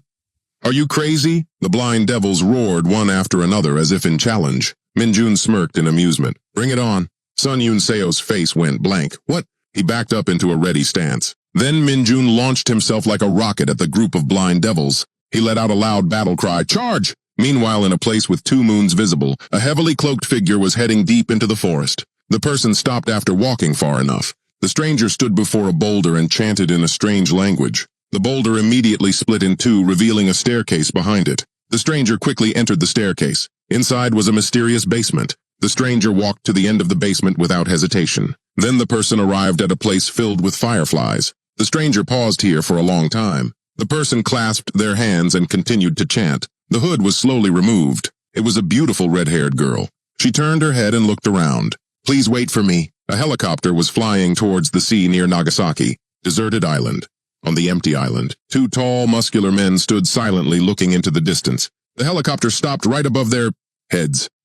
The 2 men remained standing there. Before them, the helicopter was landing. The wind from the rotors kicked up dust. Do Seong stepped out of this helicopter with a stern expression, powerful aura. He glanced around the deserted island thoroughly. The other man proactively walked over to shake his hand in greeting. Thank you for coming. I am Enzo Masaru, from the Japanese Hunter Association. Do Seong returned the handshake and smiled warmly. I am Major General Do Seong of the Korean Hunter Unit. You speak Korean very well. Upon receiving the compliment, Masaru chuckled sincerely. Thank you. He gestured behind him with a polite invitation. This way, please, over here. Do Seong followed Masaru inside, and calmly sat down to read the report. After reading for a while, he nodded in admiration. This plan seems to have no issues. Everything is quite excellent. Very thorough despite the lack of preparation time. Masaru smiled humbly. It's all thanks to your comrades providing us with good soldiers.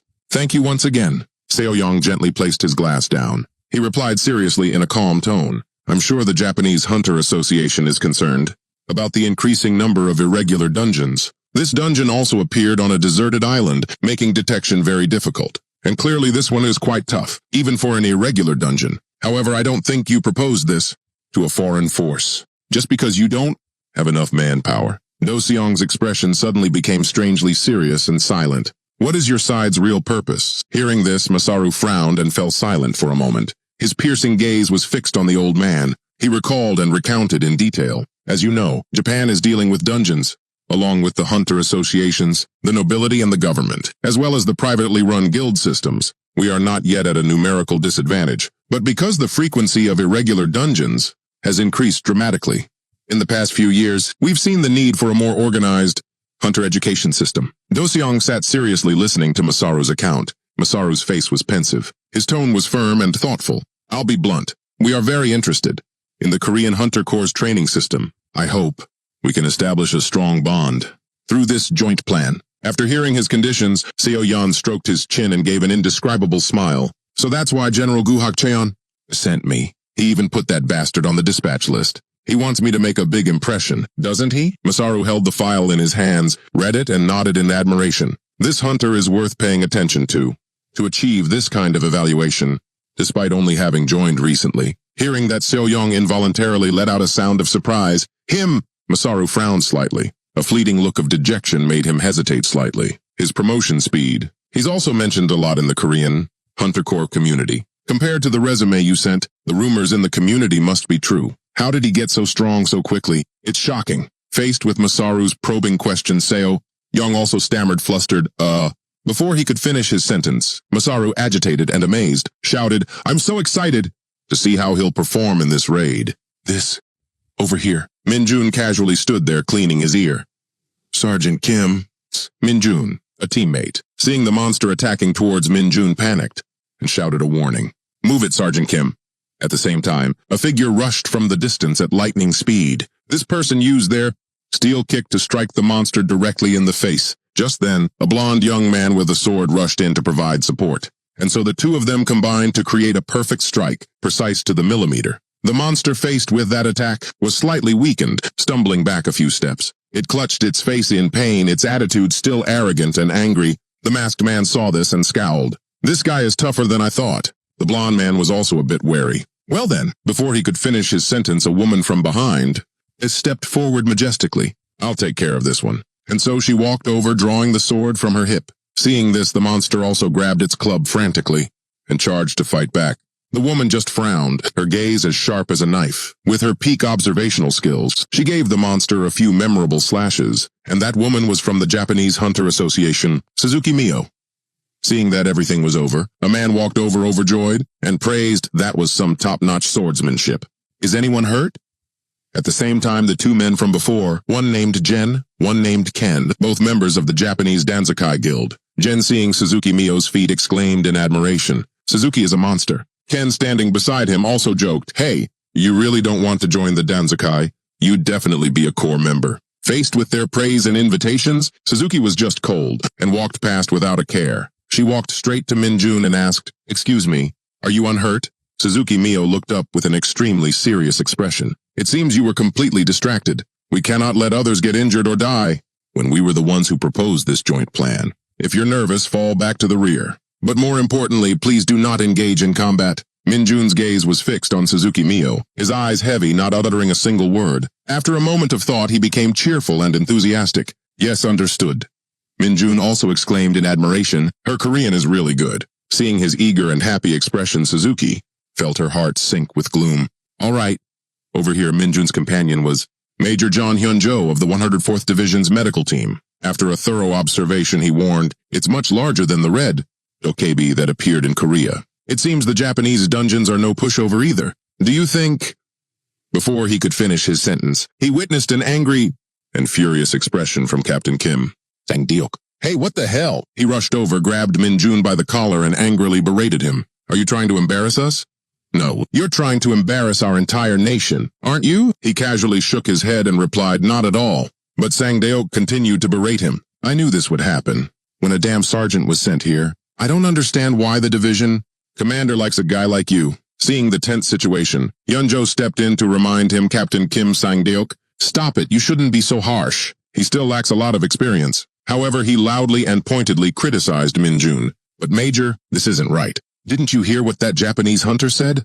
To him, hearing this, he sighed in frustration. I was just watching, because I wanted to see everyone's skill level. But I guess this caused a misunderstanding. Minjun remembered the techniques of the Japanese trio, and was also amazed. He exclaimed in admiration, those Japanese hunters are better than I thought. Suddenly, Minjun glanced to the side and watched intently. He stared fixedly at Suzuki, standing over there all alone, especially her. Seeing Minjun get distracted, Sang-deok slapped his shoulder and reminded him, stick with me, I'll be watching you. He nodded and replied in a bored tone, yes sir. That's what he said. But inwardly a bit of sarcasm surfaced. What the hell is this guy talking about? He hasn't done a damn thing to help this whole time. Meanwhile, Suzuki Mio was leaning back bored. She could hear Jen and Ken passionately chatting about something. Suddenly, her eyes widened and she stared up at the sky. Suzuki Mio drew her sword, jumped up, and shouted a warning. Something's coming. As soon as the words left her mouth, her face filled with extreme worry. Just then an axe from above came flying straight down towards the three of them.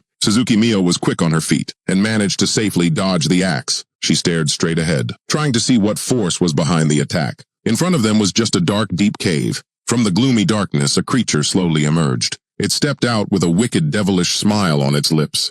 Suzuki Mio saw it and shouted a warning, it's the dungeon boss. Hearing this, Jen and Ken stared stunned. For a few seconds, Minjun felt a sense of unease and glanced around, taking in his surroundings. Suzuki Mio glanced over to see what Ken was preparing. Then she turned her head and informed Minjun's team, I've shared our location with the other 5 teams. We have to try and hold out until they get here. Just then the monster charged straight ahead. But Suzuki Mio didn't seem to care and continued to give instructions. Fight back if you have to. Before she could finish, her eyes flashed with fear, and she shuddered. The monster opened its massive mouth like a black hole and charged straight for Suzuki Mio. Seeing the critical situation, Jen and Ken rushed forward to support and help her. However, the monster easily grabbed both of their legs. That alone was enough to make Ken and Jen freeze, unable to move. It used its strength and threw them both far away. In that life-or-death moment, Suzuki Mio drew her sword and swung it straight at the monster's side. Suddenly, Suzuki Mio's eyes widened in shocked disbelief. Her sharp sword couldn't even scratch the monster's tough hide.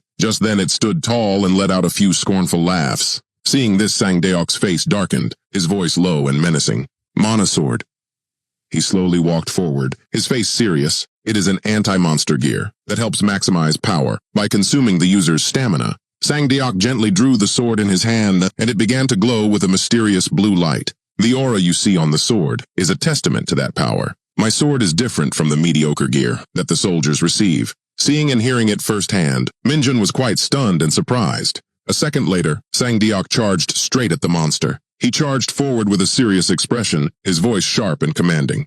I am a trainer of the Mana Sword for the Invincible Hunter Squad of the 104th Division. Sang-deok unleashed a divine strike. Take this. Take this super destructive attack. Just then, Suzuki Mio, from behind, also raised her sword ready to finish off the monster. She put all her strength into a swing towards the monster, but it easily dodged. Seeing the dire situation, she shouted the order, retreat. Minjun was already carrying Jen and Ken on his shoulders. Suzuki Mio worriedly pleaded, I'll buy some time, so please take Jen and Ken.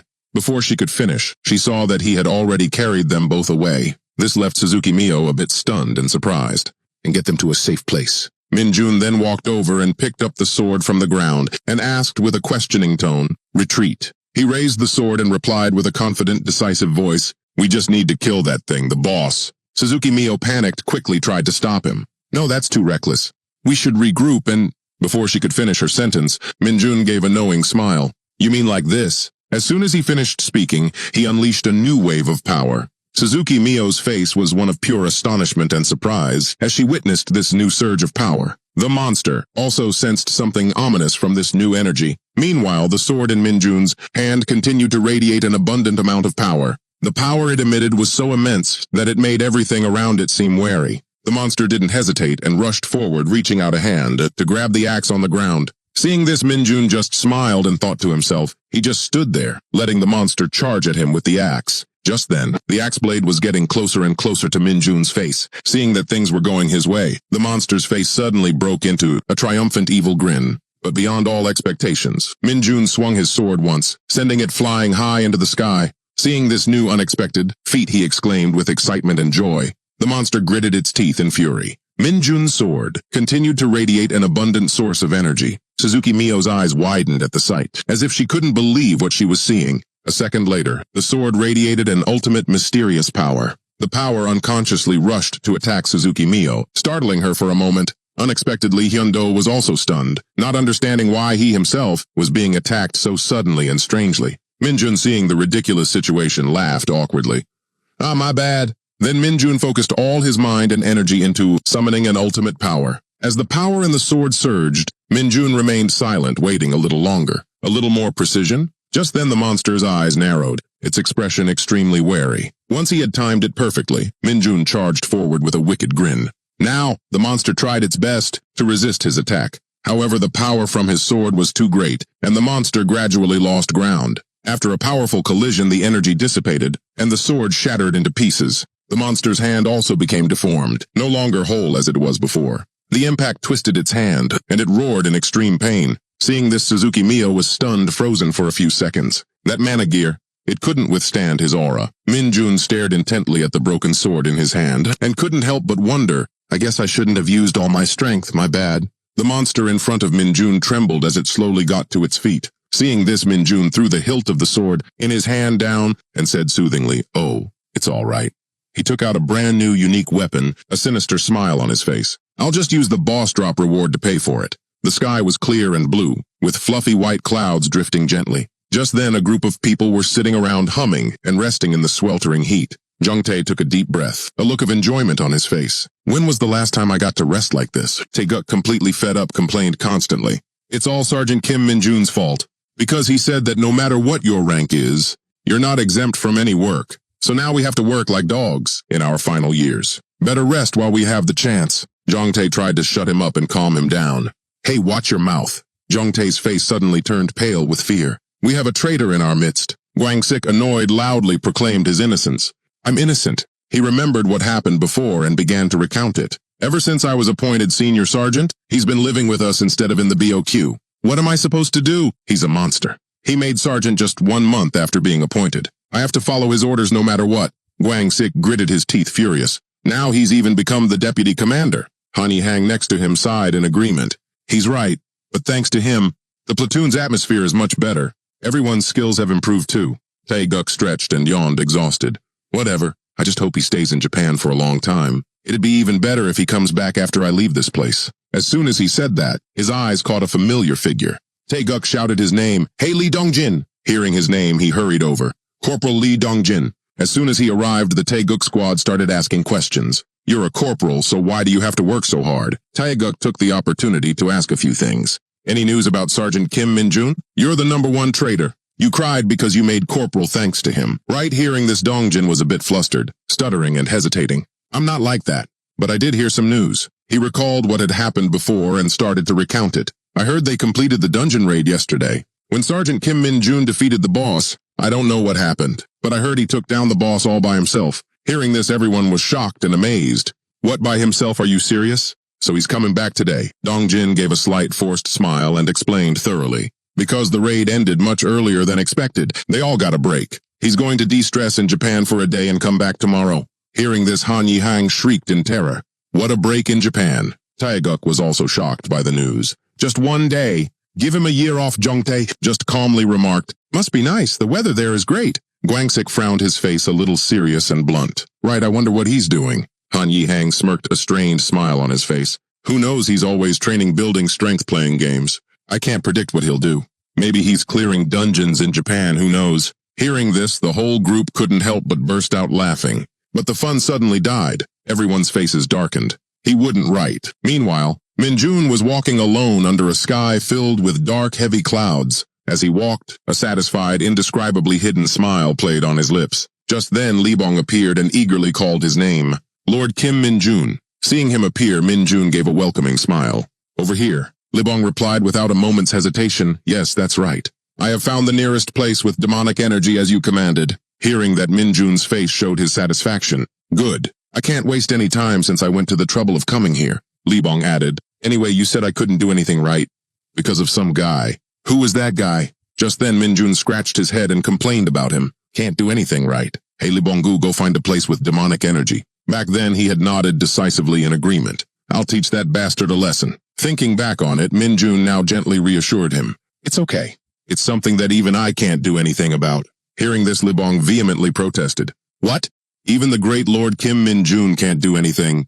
I'll teach that bastard a lesson. Just then, Minjun heard a strange noise and whispered an order. Hey, be quiet for a second. Just then, the roar of a motorcycle approached. Seeing this, Minjun took a few steps back. The person riding the motorcycle continued to maintain their current speed. Riding smoothly, the person squeezed the brakes. The tires screeched against the ground, creating a few ear-piercing sounds. The motorcycle stopped right in front of Minjun. As soon as the person took off their helmet, it left Minjun completely stunned.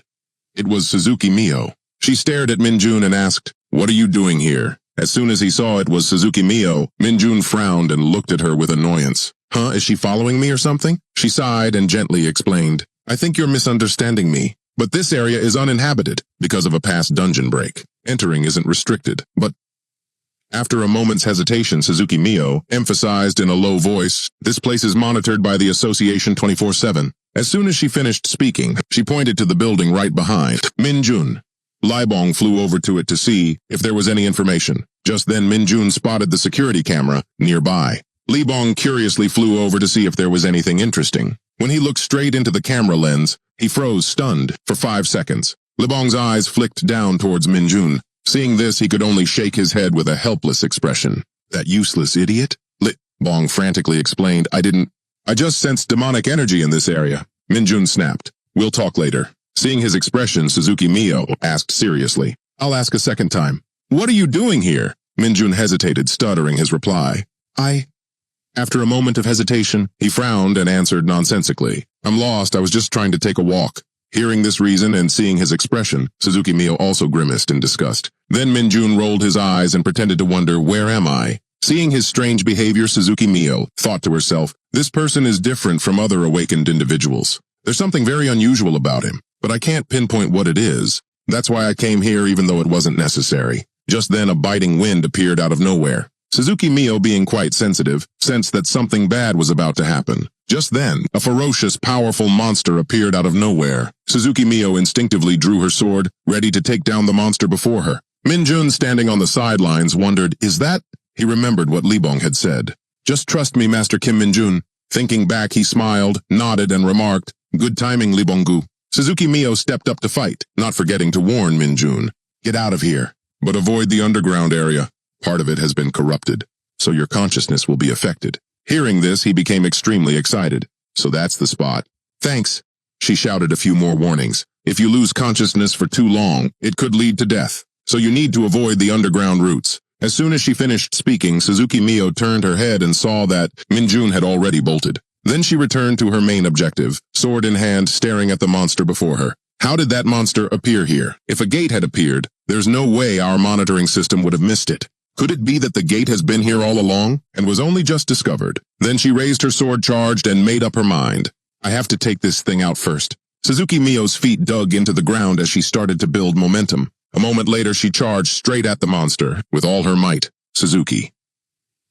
Mio gritted her teeth, fighting every second, every minute. The monster took the full force of the power that Suzuki Mio had just summoned. Its eyes flashed with a hint of fear. The monster tried to flee. Seeing this, Suzuki Mio gave chase to finish it off. Suddenly, the monster made her eyes widen in terror, her face pale with fear. She only saw the monster in front of her, turn its butt towards her in a provocative manner. Seeing this, she was stunned and uttered in disbelief. What the hell? Meanwhile, Minjun was standing in front of an abandoned house. The nearby surveillance camera suddenly went static. A strange energy. The other one was quickly destroyed as well. Minjun stood there with a calm, relaxed attitude. He had just used the skill Shadow Arrow. In front of him were a dozen no-entry warning signs. However, Minjun kicked the warning signs away without a second thought. An indescribable smile unconsciously appeared on his lips. Mana just poured out. Minjun stood in the middle of the deserted place and laughed out loud. Holy crap, this place is way better than I expected. This place is thick with demonic energy. The system panel then displayed a few important notifications for him. After reading everything, Minjun walked forward with an admiring expression. Awesome. The system panel showed some information about Kim, Minjun being the founder of a sect, and his power stats were also clearly listed. After carefully grasping the information, the corner of his mouth lifted slightly. Now with these buffs, I can finally keep up with Libongu. Anyway, I hope he managed to escape. He'd probably die if he got caught here. Meanwhile, Suzuki Mio was tirelessly pursuing, following the tracks of the monster. Running relentlessly, she suddenly slowed down and then stopped completely. Her steps were light and graceful, as if she were stalking every single trace. Right at the location, Suzuki Mio decisively swung her sword and stabbed it straight through a nearby rock. Behind that rock was Libong trembling and hiding. He was clutching his mouth, crying and whimpering in fear. Then, based on her observational experience, Suzuki Mio seemed to discover something behind that rock. She quickly used her strength to pull her sword from the rock. Hearing that, Libong peeked through the hole in the rock.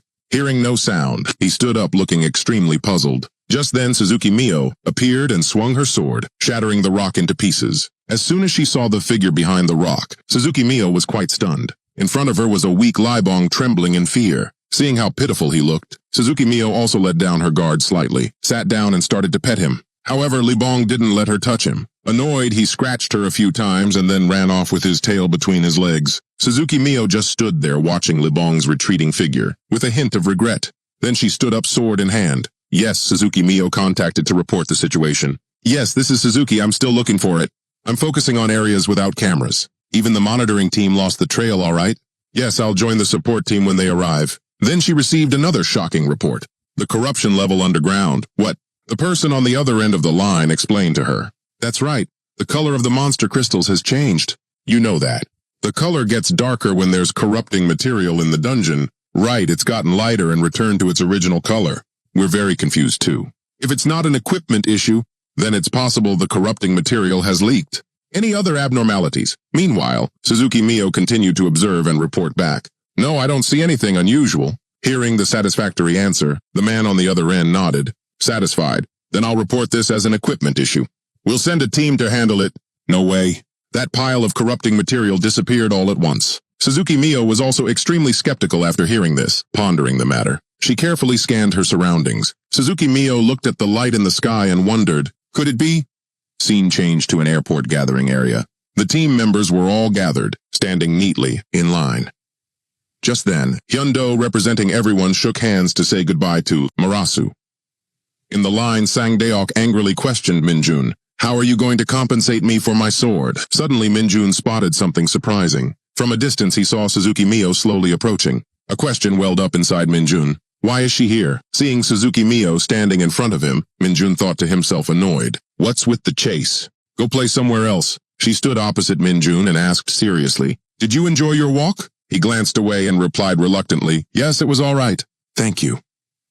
Hearing this, Suzuki Mio's face contorted in disgust. In that case, do you know anything about one of the entrances to the underground area being destroyed? All the nearby surveillance equipment was also damaged, so we have no idea what could have happened there. She continued to question Minjun in a low voice. Did you notice anything suspicious on your way? He glanced away, his voice faltering. I don't know, I was too focused on my walk. Hearing these fake-ass words, Suzuki Mio could only sigh helplessly, not saying anything out loud. After a moment, she smiled and said goodbye. All right. Glad you made it back safely. Goodbye. As soon as she left, Sangdeok was now very curious about their relationship. She hadn't gone far before Suzuki Mio called out, Lieutenant Kim Minjun. She hesitated for a moment, then smiled warmly. See you again. Scene changed to a dark night sky. In a dark, gloomy forest, someone's figure was stuck on a high branch in the forest. It seemed to be Libong and Nightwalker. Just then, a bright shadow, Minjun, came and gently lifted Libong into his arms. Scene changed to evening at the barracks. The sounds of agonized screams echoed endlessly from the training room. The soldiers were all taken down, easily defeated during the training session. Seeing this, Minjun grew bored and complained constantly. While I was away, you guys didn't improve at all. Have you all lost your minds? I told you to train on your own while I was gone. Even though you all ganged up on me, you couldn't even last 30 seconds. Can't you improve even a little? At this rate, how do you plan to contribute to the core? The exhausted soldiers lay on the floor, their faces showing a mixture of fatigue and a little bit of resentment. You weren't even gone for a week. Give us some time to train, you bastard. Minjun frowned, extremely dissatisfied and disappointed. I had high expectations for you all, but you've disappointed me. Jongtae was now sitting on the ground, his face bruised and swollen. Seeing everyone's defeated attitude, Minjun grew, annoyed, and snapped. Do you think I'll go easy on you? If you all pout and look sad, get up. Instantly, he cracked his knuckles, his eyes steely, getting ready. He was about to teach everyone a lesson they would never forget. You guys, I'm going to whip you into shape from the ground up. Just then, Minjun's expression suddenly became strangely serious. It seemed like his ears were picking up on something. He whipped around in astonishment, pondering with curiosity. This feeling, seeing Minjun's dizzying turn, everyone stared wide-eyed in bewilderment. Minjun immediately bolted out of the training room, constantly reminding them, train on your own. Everyone was bewildered, secretly breathing a sigh of relief. We're safe now, right? Meanwhile, Minjun was rushing outside. His face showed extreme anxiety. Li Bonggu, where are you? Did you just cause a demonic energy explosion? What's going on? Answer me. Immediately after, Li Bonggu's inner voice rang out. Master Kim Minjun. As soon as he received the signal, he immediately inquired, What's happening? Li Bonggu immediately recounted everything. That shock came from a dimensional teleportation. While listening, Li Bonggu went silent, making Minjun anxious. He kept asking, then what? Hey, answer me. After running for a while, Minjun suddenly stopped. He was standing alone in a dark, cold forest. The wind blew in chilling gusts. Minjun calmly closed his eyes. In his mind, he began to sense a few things. Li Bonggu's demonic energy is getting weaker. Location. After fumbling around in silence for a moment, Minjun nodded in satisfaction. Found it. Immediately after, he started moving along the path he had just found. A thought sparked in Minjun's mind. The shock of a dimensional teleportation? His expression grew serious, his eyes clearly showing tension. Minjun focused and dashed straight to a predetermined location in his mind. Iska. Meanwhile, a person completely cloaked in black was surrounded by a group of tall, burly men. One of them gave chase and drew his sword, intending to teach this person a lesson. However, she dodged and moved quickly. At the crucial moment, she leaped high into the air. He was just beginning to realize something was off. Before he could think any further, the mysterious woman kicked the man in front of her hard in the head. The other men saw this and charged forward with their swords. However, they were no match for her at all. The mysterious woman touched a man's head. Immediately after, she kicked them hard in the head. Soon, the group of men lay motionless on the ground. At this moment, the leader cautiously approached. He held his sword and walked proudly towards the woman. In front of her was a sealed door. There was no escape route. Suddenly, cracks began to appear on the wall, growing larger and larger. The woman was slammed against the door and thrown several meters away. The woman tried to resist, but was dragged several meters across the ground. The man then walked up to her. The woman gritted her teeth in anger. The man's voice was low as he issued a warning. Stealing from the goddess's temple is a capital crime. Behind the man, a noble and stately figure slowly approached. It was the saintess stepping forward. Her voice rang out like a cold admonition. If you surrender, she narrowed her eyes. Her voice continued a warning. I will not kill you. This left the woman quite stunned and amazed. Is that all? Suddenly, she noticed a strange movement around where she was standing. The corners of the woman's lips curled up in contempt. Surrender, gnome. Immediately after, she pulled a dark divine artifact from her body. She held the divine power in her hand with a confident, defiant tone. So how about this? The saintess saw this and was a bit confused. I'm not sure, but I understand your intention.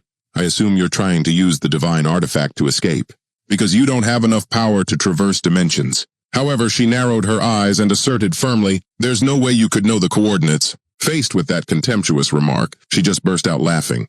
I have now activated a magic circle for dimensional teleportation. After a moment's hesitation, she added, as for the coordinates, I got them from that useless fool. Seeing the situation was not good, the saintess loudly commanded, stop her. The woman still stood there with the divine artifact in her hand. The divine artifact in her hand began to glow, as if activated. Just like that, the man who rushed forward was thrown far away. Before leaving, she left him with a parting gesture, along with a smug, mocking smile. Suddenly, her eyes widened for an unknown reason. The saintess just stood there watching. Her face showed a triumphant smile directed at the woman. Meanwhile, in the dark forest, the moon cast its light down upon the forest. Li Bonggu took out a supersized mana orb and gave it to Nightwalker. He watched it eat and asked casually, "Is it good?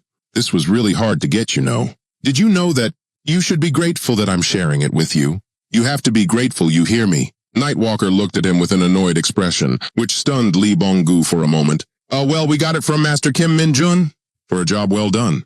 But I'm still sharing it with you, right? After hearing that, Nightwalker laughed while eating, not knowing what to say in return. Seeing its attitude, Li Bonggu angrily chased after it. "Hey, give it back. You can't have it anymore." He immediately gave chase, trying his best to get it back. "Come here, you ungrateful little..." Just then, a source of power appeared from nowhere, attacking Li Bonggu. That sudden attack made both Li Bonggu and Nightwalker panic, not daring to move. Then a fierce source of power appeared abruptly. After just a few seconds, that source of power quickly dissipated. Now both of them lay motionless on the ground, right at the spot where the surge of power had just occurred. Li Bonggu struggled to get up, trying to see what was happening. "This is..." Then he heard Min-jun's voice in his ear. "Li Bonggu, where are you? Did you just cause a demonic energy explosion? What's going on? Answer me." Li Bonggu struggled to force out a few words. "Master Kim Min-jun?" Hearing that faint reply, he anxiously fired off questions. What's the matter? What's happening?" Li Bonggu tried to recount it bit by bit. "That shock came from a dimensional teleportation." Li Bonggu fell silent when he saw the woman appear. Min-jun on the other side was still rushing him. "Huh? Then what? Hey, answer me." The woman looked straight at Li Bonggu and said in a low voice, "Long time no see, you useless fool." Weakly, Li Bonggu slowly raised his eyes to see who it was. All three of them were now exhausted, lying stretched out on the ground. The woman gazed into the distance and remarked, "That's right. This is..." As soon as she finished, she fell back exhausted, muttering nonstop, "Master's homeland." Just then Min-jun appeared and caught her. His expression became cold and extremely serious. Seeing Min-jun appear, the woman exclaimed with joy, "Master!" As soon as she said it, she collapsed from exhaustion, falling into Min-jun's arms. Seeing this, his face darkened. He started to say, "You, just hang on a second." Then Min-jun angrily snapped, "Are you insane?" He glanced at Li Bonggu and loudly scolded, "First him and now you. Both of you are getting a spanking." The rage within Min-jun surged. "I give up with you idiots." With that, he used his ability to control demonic energy to empower all three of them. Min-jun, seemingly agitated, repeatedly asserted loudly, "I'll make sure you stay alive before I spank you, you brats." After being empowered for a while, the woman slowly opened her eyes and woke up. After her exhausted stupor, the first thing she saw was Min-jun's enraged face. Feeling as if she'd been revived, tears welled up in the corners of her eyes. "Master Min-jun, so it wasn't a dream, it's really..." Before she could finish her sentence, her entire body, from head to toe, was empowered again. Now the woman's joyful and excited face was revealed. Immediately after she kowtowed before Min-jun. "I, Kim Seo-hyun, your loyal servant, greet you. I am truly sorry that you had to waste your precious demonic energy on me. One day I will repay you with my life." Hearing this, Min-jun's anger surged even more. "All right, that's enough. You're always talking about giving your life to repay a debt or something like that. Why don't you try to live as long as possible and repay me?" During that time, instead, Seo-hyun repeatedly bowed her head respectfully. "I'm sorry." After a round of scolding, Min-jun just let out a weary sigh. One would think he'd stop, but no. Min-jun continued to scold her. "What's wrong with you? Unlike Li Bonggu, Kim Seo-hyun, you were considered the brains and the pride of the cult. I even put effort into naming you. Unlike Li Bonggu, I thought about it for a good 10+ minutes. So what are you doing here?" "Why?" Seo-hyun, still bowing, replied in an extremely serious manner. "Yes, unlike that good-for-nothing, unlike Li Bonggu, I am here for a different reason." Hearing this, Min-jun furiously shouted and berated her. For a different reason. But he didn't have a damn reason to begin with. While in the middle of his tirade, Min-jun suddenly realized, "Wait, did you see something?" Seo-hyun's demonic eye twitched slightly and she gave a small nod. "Yes." Seeing the wavering demonic eye, a thought crossed Min-jun's mind. "It's a rare masterpiece that I found for Kim Seo-hyun, because she lost an eye in battle. Its ability..." Min-jun looked deep into that eye and thought to himself, "Is imperfect prophecy." Min-jun cautiously asked, "So what did you see?" Seo-hyun looked up and explained with a determined expression. "What I saw was destruction." She saw a vision of Earth's destruction. Min-jun raised an eyebrow slightly, a bit skeptical. It's going to collapse. Seo Hyun's expression didn't change. She answered his question with a firm tone. Yes, although the demonic eye of deception didn't show me when it would happen, but I definitely saw you, standing on what was left of the earth, along with that good-for-nothing, Lee Bonggu standing beside you. He found that utterly ridiculous after hearing it. He took a step closer to her. So you came all this way just to tell me that, by using the tracking spell I placed on that troublemaker, Lee Bonggu, to monitor him, just because he and I were in your prophecy? Min Jun's scrunched-up face was hilariously priceless. The more he talked about it, the more pissed he got. Good grief, are you some kind of modern-day Sherlock Holmes? But how did you get here? You don't have the ability to teleport between dimensions. Don't tell me you stole a holy relic or something. Then his eyes suddenly glanced down. His attention was immediately drawn to something. Following Min Jun's gaze down was a cross-shaped necklace pendant. It looked quite special. As soon as he saw it, he sighed wearily, not even bothering to ask any more questions. Then Min Jun returned to the original issue. I want to investigate in a bit more detail. What is the cause of the world's destruction? After Seo Hyun gave the judgment she had sensed, although I'm not entirely certain, I think it's war. I felt the clash of a terrible hatred, similar to what's happening in Iska right now. As soon as he heard that, he froze, blurting out a surprised, huh, an astonished sound. A second later, Min Jun flew into a rage. I already ended that goddamn war, and you all started another one. Who is it with this time? So Hyun, with that same cold, stony face and a very firm tone, answered his question.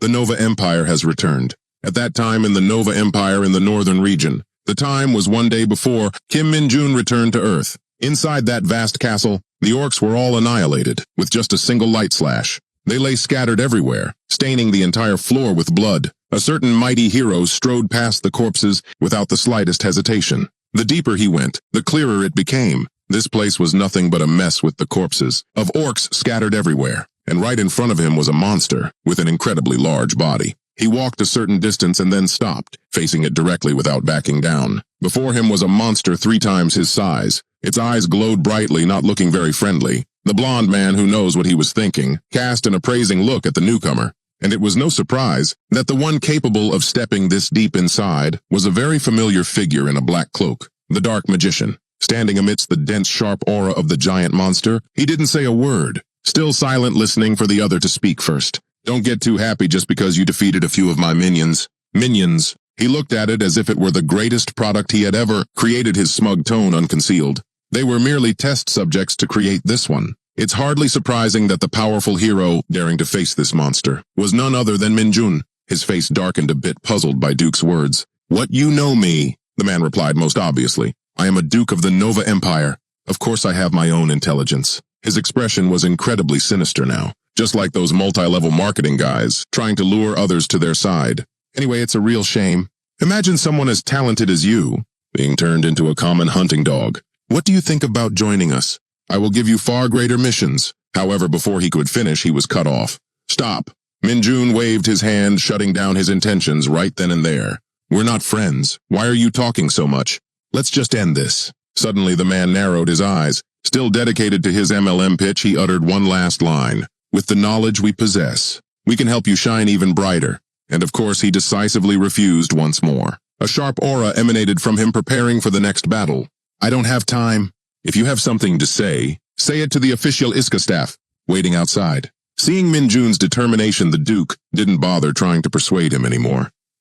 You! He controlled the monster, making it charge towards him. Min Jun just stood there with no intention of dodging. While standing behind it, he remained very confident in his own abilities. What a shame. He remained silent, not responding. Even as the monster drew near to him, he suddenly clenched his fist, seemingly preparing to unleash a blow to end this tasteless fight. That's right, all skills, from corruption A rank to tale of pain A rank, were all activated by Min Jun and gathered into a single fist. He mockingly repeated the man's words again. What a shame. The fight happened quickly and ended just as fast. Min Jun, after dealing with the group of idle troublemakers, finally stepped outside, with some sort of bag slung over his shoulder. He was walking along when suddenly someone blocked his path. Min Jun had to stop and look up with weary eyes. Looking up opposite Min Jun was a very old man. His hair and beard had turned white with age. Min Jun, without any regard for the other's age, spoke in a mocking tone. Are you so impatient that you came in here yourself? I guess the leader of the full-time staff is really ambitious. The old man remained silent, letting him mock and jeer. Or do you have personal business with me, Archmage Isaac? Suddenly the old man's lips curled into a faint smile. Isaac put on the gentle face of an elder and inquired about June's health after his series of battles with the monsters. The soldiers are taking over the castle.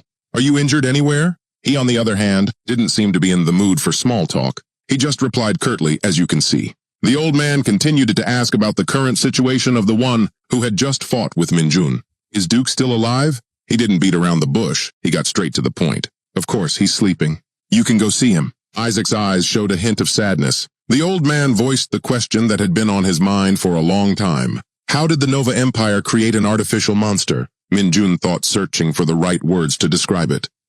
Well, but then he gave up not knowing where to start, so he just gave a vague reply. It's pretty ridiculous. Isaac's pupils hardened, his voice serious, a complete change from his earlier sociable demeanor. This is the secret laboratory of the Nova Empire.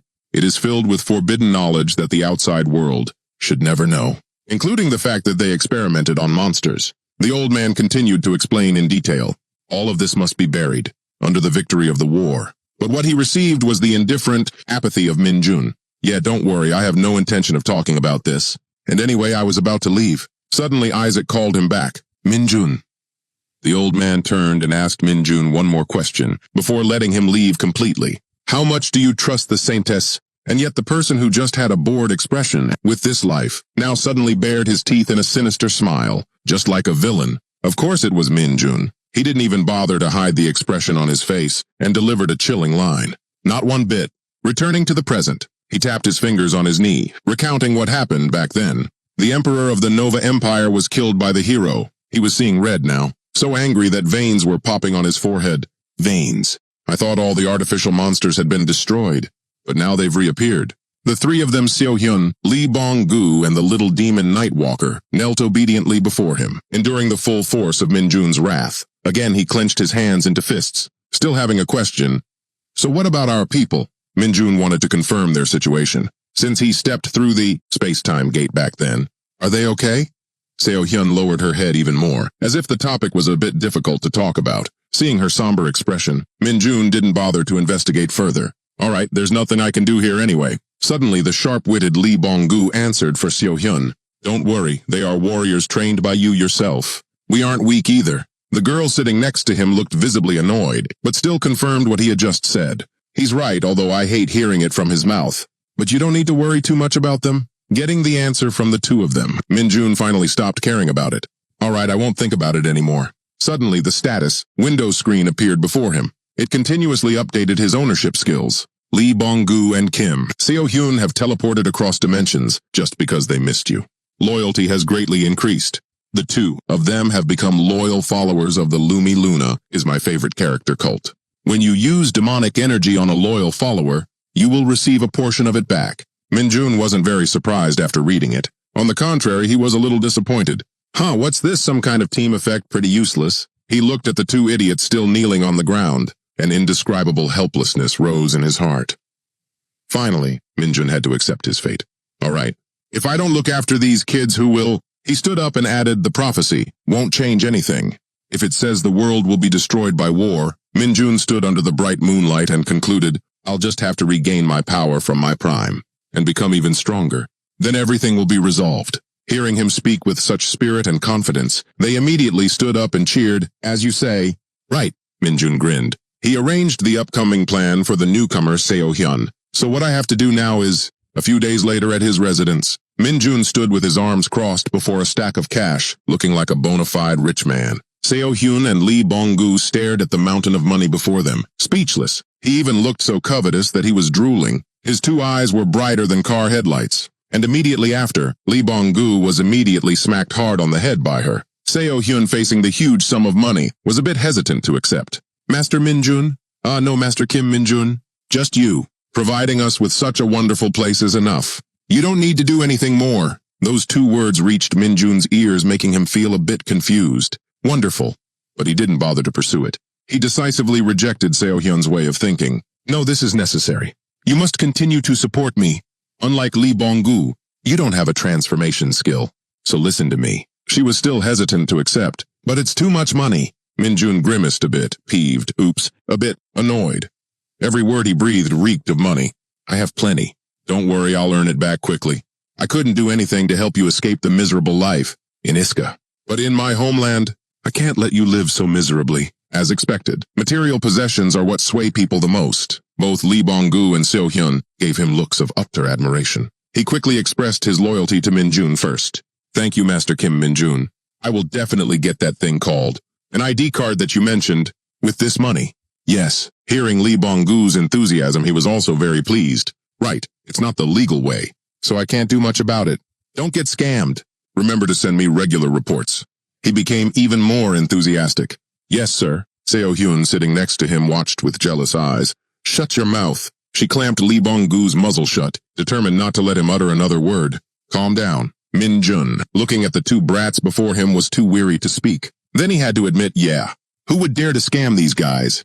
Kim Seo-hyun is always teasing Lee Bong-gu, but she's no pushover either. Seo-hyun suddenly turned to him, hesitating. She had something to say. Master Kim Min-jun, after I get that ID card, her eyes showed clear determination. She expressed with utmost sincerity to Min-jun, can I join the Hunter Corps? The bus carrying Min-jun was heading into the mountains. He sat alone at the back of the bus, looking very lonely. Min-jun looked out the window with his arms crossed, pondering Seo-hyun's words. After getting that ID card, can I join the Hunter Corps? Min-jun worried, his thoughts drifting. It's not impossible. If I help her, then, if she obtains foreign citizenship through the black market and then gets naturalized, then with her current skills, she could totally join the Hunter Corps. But why should I do that? If someone like her, who lived her whole life as a dark mage in Iska, causes trouble in the Hunter Corps, wouldn't that just be more of a hassle for me? Min-jun bit his nails, looking flustered. She once went so crazy that even I couldn't stop her. How is she? Even worse than Lee Bong-gu in some ways. How am I supposed to handle her? Chances are even helping her get naturalized will be tough enough. Or maybe I should just leave it alone. No. I heard that. If someone intends to join the Hunter Corps, they'll handle the naturalization for that person. Thinking it over exhausted him, and he leaned his head back on the chair. Whatever, those troublemakers. Min-jun thought of Seo-hyun's and Lee Bong-gu's grinning faces. Hyun and Lee Bong-gu. It'll probably be fine. The vehicle quickly stopped at a spot deep in the mountains. Min-jun strolled leisurely with both hands in his pockets. He suddenly heard the sound of something chasing him. Nightwalker immediately appeared on Min-jun's left shoulder. He glanced at it casually and asked, "It seems to be around here, right?" Min-jun then petted its head and gave a confident smile. All right, I'm pretty excited to see what kind of guys we'll run into this time. The sun was now climbing to its peak. Min-jun walked over casually and looked around. Suddenly a noise caught his and Nightwalker's attention. Nightwalker immediately ducked down to hide. Min-jun saw a group of soldiers guarding the entrance to a dungeon. He was surprised and wondered, what people are already here? They don't look like they're from the Hunter Corps at all. The two soldiers quickly turned their heads, curious about the newcomer. Park Chanbei also glanced over suspiciously. He slowly walked towards Min-jun. Chanbei towered over him like a giant. He looked down at Min-jun for a long time, as if scrutinizing him. Min-jun wasn't afraid, but instead stared back with a puzzled look. Park Chanbei greeted him casually. What brings you here? Min-jun innocently looked around. I heard there's an unusual phenomenon in this dungeon, so I came to investigate. Park Chanbei glared and reminded him in a low voice. I thought the investigation was already over. We're from Rest, a private hunter company. We have a legal permit, and it was the Hunter Corps itself that gave us the information. Do you want to see the permit? Min-jun quickly raised his hand in refusal. No thanks. I'm not trying to make a big deal out of this. Park Chanbei held out his hand, making a request.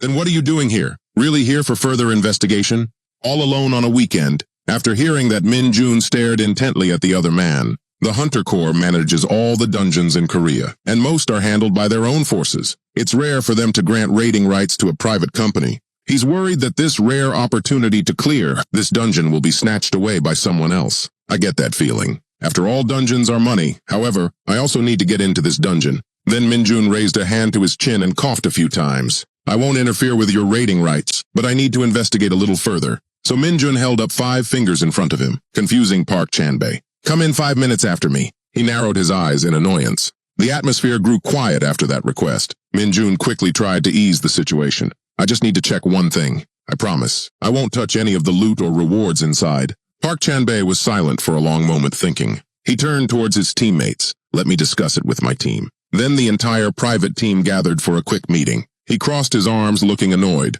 I don't know what that guy's planning, but if we don't have to share the rewards, then we don't lose anything, right? Anyway, isn't it just like having an officer from the Hunter Corps coming along for free? Another member discussed with a serious face. But he's not carrying any gear. Shouldn't we confirm with the Hunter Corps? Park Chan-bae also looked flustered and confused. No. Did you forget the condition? The dungeon requires a team of at least 10 people. If we don't have enough, things will get complicated. Going into a mediocre dungeon like this, with 10 people isn't profitable at all. That's not the issue.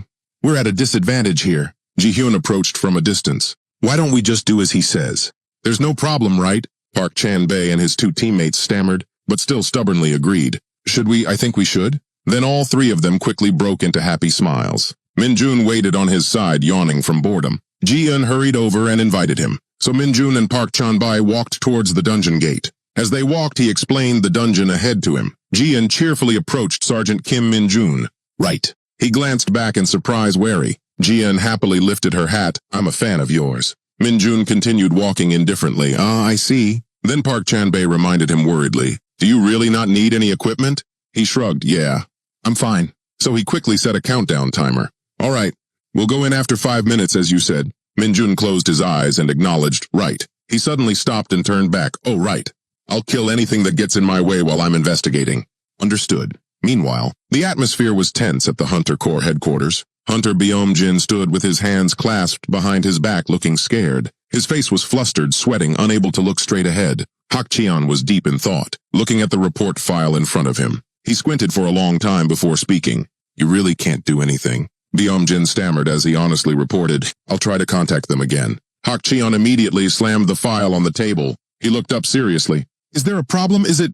Major General Du. Byom-jin kept his head down in fear. Yes, he seems very dissatisfied with this plan. Hak Cheon immediately cut in. But the target himself is the one who objects the most fiercely.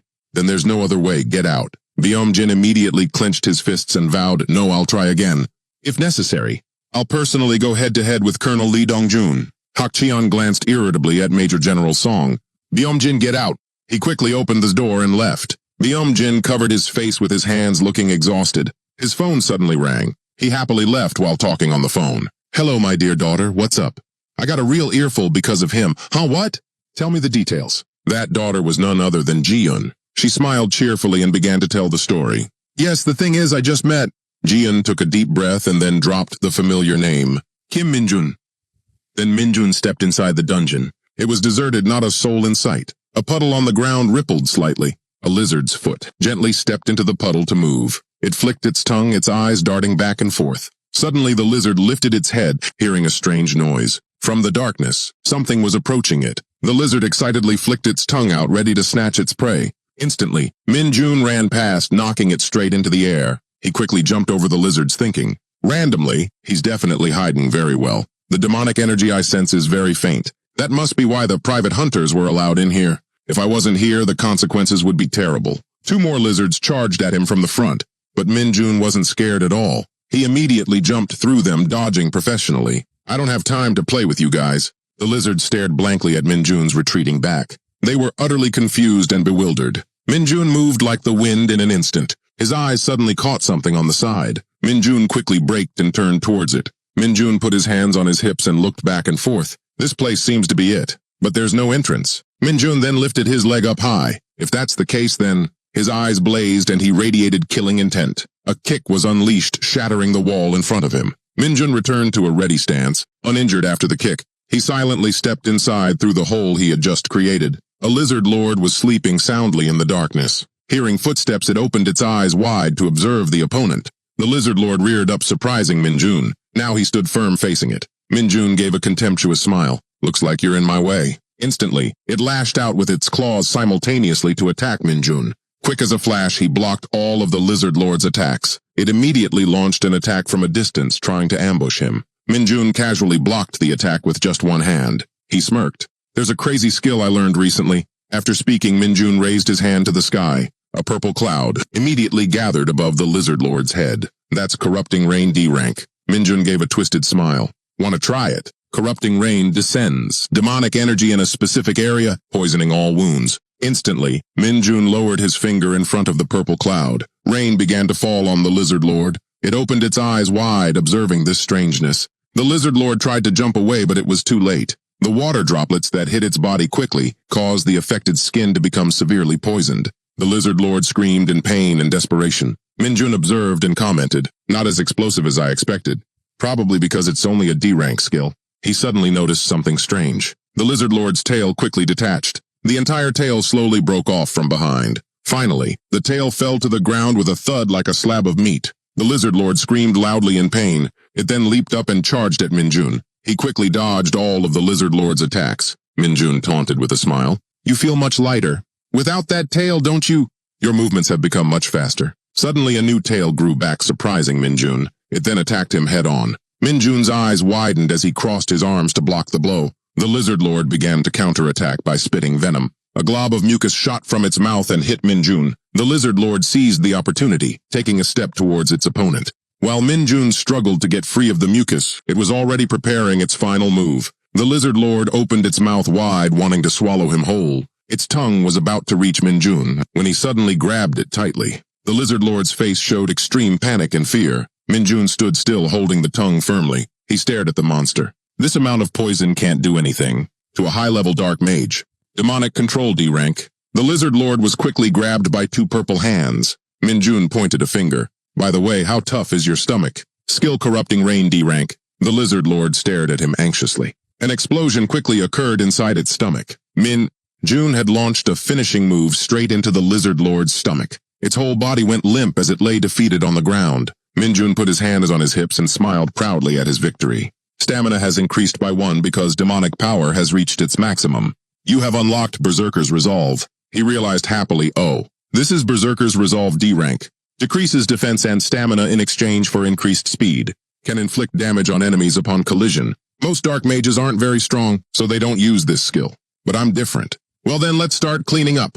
Minjun held out his hand using Corruption C-rank. A pink stream of power quickly enveloped the lizard lord. He clenched his fist and admired it. This is the best skill I've obtained. Let's see. Then Minjun left casually.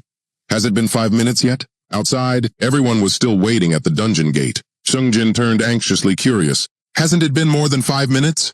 Park Chanbei looked at his watch and then gave an order. Is that so? Aren't we going in? Something's wrong, isn't it? Sungjin asked again in surprise. What? He openly expressed his annoyance. I'm not saying anything, because he's a member of the Hunter Corps. But what can he investigate in just 5 minutes? That's a fair point. Let's just assume he was actually telling the truth. In that case, this dungeon is really dangerous.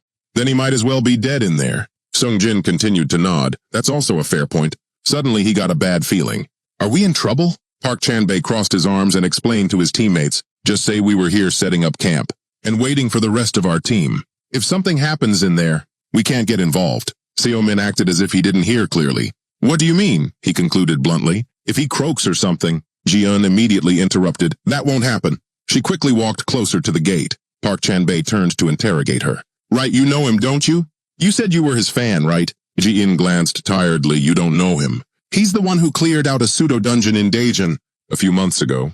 Park Chanbei naively confirmed that was him. I thought it was just a regular sergeant. From the 104th Division. Not a sergeant first class. Sungjin quickly agreed. That's right, the news said. The person who handled it wasn't a high-ranking officer. But he got promoted. Seomin continued to question. But how do you know it was him? I thought the Hunter Corps doesn't release identities and faces. Ji-eun closed her eyes and explained, I have my ways. So just go get your gear. Let's go in. Park Chanbei stood up defiantly to argue. What if there really is a problem with the dungeon? Can this Kim Min-jun guy really handle everything? Ji-hyun let out a tired sigh. She looked up and questioned team leader Park Chanbei. Do you really believe what he said? I don't. We waited 5 minutes as promised. Now I want to check for myself why he went in there. Who knows? Maybe we'll find something to blackmail him with. A teammate behind him unconsciously pointed and made a sound. Sungjin and Shoumin turned to look. Min-jun stepped 1 foot out of the dungeon gate. He rubbed his head in annoyance and looked around. Instantly, Ji-eun and the female soldier looked on shy and captivated. Park Chanbei approached to ask, Sergeant, what happened? Min-jun casually waved his hand. No problem. You guys can go in. But before that, can you please lend me a t-shirt? It was a bright, fresh morning at Seol-hyun's apartment. She was diligently focused sitting in front of her computer. Next to Seol-hyun were Korean grammar books. She typed casually as if she were studying the language. Suddenly, Lee Bong-gu flew to the window from out of nowhere with a package. He quickly transformed into his human form and casually entered the room. Lee Bong-gu smirked happily looking at the food in the bag. Seol-hyun bowed her head in annoyance. Where did you go without saying a word? He looked happily at the food.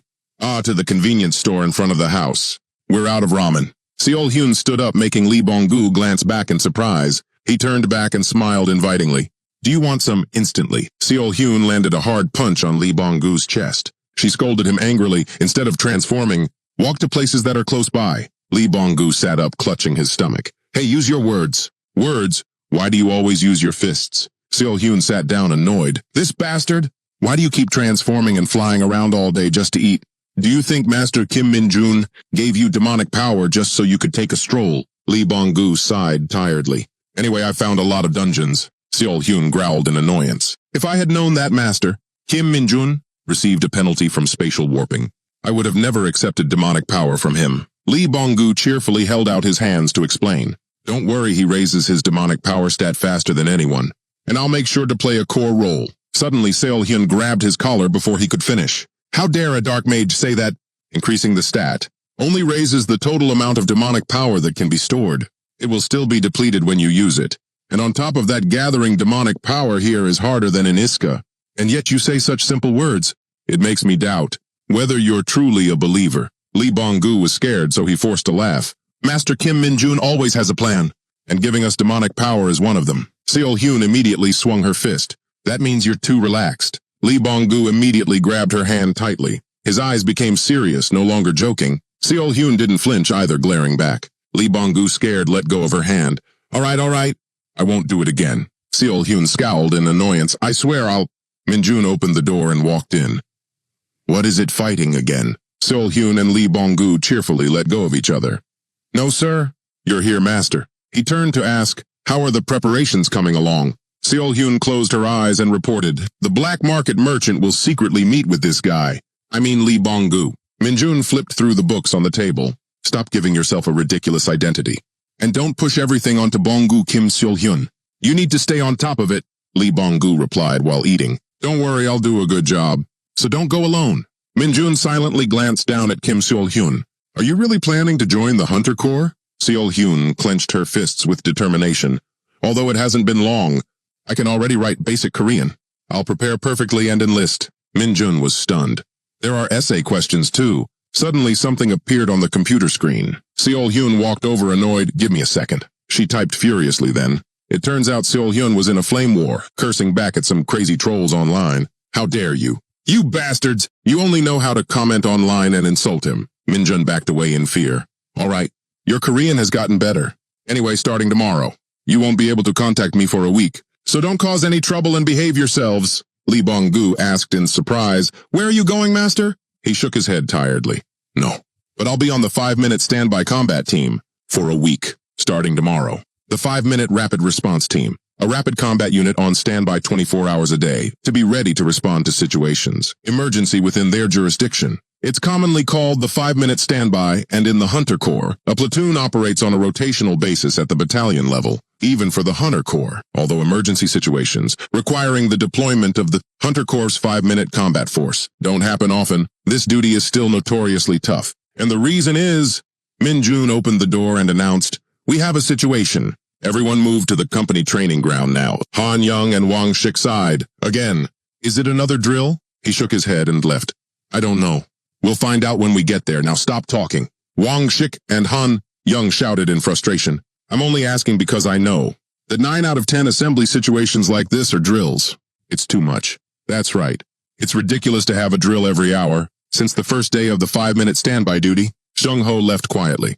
Let's go. The platoon leader is waiting. It was a routine, non-stop drills for simulated situations, because even the 5-minute standby mode is considered part of training. Everyone immediately climbed into the vehicle and waited. Min-jun heard the announcement on the radio, 5-minute standby. This is command. Location is move out over. He glanced in the rearview mirror. Han Young gave a signal. We're in the vehicle. Min-jun replied over the radio. We're moving out. The vehicle sped out onto the road. He rested his chin on his hand, thinking, they're being tougher than usual. Maybe this time it's real. The vehicle suddenly stopped. The driver said, Sergeant Kim Min-jun, look ahead. He asked in surprise, what's wrong? Min-jun's eyes widened as he looked up. It was Min-soo blocking the way. He smirked, looking at the vehicle. Min-jun looked slowly, then remembered. Memories of his encounter with Min-soo flooded back. The image of him towering over Min-jun appeared, and when he defeated Min-soo, his face contorted in pain as he cried, taking the beating. Min-jun jumped down and walked closer. Min-soo happily spread his arms and greeted Sergeant Kim Min-jun.